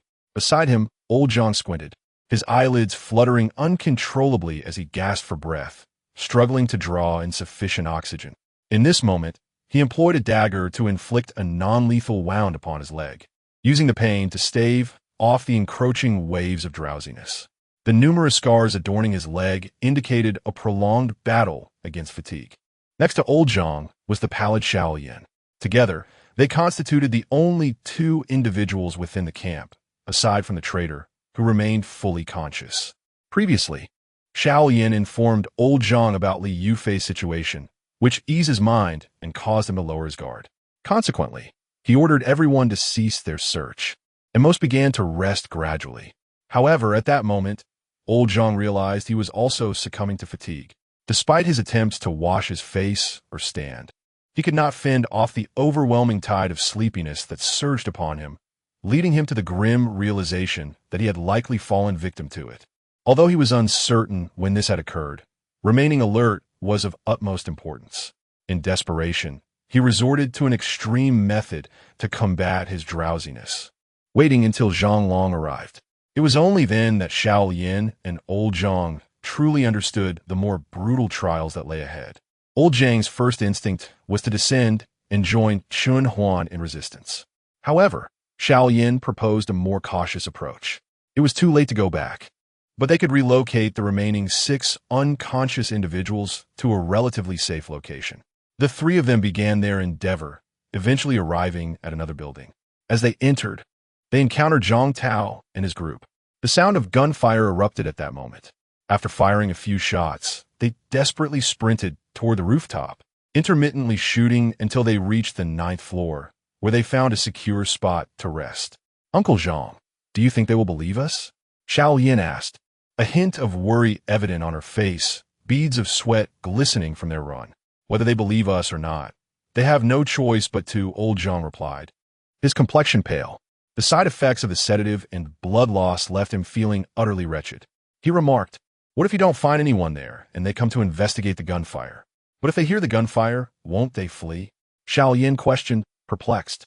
Just as old Zhang was about to respond, another wave of drowsiness washed over him.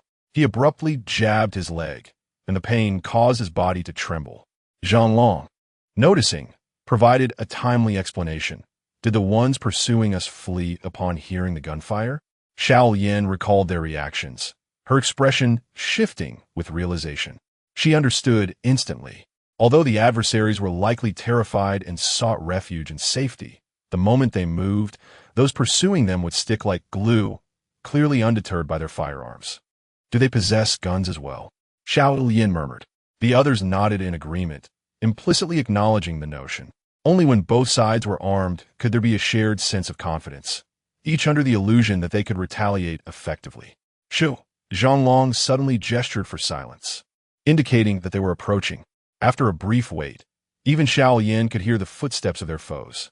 The three fell silent, refraining from any further noise. In the stairwell, Zhang Tao led the way, flanked by two companions, while another lay wounded on the third floor, uncertain of his fate. Zhang Tao held a handgun, moving cautiously along the wall. As they reached the ninth-floor corridor, one man hesitantly cautioned, "Brother Tao, charging ahead like this may not be wise." Zhang Tao shot him a cold glance and replied, "Wanggu provided me with a gun, so it's my duty to go forward. If you're afraid, stay here and wait for me to return." The man, upon hearing this, paled and dared not speak further. Zhang Tao cautiously peered from behind the door. Suddenly, a bullet whizzed past his head, tracing a swift line through the air, transforming his previously immaculate hairstyle into a comical spectacle. Startled, Zhang Tao swiftly withdrew. "You go in first," he instructed the man who had hesitated earlier. The man, his expression wrought with apprehension, could only grit his teeth in response to the gun that Zhang Tao wielded. With a resigned closure of his eyes, he dashed through the doorway, tumbling towards the adjacent wall. Bang! Bang! Two shots rang out, aimed directly at him. However, the man was swift, and Zhang aim faltered, resulting in empty shots. Observing this, Zhang Tao turned to the last remaining individual, urging, "You go now." The final man took a deep breath and charged forward, relying on the wisdom of his companions. As long as he ran fast enough, he believed he could evade their fire. Chapter 234. Betrayal Among Allies. Meanwhile, Zhang Tao anxiously watched the muzzle of the gun across from him, gripping his pistol tightly. The man charged forward, and, at that moment, the muzzle where Zhang was positioned reappeared. As the gunfire erupted, Zhang Tao simultaneously aimed at the opponent's gunpoint and squeezed the trigger. Bang! Instantly, the bullet struck the wall. "Be careful!" Old Zhang forcefully pulled Zhang aside, as the bullet grazed the remnants on the wall, splattering debris onto Zhang hand. A visible wound appeared on the back of his hand, oozing blood. Fortunately, due to the angle, no vital blood vessels were severed. "This guy plays dirty." Zhang groaned in pain, accepting a strip of cloth to wrap around his right hand. Although the bleeding stopped, the cloth soon bore a crimson stain. His hand trembled slightly as he held the gun, but there was no other choice. Chen Huan had yet to arrive. Among the three of them, he was the only one capable of fighting. If he faltered, no one would stand strong. At that moment, old Zhang pointed at his magazine. Zhang heart stirred as he checked. Only 5 bullets remained. Their expressions shifted as a sense of foreboding enveloped them. Previously, they had fired recklessly to draw the enemy's attention, but they had not anticipated such rapid depletion of their ammunition. With a fierce determination in his eyes, old Zhang pointed to himself and then to the gun. Zhang hesitated for a moment, realizing that as an outsider, he was wasting ammunition. Even at a distance of merely 10 meters, the environmental factors made accurate shooting challenging. However, if old Zhang took the shot, despite his long absence from the battlefield, he would undoubtedly perform better than Zhang. With that thought, he wasted no time and handed the rifle to old Zhang. Upon receiving the weapon, old Zhang swiftly ejected the magazine for a quick inspection before reloading. He then checked the safety and other components with remarkable efficiency. In just 10 seconds, he completed a thorough examination. A faint smile emerged on old Zhang's pale face, as if celebrating a long-awaited reunion. After acquiring the gun, old Zhang transformed entirely. The gentle demeanor of the uncle gave way to a fierce intensity. Even Xiao Yin, who had spent considerable time with him, momentarily failed to recognize him. "Let us go." Old Zhang gestured toward a small door on the left, signaling for the two to exit. Uncle Zhang, even Xiao Yin, though not the sharpest, grasped his intent. With teary eyes, she looked at him, her heart heavy. "Let us go." Old Zhang did not hesitate. He cast a deep glance at Zhang, seemingly wishing to etch the sight of him into his memory. Then, he rose along the wall, conceding his position to old Zhang, and quietly led Xiao Yin toward the indomitable doorway on the left. Remaining here would only hinder each other. Rather than march toward inevitable death together, they might as well attempt to locate Chen Huan. Perhaps they could turn the tide. One advanced, the other followed. both maintaining a semblance of rationality to confront this tragic endeavor. This was old Zhang's final attempt to atone for the mistakes born from his own compassion. At least, that was how old Zhang perceived it. In place, old Zhang's expression turned solemn. With a firearm in hand, confidence surged within him. He strained his ears, and whenever his adversary attempted to approach, he relied on his meticulously honed marksmanship, extending his Type 95 rifle and firing blindly towards the source of the sound. It was not that he was unwilling to expose himself for a clearer shot. Rather, such an action was perilously hazardous. His current objective was to stall for time. The longer he could delay, the safer Zhang Long and the others would be in their escape, allowing them to locate Chen Huan sooner. His survival hinged upon witnessing one improbable coincidence after another. Thus, perseverance became his paramount goal. The standoff between the two parties had officially entered a critical phase. In the corridor, Brother Wang finally reached the 9th floor. He successfully rendezvoused with Zhang Tao. Brother Wang interrupted Zhang Tao's report with a cold chuckle. You certainly are persistent. After uttering this, he cast a glance at the 4 subordinates beside him. You go and coax the bullets out of him. Brother Wang grinned. Whoever manages to do that, I'll send you to Mr. Zhao for a few days of fun. Suddenly, his tone turned icy. But if you dare to flee, I'll 1T kill you. You can seek out Mr. Zhao yourself and see if he has any use for you. Instantly, the corridor fell silent. Even Zhang Tao felt a twinge of fear at the mention of Mr. Zhao's name. Chen Huan, nestled at the back, furrowed his brow, astonished by their reaction. Did these men truly have something to fear? Furthermore, he recalled that in his previous life, he had never heard of anyone named Mr. Zhao. Perhaps it was due to his lack of depth in that life. Brother Wang, allow me to demonstrate, Zhang Tao said, wiping the sweat from his brow with determination. You lot, follow my lead. If anyone dares to falter, don't think Brother Wang will spare you. I certainly 1T. The others readily assented. Brother Wang smiled benignly at Zhang Tao, patting him on the shoulder. You needn't go. You're my most valued person. Stay here to guard against that man opposite. Thank you, Brother Wang. Zhang Tao's eyes revealed a glimmer of relief, as if he had narrowly escaped the clutches of death. You go. Brother Wang pointed to one man. The man's legs trembled, but upon meeting Zhang Tao's fierce gaze and Brother Wang's cheerful demeanor, he steeled himself and charged toward a nearby wall.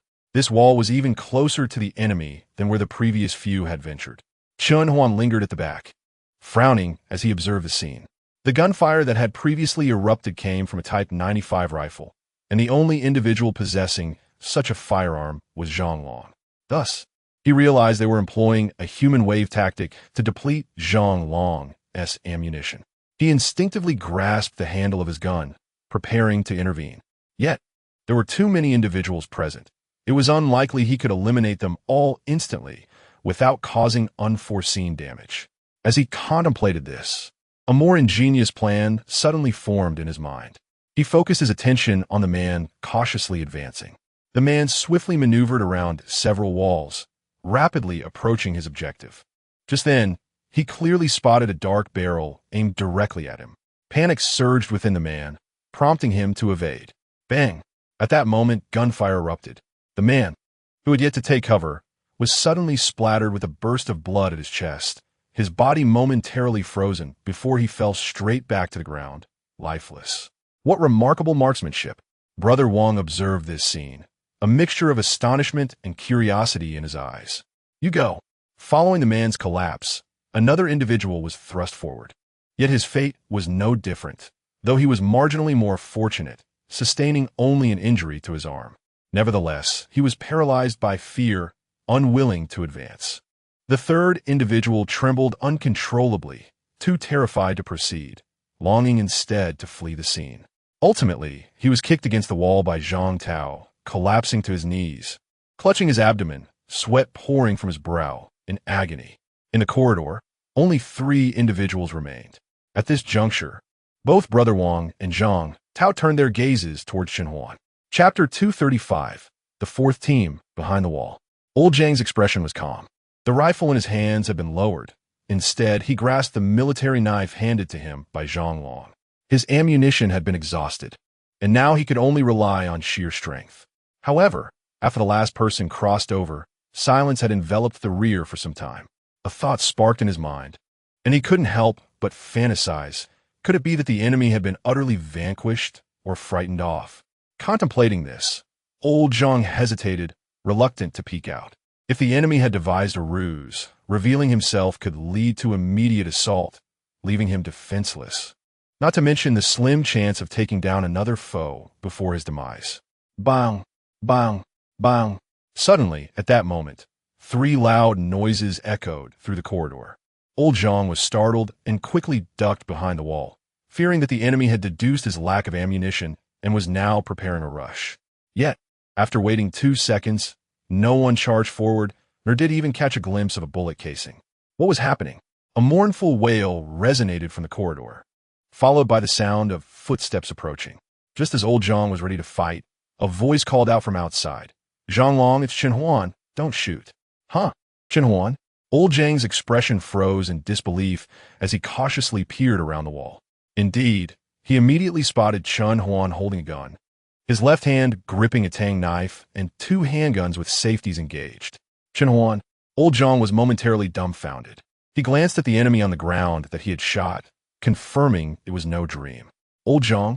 Chen Huan was equally astonished and directly inquired, "Where's Zhang Long?" "I sent him to warn you. Besides Li Yufei, there's an insider." "I understand." Old Zhang's expression grew complex as he rose to his feet. However, as he took a step, his body faltered. Fortunately, he steadied himself against the wall to avoid falling. "I asked Zhang Long for a gun and instructed them to descend from the other side to find you." He patted his rifle, expressing his fear. "If you hadn't arrived, I would have had to confront them with nothing but a useless stick." Chen Huan remained silent, surprised by the intensity of the battle here. "Thank you," old Zhang added gratefully. "By the way, you should check on Zhang Long and Xiao Yin. What if they encounter? I've already killed them all." Old Zhang was momentarily stunned, his mind racing as he stammered. "You killed all 10 or so of them?"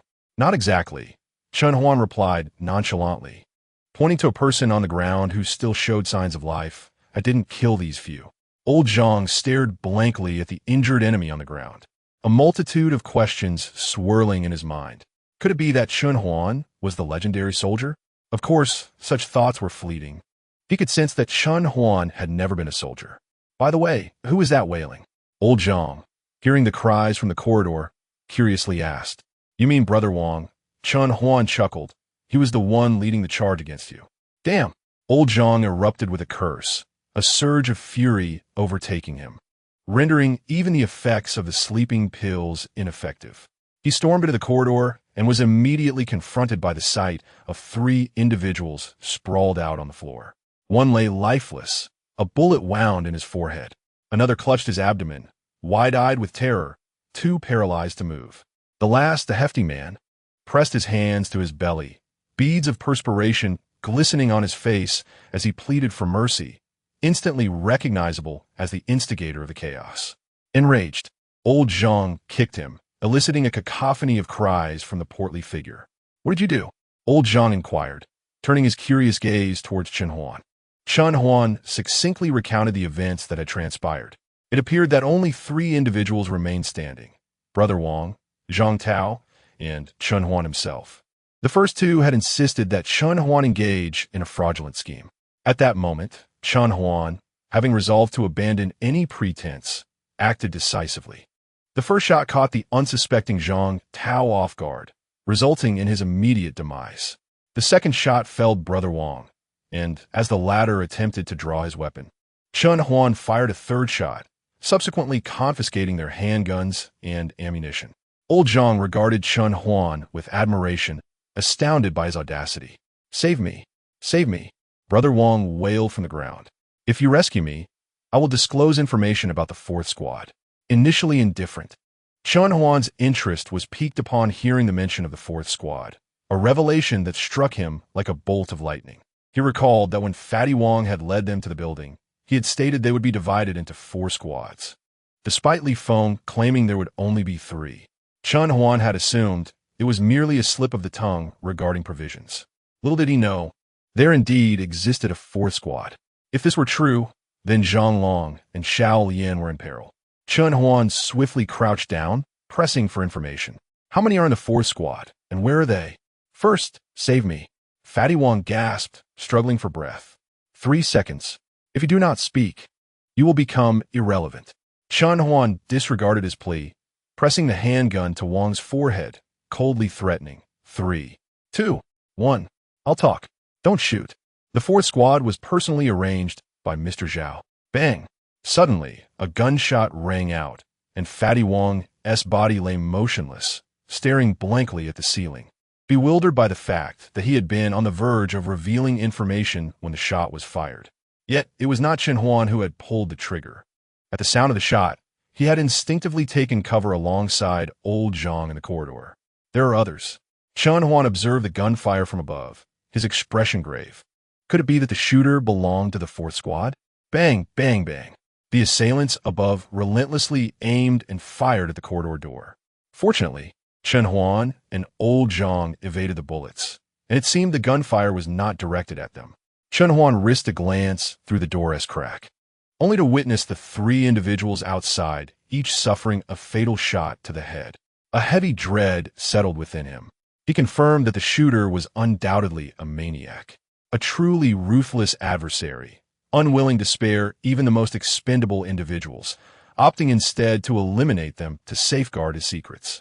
This opponent would prove to be formidable. This was his first impression. The situation became momentarily stagnant. After a brief silence, a voice emanated from above. Your people are in my grasp.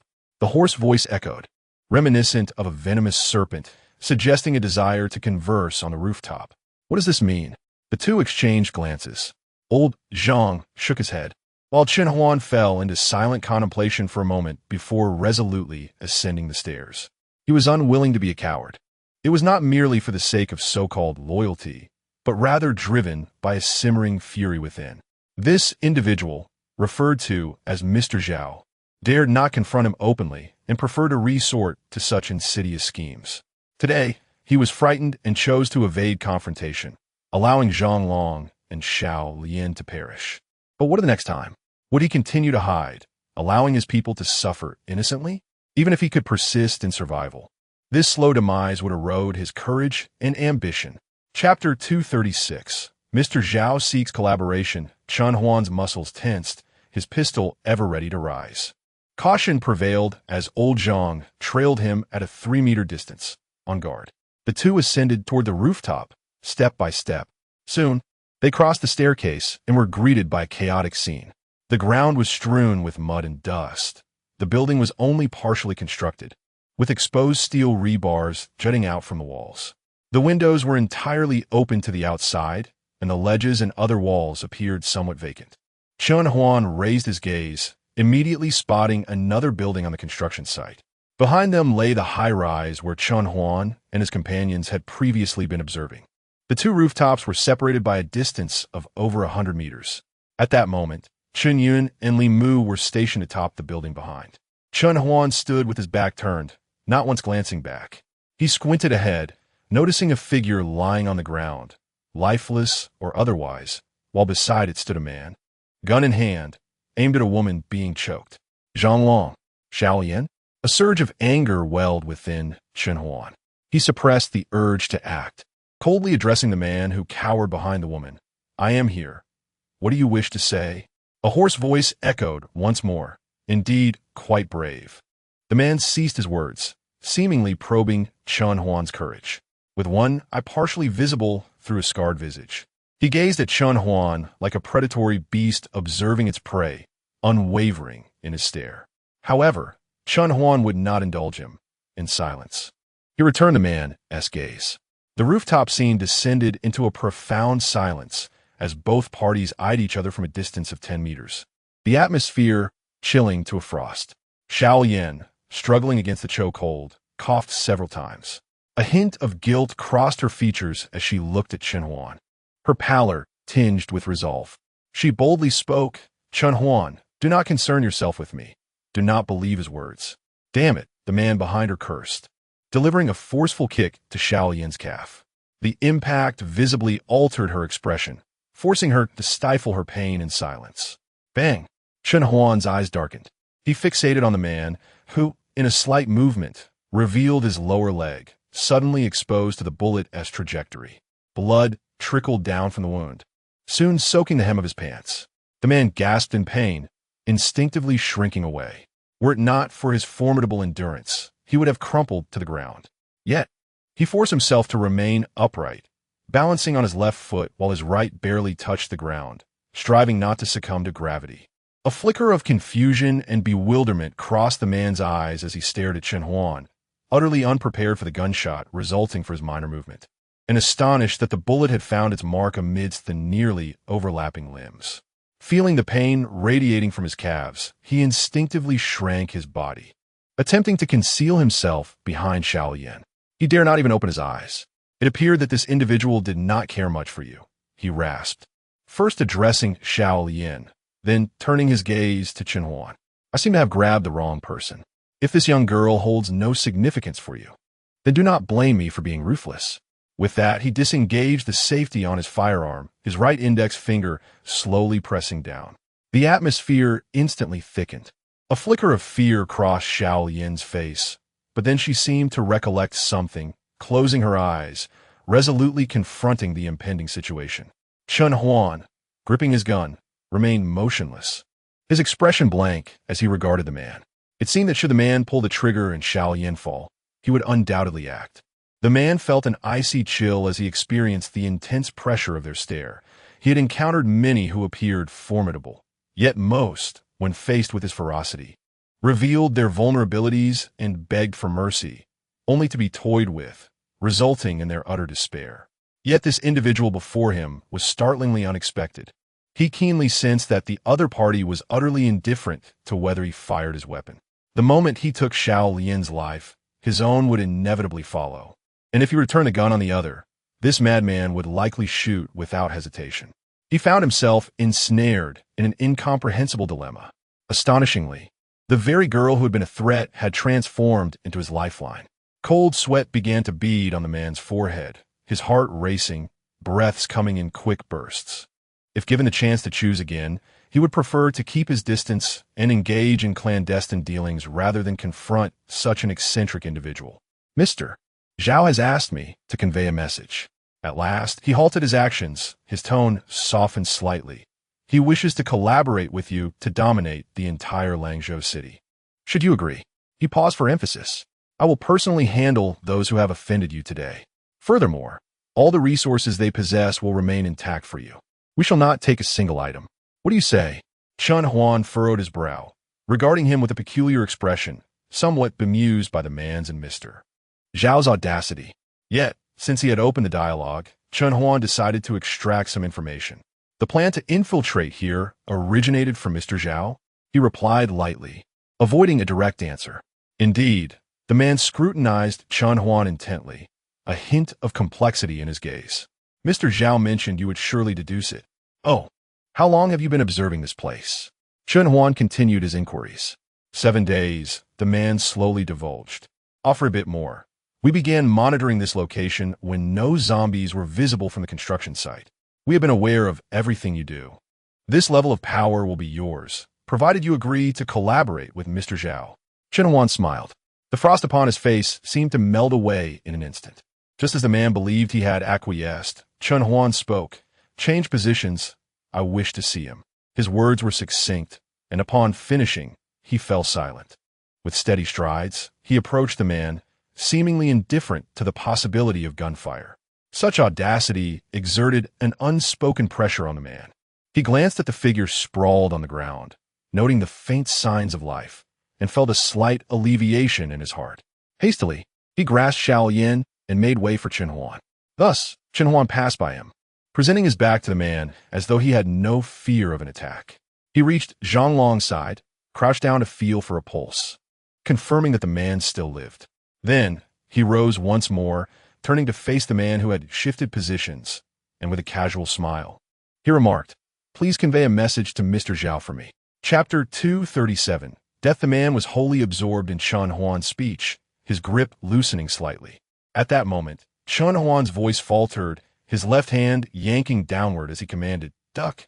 The man paused, momentarily perplexed by the meaning of Chen Huan's words.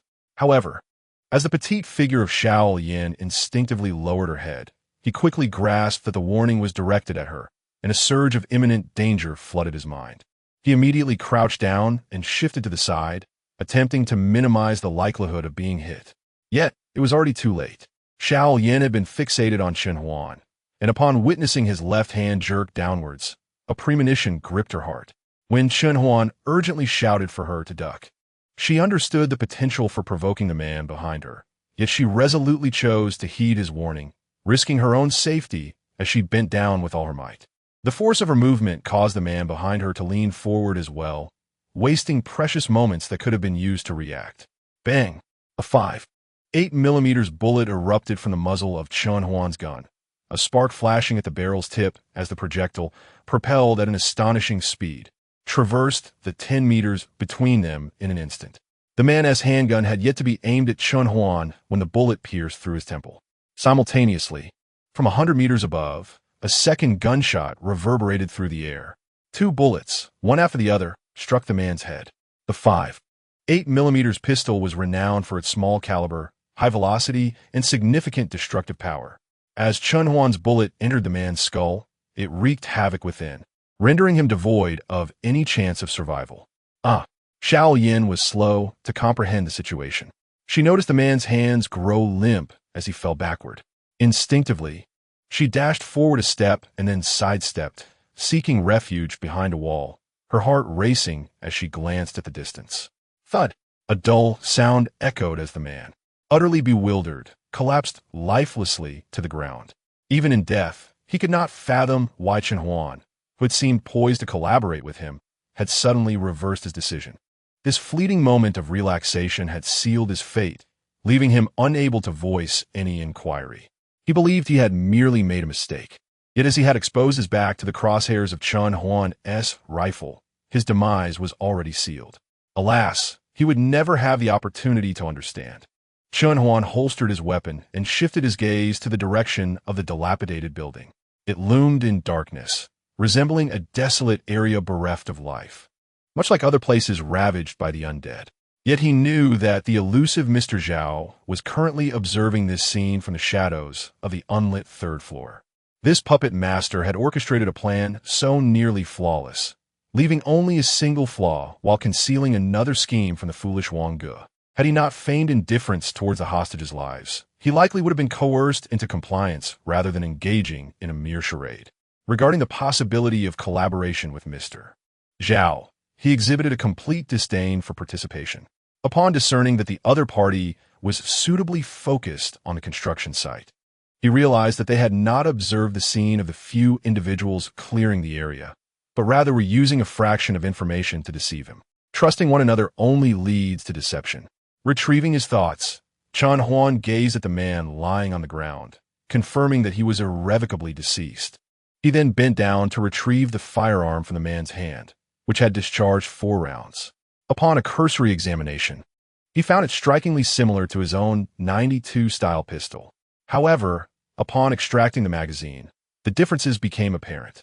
This particular handgun utilized 9mm ammunition, unlike his own, which used 5.8mm. Although the 9mm round has a larger diameter than its counterpart, it does not imply superior strength. On the contrary, the .92 pistol paired with it exhibits inferior penetration, power, and stability compared to the latter.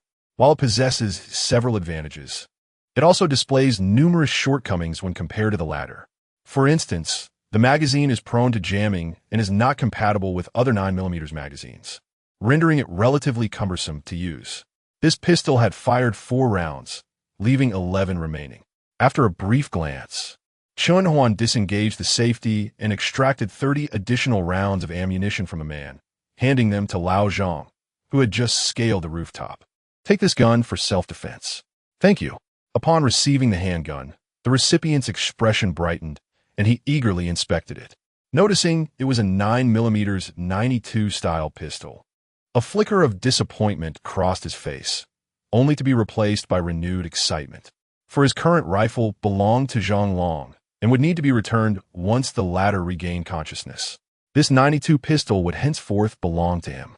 Chen Huan conducted another thorough examination, but found no further clues. He then approached Zhang Long, scrutinizing him closely. Earlier, due to time constraints, he had not performed an in-depth assessment. Now, he observed only a faint trace of blood on Zhang Long's hand, with no other visible wounds. Confirming that he had merely lost consciousness, Chun Huan was approached by Xiao Lian, who bore an expression of trepidation. "We are out of ammunition. Uncle Zhang stayed behind to cover us." Just as Zhang Long and I exited the staircase, he was knocked unconscious by a figure lurking by the wall. "What are the others?" A thought sparked in his mind, prompting him to inquire. I just checked the second floor and saw no sign of anyone else. Zhang Long arrived just in time. Lao Zhang, weary and exhausted, began to elucidate. At that moment, apart from myself, only Xiao Lian remained conscious, and I was on the verge of succumbing to sleep. I sensed that something was amiss. There may not have been just Li Yufei as an insider. When Zhang Long arrived, I immediately grasped the situation. However, due to the pressing circumstances and my own fatigue, I could only devise a temporary strategy, relocating everyone to a corner on the third floor, ensuring we delayed the discovery for as long as possible. He slowly continued, then we hastily made our way to this building, deliberately revealing our whereabouts, and at that moment, we happened upon a group dispatched by the adversary. You are already aware of the subsequent events. Chun Huan nodded silently, suddenly pondering a question. Who is Sun Xiao? Sun Xiao? Old Zhang and Xiao Lian were momentarily taken aback, their expressions tinged with confusion. However, after a brief contemplation, their faces shifted, revealing a sense of foreboding. The realization struck them simultaneously. She was the other insider? The gravity of the situation was compounded by Sun Xiao's identity. Sun Xiao, who was responsible for cooking in their midst, was just over 30, possessing a rather delicate appearance. Previously, she had lived in the same building as them, and since the cataclysm, the culinary duties had fallen to her and Zhang's wife. With a gloomy demeanor, old Zhang remarked, "Today, it just happens to be her turn to cook." Suddenly, Xiao Lian interjected, recalling a crucial lead. Chapter 238. Old Zhang relinquishes his position. What? Chun Huan's gaze fell upon Xiao Lian. Xiao Lian furrowed her brow and said, "In the past, we always cooked on the south side of the building, but tonight, Sister Sun suddenly mentioned moving to the north side, claiming the south side was windy. At that moment, it indeed was breezy in the south. So I didn't think much of it and helped her move the pot and rack to the north. Is there something problematic about this action?" A look of understanding dawned in Chun Huan's eyes. He nodded and replied, "Perhaps so. Li Yufei's task was to administer the drug at 8 o'clock and signal at 9. It was highly likely that Sun Xiao's role involved starting a fire and cooking at 7 in the north, waiting for everyone to consume the tainted meal before an individual from across the way arrived an hour later. Wait a minute, since there is already a Sun Xiao, why arrange for Li Yufei?" Old Zhang furrowed his brow, feeling somewhat bewildered. Xiao Yin also appeared perplexed and turned to Chun Huan for clarification. "This is likely part of the plan orchestrated by Mr. Zhao." Chun Huan began to elucidate the situation. Essentially, there are 3 possible scenarios. The first scenario is that neither of the 2 abnormal situations is detected. In this case, including Li Yufei, everyone would be rendered unconscious, with the only signal being the fire started at 7. The second scenario is that one of the 2 is discovered. For instance, if Li Yufei is detected. Regardless of whether the information he possesses is exposed, we must consider whether to feign ignorance and send a misleading signal to tempt the adversary. The outcome would be akin to what we have now, being rendered unconscious by Sun Xiao. Conversely, if Sun Xiao is discovered, we would wait an hour only to be caught off guard and incapacitated by Li Yufei. In both cases, whether we choose to pretend we are unaware or not, we would fall into their trap. The final scenario, the third one, is particularly intriguing. If both individuals are discovered, what would our course of action be? Chun Huan surveyed the 2 of them. Old Zhang's face was filled with a perplexed expression, akin to grappling with a mathematical problem, leaving him somewhat disoriented and unsure of Chun Huan's discourse.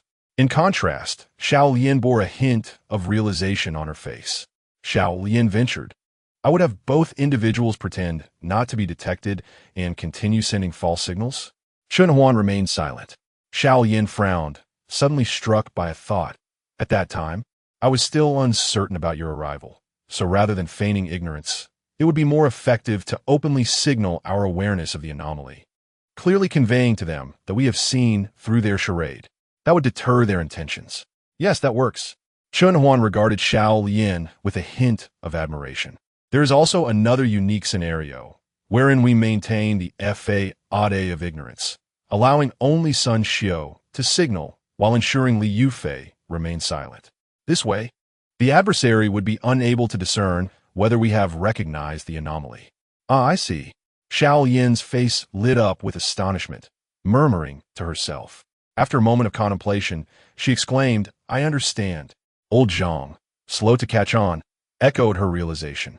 The two turned to Old Zhang with complex expressions, their mouths slightly agape, uncertain whether to offer a reminder, until Old Zhang glanced at them and grasped their thoughts. He awkwardly scratched his head, recalling a particular incident, and remarked, but when I moved Sun Xiao, she was definitely unconscious. How could that be? Chen Huan and Xiao Lian exchanged glances. In unison, they stated, she feared that if she were awake, she would be discovered, having unwittingly consumed the drug food as well. Let's go take a look, Chen Huan said decisively.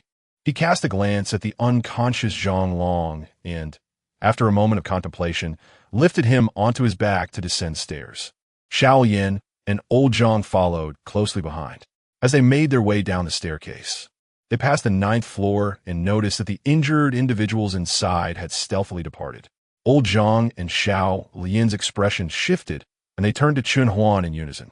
Yet, Chun Huan remained composed, his expression unchanged. A thought flickered in their minds. Could it be that Chun Huan had devised an alternative plan? They chose not to voice their speculations and continued on to the 2nd floor of the original building. Upon arrival, Xiao Yin led the way upstairs to the 3rd floor, where they found the 5 individuals still in deep slumber.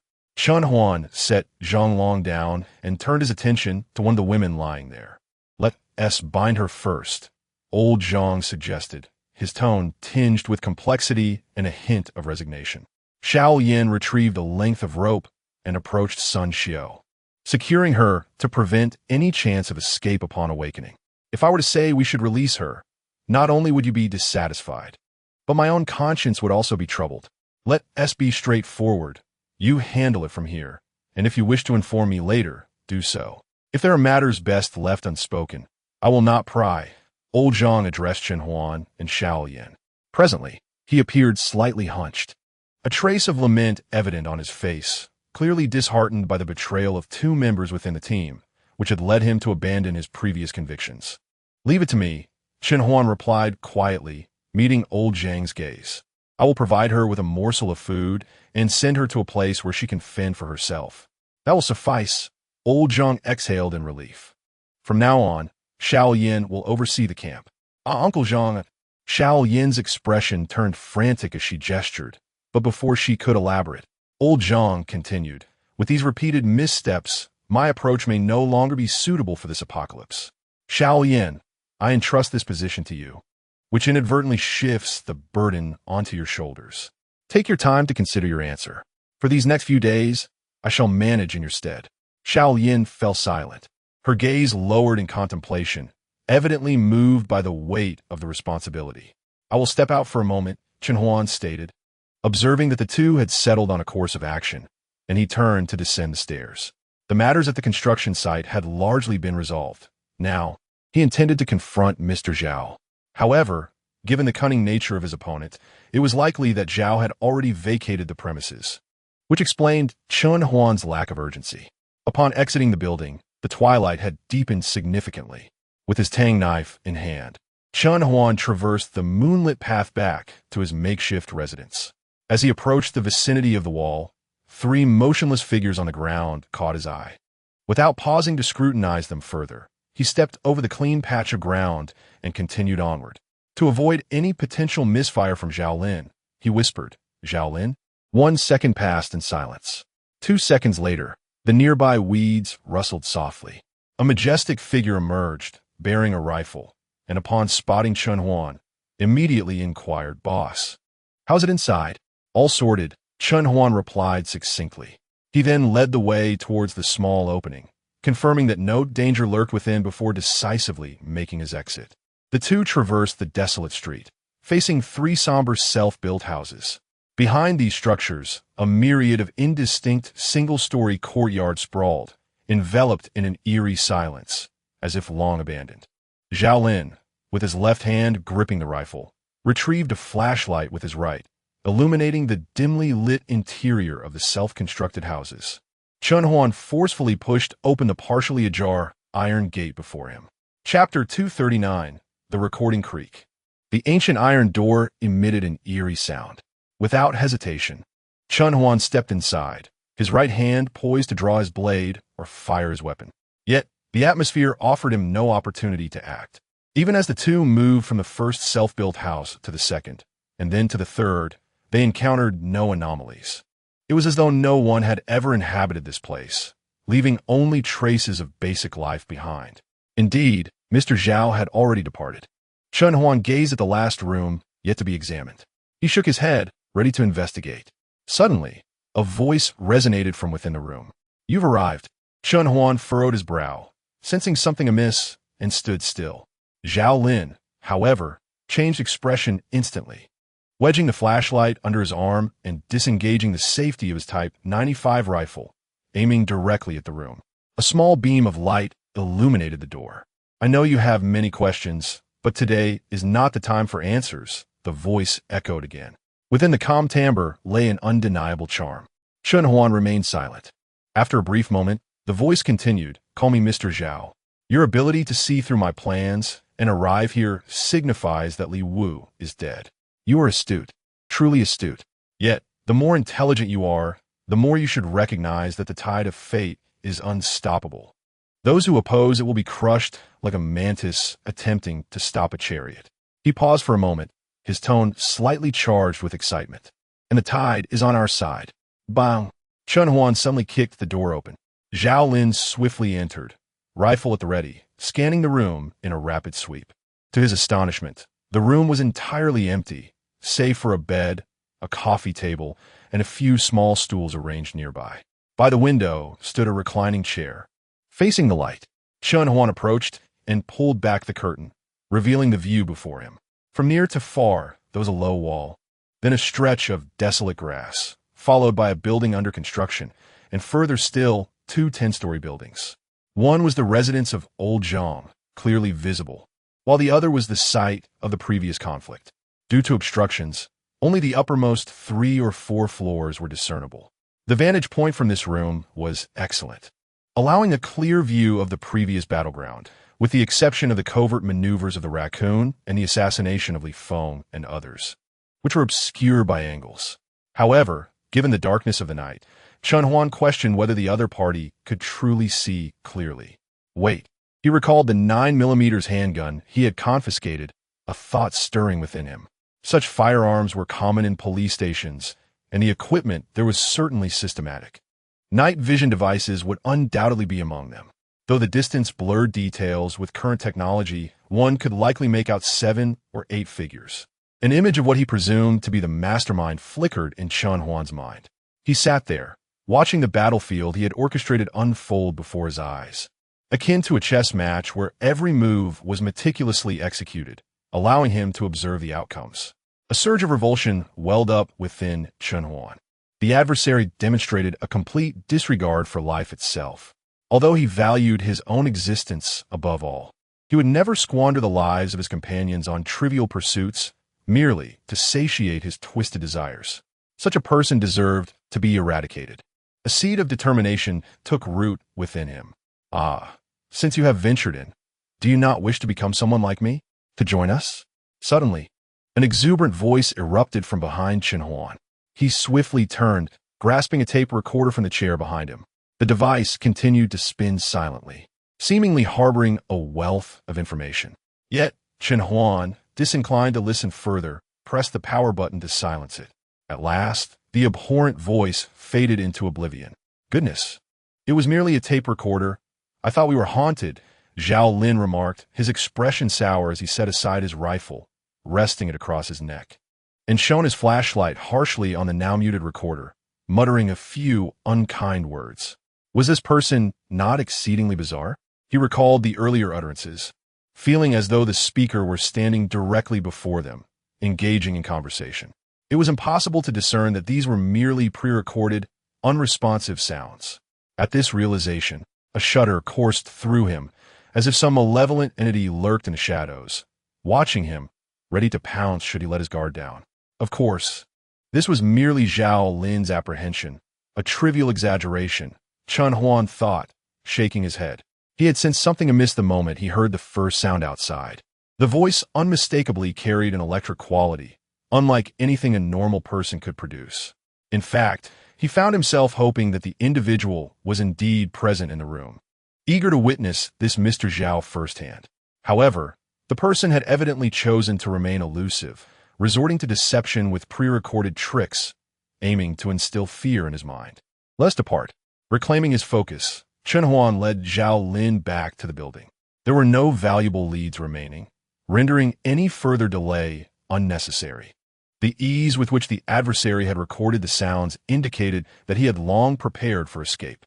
With the night dark and the wind howling, locating someone now proved difficult. Chun Huan was resolute. Should the foe reveal any sign of weakness, he would ensure they would not return. Upon their return to the building, Old Zhang had already reinstated the others in their original positions. After all, there were no beds on the third floor, and sleeping on the ground for a night would lead to discomfort the following day. With the assistance of Xiao Yin and Li Mu, their movements were notably more convenient. After a brief inquiry, Chen Huan learned the events that had transpired. Following Chun Yun and the others' gunfire, nearby zombies had converged on the tall building, swiftly blocking their path home. The pair had no choice but to traverse the aerial ropes they had previously constructed, sliding into another building, and from there, descending directly back to the construction site. As the site's main gate was locked and the guard had fallen asleep, they had to wait at the entrance for a while. It was only when Old Zhang, accompanied by Xiao Yin, arrived to ascertain the guard's safety that they were finally granted entry. "Be cautious," a resounding shout echoed in the ears of the crowd. They simultaneously turned their gaze toward Zhang Long, who had suddenly sat up, adopting a stance as if preparing to confront an adversary. However, upon surveying his surroundings, he realized that everyone around him was an ally. Perplexed, he scratched his head and inquired, "Where are those who attacked me?" "They have already perished," replied Xiao Yin. Her lips pursed, struggling to suppress a laugh. With the enemy now vanquished and the crisis averted, her demeanor was no longer as grave as before. "Ah, they're dead?"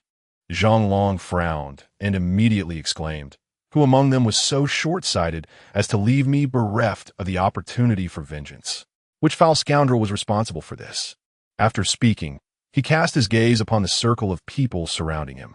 Yet, as he scrutinized them more closely, he discerned an unusual tension in the atmosphere. All eyes were silently fixated on Chun Huan. Chapter 240. Betrayal is unnecessary in the apocalypse. What are you all looking at the boss for? Zhang Long raised an eyebrow, perplexed by the reactions of those around him. Upon hearing his words, the expressions of several individuals grew increasingly complex, and they found themselves at a loss for how to convey their concerns, resorting instead to furtive glances, with Zhao Lin blinking the most exaggeratedly. "What's wrong? Did someone hit you in the eye?" Zhang Long scrutinized Zhao Lin, sensing something was amiss with him. "Ahem." Zhao Lin awkwardly cleared his throat, attempting to mask his discomfort. "Someone tell me quickly. I need to confront him." Suddenly, a hand landed on Zhao Lin's back. As he furrowed his brow and turned around, he was greeted by Chun Huan. He quickly smiled and said, "Boss, what is going on?" "I'm just your little rascal," Chun Huan replied, patting him on the shoulder with a gentle tone. "Go ahead, speak your mind." "Oh dear." Zhang Long's expression shifted drastically. He promptly turned to apologize, smoothing out his previously furrowed brow. A robust man, he bent low with a sheepish grin, saying, "What are you talking about, boss? I was just wondering who could possibly take down this audacious fellow. So it turns out it's you, boss." Zhang Long appeared dazed, his face filled with admiration. "I merely wished to repay a favor to that individual. I didn't expect to cause a misunderstanding. I apologize for the mix-up, boss." With that, he bowed in contrition, squinting slightly, fearful of inciting Chun Huan's ire. After a tense 10 seconds, during which Zhang Long felt as if time was crawling, a calm voice broke the silence. Take Li Mu to handle the spoils. Chen Huan waved his hand dismissively, opting not to pursue further inquiries. Instantly, Zhang Long's face brightened, and he departed with Li Mu, declaring that he wouldn't sleep until everything was thoroughly dealt with. Once they left, the group erupted into laughter, with Zhao Lin's laughter ringing the loudest. After all, this fellow not only failed to grasp his subtle hints, but nearly sold him out. Wasn't it only fitting to revel in this moment? With this thought, their laughter grew even more boisterous. Chen Huan, maintaining a stoic demeanor, departed the scene without further admonishment. After all, having just weathered a crisis, playful banter was the best remedy for relaxation. He made his way alone to the northern window of the building, gazing pensively at the now desolate self-built homes below. In his mind, he searched through memories for a counterpart to this Mr. Zhao from his past life. Yet, after much contemplation, he could not recall anyone fitting that description. His most vivid memory of Langzhou was a tragedy that unfolded after a zombie mutation. He had heard of the largest survivor base in Langzhou, which, due to a minor oversight, was overrun by zombies overnight, leading to a catastrophic loss of life. He pondered whether this base would still exist in this life, and how his presence might alter some foreseeable futures. Individuals like his mother, Wang Yuyan, Professor Zhang, and old Zhang had already seen their fates transformed by his arrival. He fell into a deep contemplation. How about some water? Xiao Lian approached him, holding a cup of warm water. She observed Chen Huan, who was leaning against the wall in contemplation, her mind flooded with images of his valiant combat and astute responses. Although his reckless disregard for his own life on the rooftop was evident, she could understand it rationally and discern the emotional underpinnings of his actions. Thus, rather than harboring disdain for him, she found herself increasingly idolizing Chen Huan, aspiring to emulate him, and ultimately striving to surpass him. How do you feel today? Chen Huan accepted the cup of water, thanking her without hesitation. It felt surreal, a night spent in the throes of a near-tragic battle, followed by being burdened with such heavy responsibilities by an elder whom she held in high esteem. She felt somewhat adrift. Meanwhile, Xiao Lian stood beside him, her heart inexplicably steadied. You'll get used to it, Chen Huan said, offering no further elaboration. Such lessons are not easily imparted. All experiences become more resilient only through personal encounters. Keep this gun. If danger arises, do not hesitate. Act decisively. He handed Xiao Lian the second 9mm pistol he had acquired that day, briefly instructing her on firing techniques and how to aim. Given the scarcity of ammunition, they could not afford to practice freely. Moreover, Chen Huan did not intend to teach her extensively, as old Zhang was also there. His character was trustworthy, and if he couldn't resolve a situation, it would likely be even more challenging for Xiao Lian, rather than being a weapon for killing. This gun served as a precautionary measure, perhaps for a dire scenario where one might choose to end their own life after being bitten by a zombie. Xiao Lian solemnly tucked the handgun away for safekeeping. After a brief wait, she led Chen Huan to a clean bed where he could rest, while she herself had spent the night cramped with another woman, awaiting old Zhang's completion of the aftermath. The construction site was now devoid of sound, the dawn just beginning to break. Her head throbbed painfully. What has happened to me? Why am I covered in bruises? This isn't my bed. What transpired last night? Once everyone regained consciousness, they each noticed the peculiarities of their situation. Old Zhang explained the events, and only then did they express their fears, cursing Li Yufei for his betrayal. Their feelings towards Sun Xiu were more complex, as everyone had a decent relationship with her. Sun Xiu's treachery had come without warning. The group was at a loss, left to grapple with their silence. At the entrance of the building, Chen Huan and his entourage bid farewell to Xiao Lian and old Zhang. After a night of rest, old Zhang had regained much of his vitality and, relieved of his burdens, felt quite at ease. Yet the task ahead weighed on him. I leave Sun Xiu in your hands. He handed the bound Sun Xiu over to Chen Huan, unwilling to meet her gaze again. Sun Xiu, moving only in small steps, wore a dazed expression, seemingly aware of her fate. She opened her mouth, but words eluded her. Since awakening, she had exhausted every plea for mercy, hoping for forgiveness from everyone. But none were willing to engage with someone who had betrayed their camp. After ushering her into the vehicle, Chen Huan joined Li Mu, Zhao Lin, and Zhang Long, setting off towards the camp, while Chun Yun remained behind to await the return transport in the evening. They drove past an intersection. Chen Huan and Zhang Long alighted from the vehicle, subsequently escorting Sun Xiu away. They ventured toward a secluded corner, surrounded by a multitude of zombies. In an exceedingly desolate environment devoid of any living souls, arriving at a location hidden from the view of the car, Zhang Long abruptly seized the woman. Casting a glance at Chen Huan and perceiving no signal from him, he smirked coldly and unsheathed his military knife, first uttering an apology. "I'm sorry, but if there is a next life, remember not to be born into this indifferent world." With a sharp snap, Sun Xiu was rendered unable to utter a word, forever deprived of her breath. Zhang Long meticulously retrieved a piece of paper, methodically wiping the blood from the blade until it bore no trace, before discarding several bags of food and water upon her lifeless body. He then ignited the remnants. Chapter 241. The hoisting pulley as the flames began to rage. Chen Huan silently turned away. The two boarded the vehicle and headed back to the camp. After they had departed, the fire grew increasingly fierce, casting a bright glow that attracted the surrounding zombies, who, like moths to a flame, proceeded to ignite themselves in vain. Upon returning to the camp, Zhang Long sought out Dr. Zhang to tend to his injuries. Zhao Lin continued to assist at the greenhouse, while Li Mu commenced the task of transporting bricks and materials for constructing a watchtower.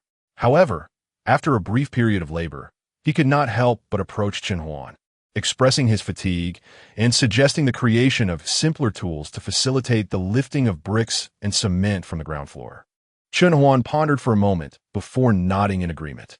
He understood that Li Mu's inquiry was not a bid for praise, but rather a preemptive explanation to mitigate any potential dissatisfaction regarding the possible damage to the main building's walls resulting from his method of transport. After receiving consent, Li Mu retrieved tools from the storeroom, which had been brought over from the construction site. He began, as was his custom, by crafting a pulley from wood and cutting steel into suitable shapes for links and hooks, meticulously polishing them with tools. Before long, a rudimentary hoisting pulley was fashioned.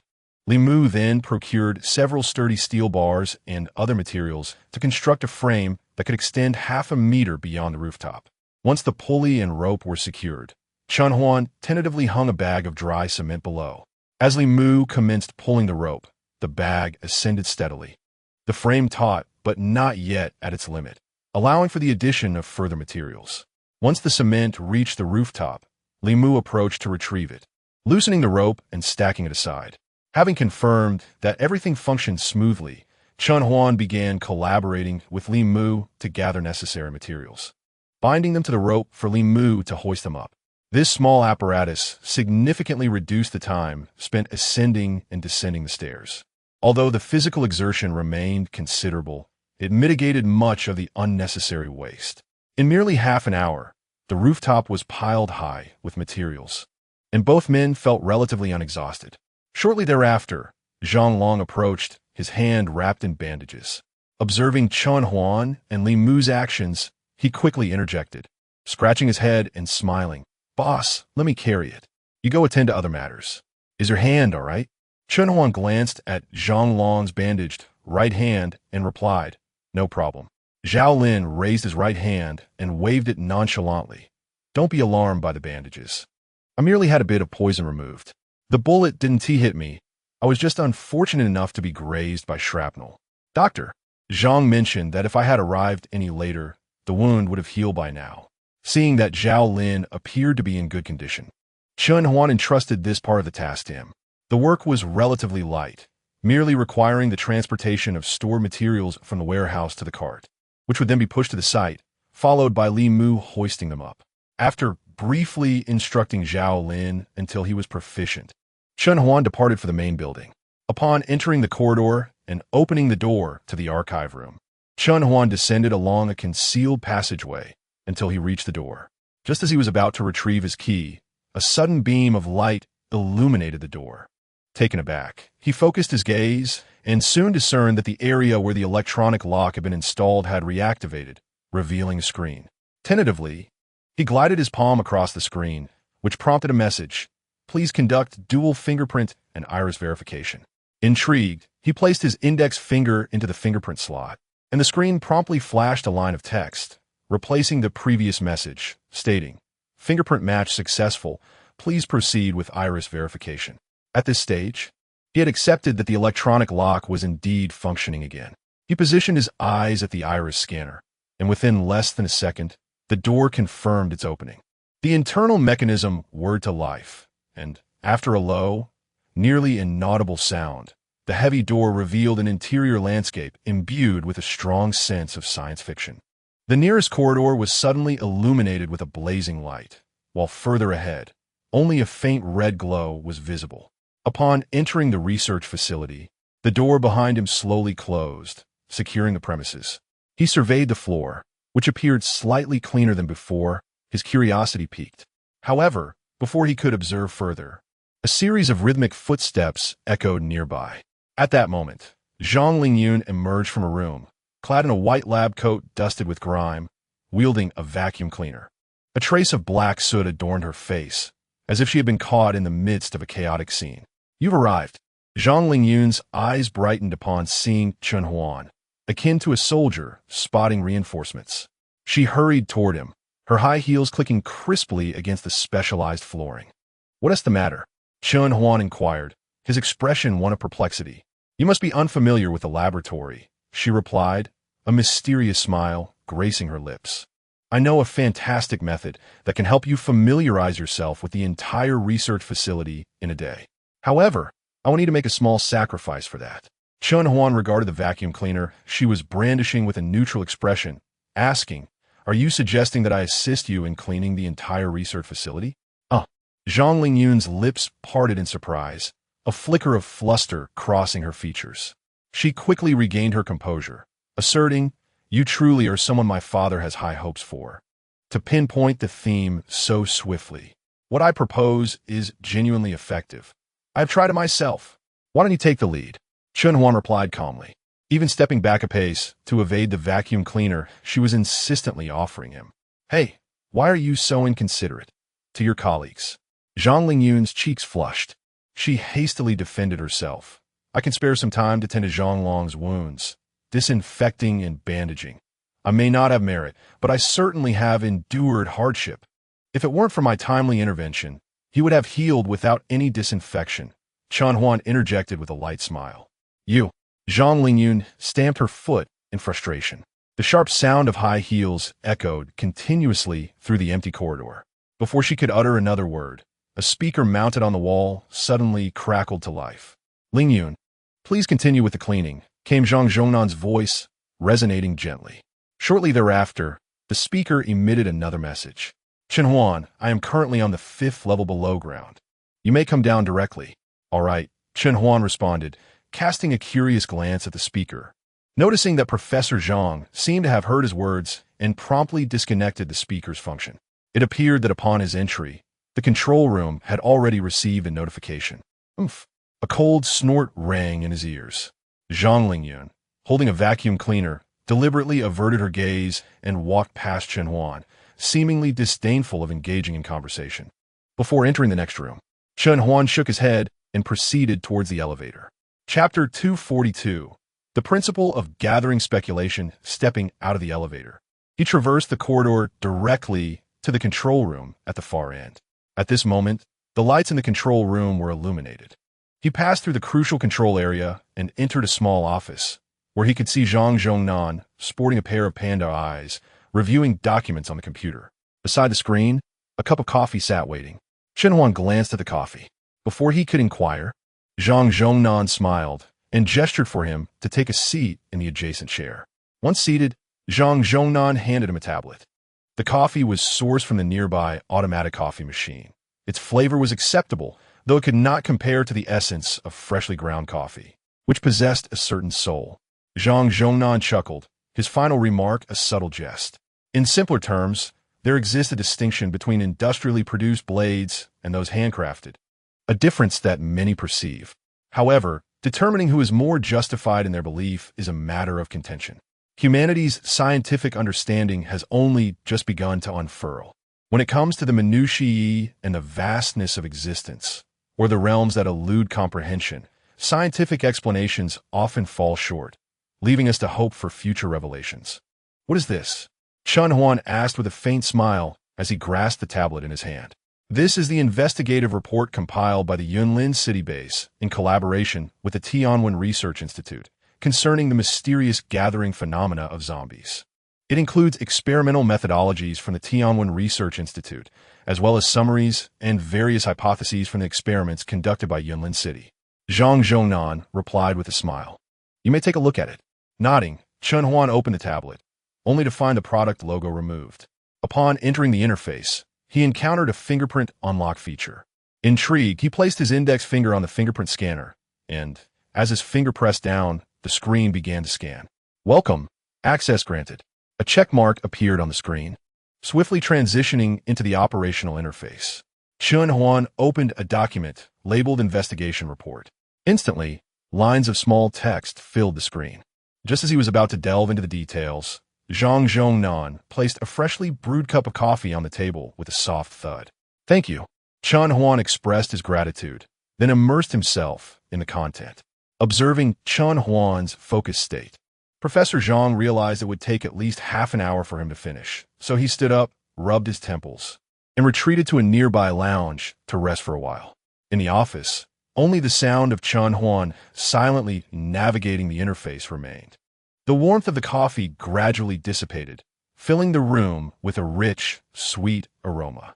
At that moment, a hand suddenly seized the coffee cup's handle, lifting it to gulp down its contents without a hint of refinement in savoring the beverage.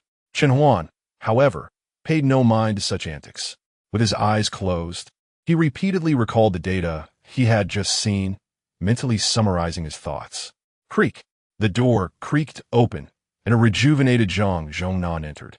Observing that Chun Huan had finished, he did not immediately inquire, but instead proceeded to pour 2 cups of hot water, placing one before each of them. After a few moments of silence, they waited.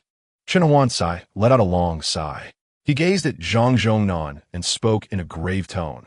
Before we contacted the Tianwen laboratory, they must have already sought to determine the critical number of 20, correct?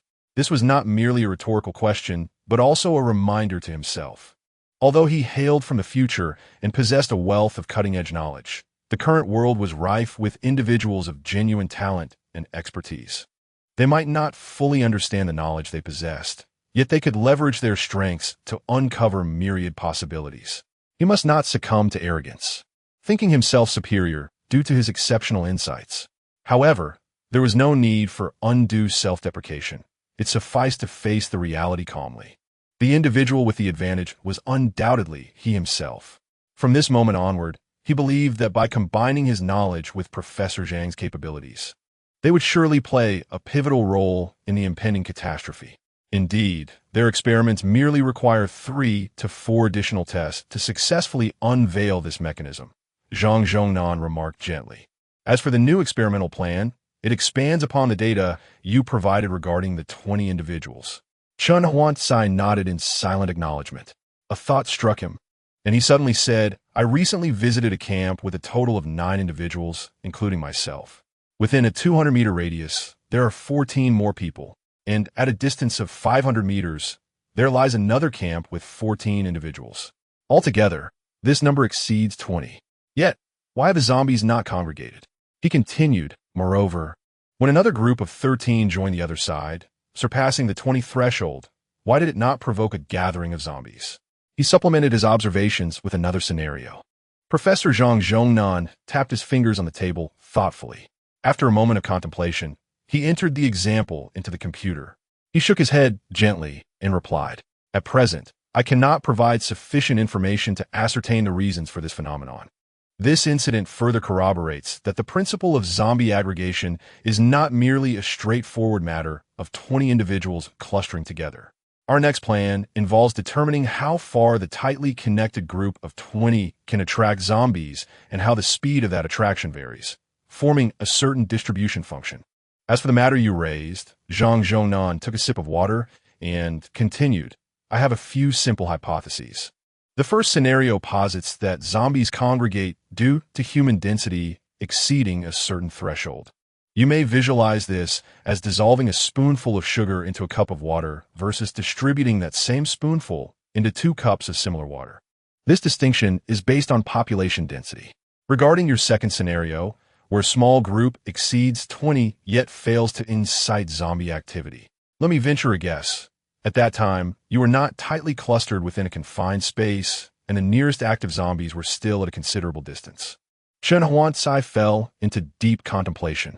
The explanation of the first scenario resonated with his thoughts, and he chose to withhold further commentary for the moment.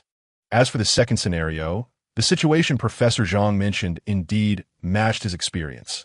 Although they occupied adjacent floors in 2 buildings, the crowd had been divided into several segments. For instance, Li Feng, stationed at the entrance of a warehouse, is positioned at a distance exceeding 100 meters from Zhang Tao, who is about to enter the second building. As for the zombies, the nearest ones are within the vicinity of the community. At that moment, the nearby zombies, alerted by the sound of gunfire, surged towards Chen Yun, potentially complicating the data analysis. It appears that a methodical investigation is required to obtain a relatively accurate answer. Chen Huan silently nodded in agreement. I shall forward this new plan to Tianwan, enabling them to collaborate with the Yunlin city base for the experiment. Zhang Zhongnan tapped the table and nodded affirmatively. With that, he transmitted the plan via the underground network connecting the 2 laboratories. Chapter 243. Visiting the Research Institute. After a brief pause, Zhang Zhongnan closed his computer screen. He rose to his feet and, with a gentle gaze upon Chen Huan, spoke warmly. The reason I summoned you here transcends merely addressing matters related to our collaboration with Tianwen. I also wish to show you around the complete Qingsong Research Institute. Today, coincidentally, Ling Yun has tidied up a bit, though her access is limited to the 1st and 2nd underground levels. The remaining 3 levels are still covered in dust. Haha. With that, he led the way towards the elevator, while Chen Huan silently followed, his mind busily contemplating Zhang Zhongnan's intentions. The primary motive behind Zhang Zhongnan's invitation seemed to revolve around discussing the experimental plans, information he could have easily kept from Chen Huan, and directly pursued collaboration with Tianwen. This additional step not only introduced complexity, but also necessitated consideration of Chen Huan's thoughts. Yet, Zhang Zhongnan chose to proceed in this manner. Undoubtedly, this reflected a degree of respect for Chen Huan and gratitude for his family's rescue, subtly indicating that Zhang Zhongnan was genuinely beginning to integrate into the camp, viewing it as a second home. As for the tour of the Research Institute, it merely served as a pretext to mask the true purpose of their meeting. With these reflections crystallizing in his mind, Chen Huan found himself equipped with a deeper understanding. The 2 soon arrived at the 1st underground level, where Professor Zhang walked ahead, elaborating. The Qingsong Research Institute is not merely a rudimentary biological research facility.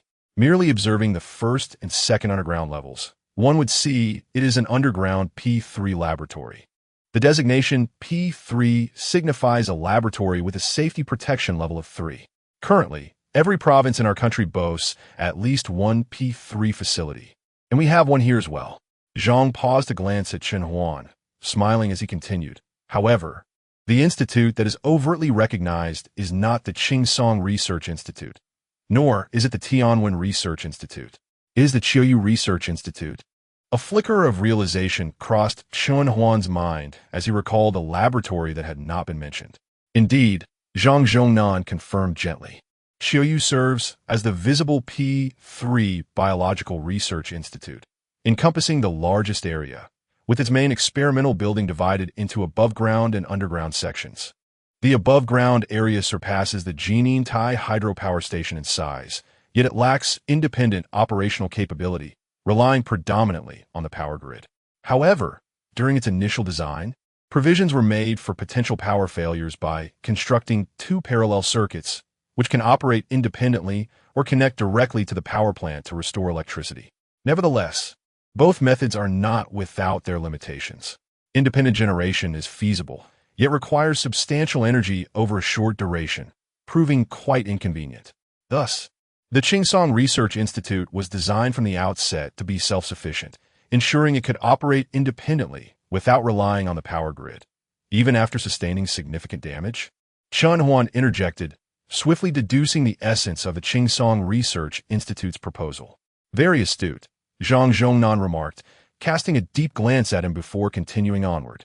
He opened a large door and stepped inside, explaining, "The areas we visited previously were merely the periphery of the first underground laboratory. To gain access to the actual experimental facilities, one must be prepared for various safety precautions. Today, as this is merely a tour, we shall not delve into the specifics." Zhang Zhongnan guided Chen Huan on a swift tour of a series of meticulously secured chambers. They refrained from entering, instead observing from outside the windows. As Zhang elaborated on the facilities, the biological laboratory was intricately segmented, with the Qingyao section being particularly comprehensive. The first subterranean level was divided into 2 sections, capable of conducting a vast array of microbiological and molecular experiments. Within, various instruments were available, most of which had backups stored on the second subterranean level. The 2 descended to the second level via the elevator. Upon entering, they were immediately struck by the stark contrast between this level and the first. In comparison to the high-tech ambience of the first level, the second exuded a touch of homeliness. Directly opposite the elevator was a lounge, furnished with several tables and flanked by bookshelves laden with assorted books and newspapers. Towards the interior, vending machines and beverage dispensers were situated. As they ventured further, they encountered an array of sports and recreational rooms, designed to cater to most relaxation needs. Deeper still lay the residential quarters, which were fully equipped, impeccably clean, and tidy. Though modest in size, these accommodations could satisfy the basic needs of over 100 individuals. The 2 eventually arrived at a distinctly partitioned area designated as the warehouse. Zhang Zhongnan approached and opened the large door, stepping inside. Chen Huan was immediately awestruck by the vast array of stored materials. This space was divided into several sections, one for backup experimental equipment, another for the Institute's material reserves, and even more categories. One section adjacent to Chen Huan was dedicated to biological material storage. Remarkably, several hundred white mice thrived within an automated maintenance system, alongside various cultures of bacteria that remained intact. The preservation of such biological vitality was astonishing. Zhang Zhongnan gazed at the mice with an almost affectionate expression, while Chen Huan felt a shiver run down his spine. "This was the first place I examined. Finding such comprehensive materials again will be quite challenging," Zhang Zhongnan remarked, shaking his head as he took a few lingering glances before reluctantly departing. After touring the remaining sections, they returned to the elevator, preparing to descend to the 3rd subterranean level. However, as they approached the entrance, Zhang Zhongnan's demeanor shifted to one of grave seriousness.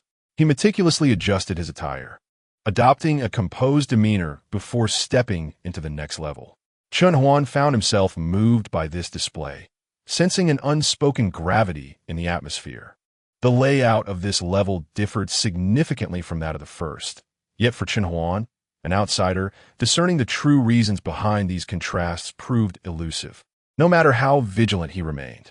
It was not until Zhang Zhongnan led him into a laboratory with the highest level of security that familiarity struck him. The layout within instantly brought to mind the video he had witnessed earlier in the control room, depicting the facility where the zombie-injecting solution was administered. Indeed, this was a bona fide medical laboratory. Zhang Zhongnan's expression was grave, devoid of pride or any other emotion, embodying instead a solemnity in the face of life itself. Compared to the protective levels of the laboratory at the Autumn Rain Research Institute, this place could be deemed as possessing the utmost security. He gestured towards the wall before him, constructed entirely from a special alloy, approximately 3 meters thick, capable of withstanding the firepower of main battle tank shells. Once enclosed within, unless the outer door were to be deliberately opened, no one could successfully escape. Furthermore, in order to address concerns regarding bulletproof glass, the entire room was fashioned from the same alloy. Ironically, the entrance itself might pose the greatest vulnerability. Zhang Zhongnan chuckled, seemingly unperturbed by this issue. Chapter 244, Medical Laboratory. There is no need for concern. Zhang Zhong pressed a button, and the massive door, approximately 3 meters thick, divided into 2 sections. Retracting from both the top and bottom, leaving a square void measuring 2 meters by 2 meters. The two entered through this tunnel-like entrance, which was filled with an array of testing instruments. The experiments conducted here were of an extraordinary nature. Chen Huan glanced around and noted several 3-meter-high cylindrical culture dishes, currently empty and lying dormant. The remaining items consisted of various sturdy and robust tools. If the Qiyu Research Institute were to conduct experiments here, Zhang Zhongnan shook his head, a hint of melancholy crossing his features. In 2 days, Yunlin City would collaborate with Tianwen to investigate the Qiyu Research Institute. He turned to Chen Huan and said, "If you wish to go, I can secure a spot for you." Chen Huan's gaze deepened, and without a moment's hesitation, he resolved to join. He lifted his head to meet Zhang Zhongnan's eyes and sensed a subtle urgency within them, as if the latter hoped for his participation, attracted by some unseen allure. "I will go," he replied succinctly, earning a smile from Zhang Zhongnan. "I must confess, I am quite intrigued by the gene-coding fragments uncovered by the Qiyu Research Institute," he admitted candidly. "The information and clues contained within may be closely tied to our future. However, the mutated zombie present within the Institute poses an unknown level of threat. As a researcher, I yearn for detailed data from such a precious experiment, yet out of concern for a friend, I would rather you not partake." His expression remained gentle, and he continued, "We could await favorable developments in Yunlin City before applying for a portion of the materials." After speaking, he regarded Chen Huan without imposing any pressure. "The cutter is not as fearsome as one might imagine." Chen Huan, maintaining his composure, replied, "As long as we prepare adequately, dealing with the cutter will be straightforward. Moreover, I am eager to understand how the Qiyu Research Institute managed to cultivate such a creature." "The cutter?" Zhang Zhongnan pondered the revelation, his expression momentarily stunned. After a brief contemplation, he blinked and affirmed, "The name is indeed Apartment. Since you are ready, exercise caution on your journey." "Very well. If there is anything you require, please inform me in advance," Chen Huan responded with poise. His primary objective for visiting was to investigate the reasons behind the zombies' premature mutations and to retrieve materials for Zhang Zhongnan's research. So it would be prudent for the latter to provide a list of necessary items beforehand. "Not a problem," Zhang Zhongnan assured, nodding earnestly. "I will compile a list of items needed for collection and have Ling Yun deliver it to you shortly." Chen Huan nodded in agreement. "By the way, there's one more thing." Zhang Zhongnan gazed at Chen Huan and tentatively remarked, "The Research Institute is vast, and I cannot conduct the research alone. Thus, I took the liberty of granting Ling Yun first-level access to assist me, if you find this inappropriate." Before he could finish, Chen Huan interjected decisively, "There is nothing inappropriate about it. Zhang Ling Yun is not only a member of our camp, but also our sole physician. As the only individual capable of assisting you, none are more suited than her. If I were to summon Zhang Long and the others, I would fear they might dismantle the Research Institute." A sigh of relief escaped Zhang Zhongnan, his expression softening further as admiration glimmered in his gaze towards Chen Huan. He casually handed over the tablet he held. When Chen Huan, still perplexed, opened a particular application, he was met with a list of numerous research talents, organized by their capabilities, with each name, phone number, photograph, and address clearly displayed. Within Langzhou, there were 3 documented researchers. "What is this?" Chen Huan inquired, intrigued, looking back at Zhang Zhongnan. "This is a specialized talent reserve program. The researchers listed span various fields. It is exceedingly challenging for me to operate the Institute independently, and even with Ling Yun's assistance. It is but a drop in the bucket. If possible, please endeavor to recruit as many talents from this software as you can." Zhang Zhongnan spoke earnestly and sincerely. "Rest assured, I shall seek them out," Chen Huan affirmed, tucking the tablet away with a determined glance. Without needing Zhang Zhongnan's reminder, he was already preparing to locate individuals. Targeting the 3 documented researchers in Langzhou, each of whom boasted exceptional academic backgrounds or experience collaborating with global talents, or possessed unique research capabilities in their respective fields. To set a standard, these talents were akin to the CRME de la CRME, the most promising young individuals and the highest accolades in research. Academicians were not included in this catalog, nor were those involved in more confidential initiatives, such as the Thousand Talents program, which are shrouded in secrecy for various reasons. The competition for talent, devoid of conspiracy theories, often suffers from the interference of other powers. As their conversation paused, they thoroughly examined the facilities on the third and fourth underground floors, where the medical instruments surpassed those found in typical top-tier hospitals, achieving an international level of precision and accuracy. Chen Huan now fully comprehended the significance of the Qingyao Research Institute. There was no need for speculation. While the Tianwen Research Institute also focused on biological studies, its equipment likely did not match the completeness and rigor found in Qingyao. After all, there was no necessity to construct two institutes dedicated to the same field of research. He even observed several locations on the fourth floor housing futuristic, technologically advanced cultivation systems reminiscent of science fiction films, alongside substantial reclining cultivation pods. Despite the advanced nature of this equipment, Zhang Zhongnan chuckled while pointing to a machine resembling those from novels, stating, "In truth, none of these could be mass-produced industrially. They are all crafted using the most rudimentary methods, consuming vast amounts of materials to create laboratory versions. After all, there is no need for commercial cost management. During manufacturing, one can experiment without restraint, even if 99 of the products are unusable. As long as one meets the standards, it suffices." Such an approach in business would lead to ruin for anyone who attempts it. Chen Huan nodded in understanding. This phenomenon is quite common in life. It also serves as a significant reason why military technology surpasses that of the civilian sector.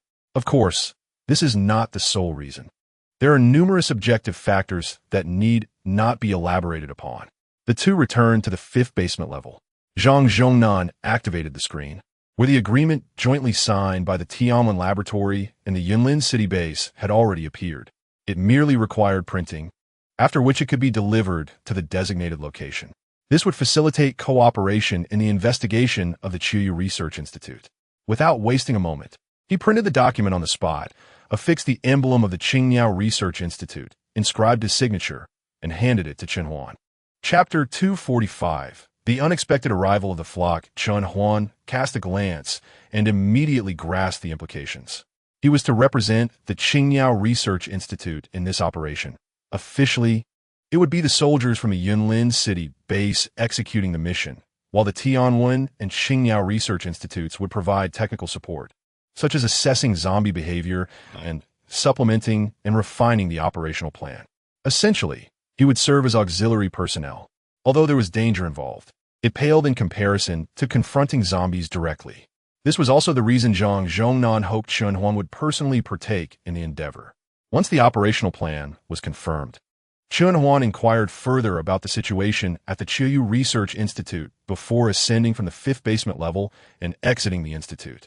He then heard Shun Jingxi chasing after Xiao Tian in the hallway. Beside him, the unmistakable voice of Zhang Yuqing could be heard, sternly admonishing. Clearly, this young lad was reluctant to study and attempted to flee, only to be apprehended by Zhang Yuqing, who was now administering a disciplinary lesson. This brought back memories of Chen Huan's own childhood, igniting an urge to join in the playful scolding. At that moment, he noticed a figure hurrying towards the main entrance. He composed himself and approached the door, only to collide with Zhang Long, who burst in with an expression of peculiar urgency. Upon seeing Chen Huan, Zhang Long immediately gasped, "Boss, outside." "Outside? There are a multitude of sheep charging this way." "Huh?" Chen Huan was taken aback, unable to fathom what Zhang Long was saying. He refrained from asking further questions and proceeded outside. As he crossed the small square, he noticed others had already caught wind of the news, peering curiously towards the entrance. Some, driven by curiosity, had already started moving towards the door. Chen Huan quickened his pace. Upon reaching the entrance and looking out, he beheld a clearing before the greenhouse, where dozens of goats were scattered about. Each goat boasted a lustrous coat, their pale colors gleaming, and although they were not overly plump, they exuded an extraordinary vitality and agility. Their fur radiated outward along their forms, resembling warriors clad in armor, albeit appearing somewhat heavy for reasons unknown. Their two horns were rustic yet elegant, ears perked low while they grazed on the grass, exhibiting an unbothered demeanor. On the other side of the door, Professor Chung and Zhao Lin, among others, stood in astonishment, gazing at the spectacle. Noticing Chen Huan's emergence, Zhao Lin stealthily approached along the wall, whispering, "Boss, we were just laying the foundation when this flock unexpectedly appeared from the woods. We spotted them too late to take cover, and they charged over here. But for some reason, they haven't left since." Chen Huan took a tentative step forward, gradually approaching the nearest female goat. It gazed back at him with bright eyes, continuing to chew on the grass, embodying the serene acceptance of an elder unperturbed by the world. He gently placed a hand upon its head, stroking it softly. The goat remained unfazed by his touch, though perhaps growing weary of the attention. It ambled away to continue its foraging. While goats may not possess the same wariness as wild boars or other feral creatures, they too exhibited a strong sense of caution. Professor Cheng's voice resonated from the side. She observed the goat in front of her break free from Chen Huan's grasp and slowly spoke. "Professor Cheng, are these goats?" Chen Huan, intrigued by the underlying implication in Professor Cheng's words, inquired with curiosity. "Probably not." Professor Cheng shook his head, his gaze sweeping across the entire flock of sheep, continuously validating his thoughts. He concluded, while goats are generally less wary than other wild animals, their behavior would not exhibit such tendencies. Moreover, the wool and breed of these creatures exhibit notable differences from that of goats. It can be reasonably inferred that they were previously domesticated sheep, perhaps spurred to flee due to their owner's transformation into a zombie, leading them to traverse mountains and valleys under the guidance of a lead sheep. A spark of wisdom flickered in Professor Cheng's eyes as he continued. As for why they were mistaken for goats, it is likely because they have not been wandering for long. Although their wool does not shed naturally, they have yet to accumulate much. Understanding dawned upon Chen Huan as he gazed at the flock of around 40 to 50 sheep before him, his heart momentarily stirred by this unexpected delight. He circled the sheep, noting their scattered positions. Yet, they remained cohesive as a group, easily capable of congregating should they start moving. Sheep are quintessential herd animals, often tightly bound together. Among this assembly, there must surely be a lead sheep. Chen Huan stood before a sizable mound of earth, observing the multitude of sheep, some standing in a daze, while others bleated incessantly. A few young lambs playfully nudged each other. However, there was no obvious leader among them. Furrowing his brow, Chen Huan searched again, and suddenly he noticed a particular spot where the sheep were unusually clustered, a considerable number gathered together. Upon closer examination, he discerned a large pit in front of them. They were all standing silently around the edge of this pit, seemingly guarding something. "Found it," Chen Huan muttered to himself, brandishing an iron rod as he approached the flock. To his surprise, they offered little resistance, parting easily at his touch, and soon he was beside the deep pit. Within the 2-meter-deep hole stood the most robust sheep, adorned with intricately curled horns, seemingly at odds with the pit. This pit had been excavated for the foundation of greenhouse, with walls at nearly a 90-degree angle, making it impossible for the sheep, let alone goats, to escape. Casting a glance at the construction site of the greenhouse, Chen Huan reached a decision. "Bring me a rope," he instructed Zhao Lin. As he awaited its arrival, he continued to push through the tightly packed flock. Despite their overwhelming numbers, the sheep showed no sign of resistance, akin to lambs led to slaughter, submissively parting for him. Soon, a substantial area was cleared. Zhao Lin arrived with a 5 or 6-meter-long rope, maneuvering through the gap to his side. The other individuals present followed suit, gathering near the pit to prevent any upheaval from the flock. However, under normal circumstances, sheep rarely exhibit erratic behavior, as long as they are undisturbed. Even if some are led away, they will not resist. Zhao Lin and Wu Jinghua jumped into the pit together. As they descended, the lead goat exhibited a certain agitation as it lowered its head and charged directly at Zhao Lin. However, the confined space, measuring merely 2m by 2m, rendered any attempt at acceleration futile. The two men and the goat barely fit within. As the goat approached, it was swiftly captured by the combined efforts of the two. Wu Jinghua grasped the goat's body, while Zhao Lin firmly held onto its horns. In its desperation, the goat kicked at the two men, yet, regrettably, being restrained, it could exert little force. Although its kicks were painful, the more it struggled, the tighter its bindings became. Soon enough, the lead goat found itself kneeling on the ground under the control of the two men. Chapter 246. The forward preservation plan. Zhao Lin grasped the horns of the lead sheep with one hand, while with the other, he tied a tight knot around its neck using a rope. He then secured its front and hind legs with two smaller ropes, ensuring that the lead sheep could no longer move. Once satisfied with the restraint, Zhao Lin stood up and lifted the lead sheep. Chen Huan, gripping the rope tied to the sheep's hoof, took a deep breath and steadily pulled it out. The flock, noticing the lead sheep's departure, clustered together and began to push forward. However, their force was not substantial, allowing the individuals present to easily keep the flock at bay while maintaining a safe distance from Chen Huan, who was leading the way. After walking a distance, Zhao Lin jumped up to join Chen Huan, each carrying a lead sheep as they headed towards the rear of the main building. As they entered, Zhang Long approached with a flatbed cart. Chen Huan placed the lead sheep onto the platform, and they slowly pushed it towards the backyard. Behind the main building, between it and the generator units, lay a considerable expanse of grassland adjacent to the dam. A modest concrete path ran parallel to both the main building and the generator units. At the far end of this path stood a row of 3-meter-high barbed wire fencing, with thick hollow steel pipes inserted into concrete piles at regular intervals for stability. Chen Huan directly tied one end of the rope around the lead sheep's neck to one of the steel pipes. He then drew out a dagger, swiftly cutting the rope. The lead sheep's 4 legs were freed, and it immediately half-kneeled before rising, letting out a furious bellow as it spun around to face Zhao Lin, charging at him with intensity. However, midway through its charge, a clang resounded. The steel post held the rope taut. The sheep, propelled by its own momentum, collapsed to the ground, its front legs kneeling, futilely scraping at the concrete beneath it.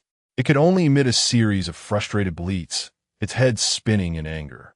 Once again, it stood and attempted to charge, but was repeatedly confined within a limited range by the rope. Eventually, panting heavily, it came to a standstill. As the others stepped aside, over 50 sheep behind them began to bleat in unison, rushing towards the lead sheep. In no time, the lead sheep found itself surrounded by the flock. Its earlier rage seemed to dissipate entirely, and before long, it had returned to a state of relative calm. Observing this, Chen Huan and the others stood by. Professor Cheng, her eyes gleaming with intrigue, approached Chen Huan and inquired, "There are over 50 sheep here. What are your thoughts?"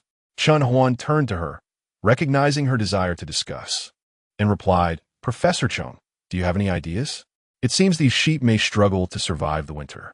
With a smile, Professor Cheng responded, "Winter and spring are indeed the seasons when forage is most scarce. If we can address the forage issue, the sheep should easily weather this challenge. I have heard that after corn is harvested, the stalks can be collected and turned into fodder." Chen Huan regarded her with curiosity, realizing that this was indeed one potential solution. Professor Cheng spoke slowly, explaining that after the corn stalks mature, they can be collected for fodder, a process known as yellow storage. While yellow storage conserves grain, it poses a challenge. By the time the corn stalks are processed into fodder, their moisture content, sweetness, and nutritional value are significantly diminished, necessitating the addition of extra nutrients. Typically, the raw materials required for this process are readily available, allowing for the conservation of grain. However, the taste and nutritional quality of yellow storage are relatively inferior. In contrast, there exists a more effective method known as green storage. This technique involves harvesting corn stalks at their peak nutritional value, just as the corn begins to form, ensuring optimal moisture and nutrient levels for fodder. Chen Huan's eyes sparkled with curiosity as he looked at Professor Cheng and inquired whether the corn stalks near Langzhou could be utilized for green storage. Indeed, Professor Cheng responded, a hint of nostalgia crossing her face. "If we were still in peacetime, I would not advocate for green storage. Currently, the grain reserves in various granaries are sufficient to sustain a lifetime for the populace. Of course, this assumes that the grain remains unspoiled, which is unlikely. Numerous cornfields nearby are ideally suited for green storage materials." Professor Cheng gazed at the forest, although her vision could not penetrate the dense thicket. Her thoughts traversed vast distances to the cornfields. Corn is categorized into spring and summer planting, with harvesting times varying by region. Presently, the cornfields near Langzhou are summer sown, maturing later than their northern counterparts, which are ready by mid-September. In contrast, the corn around Langzhou will not be ready until mid-October, indicating that now is the opportune moment for harvesting corn stalks for green storage. Tell me what is needed for green storage, and I shall procure it, Chen Huan stated earnestly, his demeanor calm yet resolute. Assuming a flock of 50 sheep, each consuming approximately 3 pounds of green storage daily. That amounts to around 900 pounds annually, so we will estimate for 1,000 pounds. Professor Chung calculated this mentally, familiar with the figures, and relayed them without hesitation. In consideration of next year's planting, it would be prudent to prepare sufficient green storage for an entire year, which translates to a reserve of 50 tons. There are various methods for storing green fodder, such as digging a cellar, utilizing storage bags, or fermenting it on level ground. Regardless of the method, the storage technique remains consistent. A cubic meter can accommodate between 500 and 700 pounds of green storage, accounting for current subpar conditions. We will estimate 600 pounds. Thus, to secure 50 tons of green storage, 84 cubic meters would be necessary. With a height of 2 meters, this would require excavating a rectangular cellar measuring 6 by 7 meters. Upon reflection, the spatial requirements for storage are not substantial. Chen Huan felt a sense of motivation stirring within him as he continued to listen to Professor Cheng's exposition. 1 acre of cornfield yields approximately 7 tons of material. Hence, 7 acres could produce 50 tons of corn stalks. If an automatic harvester could be procured, the harvesting could be completed in half a day, followed by processing the corn stalks in another half day, allowing for the annual green storage to be accomplished within a single day. Understood, Chen Huan declared without hesitation. He first expressed his gratitude to the professor and requested a list of necessary supplies. Then, he called over Li Mu and instructed him. Find a space measuring 6 meters wide and 7 meters long behind a factory, and excavate a rectangular pit 2 meters deep. All right, leave it to me. I can finish it in half a day, Li Mu replied eagerly, rubbing his hands together. Zhao Lin, accompany me outside. Zhao Lin temporarily set aside his current tasks, aware that with Li Mu, who was primarily responsible for operating the machinery to lay the foundation, digging the cellar would effectively halt progress on the greenhouse project. Thus, he prepared his equipment and drove Chen Huan out. As the two departed, an excavator entered the camp, making its way to the rear of the first warehouse on the left, and commenced digging the cellar. Chapter 247. The dual-purpose corn harvester Chen Huan and Zhao Lin drove towards the first village, passing various fields along the way. This time, Chen Huan and Professor Chung delved into the knowledge of silage and dry storage, observing the cornfields with greater scrutiny. Through his observations, Chen Huan discerned that it was indeed the opportune moment for silage. Should they delay any longer, the corn would begin to mature, depleting the nutrients and moisture within the stalks. Postponing the silage process would adversely affect the quality of the future feed. Before long, the village came into view. Even before stepping out of the vehicle, Chen Huan noticed the new aura surrounding the village. At that moment, it was enveloped in tranquility, devoid of zombies and farmers, save for a line of fully armed women patrolling the area. Due to the daylight, as soon as they reached the village's entrance, a voice called out from behind a nearby wall. "Who are you?" As soon as she uttered a word, she gasped, "Boss?" Immediately, a stranger emerged from behind a wall at the village's edge, her attire a colorful assortment of clothes scavenged from the villagers, exuding an inexplicable charm. "You are from the hotel." Upon seeing her, Chen Huan instinctively thought of the few individuals beneath the hotel. However, as he began to speak, he realized it was inappropriate to continue. Not knowing her name, he chose to remain silent. Simultaneously, Zhao Lin recognized her too. He maintained a vigilant stance, positioning himself in front of Chen Huan, ready to act should she display any signs of hostility. "Qi Jing, just call me by my name," the woman said, lowering her guard and seemingly placing immense trust in Chen Huan.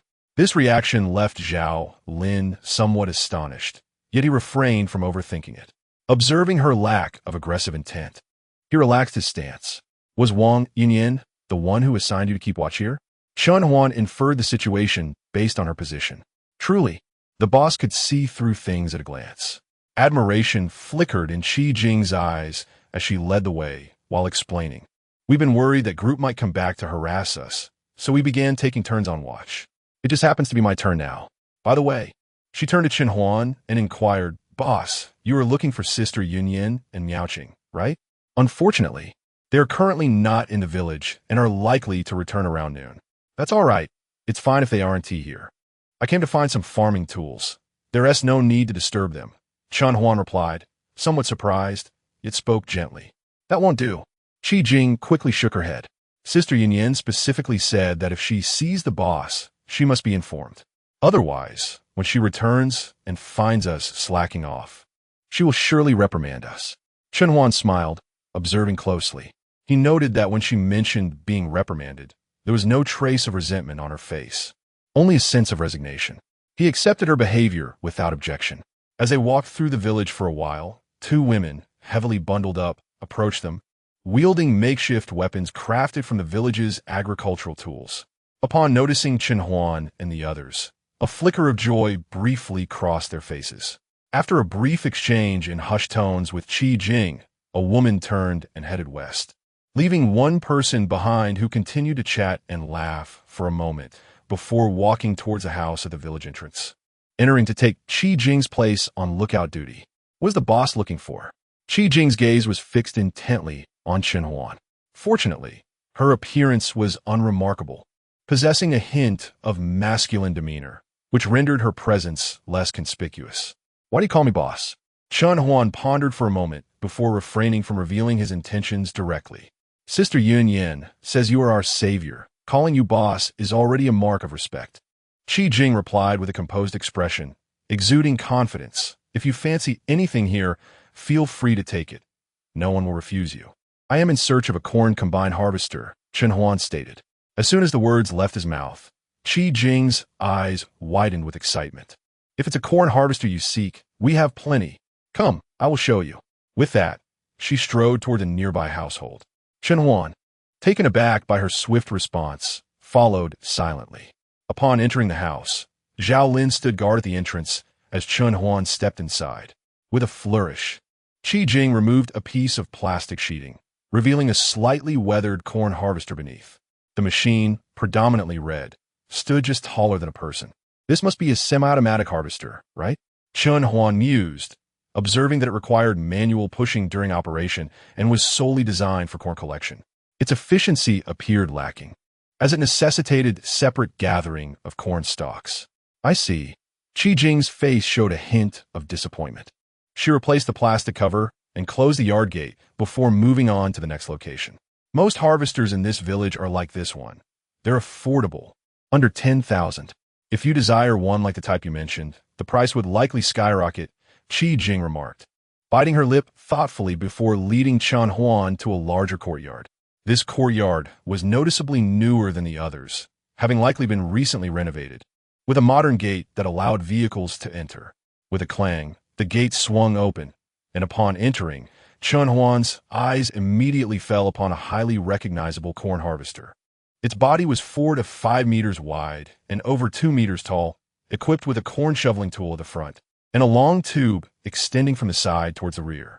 In the center was a conveyor belt, and at the back were 2 interconnected small bins, with a side tube outlet positioned directly above the rear bin. The first bin was designated for holding the harvested corn, while the second was intended for collecting the chopped corn stalks. Boss, what do you think of this one? Qi Jing asked nervously as she introduced it to Chen Huan.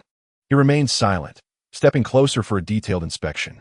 He confirmed that this harvester was indeed a modern dual-purpose model, far more efficient than the older types, perfectly meeting his requirements by collecting both corn and corn stalks simultaneously. Moreover, it efficiently extracts the moisture from the corn stalks and subsequently pulverizes them, depositing the crushed remnants into the collection vehicle along the harvesting route. This eliminates the need to seek out a separate chopper for the corn stalks, achieving a seamless process in one fell swoop. This is precisely what he sought. Chen Huan was quite pleased. Having located the desired harvester in less than half a day was indeed impressive. Qi Jing, witnessing this, couldn't help but smile broadly. Upon confirming with the leader, Zhao Lin approached to inspect the harvester. He quickly ascertained that this machine had been inactive for a year, with the water tank empty. Most crucially, the battery still contained pure electric charge, likely due to the previous owner's attentiveness. It can be said that once fuel is added, it will spring to life.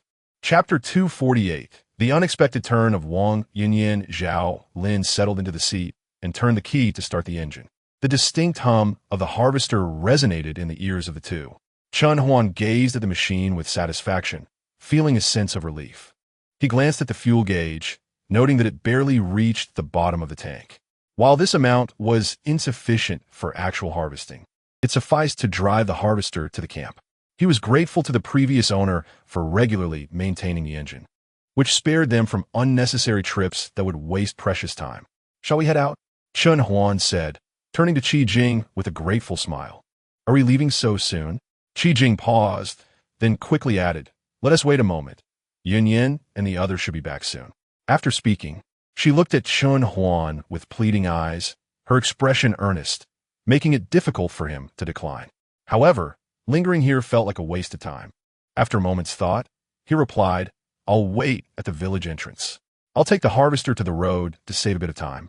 Seeing that he was so keen to utilize every moment, Xiao Lian inferred that Chen Huan must have pressing matters to attend to and reluctantly agreed to his plan.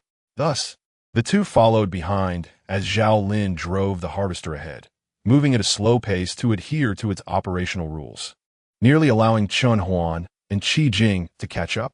Upon reaching the village entrance, Zhao Lin parked the harvester behind the SUV, turned off the engine, and removed the key. The three stood at the village entrance, waiting patiently.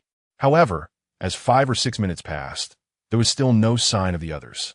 Chen Huan couldn't help but furrow his brow, a sense of foreboding creeping into his mind. He turned to Qi Jing and inquired, "Where could Wang Yunyan and the others be?" Nervously, Qi Jing pointed westward and replied, "We were preparing to store the surplus grain. Yunyan took Miaoqing and the others to harvest some grain, but I don't know why they haven't returned yet." Her voice grew more frantic, and an anxious expression spread across her face. "Stay here." Suddenly, a gunshot rang out, interrupting Chen Huan's words. His expression changed instantly as he grabbed his gear and sprinted toward the source of the sound. But as he left, Qi Jing frantically clutched his shirt. Glancing back, he spoke reassuringly, "You should hide in the house. Zhao Lin and I will check it out. They will be safe with us around." For reasons unknown, Qi Jing felt a wave of calm wash over her at his words. She opened her mouth but found no words, nodding vigorously before releasing her grip. Chen Huan and Zhao Lin quickly made their way down the narrow path leading west toward the sound of gunfire. If it weren't for the gunfire being more towards the north, Zhao Lin would have already driven the harvester over. Within 3 minutes, they spotted commotion not far ahead. 5 or 6 robust men were encircling 3 women, while on the ground lay another woman, disheveled and motionless, seemingly oblivious to her surroundings. Chen Huan crept closer, eavesdropping on a conversation unfolding before him. "Wang Yunyuan, do not be ungrateful." The leading man glanced nervously at the firearm in his companion's hand, but soon regained his composure. "Put down the gun. Let us converse calmly. What if it accidentally discharges? Besides, we have done nothing to wrong you." "Oh, is that so?" Wang Yunyuan's gaze fell upon her sister, still unconscious on the ground. Her face was a mask of suppressed fury, as if she intended to engulf the man before her. Yet, despite wielding a weapon, her inexperience shone through. Her initial shot had missed its mark, merely discharging into the air. "You base creature. Do you not understand the vile intentions behind your actions?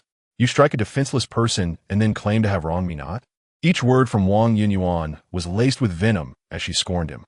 "Do you take me for a fool?" The men surrounding her erupted into laughter. Their postures slumped in mockery, their eyes gleaming with unabashed contempt for her hesitation to fire upon them. Their gazes towards the women were laced with a hint of desire, a result of their prolonged abstinence since the apocalypse. In their eyes, even a mere sow presented before them would not deter them from indulging in the most debased acts. Their humanity stripped bare. Enough. The leader's expression darkened. He stepped closer to Wang Yunyuan, stating, "I advise you not to refuse a toast and instead invite punishment. Today, Brother Zhu has come personally to Yuntai village, showing you considerable leniency. Were it not for his intervention, you would not find yourselves in such a favorable position." Unbeknownst to her, he had already closed the distance by a quarter. The man continued, "We could have stormed Jinyu village long ago, and then you would have no room for negotiation. I suggest you abandon your resistance before you injure yourself." A girl wielding a gun lacks grace. The space between them diminished yet again, now halved. Wang Yunyuan's face darkened further, her grip on the firearm tightening. "Yinjia, why waste words on them? Just shoot." Zhou Miaoqing could no longer endure the tension. Had she not been armed with only a sickle, she would have charged forward. The distance between them narrowed further. Nearby, concealed behind the crops, Chen Huan and Zhao Lin crouched, observing the unfolding situation. As they noticed the men closing in on Wang Yunyuan, Zhao Lin, anxious, exclaimed, "Boss, these men are bullying us. Let me handle them." "Do not rush," Chen Huan replied calmly. When the gun had fired earlier, he had immediately recalled Wang Yunyuan's mention of peculiar individuals, leading him to hasten to the scene. However, upon arrival, he found these men to be utterly contemptible, resorting to such base tactics to fulfill their desires while being utterly powerless against the women. His disdain for them deepened, and a different thought began to form in his mind. Prepare to observe how Wang Yuyin and her associates navigate this farce, while also honing the capabilities of the opposing party. After all, in such a scenario, wielding a handgun equates to possessing a significant advantage. Should Wang Yuyin falter in her handling of the situation despite such substantial support, she must reconsider the extent of her investments in them. Wang Yuyin exhaled slowly, her eyes seemingly engaged in a final struggle. Although she had previously taken the life of someone who wronged her, that incident now felt like a distant memory, a time when her heart was ablaze with fury. It was that very fire that propelled her to enact a form of vengeance previously unimagined. However, what lay before her now was an entirely different circumstance, necessitating a distinct approach. Chapter 249. What does Zhu want to eat? The man opposite, emboldened by the fact that Wang Yunyun was a woman, continued to close in. Observing the struggle etched upon her face, his smile grew increasingly sinister, as if he had resolved that she would not fire her weapon. When he was merely 3 meters away, he suddenly unleashed a flurry of shots. Bang, bang. At that moment, the man's pupils dilated in shock. He stared incredulously at her, his mouth opening as if to speak, but a sudden surge of pain and spasms rendered him powerless. He could scarcely blink, let alone utter a word. As he slowly lowered his head, he beheld the 2 wounds upon his body, one in his abdomen and the other near his heart. Blood gushed forth from both, as though he had severed an artery, spraying out like a fountain, impossible to staunch. Within mere seconds, he felt his strength draining away, flowing out with the blood from his wounds. "You," he began, but the words faltered midway. His eyes lost all glimmer, and his body uncontrollably fell back, kicking up a cloud of dust. This startled Wang Yunyun, who instinctively fired her weapon, as well as the woman beside her. Realizing the gravity of her actions, Wang Yunyun cast a fierce glance at the remaining 4 men, who were swallowing hard and trembling in retreat, like a great eagle fixated on its prey. She raised her handgun once more. Bang! Another man collapsed, clutching his abdomen, his right hand pressing futilely against the ground, unable to muster any strength. The remaining 3, witnessing this, abandoned all pretense of masculinity, their faces ashen as they fled frantically towards the west, hoping desperately to avoid becoming the next target. Wang Yunyun stood her ground. Once the 3 had distanced themselves, she felt her body weaken and collapsed into Zhou Miaoqing's arms. "Sister Yin, you were so impressive just now," Zhou Miaoqing exclaimed, her eyes sparkling. Supporting Wang Yunyun, she felt the cold sweat on her back, a tumultuous emotion stirring within her. Despite Wang Yunyun's current feebleness, her actions had not been for her own gain, but rather to protect them by firing. That alone was sufficient. The trio had not refrained from pursuing the scoundrels who bullied the weak. They simply had reached their limits. Setting aside their lesser physical strength compared to the men, their weaponry was inadequate. Only Wang Yinyan wielded a handgun with any advantage. Thus, they could only watch in frustration as the men's figures gradually diminished into the distance. Just as Wang Yinyan prepared to speak, a calm voice resonated from behind. "Zhao Lin, please fetch Dr. Zhang to examine everyone's injuries." The voice belonged to Chen Huan. The three women felt a surge of relief upon hearing him. Turning to see Chen Huan and Zhao Lin approaching. Both bore serious expressions, devoid of levity. Chen Huan first glanced at Wang Yunyan, who lay sprawled in Zhou Miaoqing's embrace, noting the absence of any bleeding. He then turned to inspect the fallen woman, ensuring that she posed no life-threatening risk before addressing them. "Well done." The leader. The three of them were somewhat agitated, at a loss for words. "You have done exceptionally well." Chen Huan encouraged Wang Yunyan with a reassuring glance. "Keep pushing forward. I believe you will emerge as an outstanding captain, capable of leading us to survival." "All right, I will certainly do my best," Wang Yunyan replied, rising once more and gazing at the man before her, her voice slightly choked. "Yes," Chen Huan affirmed, patting her shoulder. "Take a moment to rest while we wait for Dr. Zhang to arrive." He then turned to the direction from which the others had fled, calmly stating, "I will handle the remaining matters." With that, he pushed off the ground, his form swiftly yet steadily pursuing the trio. Though a pistol hung at his waist, he refrained from drawing it. It was not due to a lack of marksmanship. At such close range, he was confident he could hit them with a 9 out of 10 certainty. However, he chose not to fire in order to follow them and discover their escape route, aiming to uncover more accomplices and ensnare them all in one fell swoop. Merely eliminating these three insignificant pawns was hardly worth the expenditure of bullets. As they fled like souls possessed, the trio dared not glance back, their breaths ragged with exertion as they desperately sought to escape, fearful of meeting the same fate as the two others. Ironically, their unwillingness to turn around meant they remained oblivious to the presence of Chen Huan, who trailed them like a specter. They continued their frantic flight until they reached a hamlet known as Yuntai Village, the second village west of the camp. At this moment, the sun was high in the sky, and the trio had been running for nearly an hour.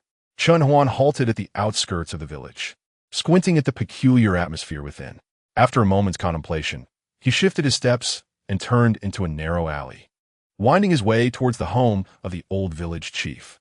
At this hour, the village should have been bustling with preparations for lunch. Yet as he surveyed the area, he noted the absence of any campfires. Apart from the chief's residence, the rest of the village was desolate, devoid of life. Inside the courtyard, a man lounged casually in a chair, one leg crossed over the other, a half-burnt cigarette held loosely in one hand. With half-closed eyes, he regarded an elderly man seated across from him, who paid him no heed. The man leisurely extended his hand, savoring a puff of smoke before abruptly exhaling it towards the elder. The smoke coiled along an invisible thread, drifting toward the village chief's face before exploding into a chaotic cloud that enveloped the elder's mouth and nose, forcing him to inhale the second-hand smoke. With a smirk, he remarked, "Old chief, I have come here to pay respect to your brother." He cleared his throat lightly. Beside him stood a man in his 50s, who promptly approached with an ashtray, bowing respectfully as he offered it to the man. The latter placed the burning end of his cigarette into the ashtray and flicked it dismissively. The village chief, bowing his head, caught sight of this scene out of the corner of his eye. Particularly upon seeing the man's younger brother nearby, a pang of anger shot through him. Longing to seize a hoe and enact immediate justice, if not for the fact that the lives of the entire village rested in his hands, he would not bow so lowly. "Brother Zhu, what would you like to eat for lunch today?" The older man beside him said with a fawning tone. "What delicious options do we have?" Brother Zhu casually inquired, stifling a yawn while covering his mouth, unable to restrain his thoughts. These fellows, why are they taking so long to bring back a few delicate girls? He glanced at the time as his stomach began to grumble. "Ah, here, you can have any farmhouse dish you desire. We have an assortment of vegetables, freshly picked from the fields, very fresh indeed. Just let me know what you fancy." The older man rambled on. Brother Zhu's gaze fell upon a few hens in the courtyard, his eyes lighting up as he instinctively swallowed. "Let's have potato stew with chicken pieces for lunch," he declared. Upon hearing this, the old village chief and the others in the courtyard couldn't help but look up, wanting to object. Chapter 250. The brutality of Mr. Zhu. These hens are kept for their eggs. In this current state of affairs, there is scarcely any meat in the entire village. If the men were to consume them directly, it would amount to fishing in a dry pond, thereby extinguishing a legacy that could otherwise endure. For the sake of mere gluttony, one risks forfeiting greater benefits. Mr. Zhu, emboldened by the fact that these possessions are not his own, displays no sense of remorse. The old man squinted, fixing his gaze upon a widow, saying, "Widow Lu, quickly prepare a meal for Mr. Zhu. If it is delectable, you may be rewarded with a bowl of soup to accompany your noodles."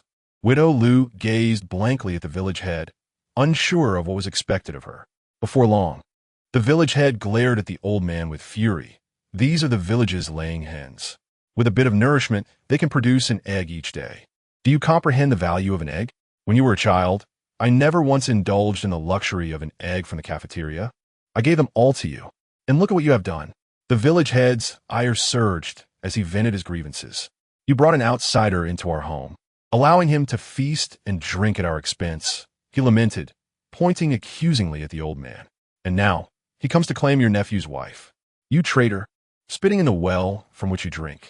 With that, the village head disdainfully spat upon the ground. The old man stood in stunned silence, his expression shifting between uncertainty and conflict, as if his brother's words struck a chord within him. Yet, he quickly regained his composure.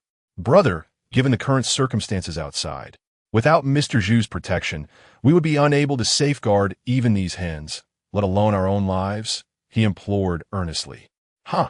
The village head scoffed derisively, entirely dismissive of his brother's counsel. Widow Lu, sensing the diminished resolve of the village head, remained motionless, and an eerie silence enveloped the courtyard, punctuated only by the sound of pin dropping. At that moment, Mr. Zhu cleared his throat, his eyes glimmering with a blend of curiosity and malice. Seated leisurely, he puffed on a cigarette until only a small remnant remained, which he carelessly tossed to the ground. The old man, noticing the movement, instinctively crouched to retrieve the cigarette, but wiping it discreetly before slipping it into his mouth. You speak with such conviction, Mr. Zhu remarked, rising to stretch his shoulders, a smirk playing on his lips. I thought your brother was obedient and sensible. I had assumed you were equally astute, yet I find myself mistaken. He circled the village head, then suddenly kicked him from behind. The village head, caught off guard and unsteady in his old age, stumbled and fell face first to the ground, landing a meter away. Ouch! He exclaimed in pain. Upon witnessing this, two burly men felt a surge of adrenaline, seizing nearby wooden sticks and charging forward. However, before they could reach their destination, two imposing figures with machetes emerged, menacingly advancing to thwart their progress, swiftly severing the sticks in their hands. They were then overpowered and pinned down, rendered immobile. With a chilling smirk, Zhu Ge withdrew his gaze. He approached the old village chief, crouched down, and roughly grasped the elder's hair, positioning his face to confront his own. He mocked, I never expected you to be so fragile. You're bleeding already.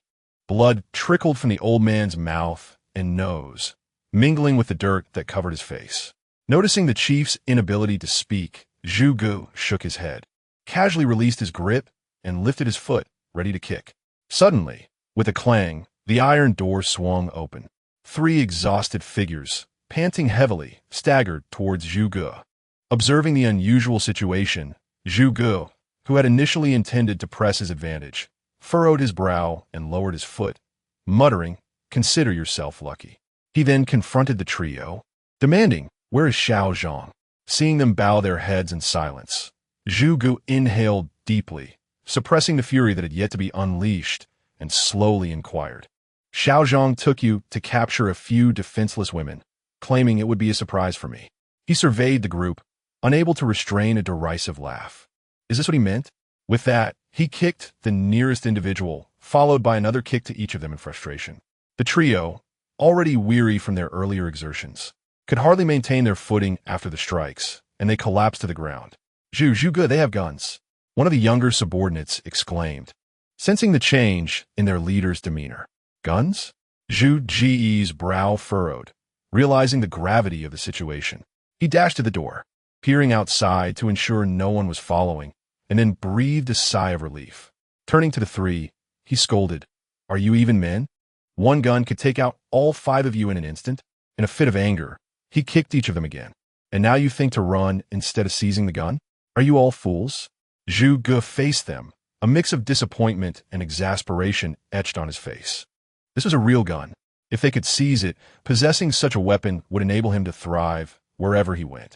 Yet now, 2 of his subordinates lay dead, and they had alerted the women, making future approaches perilous, unless they could find someone the women trusted. He couldn't help but glance at the old village chief. Could he be a viable option? Well, I can't blame you for not having a solution, Zhu Ge said as he helped the fallen trio to their feet, smiling. After all, they have guns, and it's not worth our lives to fight over. However, that gun must be acquired. If they keep it, who knows how soon they'll take us out. As he spoke, he adjusted his clothing and approached the old village chief, warmly assisting him to rise. "See, it's just like the flood that washed over the Dragon King's temple. Families don't strike at one another without reason." Zhu Ge pressed the old chief into a chair, instructing the nearby older man, "Go fetch some paper. Can't you see your brother is bleeding? Show some awareness." The older man hurried off to find paper. Zhu Ge gazed at the old village chief and earnestly said, "You see, he is my brother and also your dear sibling. Does that not imply that we are brothers as well? Therefore, I would like to inquire if you are acquainted with the women from Jinyu village. Could you possibly introduce them to me?" Zhu Ge's words were laced with insincerity, a sentiment palpable to all present. Nevertheless, he continued, "You see, if you assist me, I shall reciprocate. Just glance around Yuntai village. Whatever you desire, I will procure for you." After a brief pause, he added, "I will ensure your brother remains safe as well. What do you say? I have already demonstrated considerable goodwill." Upon finishing his statement, he fixed his gaze intently on the old village chief, who remained silent, eyes closed, seemingly indifferent to his entreaties. Chapter 251. Are you looking for me? The old village chief, pressed for answers, exhibited a palpable impatience. He gazed at Zhu Ge's unremarkable face, gnawing on his broken teeth, and remarked, "You dare to bully an old man like me, yet the women of the village are far beyond your reach." Zhu Ge's expression hardened. He was about to lash out at the old chief, but upon realizing the rarity of his words, he restrained his emotions and coldly retorted, "What does it matter if they are merely a bunch of women? No matter their backing, can it be greater than mine?" The old man scoffed. "I know someone who can handle such matters." He spat out a mouthful of blood. Standing alone with a knife, he had defended the village, annihilating the zombies without mercy. Does such prowess not constitute a significant background? Zhu Ge slammed his fist onto the table, overturning it in frustration. "Anyone can talk big. I cleared an entire village of zombies with my brothers. It was a collective effort, yet he claims all the credit. Are you really grateful to him? How foolish." Zhu Ge felt an urge to unleash his pent-up frustration. He thought, if only he stood before me now, I would surely make him pay. With that thought, he felt a surge of relief. "Oh, who do you intend to eliminate? It wouldn't be me, would it?" A voice filled with curiosity interrupted from above. Irritated, Zhu Ge looked up to see a figure emerging from the rafters, curiously observing him, brandishing a seemingly sharp tang knife. However, upon getting a full view of the man, Zhu Ge paused, his anger dissipating significantly. It was not that he was no longer angry, but rather that he recalled the old chief mentioning a person wielding a knife who had single-handedly eradicated the zombies of Yuntai village. Instinctively, he glanced at the old chief, who also displayed a hint of surprise. A sense of dread washed over Zhu Ge as he thought, could this be the individual the chief spoke of? Furrowing his brow, Zhu Ge perceived the situation had become more complicated. Just then, the man with the tang knife leaped down effortlessly from the eaves, landing as though gravity held no sway over him. Panic began to creep into Zhu Ge's heart. While the man's entrance was undeniably theatrical, his prowess was unmistakable. Not only did he traverse the triangular tiles with ease, but that jump alone demonstrated his exceptional abilities. "Brother, let us not interfere with one another. It would be for the best." After landing, Chan Huan approached the old village chief, taking a shortcut that allowed him to outpace the 3 men by a step. Unable to scale the wall, he opted to climb from another courtyard, listening in for a moment before stepping out, witnessing the arrogance of the situation. "Old chief, are you all right?" Chen Huan ignored Zhu Gu entirely, leaving him in silence. He glanced at the old village chief's injuries. Half a tooth had fallen from his mouth. The blood from his nose had ceased, and there were merely some abrasions on his face and hands. Nothing serious. Thus, he continued towards the three men nearby. During this process, the villagers, herded together in the courtyard, finally recognized Chen Huan. "It's that handsome young man again. He'll save us all. With him around, who dares to harm us?" They murmured, "Don't cause trouble for the child. There are so many of them. How can one child fight back?" Even the two sons of the old village chief, who were held captive, could hardly contain their admiration for Chen Huan, hoping he would lend a hand, already regretting their initial suspicions towards him. The small courtyard was filled with a cacophony of voices.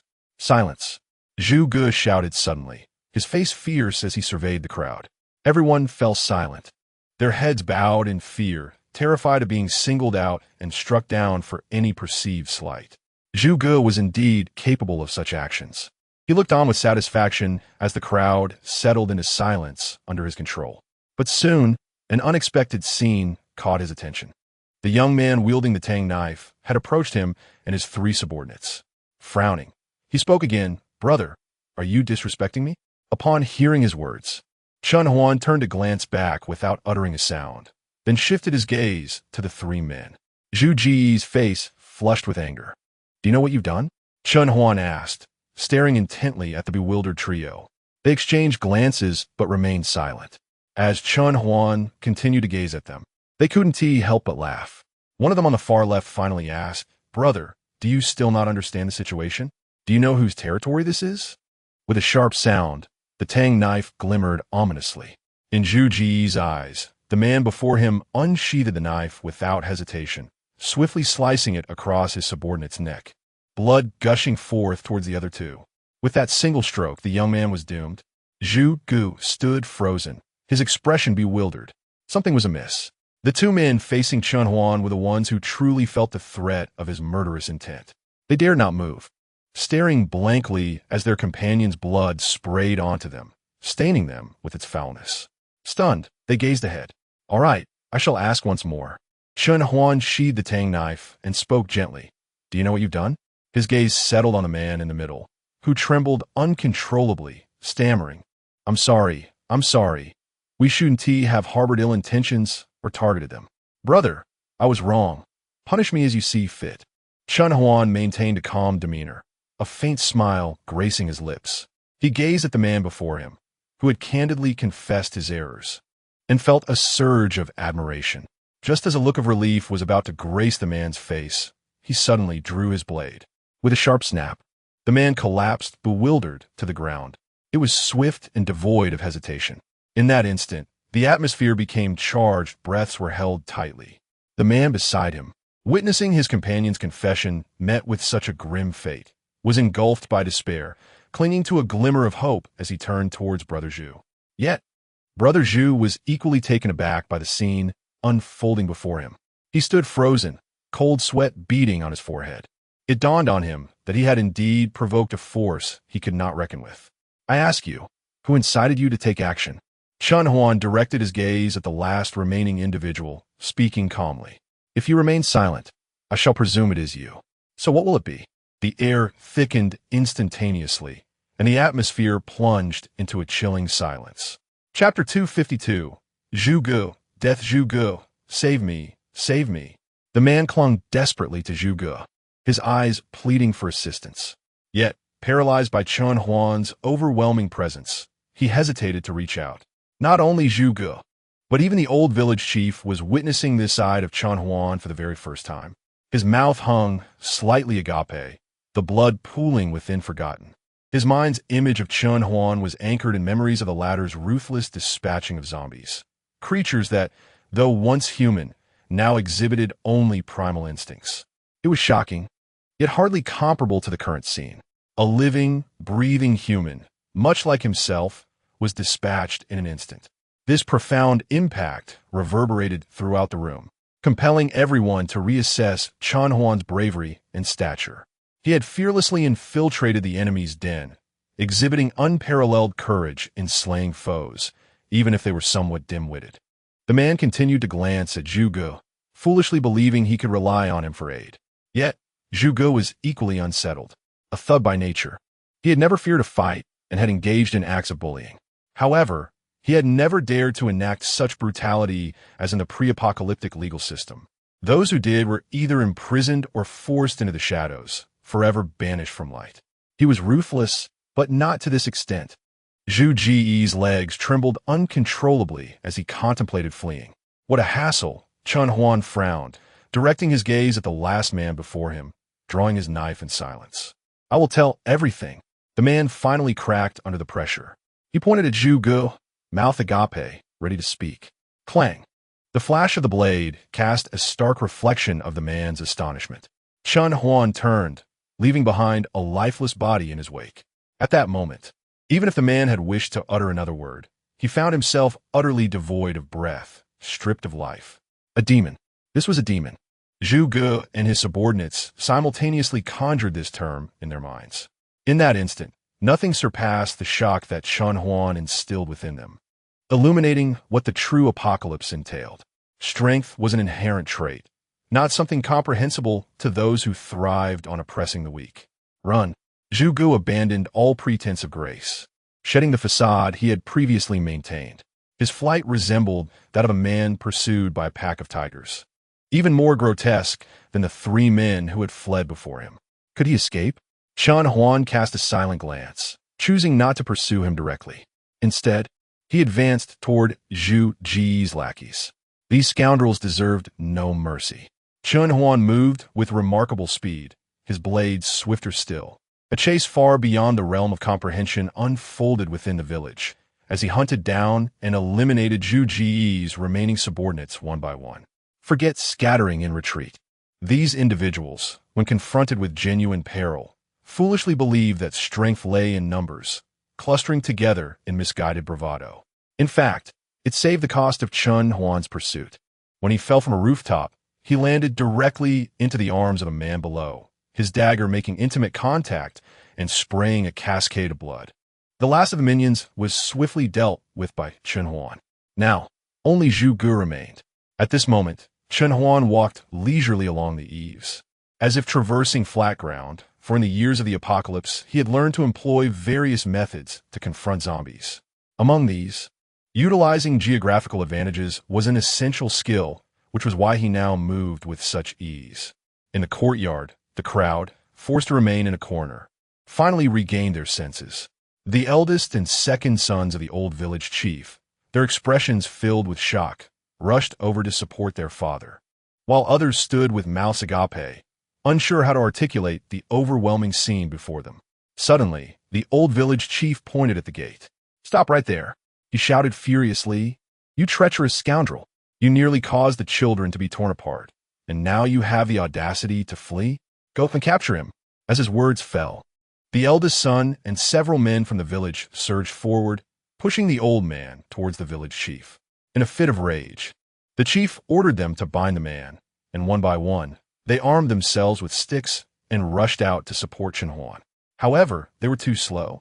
By the time they spotted Chen Huan, he had already placed his sword against Zhu Gu's throat. Once a figure of bravado, Zhu Gu was now a pitiful sight, tears streaming down his face as he repeatedly bowed and pleaded for mercy, desperately hoping that Chen Huan would spare him.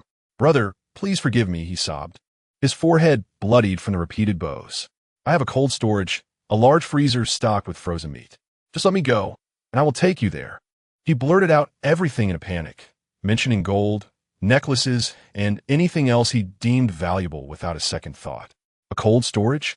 Chen Huan relaxed his grip on the dagger slightly, a frown creasing his brow as he scrutinized the man before him. Recalling Zhu Gu's earlier demeanor, he sneered, "Ha! A cold storage without electricity? How can the meat possibly remain fresh? Do you take me for a fool?" With that, he gave the dagger a slight flick, and a slender gash opened on Zhu Ji's neck, blood trickling from a wound. The pain was secondary. The sight was enough to instill terror. Zhu Yi trembled, feeling the imminent threat of death. "There is meat, I swear," he cried out desperately. "That cold storage is a medium-sized facility with a generator. specifically for power outages. If I speak falsely, may I meet a dreadful end. Seeing the dagger withdraw slightly, Zhuge immediately raised his right hand to swear an oath. Chen Huan paused, his mind racing. It appeared that regardless of Zhu Ji's words, he indeed knew of such a cold storage, even if it were empty. Valuable materials could be salvaged to create a new one. He could not possibly lose. However, Zhuge was certainly attempting to deceive him. Where's the cold storage? Chen Huan spoke coolly, placing the tang knife on the table. I will count to 3. If you do not speak within 3 seconds, you need not say anything further. 3. The first count echoed. Zhuge was so terrified that he lost control, and an unpleasant stench filled the air. Chen Huan frowned. The other party hurriedly replied. The cold storage I mentioned is located in Nanshan Township, further west. If you go there, you will undoubtedly see it. Thank you. Chen Huan pondered momentarily. With a subtle motion of his hand, Zhuge, who had been arrogant for decades, suddenly felt a tremor in his pupils. He instinctively clutched his throat, feeling as if his windpipe had been severed, his lungs exploding. He could not draw breath, and his body collapsed forward onto the ground. Silence ensued. In life, he had been a force to be reckoned with. In death, he faded into obscurity. How tragic, how lamentable. One can only say that those who elicit pity must have within them elements deserving of disdain. Those who seek to bully others must be prepared for the consequences of their own subjugation. Chapter 253. I shall gift Chen Huan with a monkey at this moment. The eldest son, accompanied by the villagers, arrived at the scene and witnessed the unfolding spectacle in its entirety. He licked his lips, his heart racing, instinctively halting his steps. However, upon observing that Chen Huan had not taken any hostile action against them, he timidly approached. Brother, thank you for saving our lives, he expressed, bowing deeply in a gesture of profound gratitude. Although these individuals were the most ordinary of people, they possessed a simple yet earnest sense of appreciation. Chen Huan had undoubtedly become their savior. Not only would they bow in gratitude, but they would willingly prepare his meals and make his bed every day, if only he desired it. Yet, Chen Huan had no inclination for such gestures. There is no need for thanks, Chen Huan replied nonchalantly. If gratitude is to be expressed, it should be directed towards Wang Yunyan. From now on, she shall be my representative. For any matters, consult her first. Understood. The eldest son paused momentarily, recalling the resilient woman he had encountered not long ago. He had previously accompanied the villagers to Jinyu village, motivated by the familial ties many locals shared with individuals from neighboring regions. It was then that he met the valiant Wang Yunyan. Baza, my father mentioned that you have aided us, and regardless of the circumstances, we must treat you to a meal, the eldest began, but Chen Huan interrupted. I apologize, but I have no time. He shook his head dismissively. There is no need for these empty formalities. You all should manage the subsequent matters yourselves. With that, he turned away, leaving behind an image of a solitary hero. The villagers gazed at this man, who, despite not being physically imposing, conducted himself with decisive authority. In their hearts, they quietly planted a seed of admiration, awaiting the day it would take root and flourish. After Chen Huan departed, he chose to return along the roadway. Upon his arrival back at Jinyu village, he was escorted by Qi Jing, who was stationed at the village entrance to the gathering place of the villagers.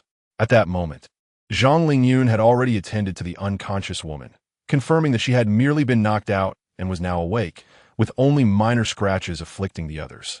Noticing the individuals around him, Chen Huan felt a stirring in his heart. He beckoned Wang Yunyan over and inquired softly, "Where are Zheng Jia and Su Yun? They were responsible for gathering food from the north and should have returned by now, shouldn't they?" Wang Yunyan hesitated, contemplating her response. Well, isn't it rather inconvenient for Su Yun to be here? Chen Huan pondered this, then earnestly asked, "Is that so?" No, Wang Yunyan shook her head, replying, "Su Yun is a fine person, quite enthusiastic in his endeavors. Every night, he stands guard at the village entrance all alone, which does not hinder our daily lives." Very well, let him stay a while longer, Chen Huan nodded. He considered the experiments being conducted by Zhang Zhongnan and the others, feeling a premonition that his camp would likely surpass the threshold of 20 individuals. Though he could not articulate the reason, His reflections on the knowledge of various camps from the future filled him with a quiet assurance. As Chen Huan entered the courtyard, he was approached by Wang Yunyan, who had come out to apologize. "Brother, I am sorry." Chen Huan paused momentarily, amusement flickering in his eyes as he posed a question to her. "Why do you apologize?" "This time it's all my fault. If I had been more vigilant, this situation would not have occurred," Wang Yunyan replied, her head bowed, a twinge of guilt gnawing at her conscience. "Surely, you cannot genuinely believe you are at fault?" Chen Huan shook his head, observing the confusion in Wang Yunyan's gaze. He elaborated, "In this world, there exist not only virtuous souls, but also malevolent ones. The wicked act with impunity, and you merely fell victim to their whims. If we were to label this as your fault, then the very fabric of this world would unravel." As she listened, Wang Yunyan's eyes began to gleam with understanding. It seemed that the flicker of weakness and guilt within her heart was dissipating quietly. "However, speaking of mistakes, you indeed have one." Chen Huan contemplated briefly and decided to impart a lesson. "Ah!" Wang Yunyan gasped softly, drawing the attention of Zhou Miaoqing and Zhang Lingyun, who were at the doorway. She looked at Chen Huan nervously, her heart racing as she awaited his words, uncertain of where she had faltered. "Your error lies in your hesitation to act decisively," Chen Huan remarked with a smile. "When you choose to strike, it must be with lethal intent. You are fully aware of the greed lurking within your adversary. Yet you hesitated, allowing a flicker of compassion to cloud your judgment. This very sentiment can be the gravest peril in times of crisis. Remember this. Do not let your kindness dictate your assessment of another's character. Those who do so often find themselves with grass a meter high upon their graves." "I understand," Wang Yunyan replied, lowering her gaze. Her cheeks flushed with embarrassment as she absorbed his lesson. In the moment of action, she had indeed shown leniency, missing the optimal opportunity and nearly allowing her opponent to seize the chance to disarm her. Had such an incident transpired, the burden of guilt would likely haunt her for a lifetime. Meanwhile, Zhou Miaoqing and Zhang Lingyun, who had been listening intently, nodded in contemplative agreement with his insight. At that moment, Zhang Lingyun suddenly inquired, "Chen Huan, how did you manage to win her over?" By now, everyone, including the two children, had gathered around, save for those still on watch at the village entrance, all curious to hear the unfolding tale. It appeared that all the women had a penchant for gossip. Chen Huan's expression turned peculiar as he turned to find Zhao Lin standing nearby, pushed to the fringes by the throng of women, yet straining to catch every word. "Well, it seems men too have a taste for gossip," Chen Huan mused, apologizing for his earlier assumptions. With no immediate rush to return, he began to recount the story casually. However, to the audience, his seemingly mundane actions were utterly unexpected. If such behavior was deemed ordinary, what were they to consider themselves? How enviable it would be to soar across rooftops like the boss. Zhao Lin exclaimed, "The boss is truly magnificent. I wish to bear his children," Zhou Miaoqing declared with fervor. Zhang Lingyun, increasingly intrigued, chimed in, "Chen Huan, when I grow up, I want to marry you." "No, Chen Huan is mine." Ultimately, the collective exclamations of the onlookers faded amidst the playful antics of the two little girls. Chen Huan had a modest meal before preparing to depart, but just before leaving, he suddenly recalled the 50 sheep within the camp. A spark of inspiration ignited within him, leading to the notion of teaching the girls to craft garments from wool. He also approached Qin Jia, who was smiling at the gathering. After a brief inquiry, he discovered that she possessed the necessary skills, which alleviated his concerns. Regardless of whether they proceeded with the plan, he had acquired an additional solution. After all, the sheep could not shed their wool on their own, and it would be a waste to simply shear and discard it. Instead, they could attempt to create sweaters or down jackets.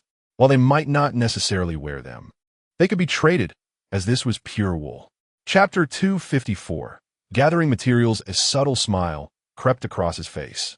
After managing the subsequent tasks, Chen Huan led Zhao Lin and Zhang Lingyun directly to the village entrance. Zhao Lin, operating the harvester, trailed behind Chen Huan and Zhang Lingyun in their off-road vehicle as they departed from Jinyu village. The journey back to the camp took a little over 10 minutes.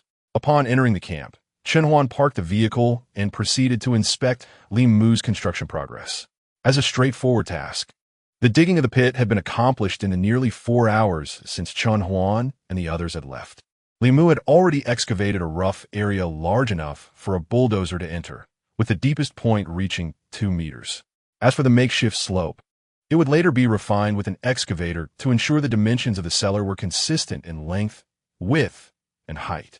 Chun Huan inquired about how much longer the remaining work would take, and without hesitation, Li Mu replied that it would be completed in 5 hours. Upon hearing the timeline, Chun Huan was suddenly inspired.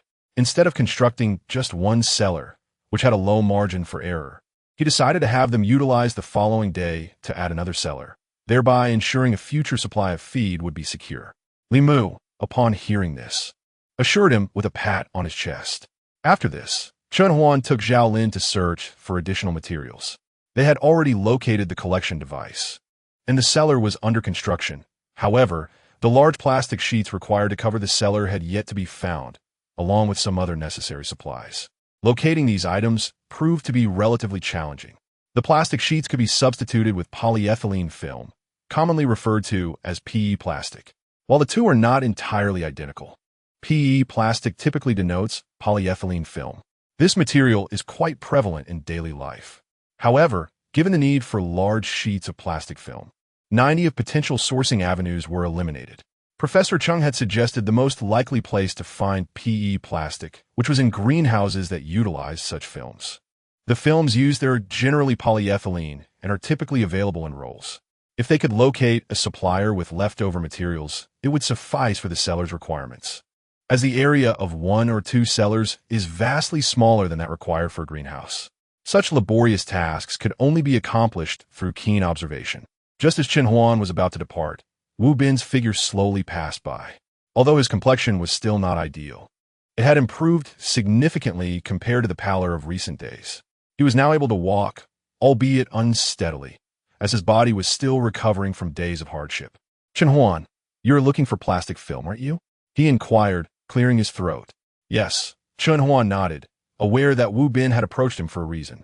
Do you know where I might find some? With a smile, Wu Bin replied, if anyone in the camp knows the ins and outs of Langzhou City, it would be me. Others either understand the situation within the city, but know nothing of the outside, or they're accustomed to life beyond the city and seldom enter. I have lived in both environments.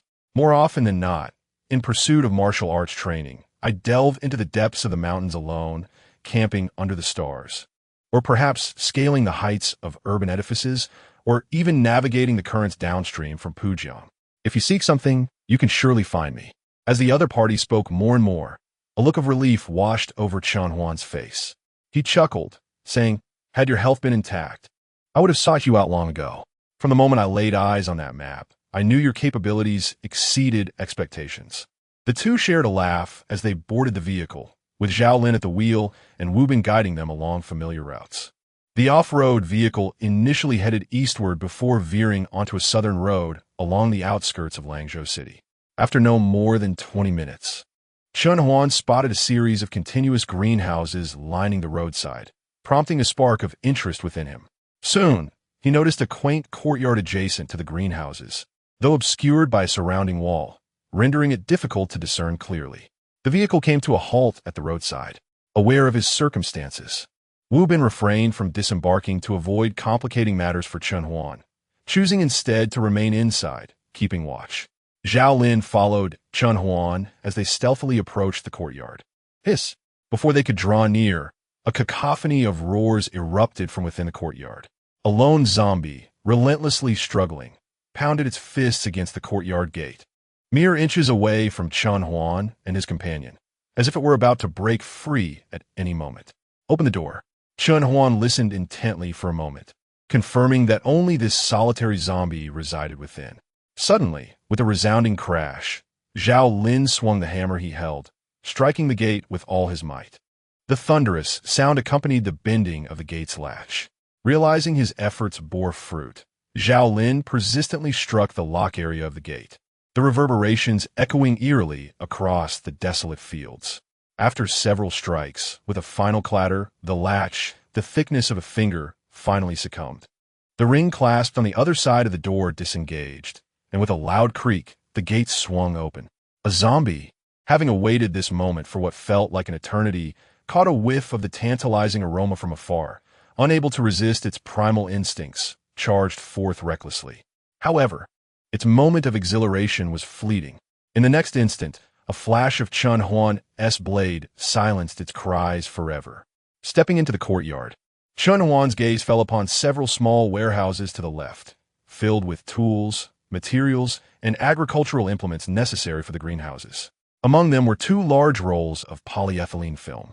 One roll stood about a meter high, still encased in a dust cover, clearly untouched. Beside it lay another roll, half its original size, similarly shrouded. Yet even in its diminished state, it far exceeded the diameter of an ordinary individual. A truck will be needed to transport these, Zhao Lin remarked after a glance, certain that their off-road vehicle lacked the capacity to accommodate such towering cylindrical films. Indeed, Chun Huan nodded and took another glance around the small courtyard, noting that the remaining supplies were rather mundane, either items they already possessed or those of little practical use. After a brief inspection, he rejoined Zhao Lin in the vehicle. They drove the off-road vehicle back to the camp, where they dropped off Wu Bin and called upon 2 additional individuals. They then took the truck back along the same route to load 2 large rolls of film onto the vehicle. Upon returning to the camp, Chun Huan once again gathered Wu Bin and meandered around the vicinity, acutely aware that dusk was approaching. Eventually, he collected all the necessary supplies. Upon their return to the camp, they observed Li Mu attempting to operate the fully fueled cutting machine in a nearby cornfield, which was now brimming with a load of fodder. The cutting machine had processed the materials into fragments suitable for feeding the sheep. As the feeding troughs were not yet prepared, Li Mu scattered all the fodder within reach of the lead sheep. Chapter 255. The camp's first meeting, the flock of sheep erupted into a frenzy, encircling the grassy expanse. While the lead sheep bleated, the surrounding sheep had already closed in on it, and despite its attempts to push through the throng, it found itself increasingly surrounded by a tide of goats. It gazed helplessly at the sky, and in that fleeting moment, it seemed to realize that it was the one who had been wounded all along. Hee. Little Tian was nearby, delighting in the spectacle. He darted around the flock, causing the outermost sheep to scatter in confusion. Ultimately, the lead sheep surrendered, creating a small opening to lower its head and nibble on the somewhat dried corn stalks. Tears of anguish trickling from the corners of its mouth as it consumed a portion of the prepared feed. Chun Huan glanced at the designated area for constructing sheep and pig pens. The plan was to erect several walls using bricks and cement, subsequently secured with welded iron gates. Given the current environment, venturing out to graze was perilously risky, and it seemed that the lifestyle of the sheep and pigs would be confined to their enclosures indefinitely. We could build a chicken coop and reserve an appropriate space for any future livestock we might acquire, Chun Huan suggested softly to Zhao Lin.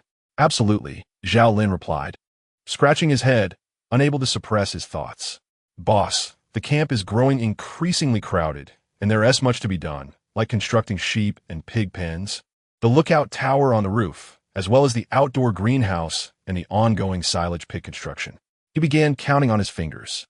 Not to mention the cold storage we Haven Tea had time to build, the medical room that must be established early on, the collection of medicines, and the need for food reserves. We simply Haven Tea the time for all of this. And there is so much more to do that I hardly know where to begin. Seeing Zhao Lin's troubled expression, Chun Huan couldn't help but chuckle. The fact that a robust man could be so overwhelmed indicated that the camp's operations were in dire need of restructuring. Clarifying each person's responsibilities to maximize both manpower and resources, he fell into deep contemplation. The issues Zhao Lin raised were indeed pressing. From Chun Huan's vantage point, he discerned even more challenges, such as the Bluebird laboratory overseen by Mr. Zhang Zhongnan, which Zhao Lin was unaware of, as well as his own stance regarding the teams led by Old Zhang and Wang Yunyan. It was imperative to discuss these matters in detail with everyone. We shall host a lamb feast tonight, Chun Huan decided, turning to Zhao Lin. Please inform everyone that we will convene in the second-floor conference room after dinner. Understood, Zhao Lin beamed, promptly rushing off to relay the message. Each individual he approached instinctively looked towards Chun Huan and nodded in silent agreement. During this period, Not only Zhao Lin, but everyone in the camp felt the necessity to delineate their tasks. Otherwise, any sudden withdrawal would necessitate dropping what they were doing to start anew on something else, resulting in both endeavors being poorly executed. Upon hearing the news, Zhang Lingyun made a special trip to the Research Institute to inform Zhang Zhongnan. Meanwhile, the front courtyard was bustling with activity, the liveliest place at that moment. Zhao Lin procured an old sheep from the herd, transported it to the front yard, and proceeded to slaughter, skin, and bleed it. Subsequently, he collaborated with Zhou Yuqing to commence the marination of the meticulously prepared whole sheep. Its entrails have been set aside, ready for the preparation of additional delicacies. Meanwhile, Zhang Long began gathering fallen twigs and arranged them upon the landscaped ground to build a fire. He then positioned an iron rack above the flames.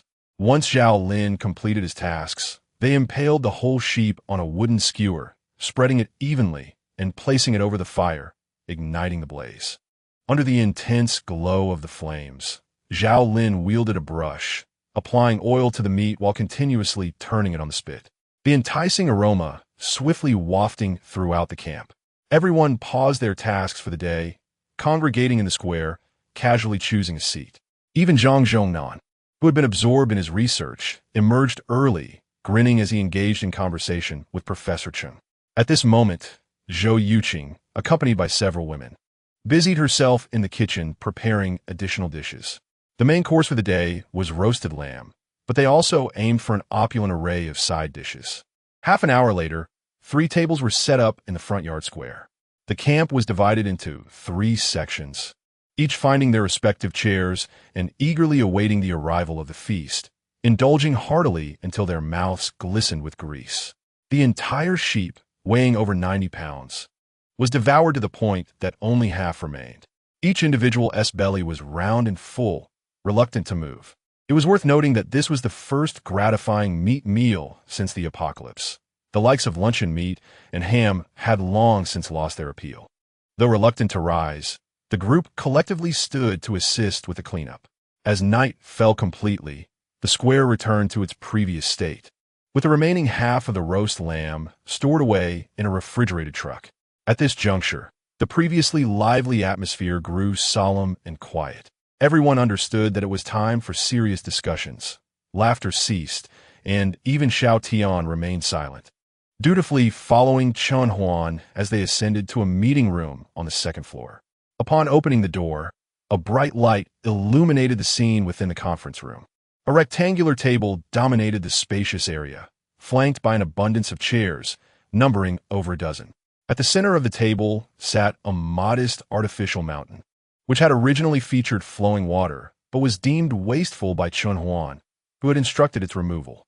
He took the seat of honor, positioned against the wall, adorned with a painting of auspicious significance.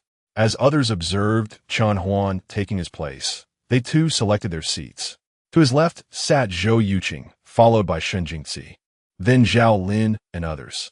On his right, Professor Zhang Zhongnan occupied a seat, next to Qing Zuan, further accompanied by Zhang Lingyun, and behind them was Zhang Long, his face aglow with excitement. The remaining individuals filled the available spaces, while a few were left without seats, relegated to chairs against the wall at the back. They harbored no grievances, for the arrangement of seats was justified. Despite the significant contributions of Zhao Lin and Zhang Long, they held great respect for the elders present and bore no discontent. Once everyone was settled, Chen Huan took a deep breath and introduced the first topic. This place was once the Jinyintai hydropower station, but henceforth it will be our new home, where we shall reside for a considerable time. However, the name Jinyintai hydropower station does not suit us. It fails to convey our sentiments, promote our beliefs, or express our hopes for the future. As the excitement sparkled in the eyes of the assembly, Chen Huan continued, "Thus, our foremost agenda today is to bestow upon our camp a new name." Chapter 256, The Name of Youthful Delusions in a Single Sentence. The entire conference room erupted in excitement. From front to back and inside out, individuals like Zhang Zhongnan began to express keen interest in the topic, engaging in animated whispers and fervent discussions. Notably boisterous were the likes of Zhang Long, while even a more reserved Professor Zhang Zhongnan displayed a hint of enthusiasm as he exchanged thoughts with Professor Chung beside him. How about we simply call it the Red Flower Society? Zhang Long proposed, gazing at Chen Huan, his mind already conjuring a name he had long pondered. However, upon uttering this suggestion, the expressions of others turned peculiar. Zhao Lin cast a glance at Zhang Long, hesitatingly remarking, "Isn't that rather inappropriate? Our camp is not akin to that organization. The name feels somewhat off." Indeed, that does seem the case. Even Zhang Long, who had initially suggested the name, appeared somewhat uncertain. "I propose we name it the Sisters Flower Base." Zhou Yuqing chimed in eagerly, though her suggestion carried a distinctly dance troupe vibe, clearly not befitting a camp's name. "Auntie, perhaps we could call it the Apocalypse Mutual Aid Committee?" Shun Jingzi, keen to spare Zhou Yuqing any embarrassment, quickly interjected.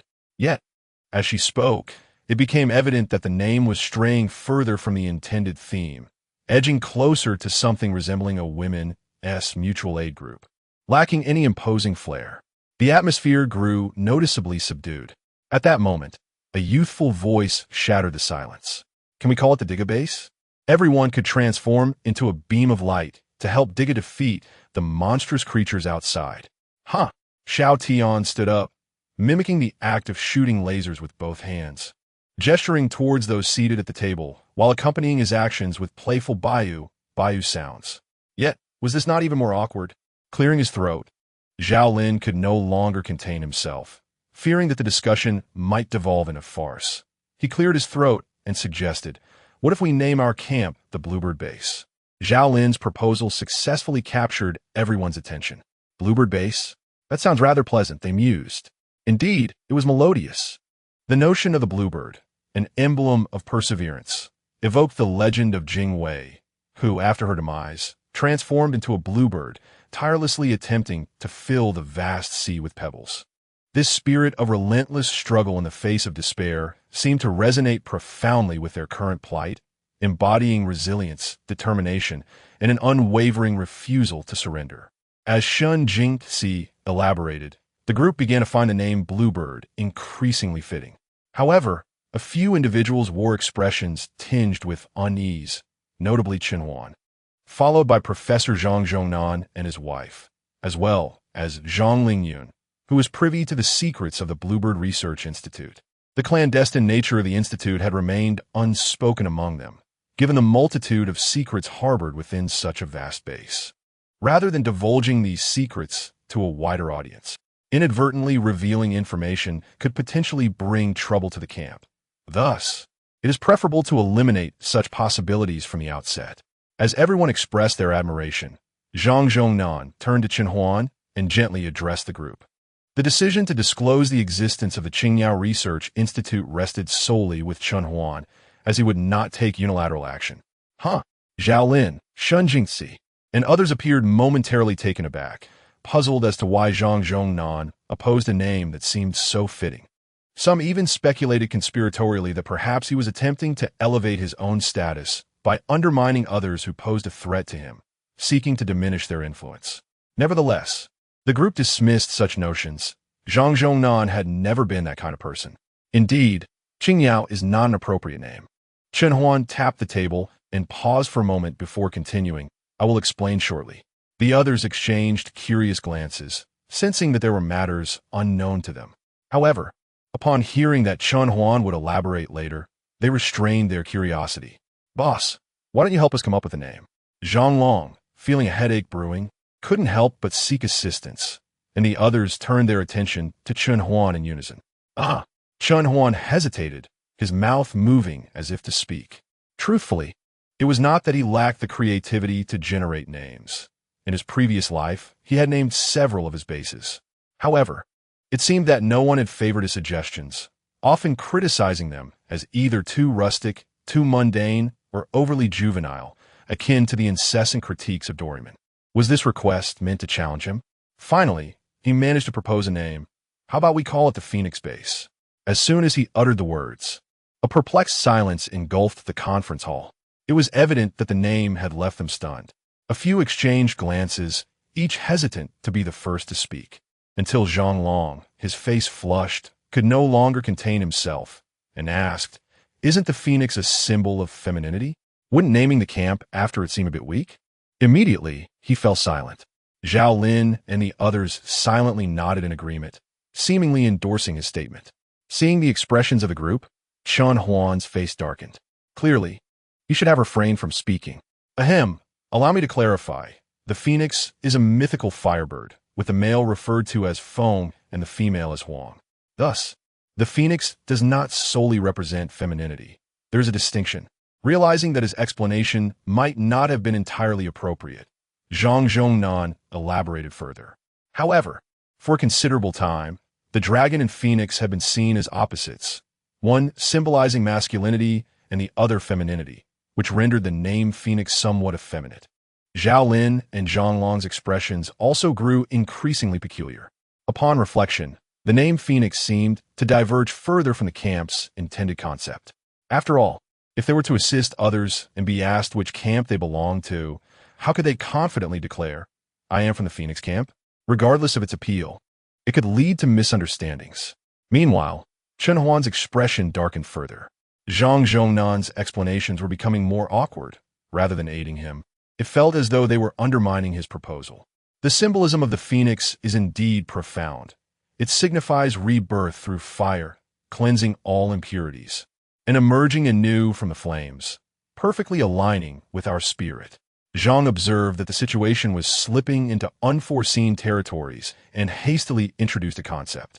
This perspective, upon reflection, seemed quite reasonable. Zhao pondered for a moment, finding the symbolism rather appealing. However, he questioned whether the name might be too commonplace. Zhang's mind inadvertently conjured peculiar associations, and he instinctively remarked, "Why does Phoenix Base remind me of something like Dragon's Squad or Wind Unit?" A chuckle escaped Shen Jingzi, who, unable to contain her laughter, covered her mouth as others turned to her. She stifled her amusement, saying, "It reminds me of a group from the pre-apocalypse days. I believe it was called something like Phoenix Legend." The mere thought of naming the base that elicited a cascade of whimsical imaginings. Chapter 257, Assignment of Duties. Chen Huan wore a cold expression and said, "You may choose your own names." Upon witnessing his demeanor, the others were further amused. This was the first time they had seen Chen Huan exhibit such a proud disposition, leaving many, especially Shen Jingzi and Zhang Lingyun, increasingly curious about this peculiar behavior. However, before they could voice their thoughts, Zhang Zhongnan added, "Although Phoenix may not be entirely suitable, the spirit it embodies truly represents our current state, and all of this is inextricably linked to Chen Huan." Everyone nodded in agreement, acknowledging the truth of his words. Without Chen Huan, none of their current comforts would exist. Merely surviving here would be a luxury beyond reach. Upon hearing this, the two women ceased their musings on how to test Chen Huan, turning instead to ponder Professor Zhang Zhongnan's statement earnestly. "How about we name our base Zero?" Zhang Lingyun suddenly lifted her head, her beautiful eyes sparkling with confidence. The others were momentarily taken aback by this suggestion, yet soon evoked a peculiar sense of appropriateness.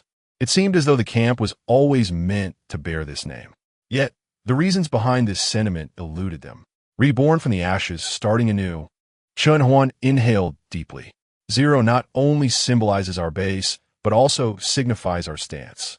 The apocalypse has annihilated everything, taking away our loved ones and our past. Yet, we shall never yield. What was destroyed will be rebuilt. What was lost must be reclaimed.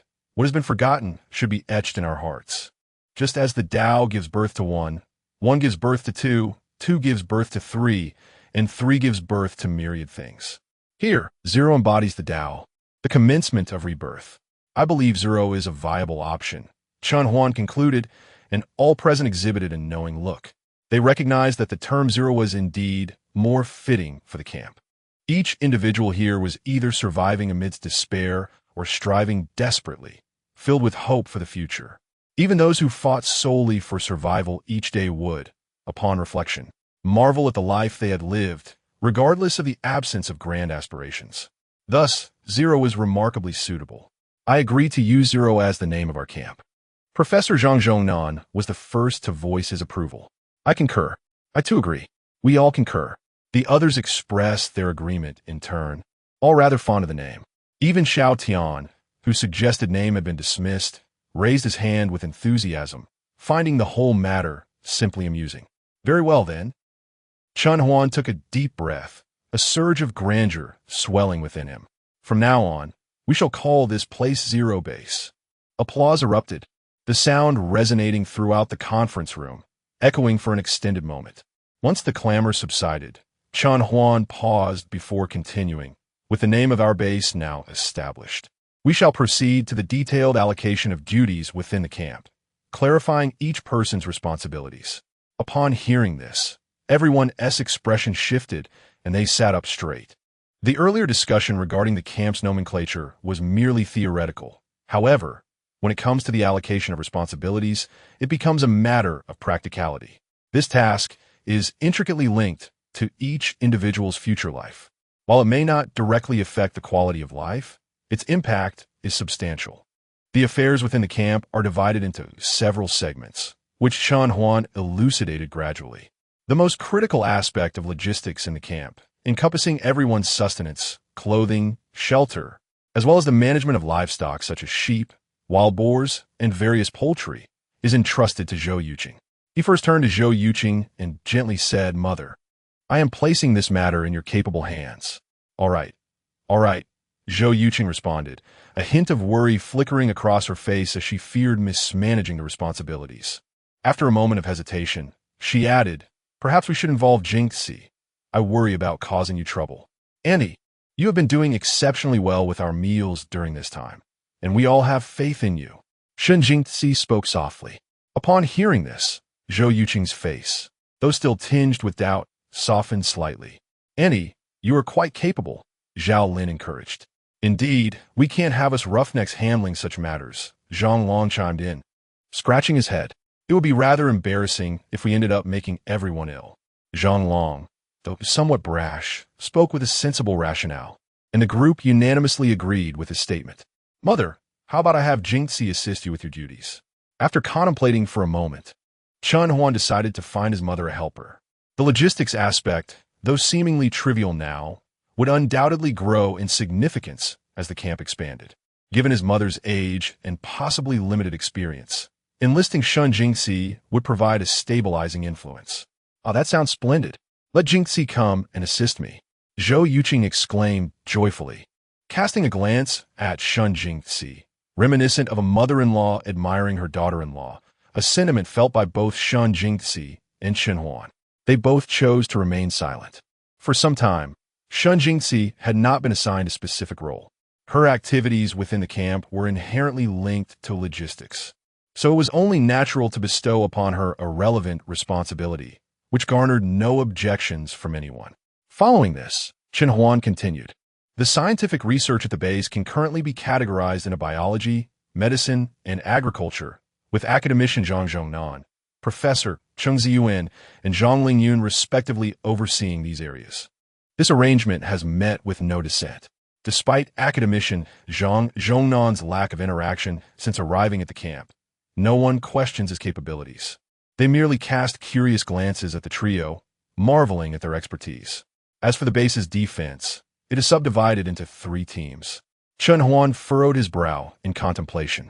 It is crucial to understand that this division is the most challenging, as it necessitates consideration of each individual's abilities, seniority, and compatibility of character to ensure smooth operation within the group. This is of paramount importance for a fledgling organization. At this juncture, Zhao Lin, Zhang Long, and others were increasingly animated, each fixated on Chen Huan, eager to learn about the roles they would be assigned. Chen Huan was the first to glance at his companion. "You will lead the first team." He then swiftly turned to Zhang Long, saying, "Zhang Long, you shall be in charge of the second team." Once both men displayed expressions of joy, he quickly directed his gaze towards the third individual, who had surprised everyone, Chen Yun, who thought he had no part in this matter. Chen Huan continued, "The third team will be under your leadership." Chen Yun was momentarily taken aback. He had not anticipated that someone with no contributions would be entrusted with such a significant position, which underscored Chen Huan's trust and high regard for him. Unbeknownst to him, his admiration for Chen Huan grew a fraction deeper. It was not only him, Even Zhao Lin and Zhang Long appeared somewhat puzzled. However, considering this was the leader's decision, they silently acquiesced. Chapter 258. The meeting concludes the leader's actions undoubtedly stem from his own considerations. Chen Huan pondered for quite some time, realizing that assigning Qin Yun to anyone else would be unsuitable. His background as a soldier rendered him obedient to commands, while Zhang Long's past as a thug would hardly inspire trust. Zhao Lin was a slightly better option, yet still not quite fitting. After much contemplation, Chen Huan decided it would be best to directly appoint him as a captain, which would allow him to bring Chen Yong along, thus avoiding any potential conflicts. Li Mu was primarily responsible for the maintenance of various mechanical vehicles. Chen Huan thought for a moment and added, "You will also oversee the subsequent electrical and water supply arrangements of the camp. If you encounter any issues, feel free to seek my assistance. I shall guide you." "Thank you, boss," Li Mu exclaimed, pleasantly surprised that as an outsider, he had been entrusted with such a relatively manageable task. Moreover, you should report directly to Zhou Yuqing and Shun Jingxi in your daily affairs, Chen Huan concluded, turning his gaze towards Wu Bin, whose complexion had visibly brightened. After a brief moment of reflection, he politely asked, "Brother Wu, would you be willing to take charge of everyone's training? The objective is merely to ensure that everyone acquires the fundamental skills necessary for their survival." "Absolutely," Wu Bin replied with a smile, showing no objections. Although he had not been assigned any significant role, it was reasonable given that he had yet to prove himself. It would be unwise to plunge into responsibilities without preparation, so it was more prudent to focus on what he excelled at, avoiding the need for acclimatization. As for the remaining individuals, Chen Huan glanced at the few left and paused briefly before stating, "Liang, you shall accompany Chen Yin for now. Both of you are currently injured and will primarily oversee the camp's safety. Zhao Lin and Zhang Long. Each of you will take on 2 team members, initially training under Chen Yun and Wu Bin, and only when necessary will specific tasks be allocated. Currently, our numbers are limited, so duties may appear indistinct. But as our ranks swell in the future, this will improve significantly." A collective expression of relief washed over everyone. The meeting had reached its conclusion. Among the 3 remaining women, 2 would assist Zhou Yuqing with logistics, while the youngest would follow Zhang Lingyun to learn as the camp's first nurse. After all, Zhang Zhongnan had privately informed Chen Huan that Zhang Lingyun might possess further biological knowledge that could aid in research and the necessary cleanliness of a laboratory, which must remain confidential. As Chen Huan was about to officially declare the meeting adjourned, a voice interrupted, "Brother, I haven't been assigned yet," Xiao Tian exclaimed, his face flushed with anxiety as he stood up, raising his hand. Chen Huan cast him a peculiar glance and replied slowly, "Then you shall take on the role of class monitor, ensuring all your classmates diligently complete their assignments and do not fall behind in their studies." Xiao Tian's mouth dropped open in shock, rendered speechless. He had no time to protest before Zhou Yuqing, rising from her seat, pressed him back down, leaving him to sit there in a daze, feeling an inexplicable sense of unease. Why had he stood up only to not receive a position like the others? Instead, he had been assigned to manage himself without any classmates. Wasn't this redundant? Xiao Tian fell into a state of melancholy. "Well then, we shall conclude today's meeting here." Chen Huan subsequently retained Zhao Lin, Zhang Long, Chen Yun, and Jing Ci to discuss matters concerning the Qingqiao Research Institute located beneath the camp. The group was taken aback. Their mouths agape. Although they were privy to certain secrets, it was their first encounter with the Qingqiao Research Institute, and they were all profoundly astonished, vowing to keep the information confidential before departing the conference room one by one. In the end, the spacious conference room was left with just him and Shun Jingxi. She placed a cup of freshly poured hot water before Chen Huan.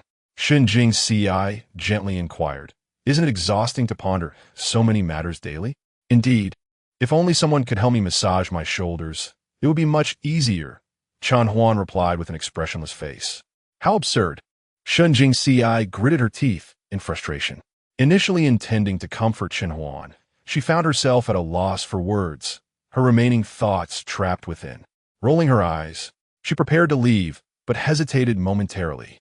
Turning back, she saw Chen Huan alone in his seat, resembling an unfathomable ocean. with no one able to discern his thoughts or appreciate his efforts. Shun Jingxiai lightly bit her lip and, under Chen Huan's surprised gaze, approached him. As darkness enveloped the sky, the lights in the conference room eventually dimmed. Chen Huan, with a wry smile, rubbed his shoulders and returned to his quarters. Having casually made a remark, unaware that she would actually return to offer him a shoulder massage. A massage is a massage, he mused. But how can a woman possess such strength? If it weren't for my robust physique, I might have been injured. He retired to his room for rest, and the night passed in silence. The following day, as dawn broke, the camp buzzed with activity. With clearly defined roles, each individual settled into their responsibilities, significantly enhancing efficiency. Zhou Yuqing and Shun Jingxiai took charge of cooking, laundry, cleaning, and tending to the livestock.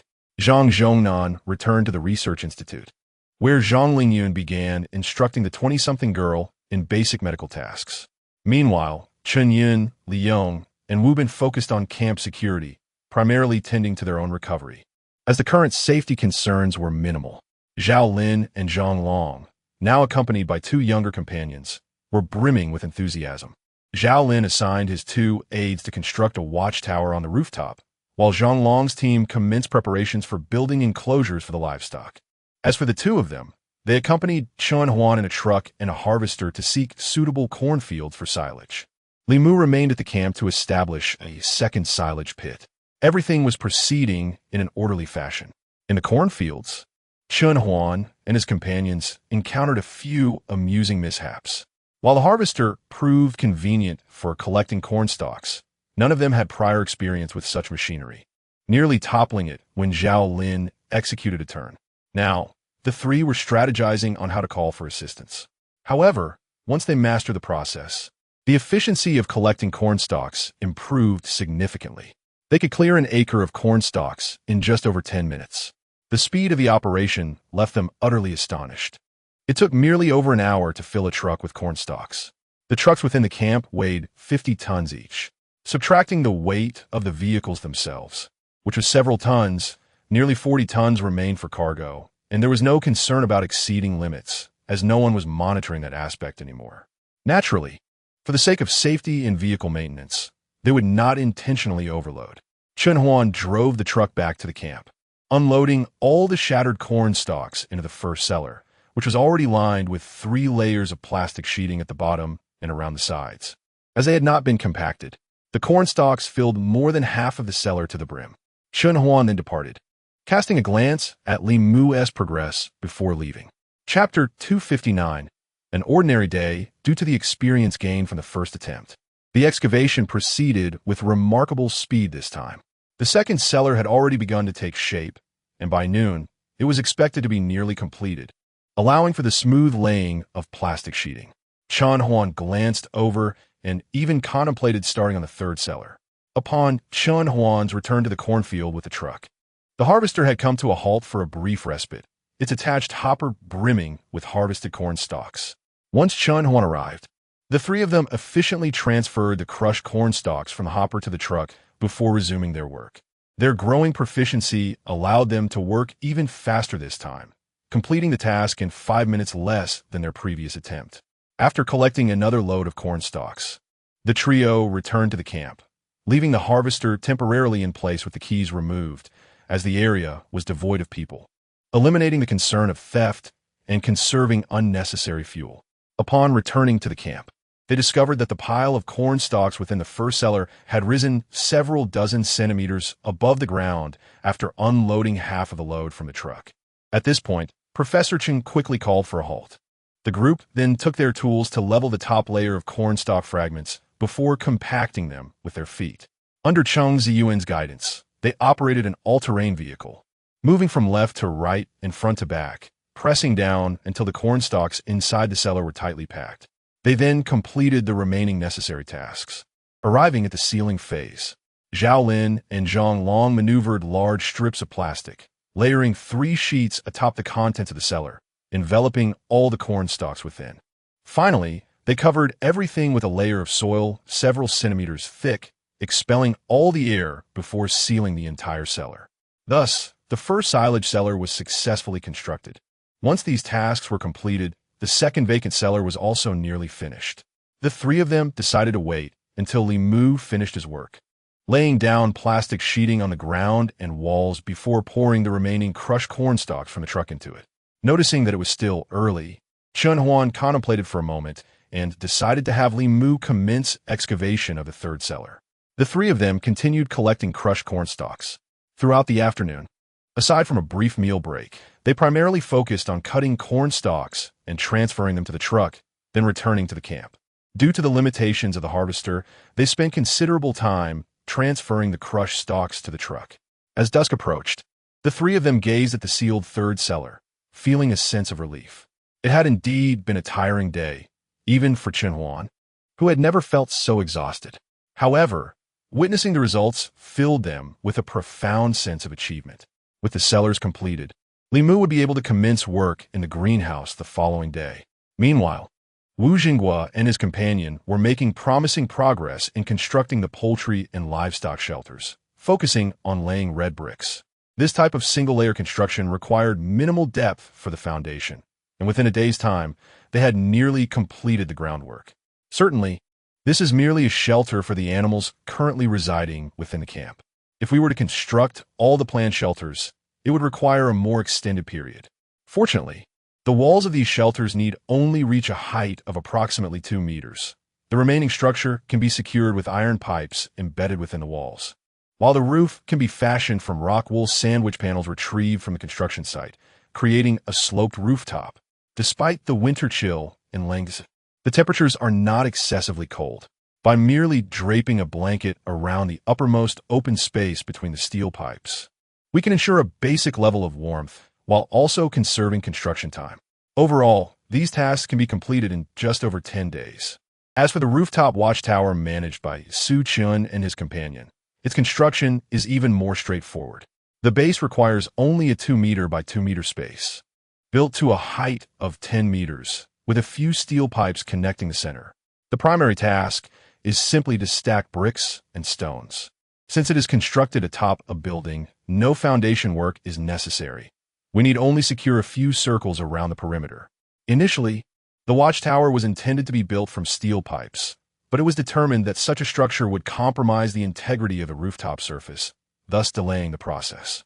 The challenge of the watchtower mainly lies in the construction at height, which may take slightly longer, yet will not exceed 10 days.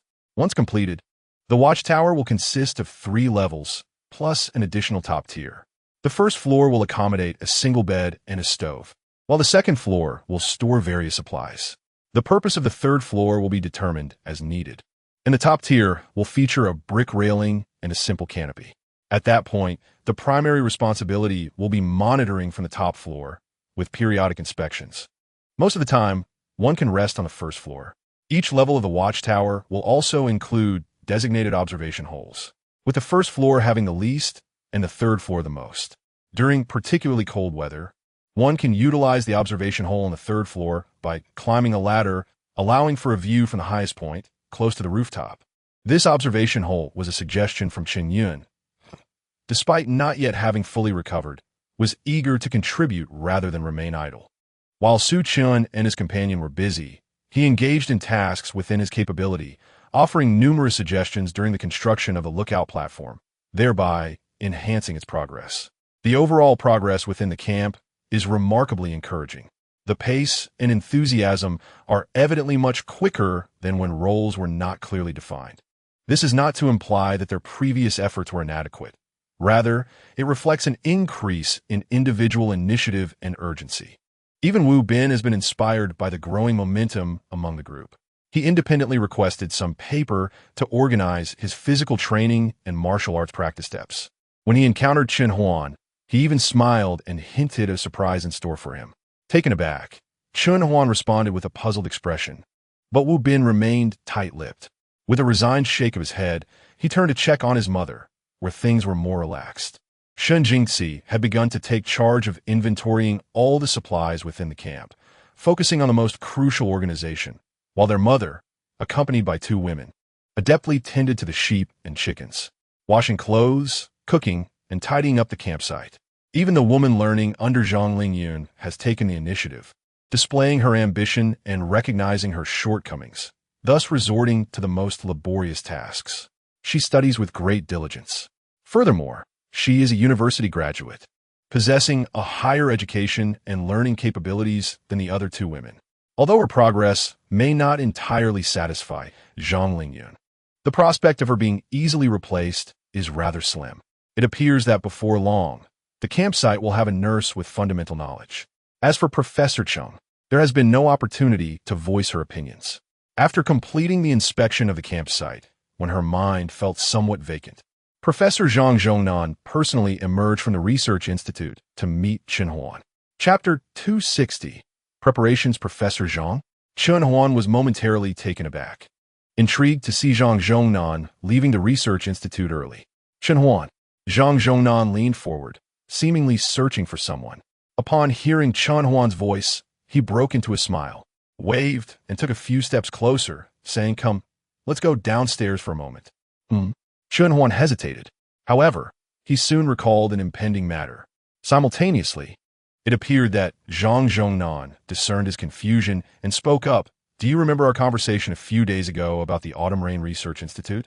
"The Autumn Rain Research Institute?" Chen Huan echoed, already forming a notion in his mind. "Precisely," Zhang Zhongnan affirmed, turning to lead Chen Huan towards the Research Institute, continuing. "This afternoon, we received communication from Tianwen. The exploration team for the Autumn Rain Research Institute has been officially formed." His voice flowed steadily. Chen Huan walked alongside him, attentively listening to his explanation.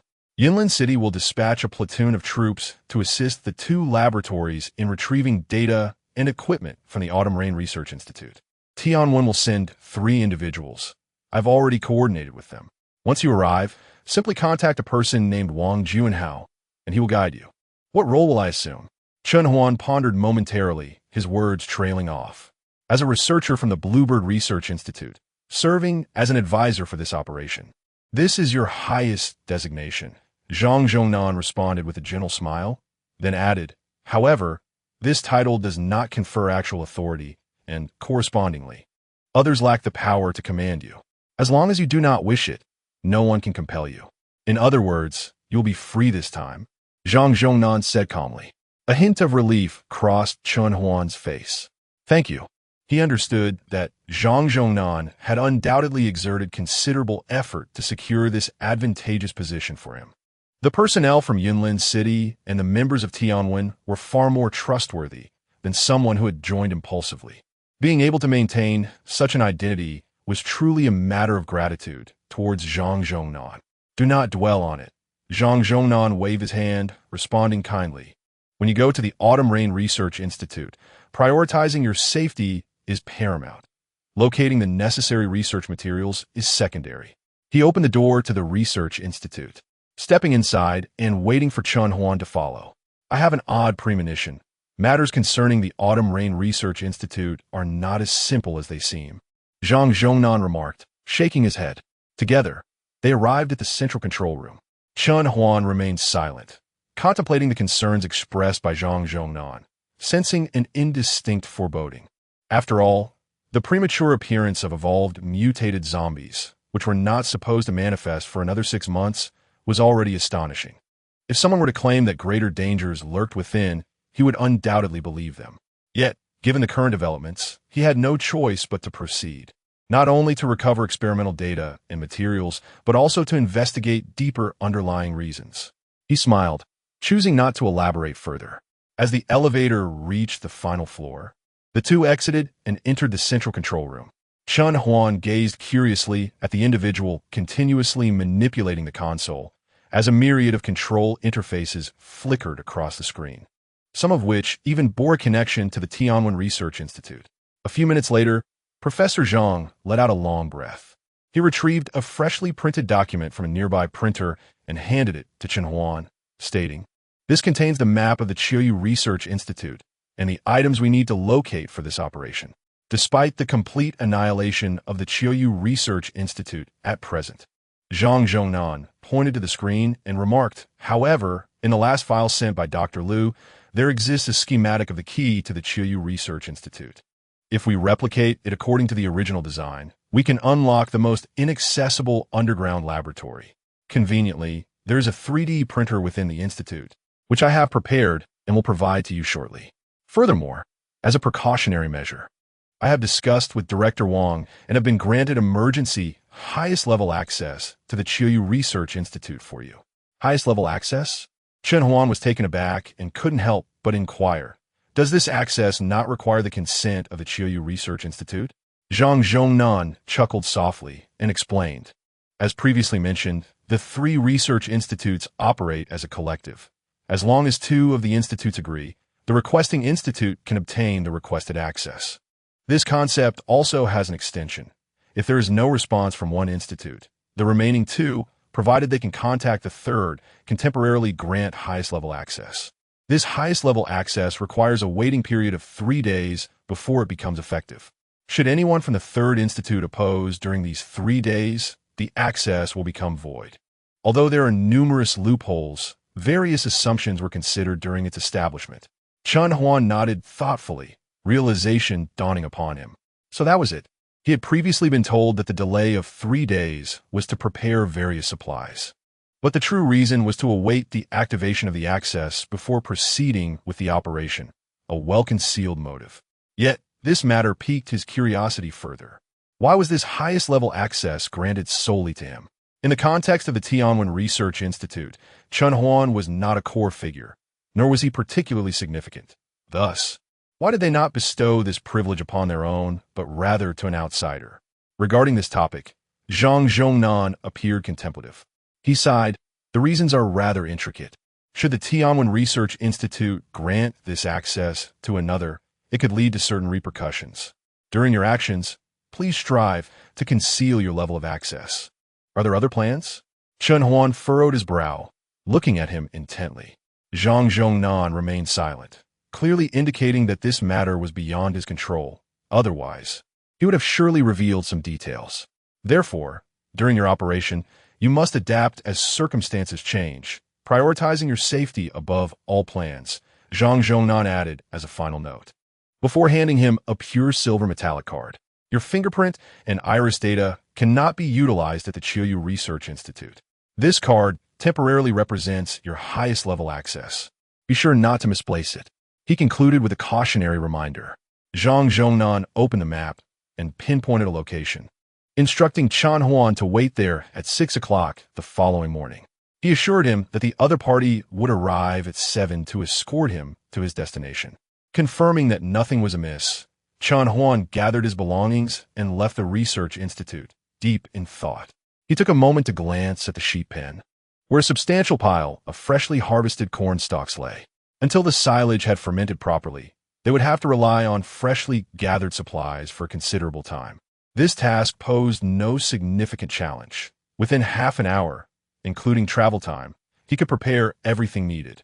The greater issue lay in the fact that the sheep roamed freely, indiscriminately relieving themselves around the area dominated by the lead sheep, creating an unbearable stench. Chapter 261. Zhou Zhixin. Although Zhou Yuqing and her team had tidied up the area, the lingering odor remained rather unpleasant. Departing from that location, Chen Huan proceeded to meet Zhao Lin and Zhang Long, engaging in discussions regarding the progress of the watchtowers and shelters for which they were responsible. He urged them to methodically continue their work. Subsequently, he instructed Li Mu to collaborate with Professor Cheng in laying the foundation for the greenhouse over the next few days. From the outset, the construction of this greenhouse had consumed a considerable amount of time, hindered intermittently by various obstacles. As of now, much work remained unfinished. With the distribution of personnel now clearly defined, Li Mu, as the designated individual, could concentrate solely on excavating the foundation, leading to a noticeable enhancement in efficiency. As for the others, Chen Huan refrained from extensive conversation. Shun Jingxi needed time to compile the inventory list, while the doctor trained by Zhang Lingyun would require several months, if not years. Patience was imperative. At this moment, it was time for Chen Huan to prepare. Provisions were readily available, including pre-packaged biscuits and bottled water. He only needed to bring a lightweight sleeping bag, which was convenient to carry. There were no special preparations necessary. Regarding firearms, Chun Huan decided against bringing a long gun. Instead, he opted for a 92 pistol accompanied by 2 fully loaded magazines. For him, the efficacy of a pistol versus a long gun in close encounters with zombies was comparable, and the pistol's convenience outweighed the potential complications of a longer weapon. Currently, zombies had not significantly diminished in their susceptibility to pistol bullets, and the pistol's ease of concealment made it a viable option for safeguarding against potential threats from allies as well. It was crucial for him to keep his identity as an advisor discreet, especially given the unpredictable nature of the individuals he might encounter. He deemed it essential to bring along a tang knife and a dagger, as well as some familiar tools that could prove invaluable in critical situations. These were small items that occupied minimal space. After pondering for some time in the empty room, Chun Huan resolved to head downstairs. Moments later, the sounds of welding and cutting emanated from a storage room on the left. As dawn broke, a mist enveloped the surroundings, filling the air with a pristine fragrance. Despite the cities being overrun by filthy zombies, the wilderness was still dominated by lush green flora. Although many trees had begun shedding their leaves, the refreshing essence remained palpable. A silently gliding off-road vehicle traversed the road towards the southern region of Langzhou City, exuding an air of tranquility, as if there were no occupants within. Soon, the vehicle came to a halt in a secluded valley surrounded by trees. Chun Huan exited the vehicle, secured the door, and walked to the rear, retrieving a bulging backpack and a sleeping bag attached to it. With a decisive click, he closed the trunk and, grasping the backpack in one hand and the tang knife in the other, he prepared for the journey ahead. He walked towards a distant open space, and, as he approached, he surveyed his surroundings, finally settling beneath a solitary tree where he found a dry patch to sit. He then took out a map, reflecting on the intelligence he had memorized from several reviews the previous day. He began to consult the map, contemplating the next course of action. Time swiftly passed. The sun gradually rose from the eastern horizon. In September, its rays at 6 or 7 in the morning were gentle and not glaring upon the earth. In the distance, a small black that was slowly advancing from the north to the south. As time progressed, the small black dot transformed into a larger one, eventually revealing its true form. It was a helicopter similar to one he had seen in the old town of Langzhou, which came to a halt and hovered above the open ground. Chun Huan concealed himself in the shadows of the tree, silently observing the helicopter's descent. Shortly thereafter, a man in military attire emerged from within. After surveying the area and finding it devoid of any presence, he expressed his curiosity aloud, wondering where everyone was. Just as he began to question whether he had arrived late, a voice unexpectedly broke the silence behind him, causing him to flinch. He turned to find a tall, handsome man before him, clad in high-quality mountaineering gear, with a rather bulky backpack slung over his shoulder. The man couldn't help but ponder how much food this individual had brought along and whether he was truly fit for the task at hand.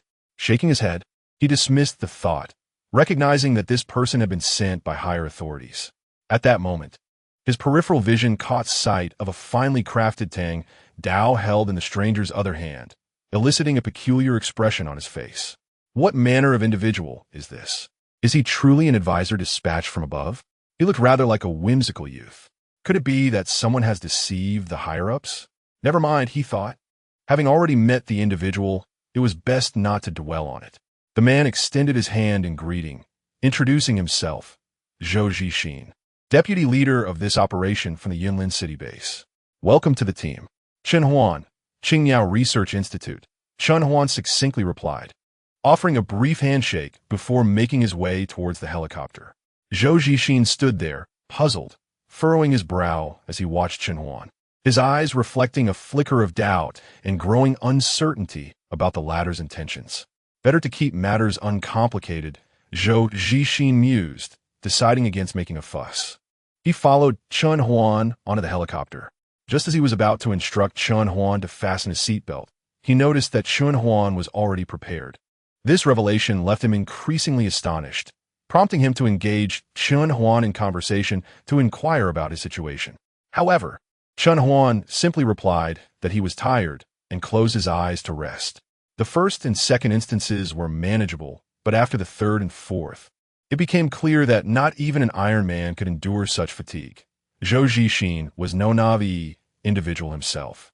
With a smile, he replied briefly and began to rest. As the helicopter roared to life, Chen Huan squinted slightly, casting a sidelong glance at Zhou Zixin, and took a deep breath. Indeed, his eyes had not deceived him. This Zhou Zixin was unmistakably the individual he had encountered in his previous life. Back then, he had also established a camp at the Jinyintai hydropower station, only for that camp to ultimately be betrayed. He had covertly investigated the matter and had seen several men in military uniforms near the betrayer. And the Zhou Zixin before him was the one who stood furthest from them. The moment he laid eyes on him, a surge of fury welled up within him. This was precisely why he had been so cold from the outset. It was not that he wished to remain silent, but rather a fear that if he gazed at this person for too long, he might be unable to restrain himself from drawing his Tang sword and dismembering him. A necessary act to assuage his grievance over the loss of his base and the betrayal he had endured. Chapter 262. The peculiar Captain Chen Huan inhaled deeply, momentarily suppressing the anger that brewed within. This man deserved to die. Although in this lifetime he had not yet committed such an act, it did not hinder Chen Huan's principles. To repay kindness with kindness was noble, but to repay malice with the same means was the only way to instill fear in those who sought to harm him. Should the opportunity arise during this mission, he would undoubtedly seize it. For now, however, he needed to maintain his facade and reduce the other's wariness. The finest hunters often exist in the guise of their prey. Chen Huan slowly closed his eyes, mentally dismantling his previous plan to construct a new one, meticulously refining it through multiple simulations to ensure absolute success. Inside the helicopter, only the incessant noise remained as it sped toward an undisclosed location to the east. It swiftly traversed the outskirts of Langzhou City and flew for over half an hour before arriving at a relatively open area. Upon spotting a designated mark, the pilot skillfully brought the helicopter to a steady halt, landing 30 meters away from 3 vehicles. "Here we are," Zhou Zixin's voice rang out. Chen Huan's gaze fell upon an expanse of open land as he fell silent, following Zhou Zixin's lead. He disembarked from the helicopter, bidding farewell to the pilot, and proceeded toward the trio of vehicles. At this moment, 2 of the vehicles were 7-seat military trucks, while the third was a matte black off-road vehicle. 2 armed soldiers stood guard beside each of the first 2 vehicles, merely casting a cursory glance at Chen Huan as he approached before resuming their vigilance of the surroundings. By the front of the vehicles stood a man with a grave expression, holding a cigarette that was nearly burnt down to his fingers. He regarded Chen Huan with a penetrating gaze, offering neither words nor greetings. Instead, he turned away, discarding the cigarette, but with a decisive stomp and casually opening the passenger door of the first vehicle before climbing inside. Even Zhou Zixin, who had just passed by, received no more than a nod from the man, and then he entered the second military truck. With a furrowed brow, Chen Huan observed this scene, his mind rife with questions. Beside the third vehicle stood a middle-aged man with an exceptionally shiny bald head. At first glance, Chen Huan recognized the man. "Hello, you must be Chen Huan," the balding middle-aged man greeted warmly. "Director Wang has already spoken of you. Come, take a seat in our vehicle. There's enough space for all 4 of us." With an inviting gesture, he opened the door for Chen Huan, ushering him into the rear compartment. Once seated, he noticed a delicate girl beside him, her fair skin glowing with youth, curiously examining him. Chen Huan stole another glance at her. This young lady possessed her own charm, distinct from Shun Jingzi and Zhang Lingyun. Although she was undeniably adorable, Chen Huan chose to focus his attention elsewhere, surveying the interior of the vehicle. The once spacious cabin was now cluttered with an assortment of peculiar objects. To his surprise, he spotted an oversized electronic keyboard bag tucked behind one of the cushions. A frown creased his brow as he cast a questioning glance at the girl beside him. Could all these items possibly belong to her? Just then, the 2 military vehicles in front began to move, and the third SUV, which Chen Huan occupied, jolted into action. The sudden thrust of acceleration caught him off guard, prompting him to look up. The 2 vehicles ahead were speeding at an alarming rate, compelling their own to keep pace, lest they risk being left behind. Captain Wang was known for his decisive and brisk approach to matters. As he absorbed the scene, Chun Huan felt a gentle breeze brush past him. He turned to find the girl in the back seat had edged closer, a few centimeters separating them. As she spoke softly, "Captain Wang?" Confusion flickered across Chun Huan's face as he recalled the man he had seen at the front of the convoy. A cough erupted from the driver's seat, drawing attention. "You must have seen him," the girl continued, her bright eyes filled with curiosity, before adopting a fearful expression. "He's the particularly intimidating man." Guessing, a gentle reprimand came from the front passenger seat.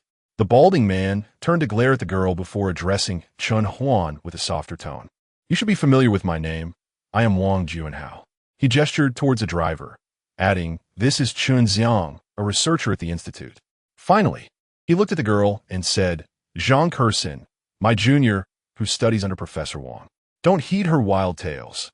Her little mouth has a knack for twisting the truth." Zhang Kersin pouted playfully, sticking her tongue out at Wang Juanhao, then crossed her arms in mock indignation. Gazing out the window, "Ah," Wang Juanhao sighed, shaking his head in resignation. Turning back to Chen Huan, he explained, "Your escort is Zhou Jixin, a squad leader and our deputy commander for this small team. As for the man you encountered," he paused briefly, "he is our team leader, a figure surrounded by controversy." "What controversy?" Chun Huan's curiosity piqued, though he restrained himself from asking aloud. "What controversy?"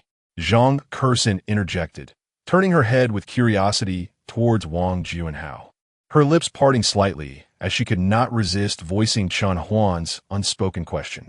Wang Juanhao hesitated for a moment, contemplating before he spoke. He had previously executed several civilians during a mission aimed at rescuing the innocent. "Ah, is he the one rumored to have killed 6 rapists?" Zhang Kersin's mind sparked with recognition as she recalled where she had heard such a tale. "Surely, this is insignificant?" Chen Huan queried, perplexed. Regardless, the consensus deemed his actions justifiable. After all, in tumultuous times, harsh measures are often employed. Yet, inexplicably, he had been shunned ever since that incident. Wang Juanhao shook his head, elucidating. Had this operation not posed a certain peril, he would not have been reinstated. Chun Huan remained silent, refraining from further inquiries. After all, this was a matter of personal concern. His only obligation was to fulfill the mission at hand. "Chen Huan, what is your Qingyao Research Institute like?" Suddenly, Zhang Kersin shifted closer, reducing the distance between them to merely a fist's width. As Chun Huan inhaled the fragrance emanating from her, he was about to respond when, with a sudden jolt, the vehicle swerved. Chun Huan instinctively leaned to one side, although he managed to grasp the car door to prevent himself from colliding with it. Zhang Kersin was less fortunate. Her slender arms could not reach for the opposite door in time, and she lost her balance, tumbling onto Chun Huan. In an instant, her fair complexion flushed a deep crimson. "Oh dear, I apologize." Once the off-road vehicle steadied, Zhang Kersin blushed furiously as she extricated herself from Chun Huan, hastily offering her apologies while averting her gaze. Chapter 263. A peculiar conflict, it's nothing, Chun Huan replied, shaking his head. He discreetly lifted his gaze ahead, noting that they were traveling along a national highway, unobstructed by any barriers. After a moment, he subtly averted his eyes, casting a casual glance into the rearview mirror. Reflected within was a pair of eyes, tinged with a hint of annoyance. It appeared that Chun Xiang was somewhat vexed with himself. What could this mean? Subconsciously, he glanced at Zhang Kersin, who was fanning herself with her tiny hand. Coupled with her charming visage and petite form, she was undeniably captivating. A wry smile crept onto Chun Huan's lips. He feared he might have been underestimated. He shook his head, choosing not to dwell on the matter. "Kersin." Wang Juanhao turned to Zhang Kersin, noticing her carelessness and seemingly wanting to offer a word of caution. "Oh dear." Zhang Kersin had already anticipated this. She covered her ears with her delicate hands and shook her head vigorously, mumbling continuously, "Old Wang, old Wang." Upon hearing her repetitive utterance of "old Wang," Wang Juanhao's expression turned slightly awkward. Observing Chun Huan's impending misunderstanding, he hastily clarified, "It's merely an exaggerated expression. I just turned 30. So there is no correlation with being an old man." A question mark slowly formed in Chun Huan's mind. He scrutinized his companion. who bore the demeanor of a middle-aged, balding man, clearly in his 40s and seemingly preoccupied with work. The designation of old man did not seem exaggerated at all. Yet, here he was, claiming to be only 30. The sensation was akin to stepping out of one's home only to be informed of winning a $10 million lottery. Even a piece of good news could leave one in self-doubt, a sentiment only Chen Huan could comprehend. Alas, I'm truly only 30. Wang Juanhao observed Chen Huan's expression, knowing that his companion was undoubtedly skeptical. With a resigned shake of his head, he turned his gaze forward, snapping back to reality. Chen Huan parted his lips, glancing at the taciturn Wang Juanhao, his expression peculiar as he pondered how to console him. A light giggle broke the silence. Zhang Curson, noticing Wang Juanhao's demeanor, burst into laughter. "Senior, you needn't frighten others." Chen Huan paused momentarily, instinctively looking towards the passenger seat. "Haha," Wang Juanhao chuckled a couple of times, reaching up to pat his balding crown casually. "Don't mind it. I've been thinning for 15 years, so I'm quite accustomed to it." 15 years? Chen Huan mused, realizing that this meant he began losing his hair at the tender age of 15. A flicker of doubt crossed his mind, prompting him to instinctively distance himself from Wang Juanhao. However, the confined space of the vehicle thwarted his efforts, resulting in a gentle collision with the door frame. Squeak. The car emitted a sudden screech of brakes. Chen Huan leaned forward slightly, but quickly steadied himself. "We arrived." Chen Zhang, at the wheel, announced with a muffled tone. Chen Huan lifted his gaze to discover that the two military vehicles ahead had also come to a halt, revealing a faint outline of a row of low-rise buildings just ahead. "Have we reached the Qiuyu Research Institute?" Chen Huan mused, following the others as he exited the vehicle, carrying his belongings. As the two vehicles ahead came to a halt, several figures swiftly emerged, each clad in military attire, forming two rows of 6, sequentially calling out from left to right. The leader of this contingent, Wang Hongguang, stood at the forefront, his countenance stern as he scrutinized each soldier's call. Once the formation was swiftly completed, a hint of relief washed over his expression. He nodded and announced, "Adjust your uniforms and inspect your weapons. You have 10 minutes." After delivering his command, he cast a glance at the 4 personnel from the Research Institute standing nearby before turning away to smoke, disregarding them. "Let us prepare," Zhou Zhixin interjected, approaching with a smile. "After 10 minutes, we shall proceed to explore the Qiuyu Research Institute. We have already deliberated on the intelligence gathered here several times. As long as we adhere to the plan, we shall accomplish our mission with ease." He inadvertently cast a glance at Zhang Curson, then bypassed Chen Huan. "Do not take it to heart. That's just Captain Wang's demeanor," Zhou Zhixin whispered to Wang Juanhao and Chen Xiang, reassuring them. "Though that incident impacted him greatly, rest assured, he will not let his previous emotions interfere." Upon hearing this, 3 of the 5 present furrowed their brows, while only Chen Xiang chuckled, intrigued by their plans. Wang Juanhao absent-mindedly rubbed his bald head, his gaze drifting elsewhere, as he turned to assist Zhang Curson in organizing their supplies. Meanwhile, Chen Huan remained stationary, unperturbed. Zhou Zhixin shot a concerned glance at Chen Huan before leading Chen Xiang aside for a conversation. Approximately 5 minutes later, Wang Juanhao, with his bald head gleaming and a backpack slung over his shoulder, approached alongside Chen Curson. They engaged in a low conversation when suddenly a commotion arose in the vicinity. Chen Huan lifted his head and immediately spotted a figure approaching. Wang Hongguang, discarding his cigarette but strode purposefully in military boots towards them. To the astonishment of the onlookers, he halted before Chen Huan, his deep-set eyes scrutinizing him intently. After a moment of palpable tension, he finally spoke. "I do not understand how you have acquired this team's autonomy. I shall not interfere, but remember this. Whatever actions you take, I will not be accountable for your recklessness."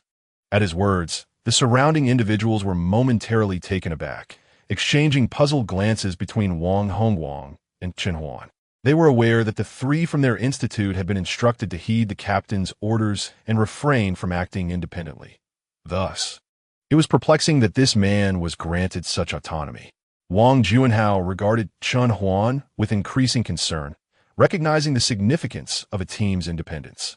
Moreover, the fact that Wang had not informed him of this matter prior to their departure indicated that he deemed Chen Huan's autonomy as largely unproblematic, requiring no collaboration with him. Zhang Kerson's expression reflected curiosity, her adorable features now tinged with intrigue. As for Zhou Zixin on the other side, his expression reflected a certain astonishment and confusion. As the vice-captain of the team, he was surprised to discover that one among them possessed autonomy. The last remaining individual, Chen Xiang, glared darkly at Zhang Kerson, who was fixated on Chen Huan. He clenched his fists, relaxed them, and clenched them once more, ultimately remaining motionless, silently standing aside without uttering a word. You! Chen Huan gazed perplexedly at the man before him. He wished to inquire, yet the other turned away, denying him the opportunity to speak. The atmosphere in the vicinity descended into an unsettling silence, lingering until Zhou Zixin broke the tension with a smile, confirming the gear of his companions. Subsequently, he naturally positioned himself before Chen Huan, inquiring about his readiness.